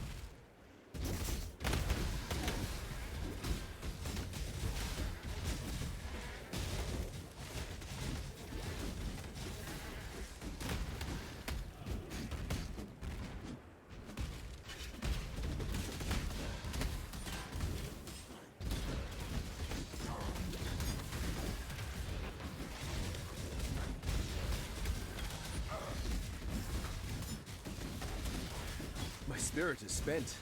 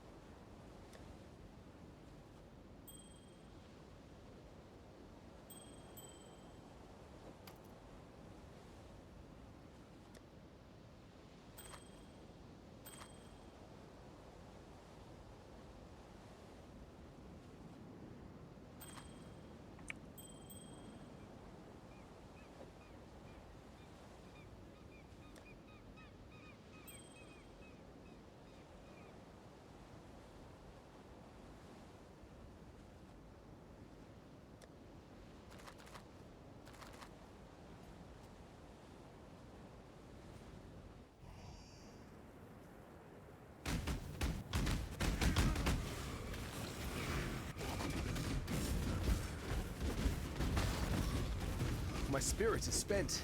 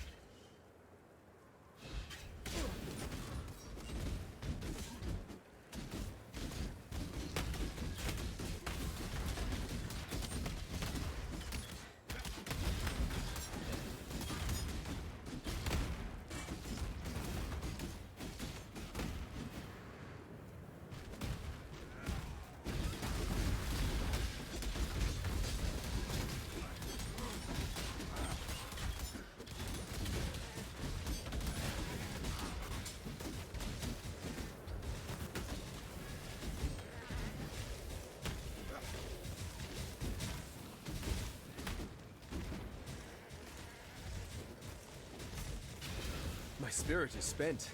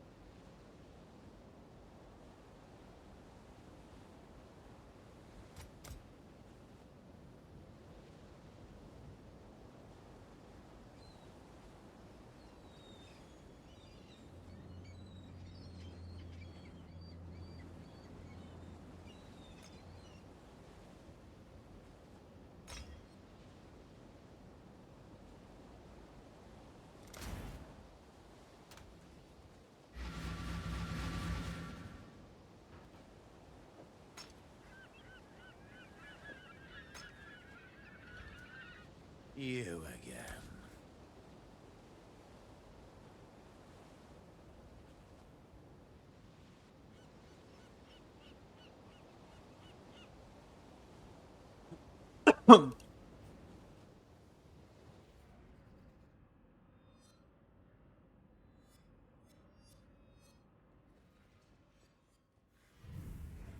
My spirit is spent.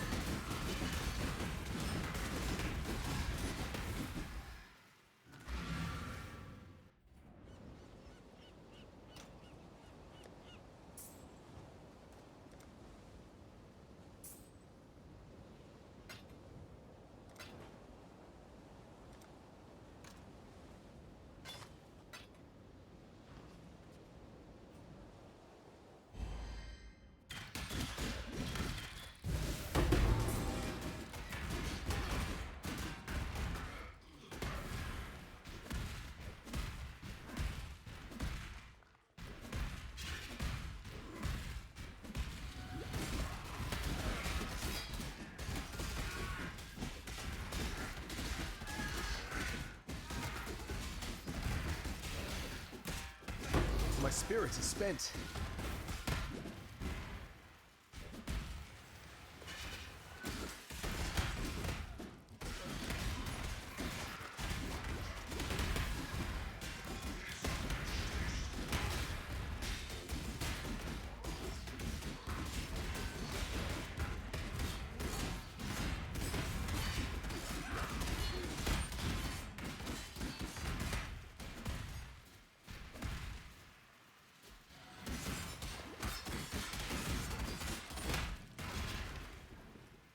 Good find, Exile.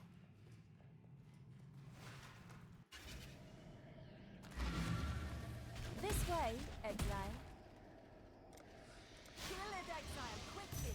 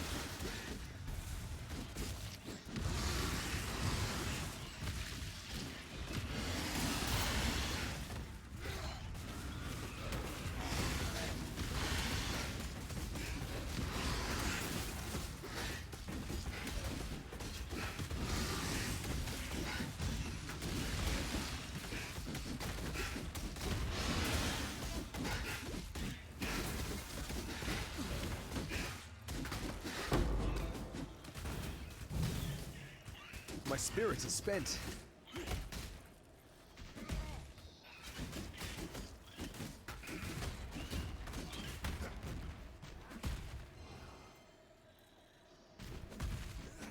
Oh my god, these fuckers.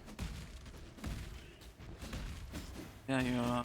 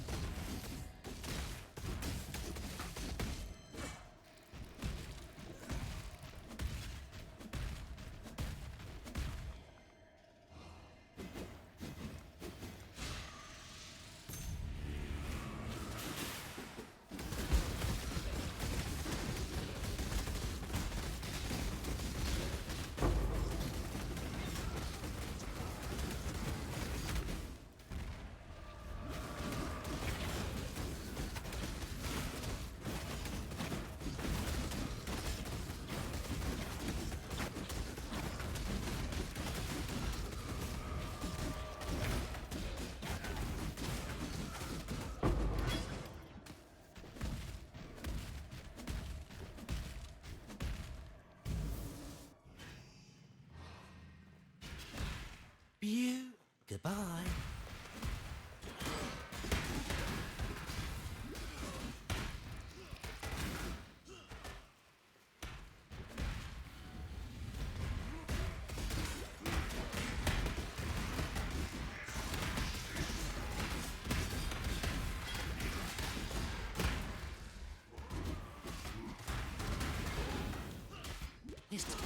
Nice. Stop.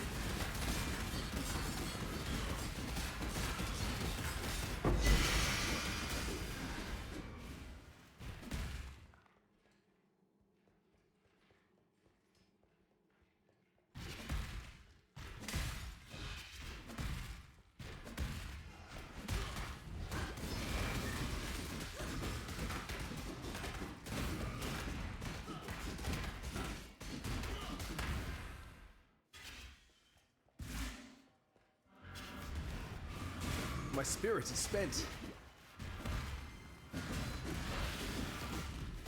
Burn!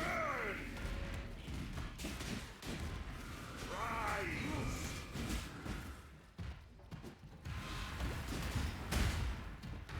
I am the Emperor.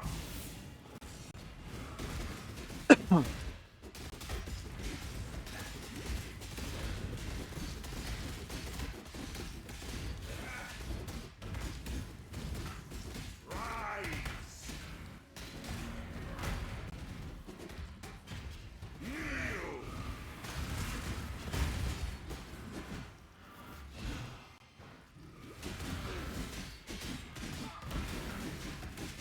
Burn! Rise! I am order. I am the new and eater. I am innocence. I am the storm. I am the torch. I am the Emperor.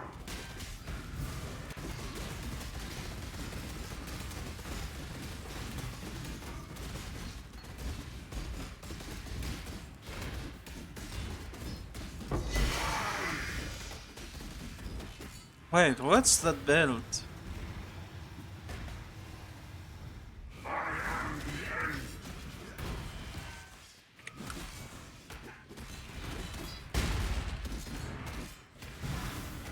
I am the Emperor.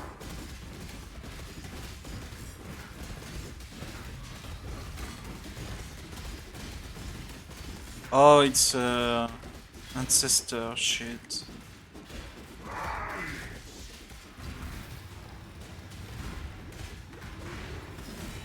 I am the end.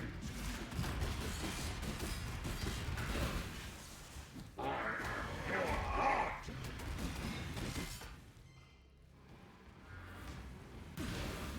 I am the end. I am no more.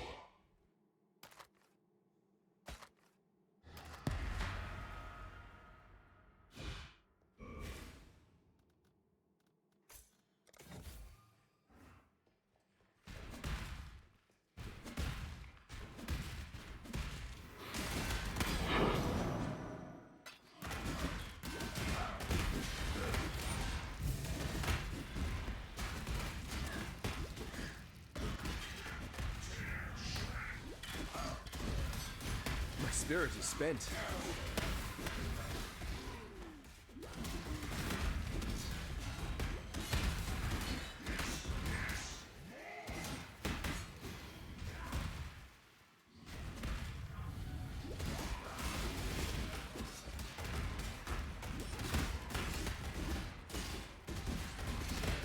You die!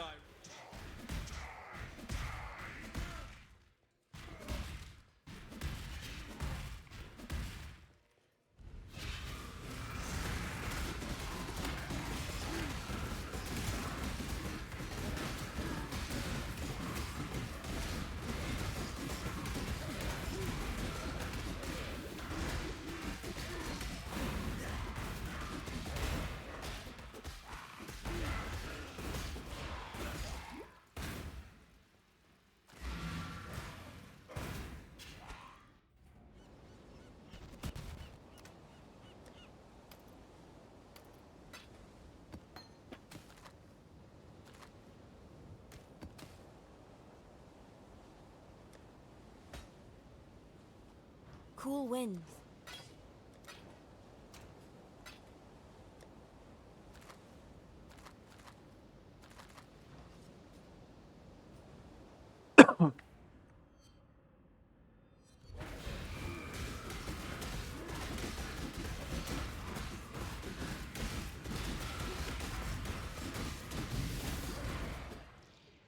What?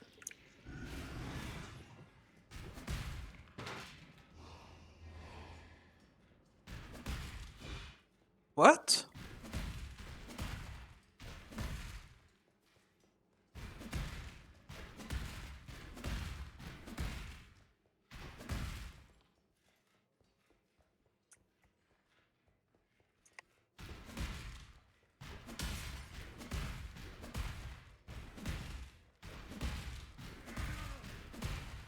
Why is the essence mob?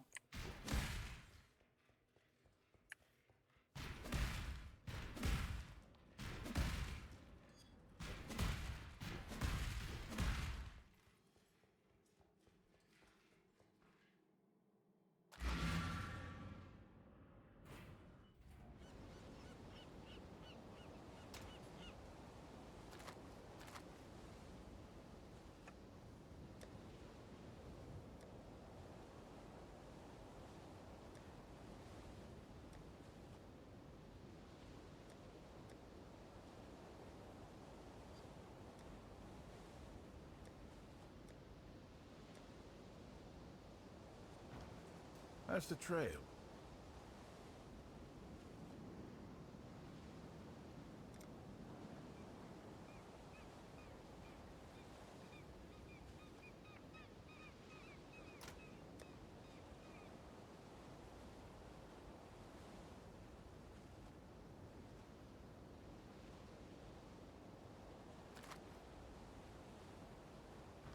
Godslayer.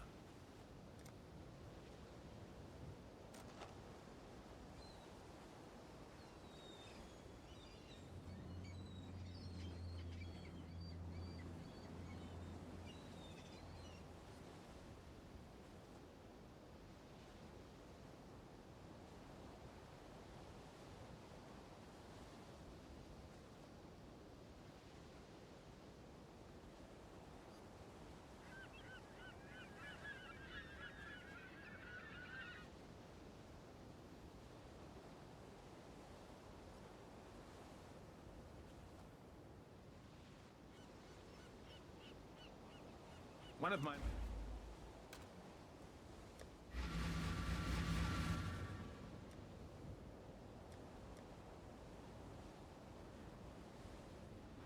Godslayer?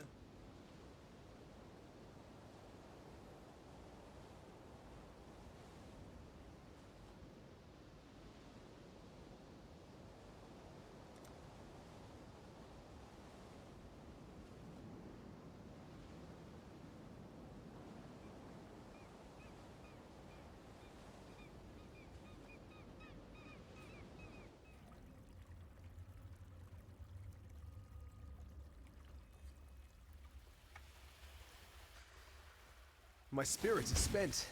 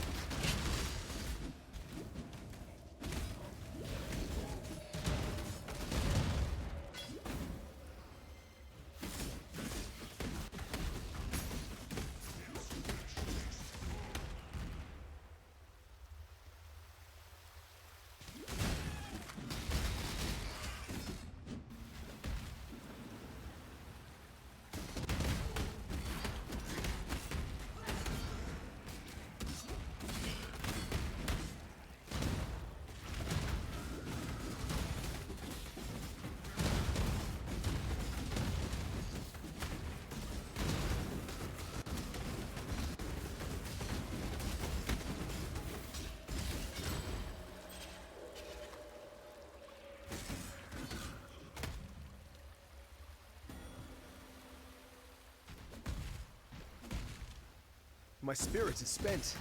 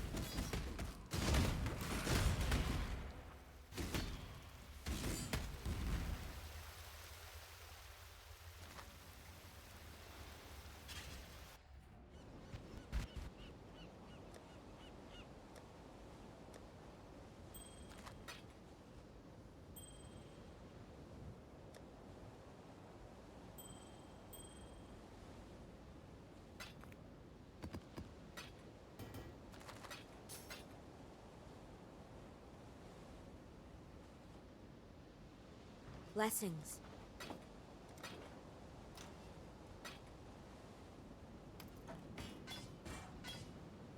Hello.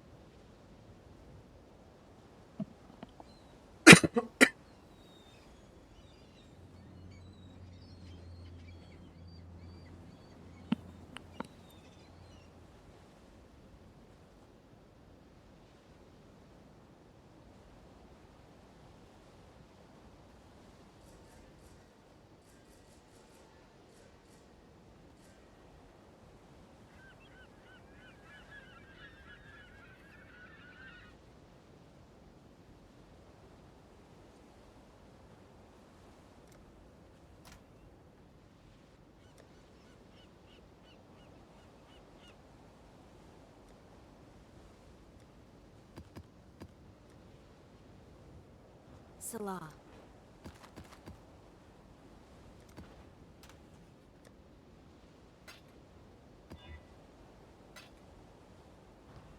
Long day.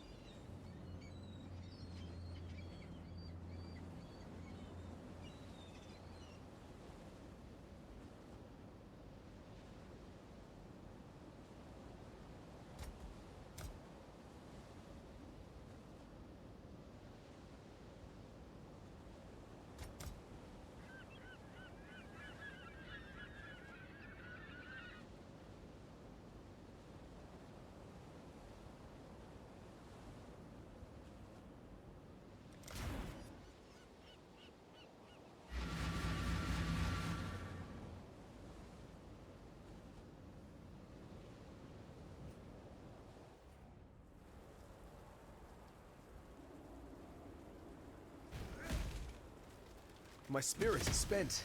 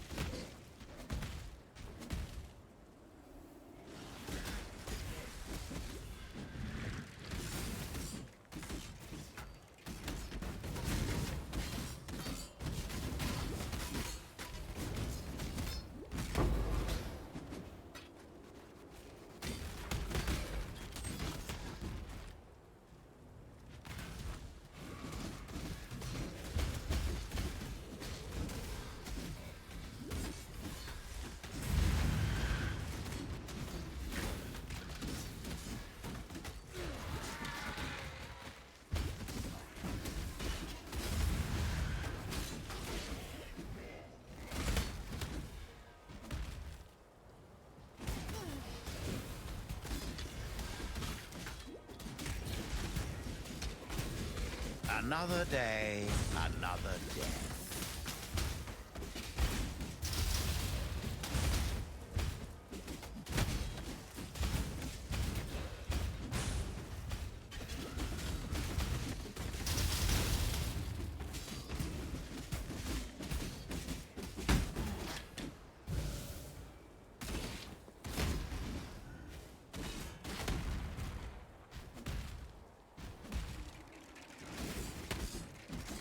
My spirit is spent.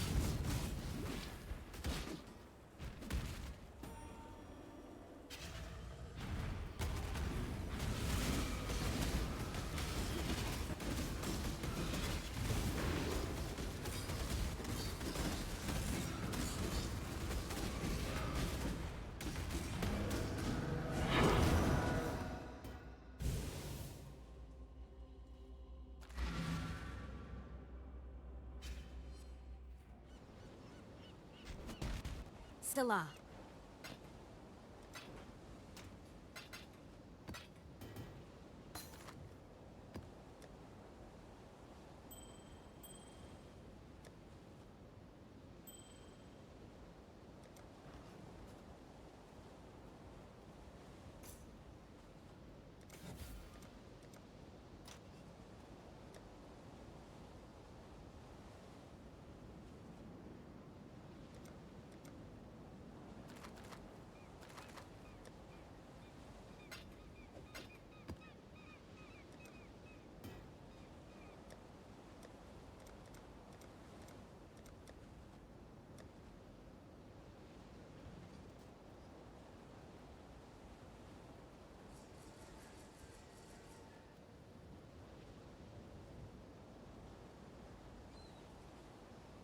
Aye.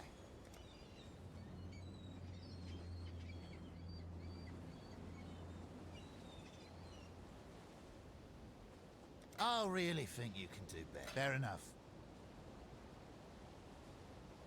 It's worth far more than that. I shouldn't. Fine. Be reasonable. Fine. I can't go that low.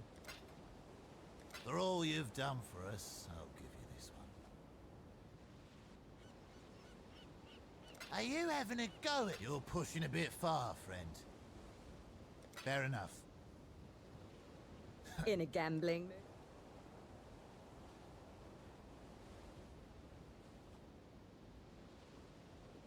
What else do I have?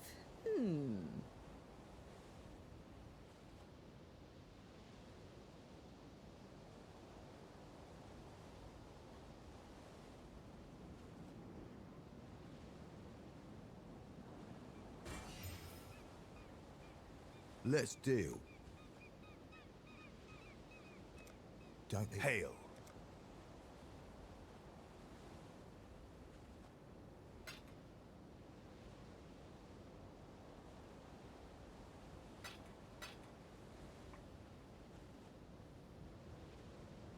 Hello.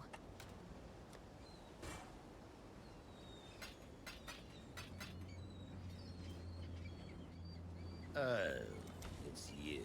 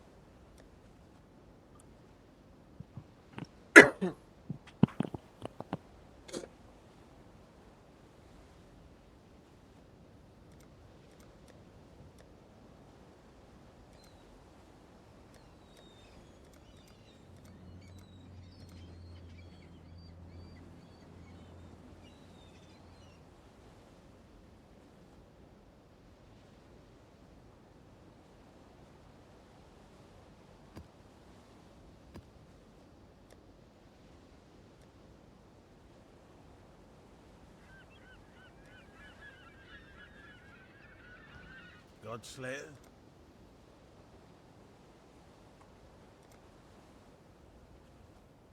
One of my men followed a never-do-well recently. I believe.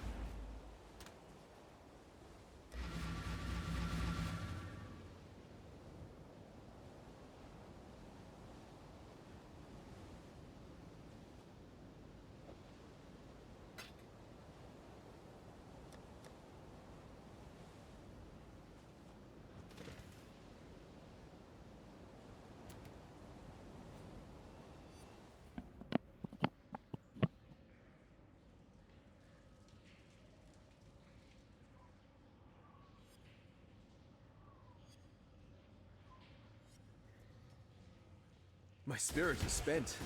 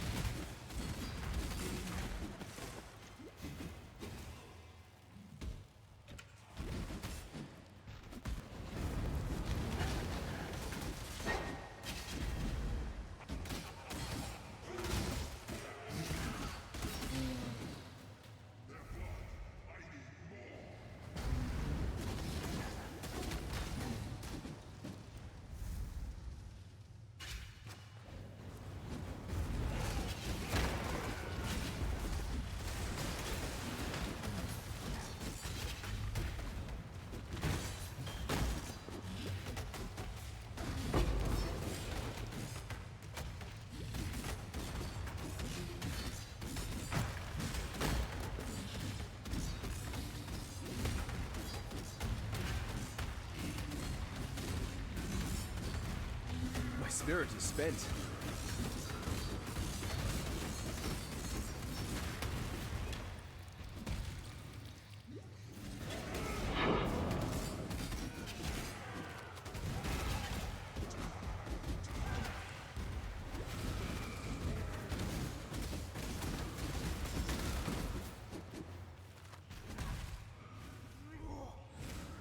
The 5-round challenge returns.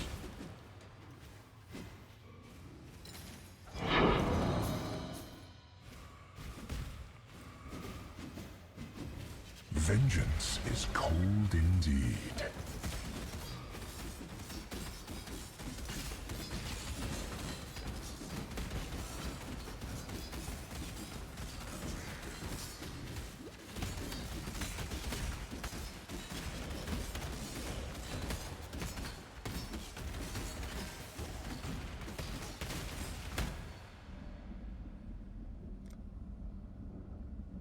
Death's cold grip is inescapable.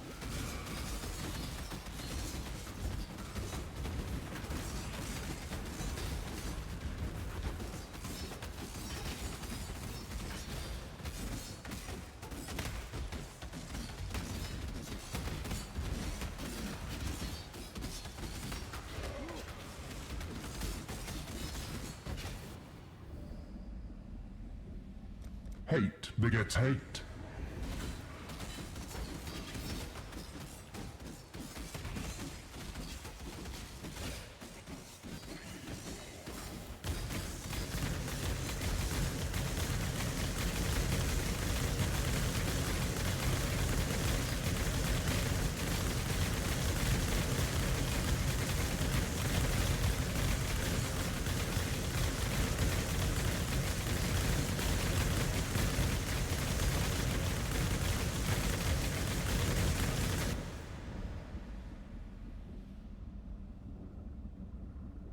The expected choice.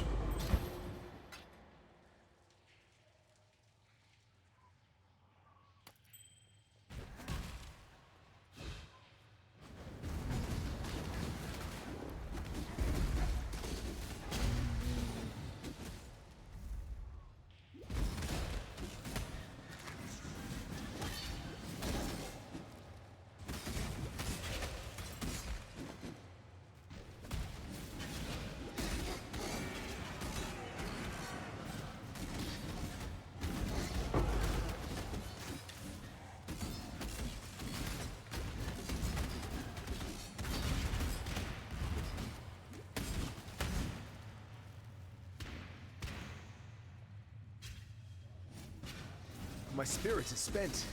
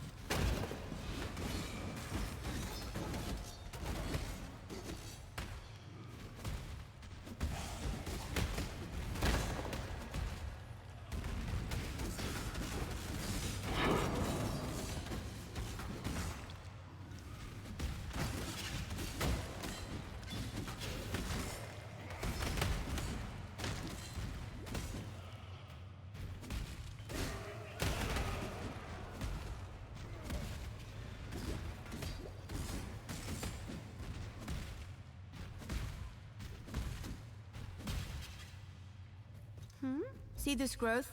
Not on me. Stay pure. Well done. Now be a good assistant and find a place to deploy a tower. Why is flame? The blight is reacting. The blight is trying to spread!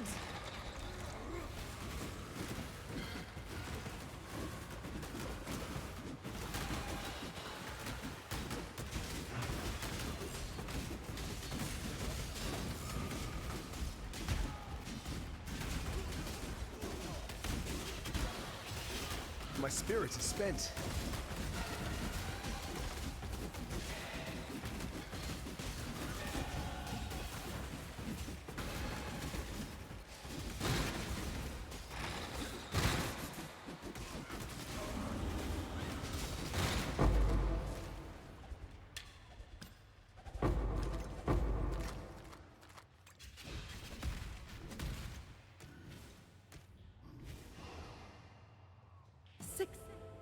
Stay pure.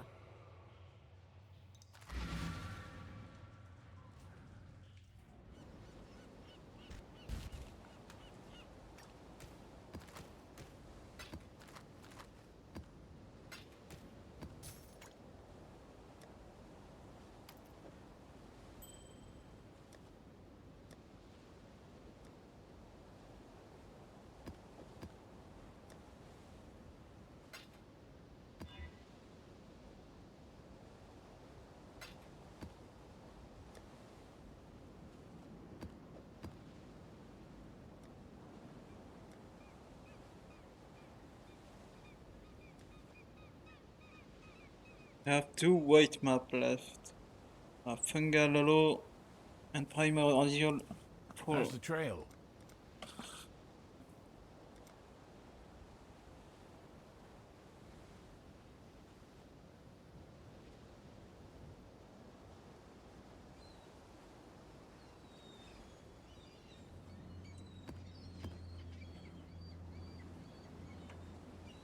Got my eye on you.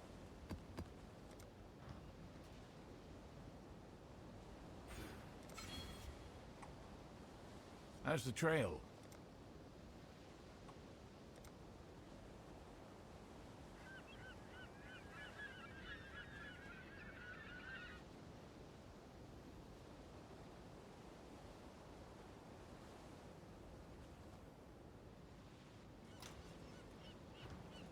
Long day. A ghastly... Long day. A ghastly...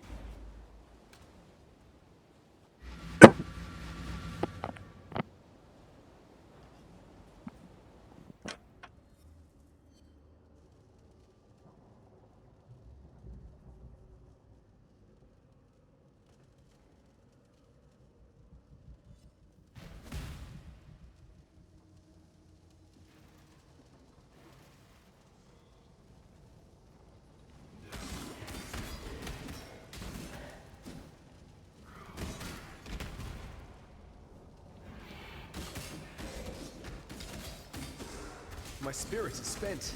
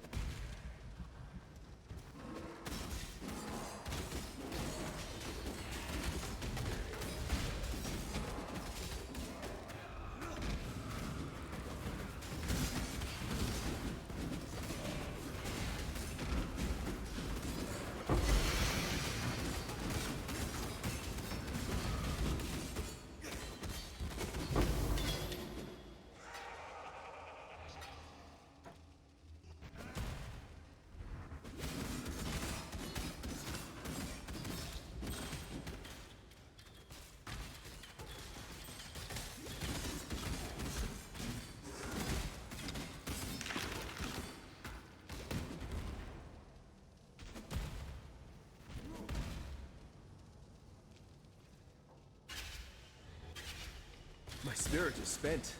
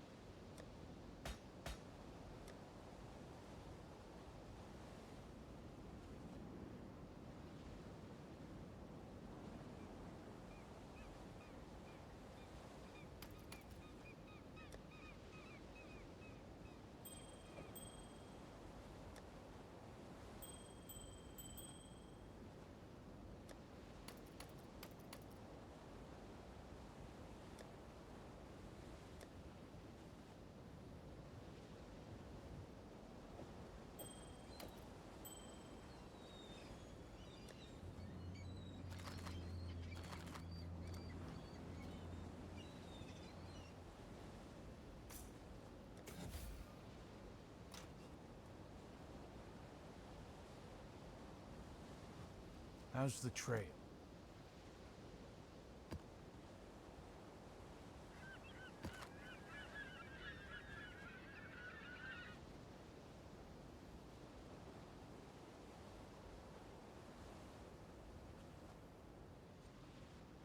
The job never ends. Oh.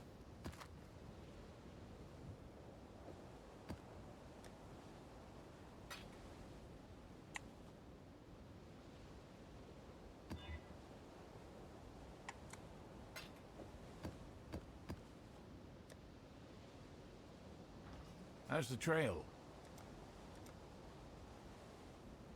Oh. And this one.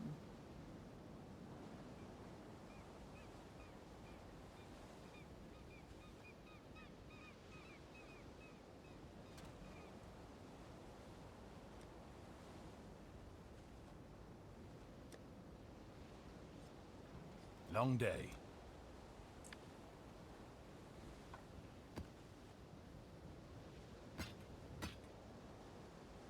Stay vigilant.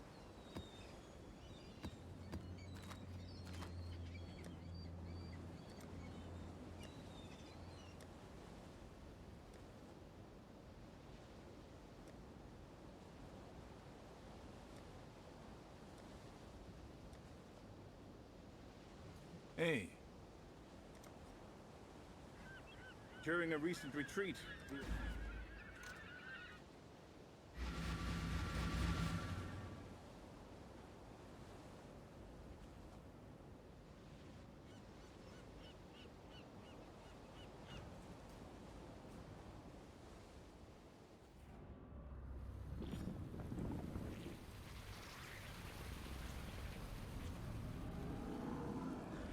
My spirit is spent.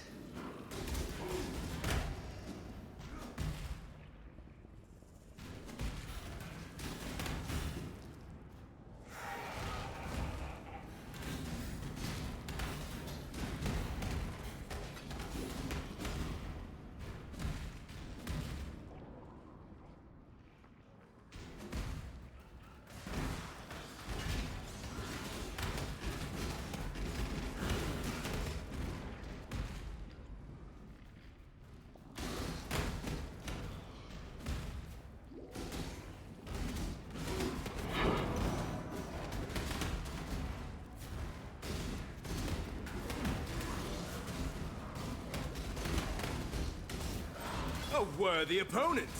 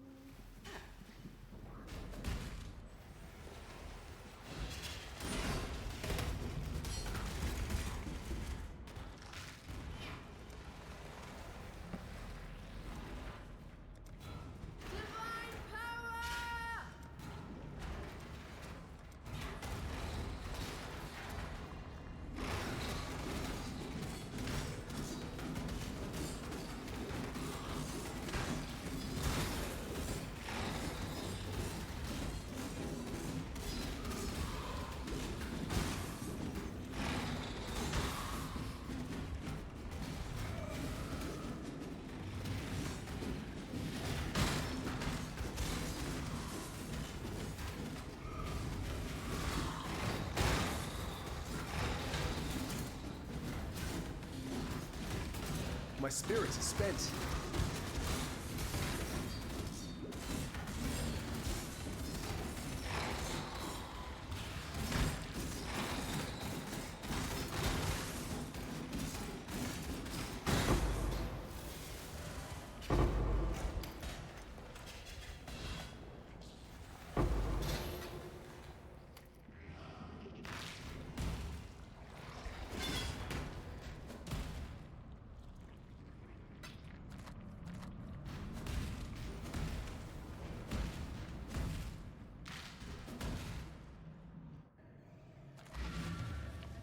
This way, exile. Kill it, exile, quickly!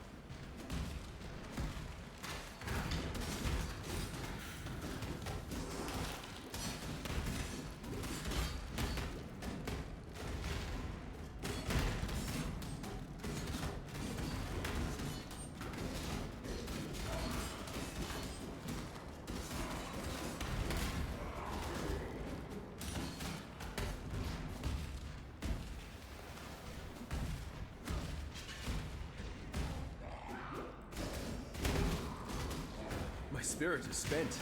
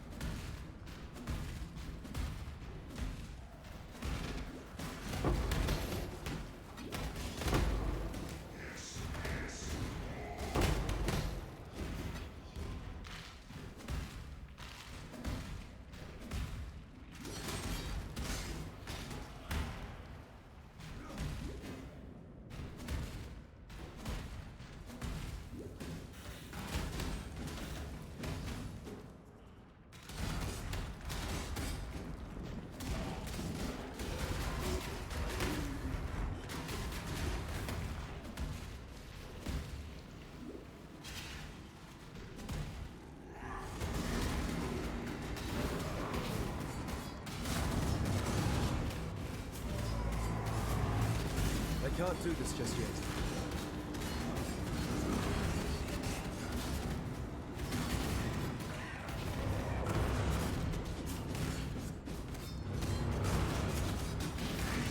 You are being selfish.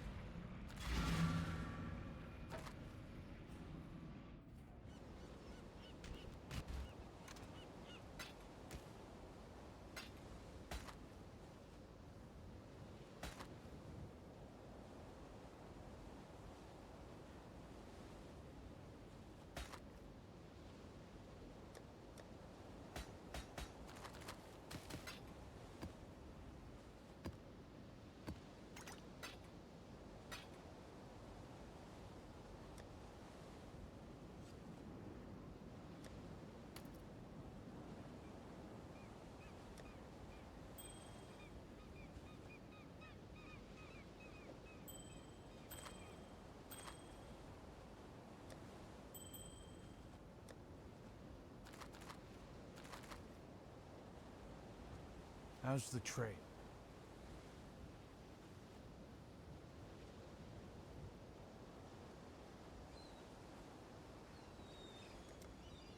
Long day.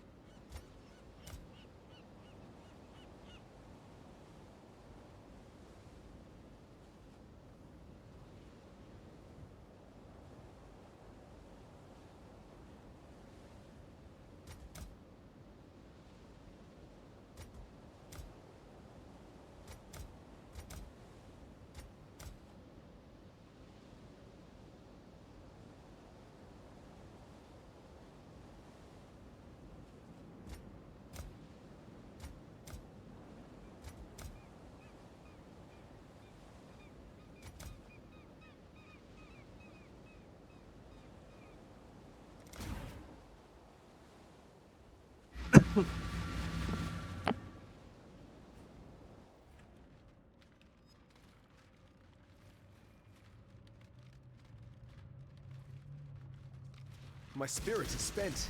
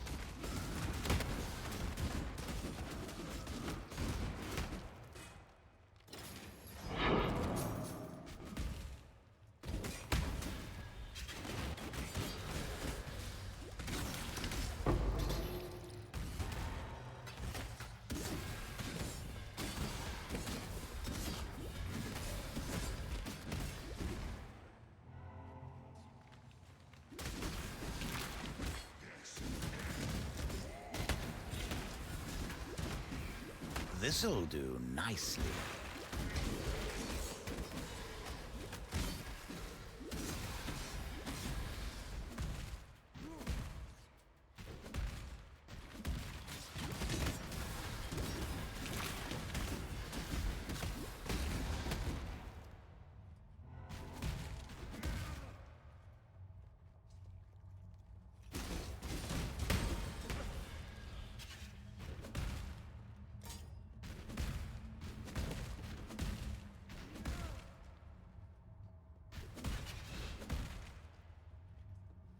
My spirit is spent.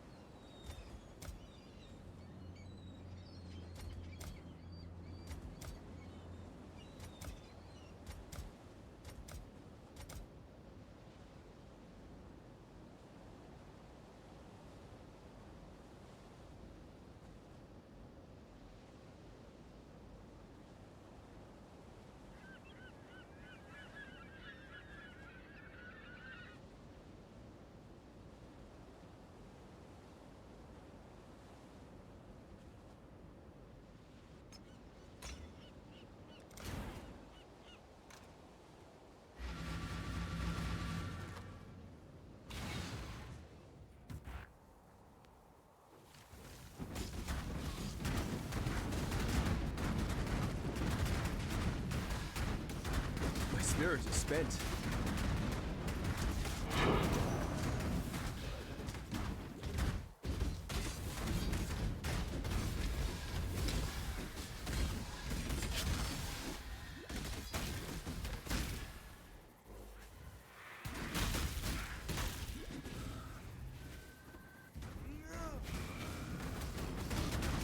Oh, fucking martyr.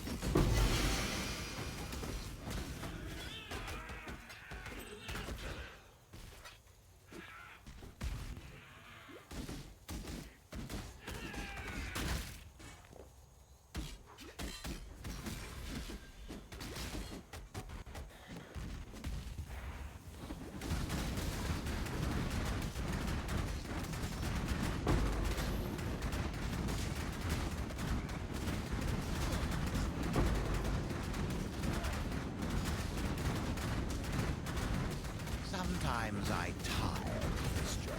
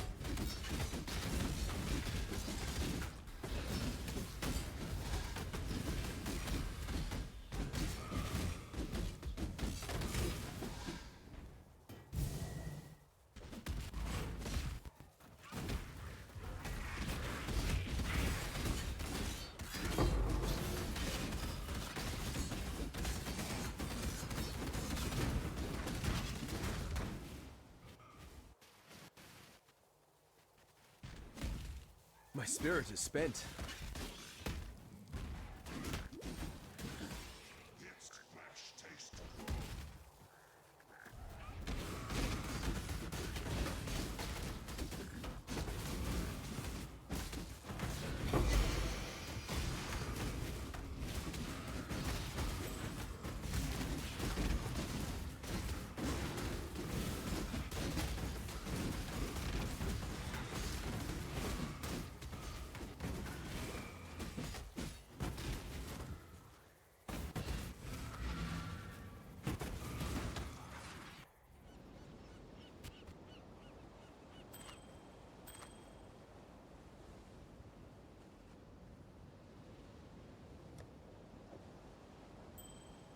Salah.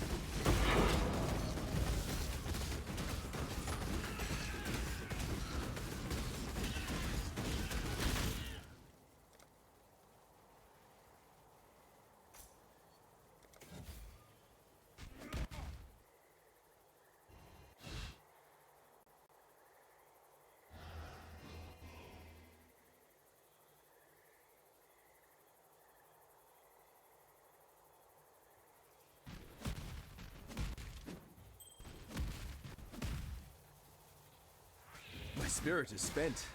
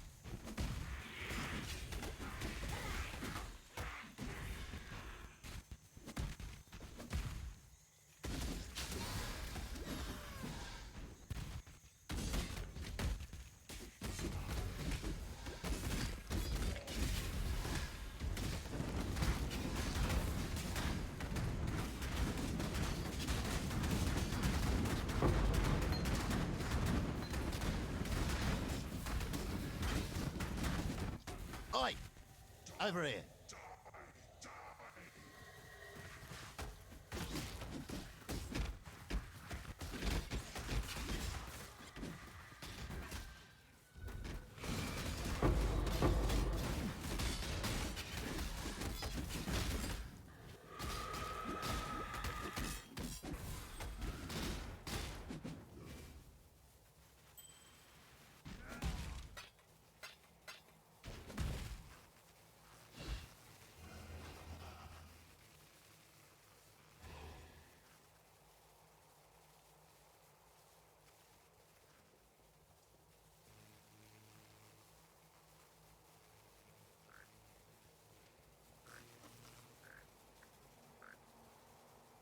Risky choice.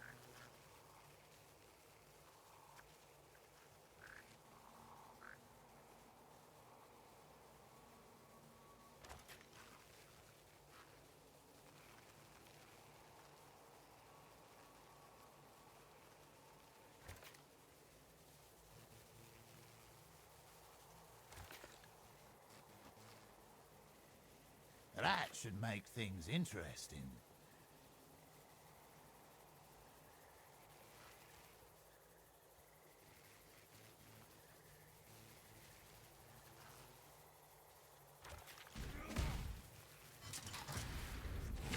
My spirit is spent.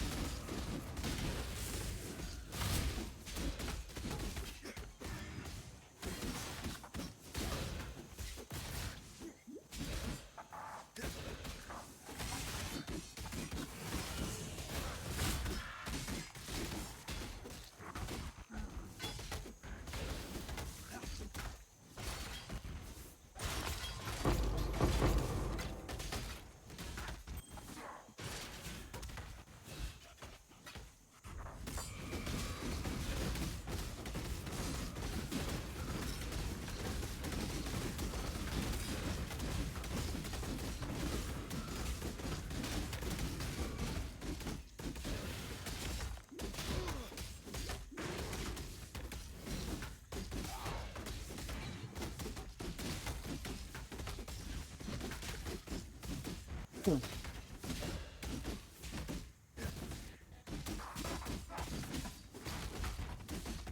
a nice fight.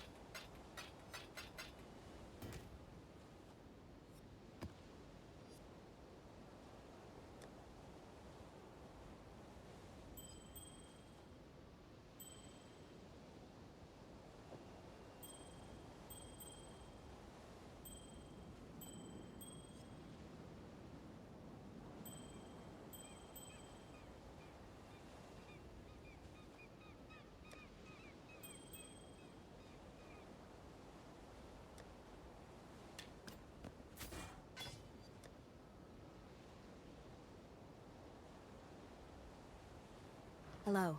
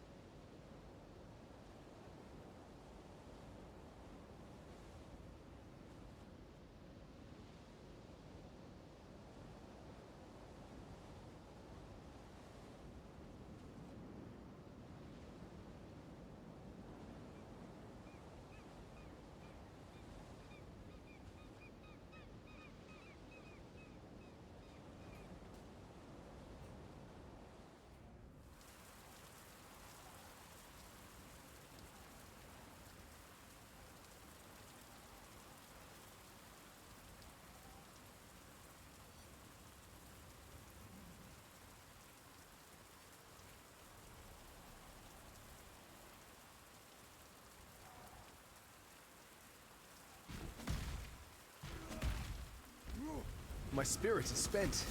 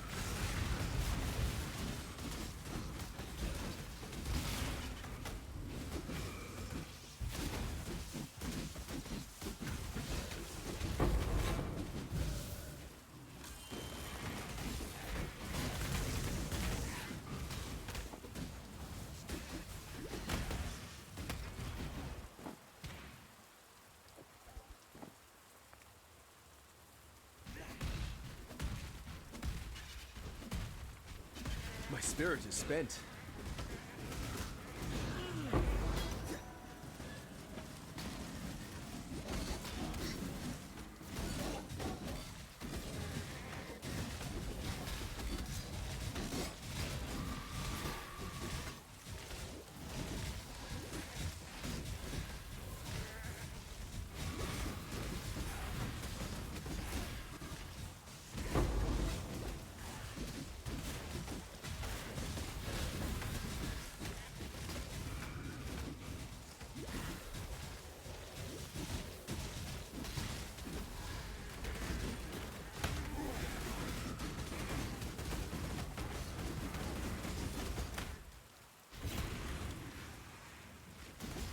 How do you find a corpse through this misty emptiness?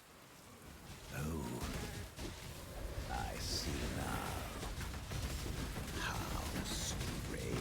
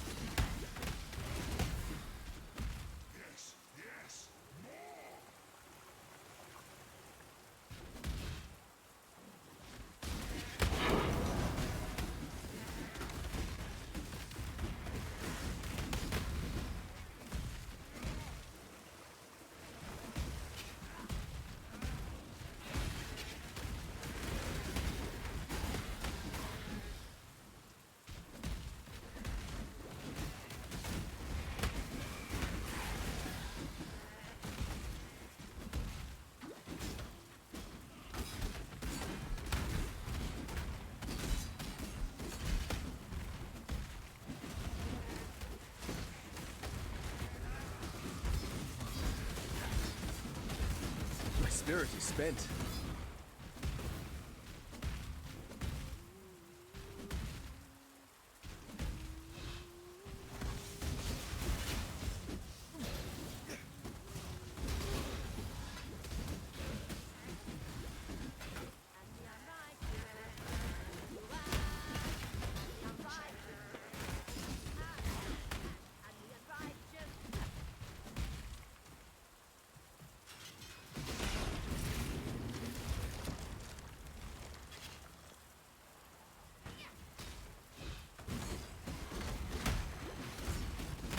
It's put out new mycelium! New roots!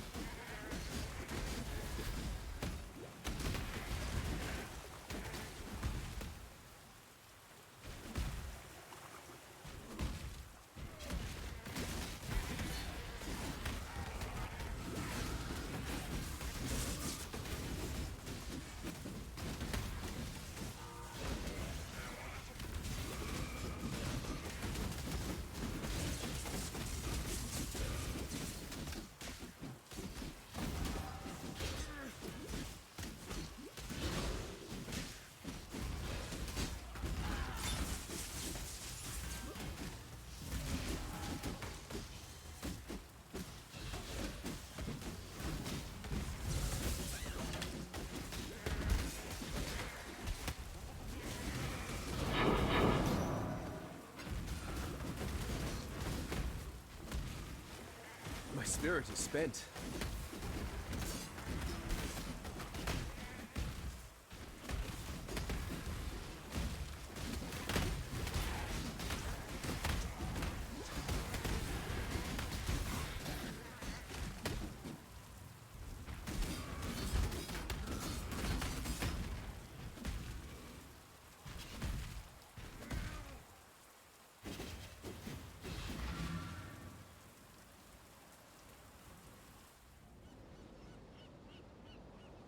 Cool wind.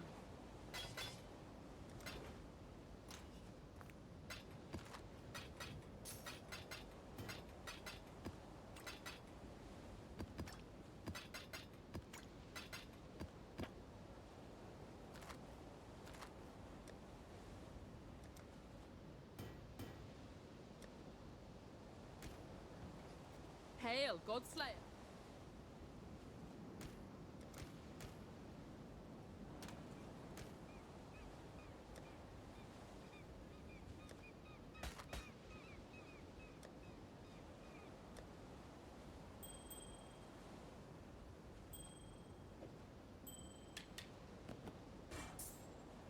Cool wind.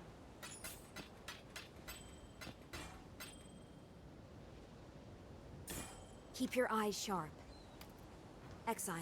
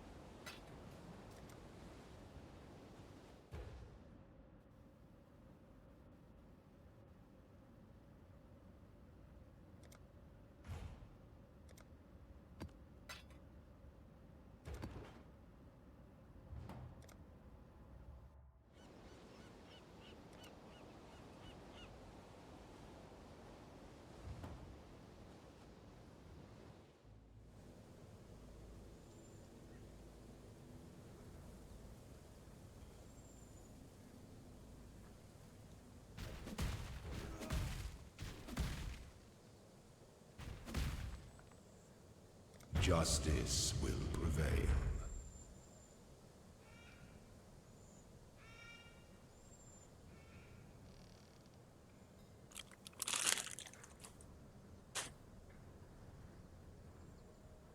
Okay.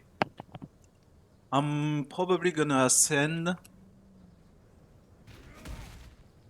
Have my block set up. My spirit is already. spent.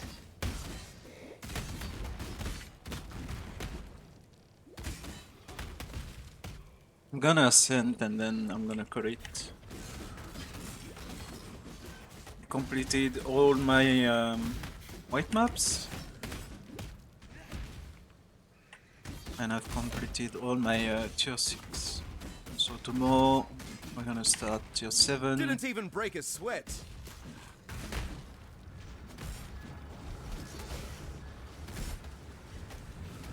Tier 7, 8 and stuff. And see. My damage is falling off. But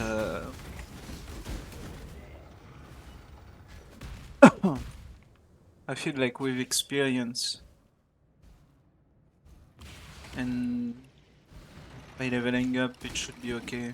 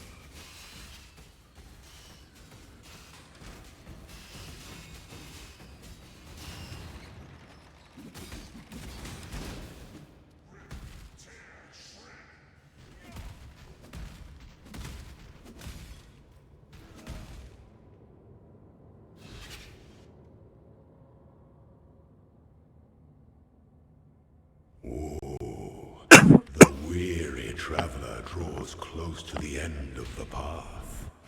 Complex machinations converge to a single act of power.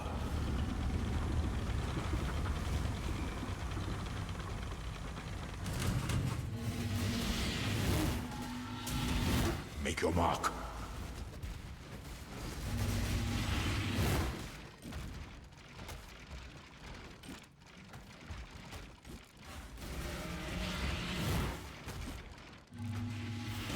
My spirit is spent.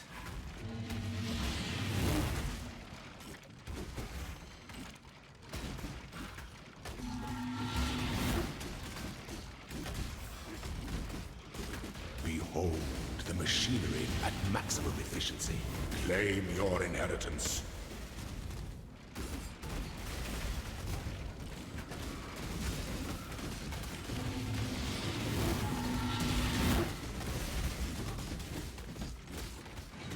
By a goddess, what ambition!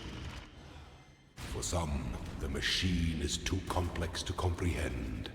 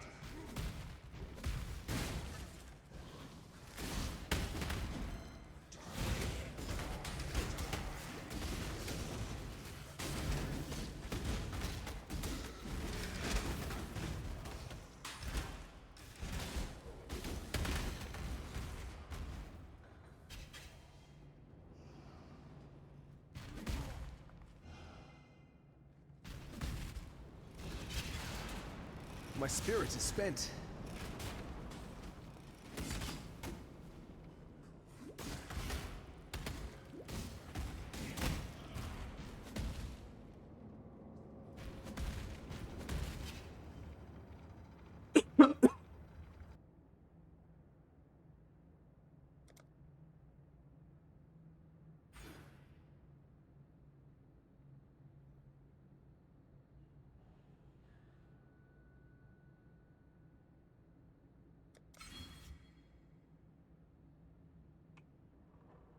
When the time comes to strike, an emperor strikes without hesitation.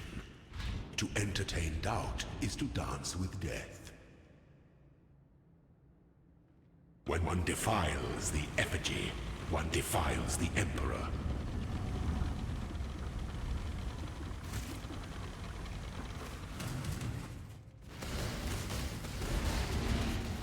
Failure is an illusion.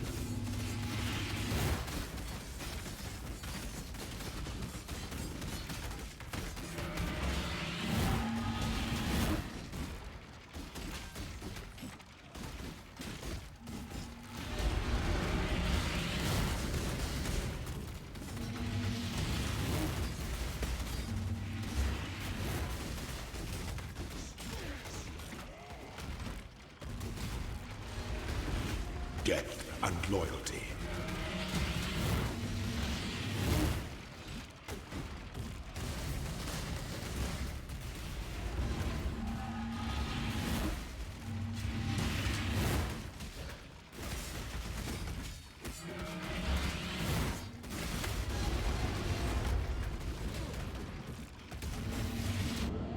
Oh wow! Apparently, this What? is the ending you desire. Oh, he had the free conduit backup.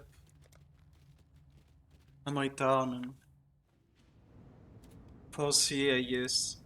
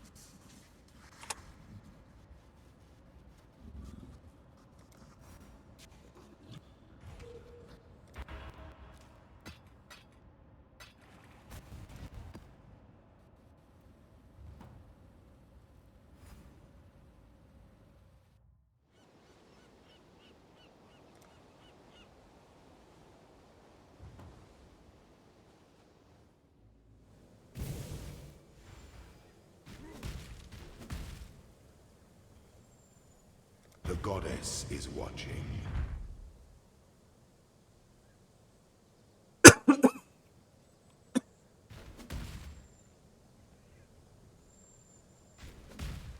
My spirit is spent.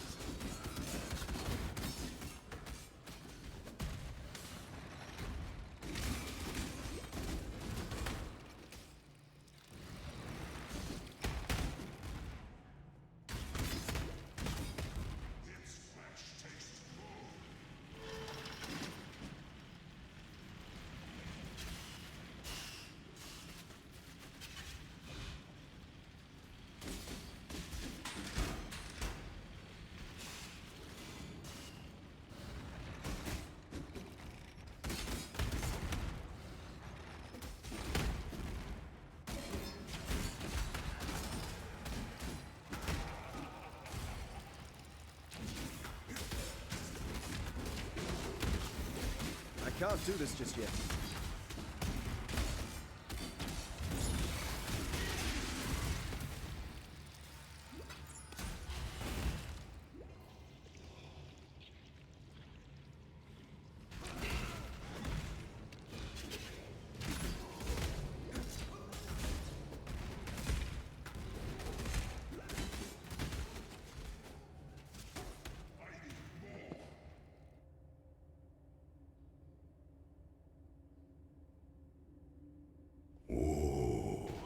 The weary traveler draws close to the end of the path. Complex machinations converge to a single act of power.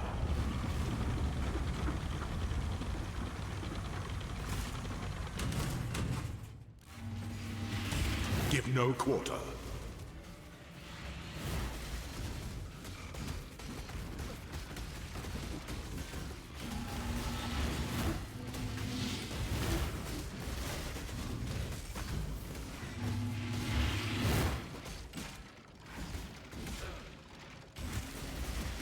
My spirit is spent.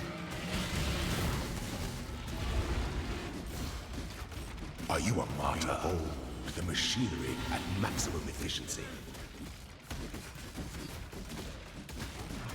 You are inexhaustible. For some, the machine is too complex to comprehend.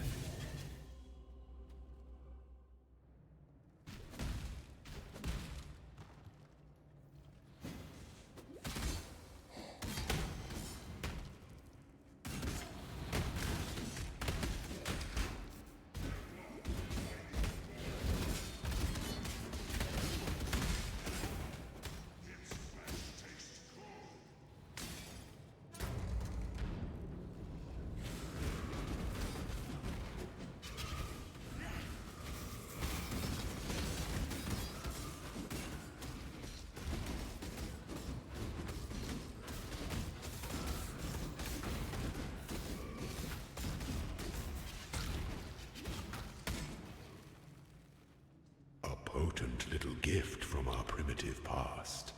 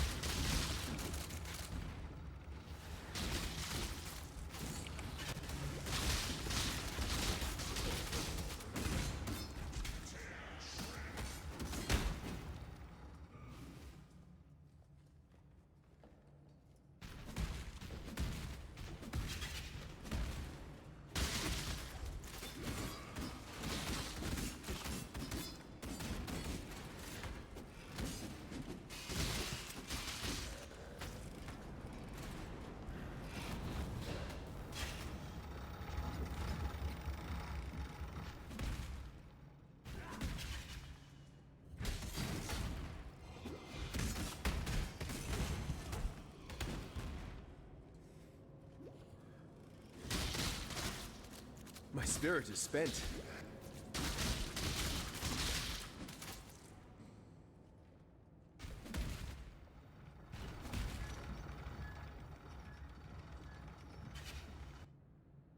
When the time comes to strike, an emperor strikes without hesitation. To entertain doubt is to dance. When one defiles the effigy, one defiles the emperor.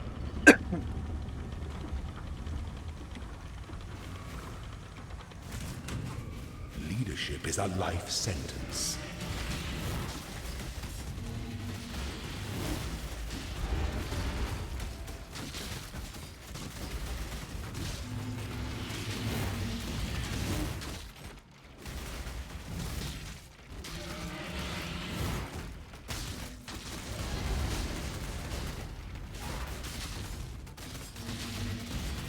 Show me your resolve.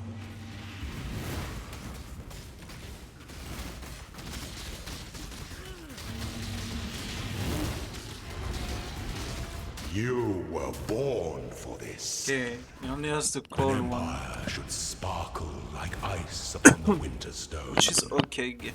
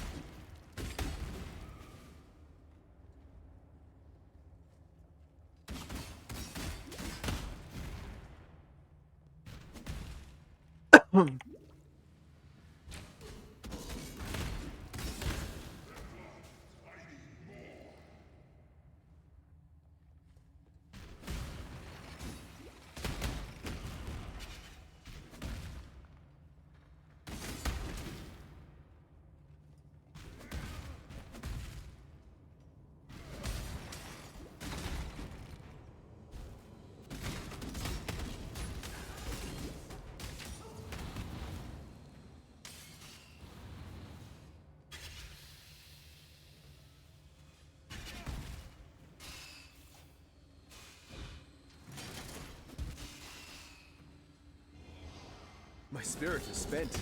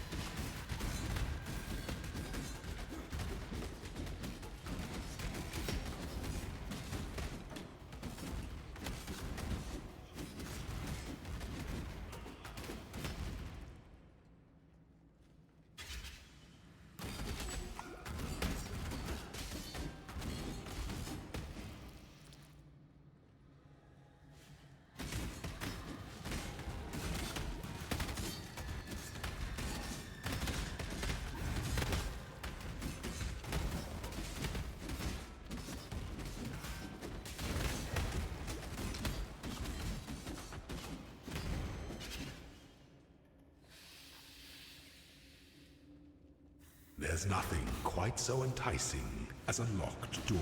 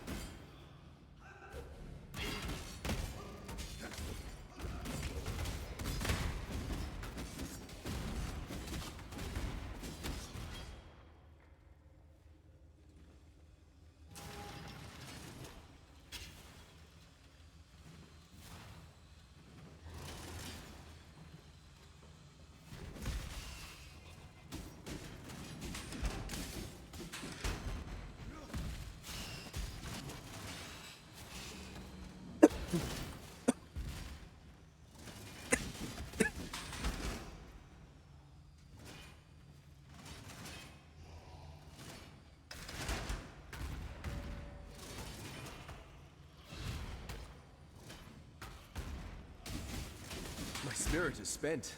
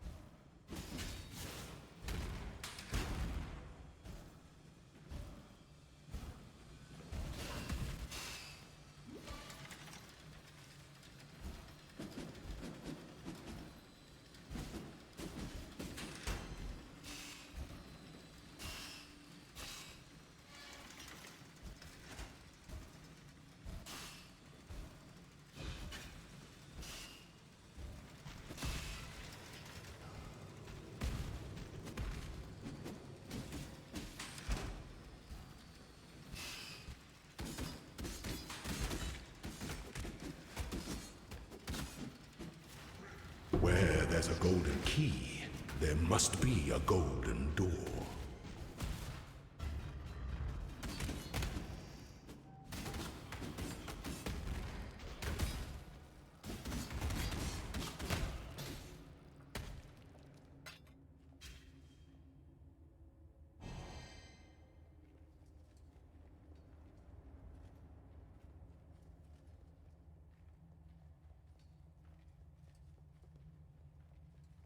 Let the day dawn golden with possibility.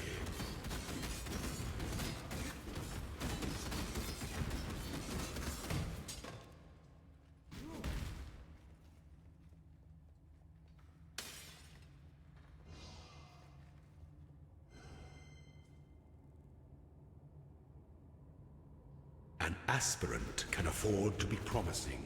An emperor must keep those promises.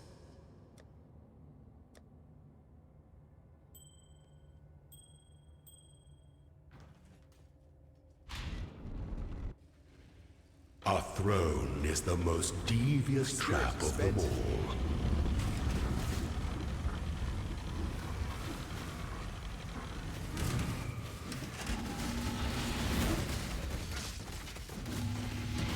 You are condemned.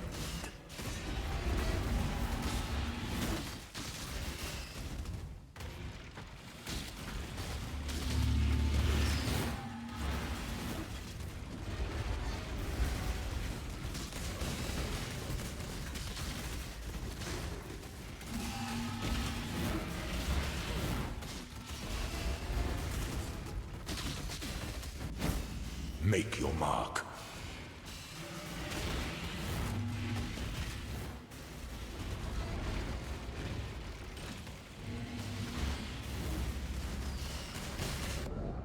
For those who ascend too quickly, the fall is inevitable. For fuck's sake, what the fuck was that? Like, he was so fucking fast. Wait, aren't you supposed to turn off the first shit? Like the conduit shit? I'm gonna check on the wiki. Because it's so weird. He was so fucking fast for no reason. Like,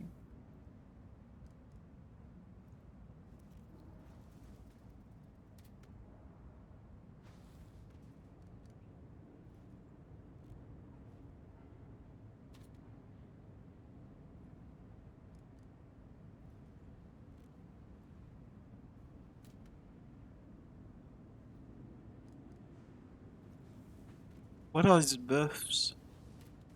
Are they on the wiki?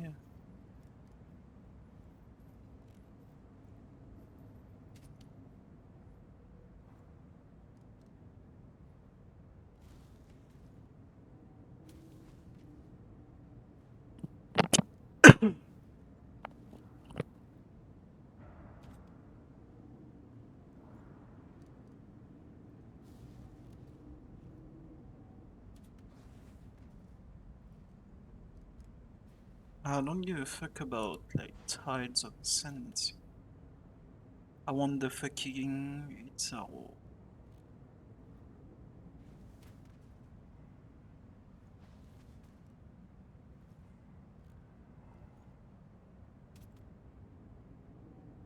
Conduits. Statue.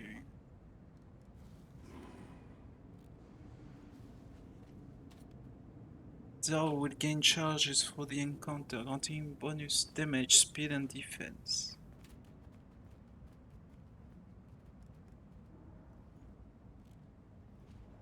Oh, you have to discharge him. You don't have to use him. That's why he was so fast. Anyways.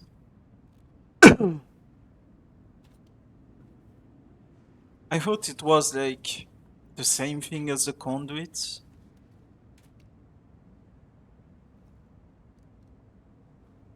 But no, you have to. I mean, you have to time it too, but in another way, basically. Damn. You always learn on this fucking. On that fucking game. And I really need more damage. Like.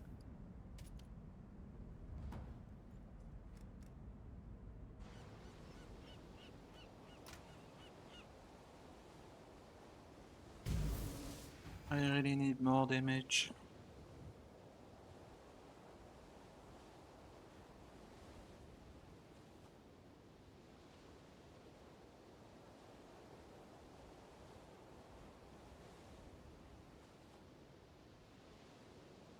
Still have a basic shitty gear.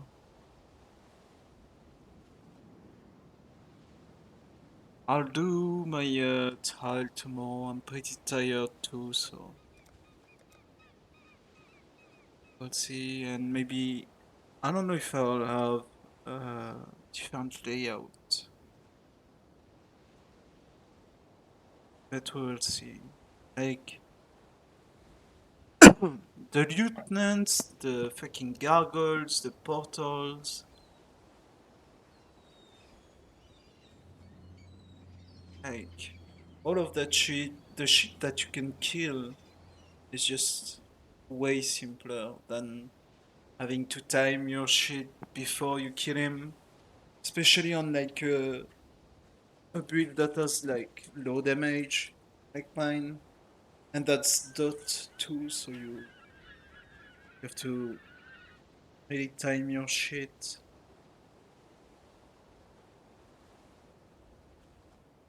Probably had the two worst like encounters.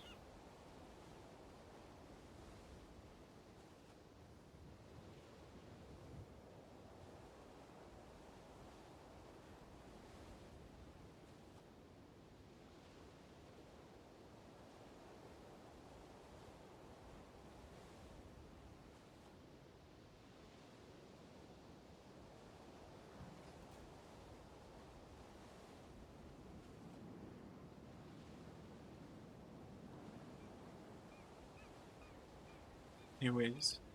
Anyways. I'll see you tomorrow. because it's over for today. Almost streamed 12 hours.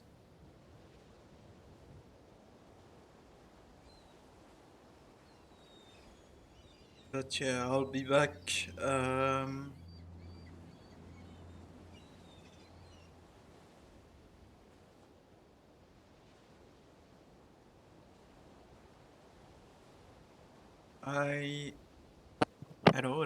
Hello.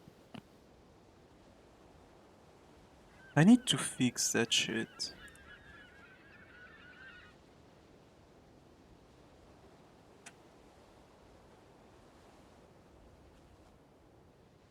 I'm looking at my fucking filters because it's jumping way too much.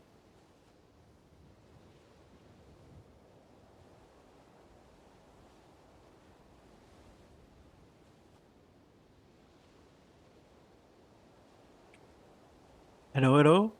Okay, that's better. That is better.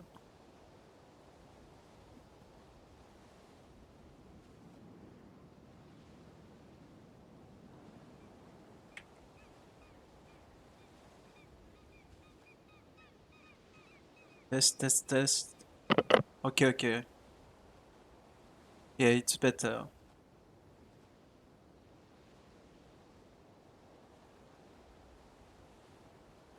But anyways, I'll see you tomorrow for Liquid Fruit and then BBL Gentlemates, I think, if I remember.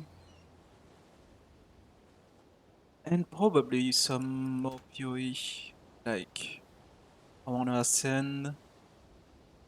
I should also for my lab, I should get that life flask.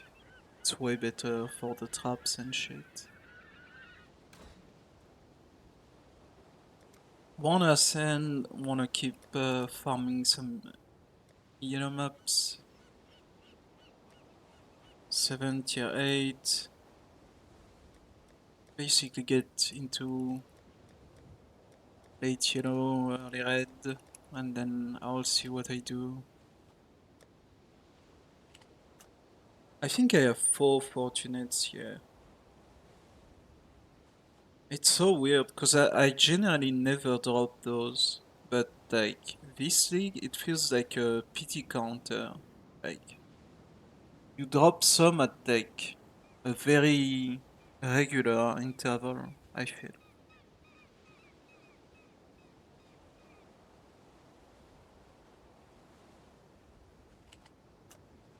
So I don't know, maybe.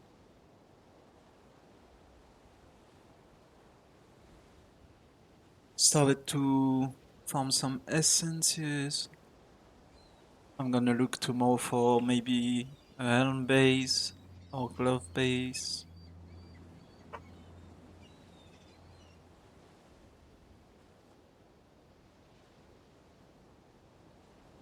Maybe an amulet.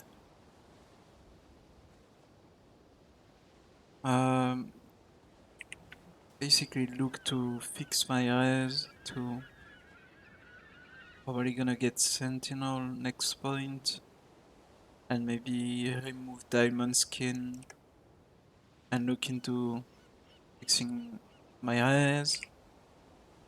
Maybe look for 2 amethyst rings with like tier 1 chaos rays or some shit. Then some life. Have to farm syndicate to get onslaught and kill. That's also a big upgrade for my boots. And start stacking some space suppression and stuff.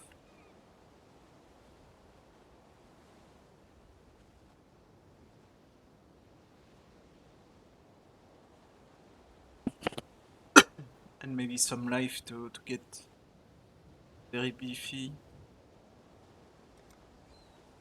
Should look for some mana leech too.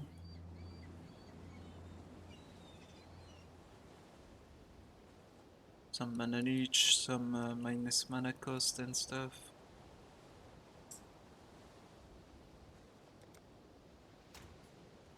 You're testing my patience, exile.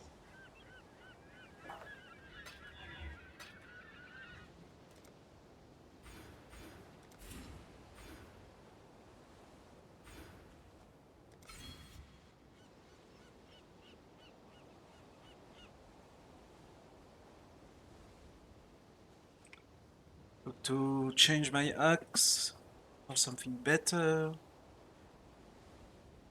and then change like the socket in my hand.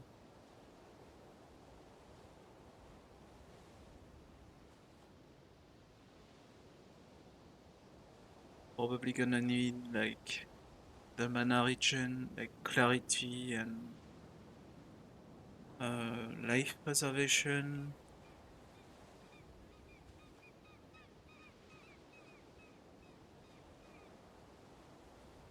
And then I'll probably get like call to arm. Hail, Godslayer. Call to arm with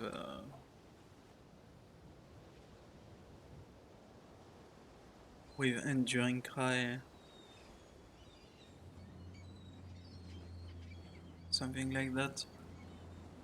I also kinda wanna get into something better than Swift Affliction.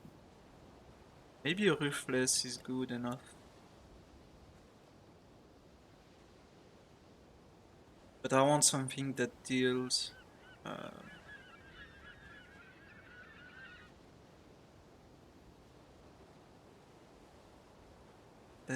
like base damage on top of like ailment damage.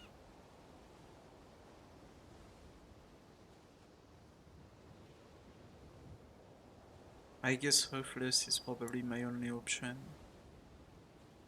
But I don't like multi-strike and Ruthless. So I don't know. Because with Ruthless, it's gonna be super slow. Right?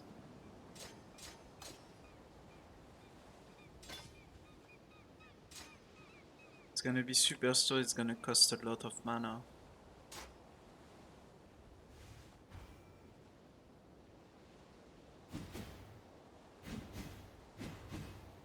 My spirit is spent.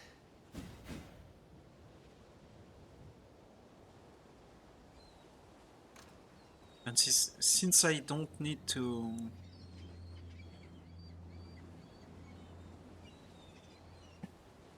Since I don't have a good vector for corrupting fever, it's better to replace it, and so I don't have to play with like check the axe, play with a better axe.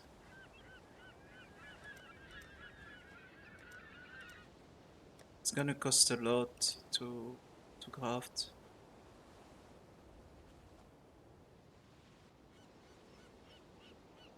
Especially since I need a Vader probably. Hello. And my syndicate is like non-existent. I wanna farm Vader orbs and shit. I have like 4 scarabs and shit.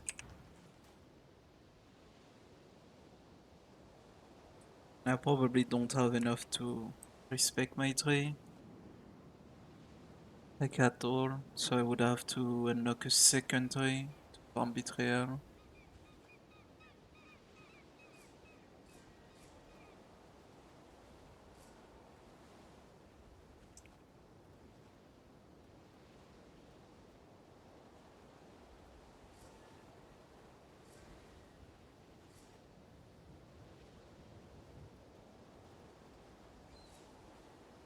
I guess farm like breach and betrayal. That would be good. That mod is completely fucked now.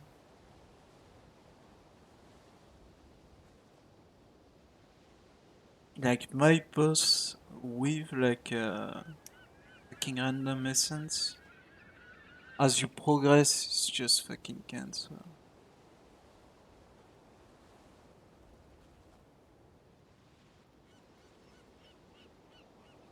It's just straight fucking cancer.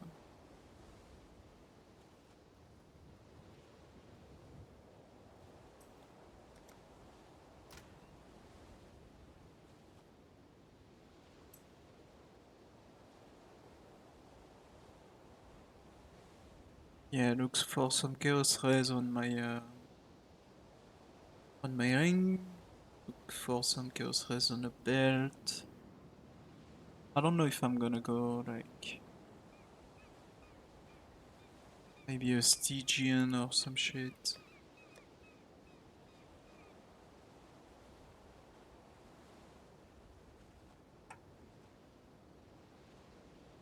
I don't know, cause they are good like unique belt for bleed. So maybe get one of those. Like the fucking coil. Fucking coil shit.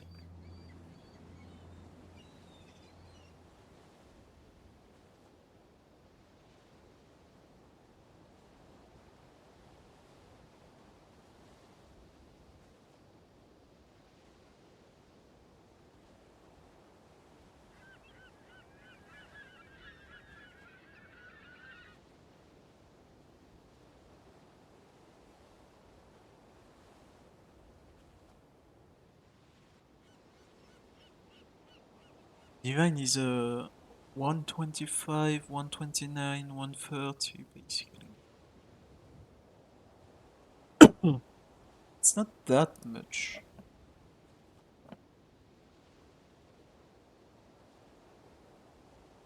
I mean, we see.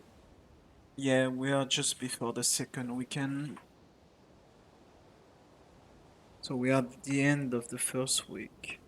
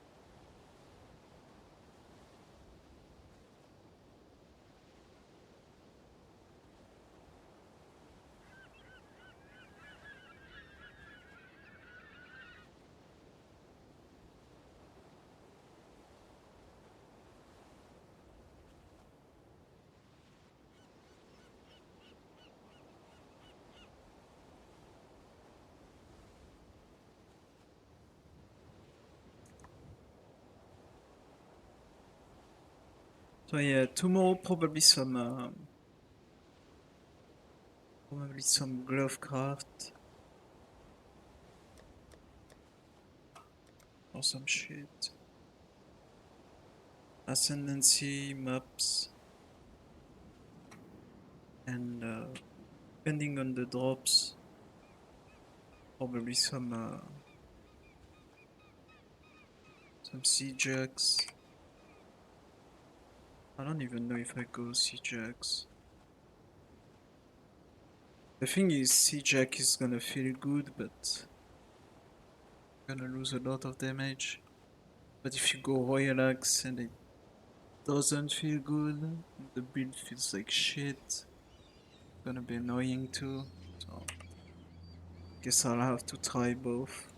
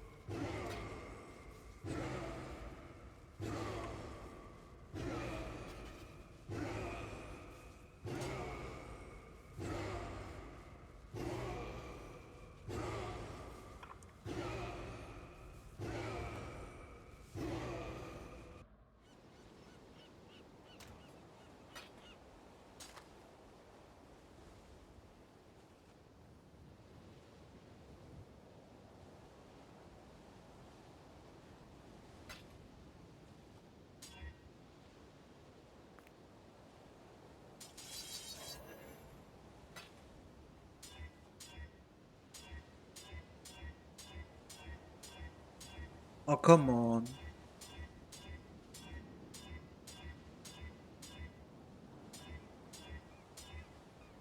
For real? No fucking way, dude.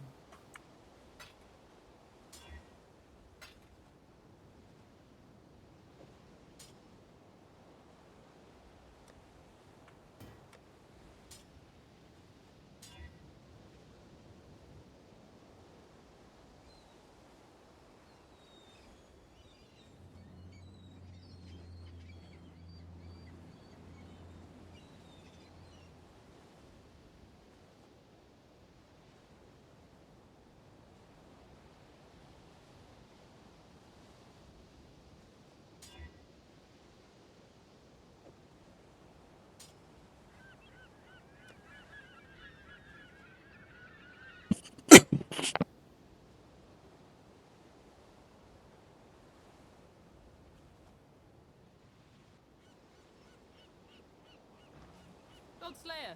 How does call to arm work?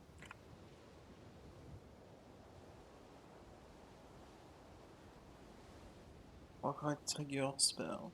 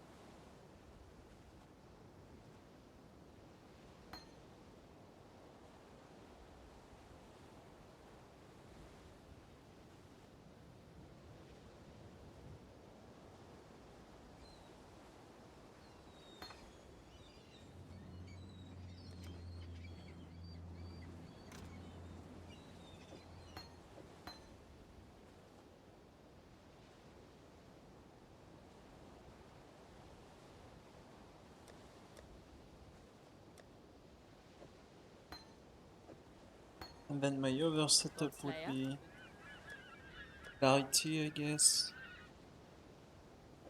Help with the mana. And all of them.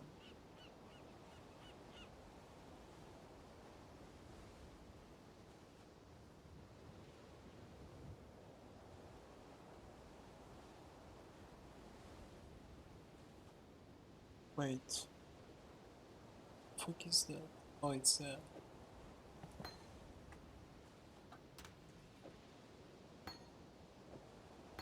I guess. Instead of those three. Those four, sorry. Which means I only need int for my Herald of Purity. Which means I can probably drop that node right here. I can drop that.